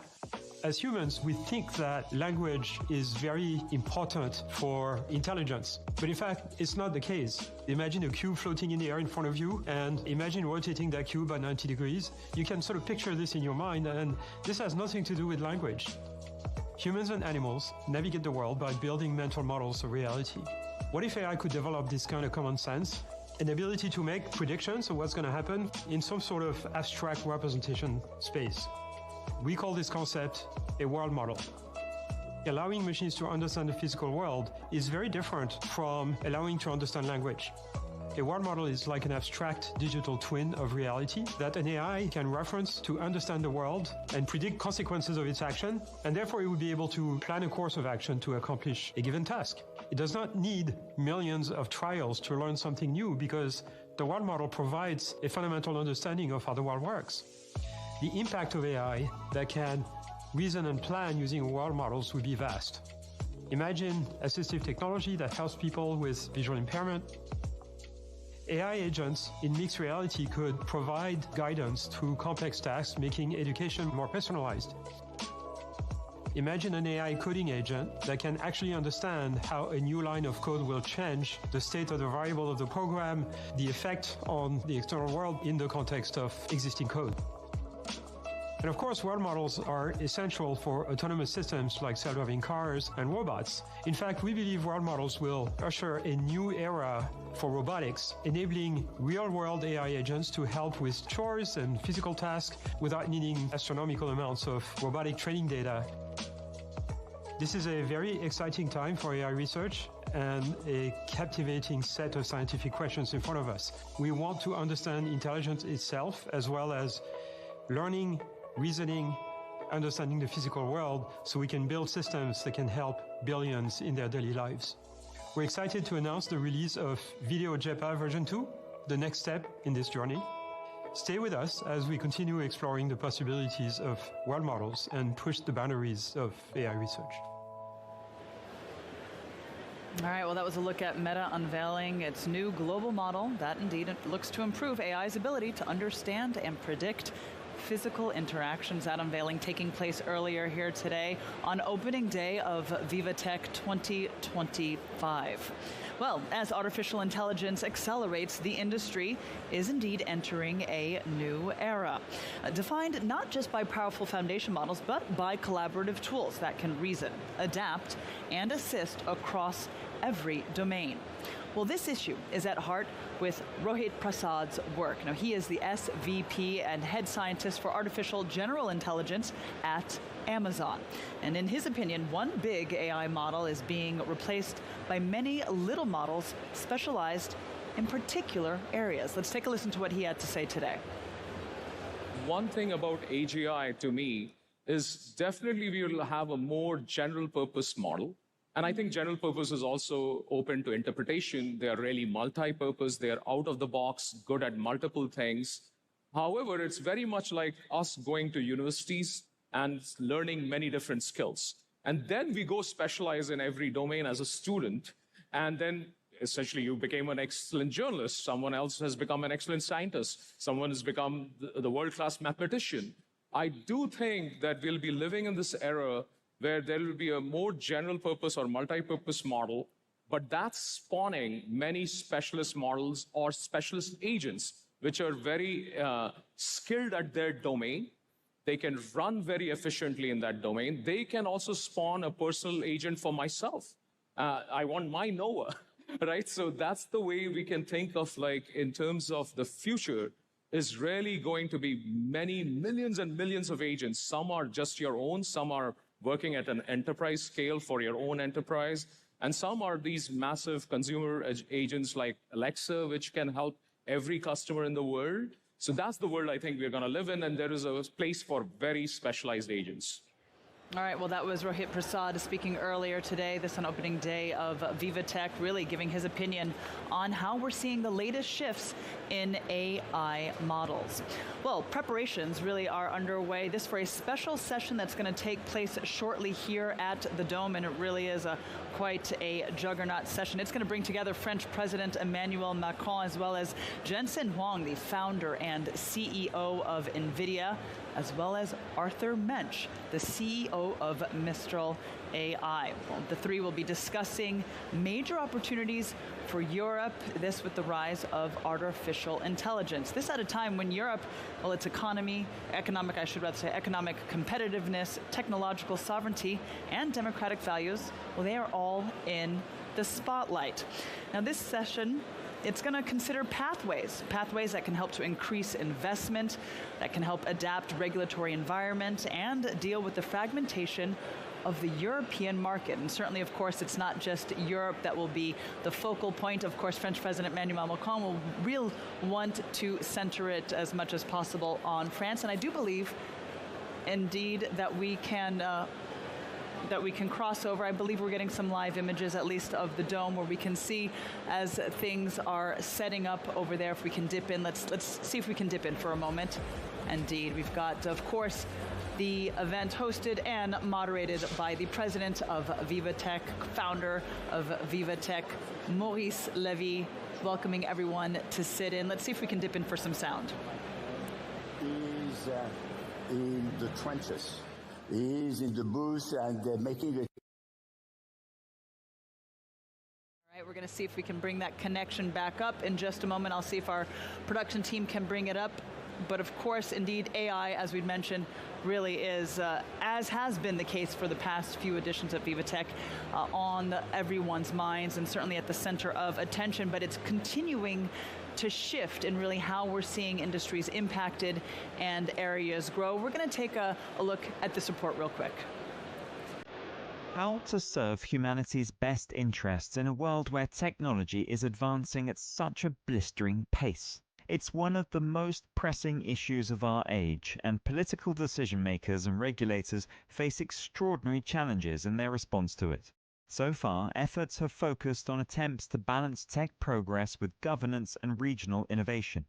The European Union's Digital Services Act represents a landmark moment in this approach. It establishes accountability for online platforms while attempting to preserve freedom of expression and innovation. Global innovation has also started to be reshaped by new regional champions. India's UPI payment system has revolutionized financial inclusion in the country and processed over 16 billion transactions in December 2024 alone. This government-backed platform has triggered the creation of hundreds of startups and has inspired other countries to follow suit. Kenya's M-Pesa mobile phone money service now connects over 70 million users across 140 countries, driving economic growth through digital financial services. In Latin America, financial inclusion has taken form in Nubank, a digital banking platform now worth almost $63 billion. This technology has brought banking services to millions previously excluded from financial services. Meanwhile, governance frameworks are being set up to address unique challenges posed by advancing artificial intelligence. The OECD's AI principles have been adopted by 46 countries, while the Global Partnership on AI brings together 29 nations collaborating on governance standards. Across the world, governance is playing a key role in shaping how technology develops. The challenge now is to turn effective strategies into action at scale.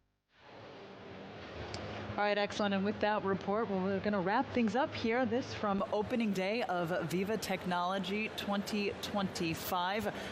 Coming to you live from Paris, and all that coverage, well, it's going to continue tomorrow. This for day 2. Thanks for joining us here at Tech Newsroom. We'll see you again tomorrow. Stay tuned.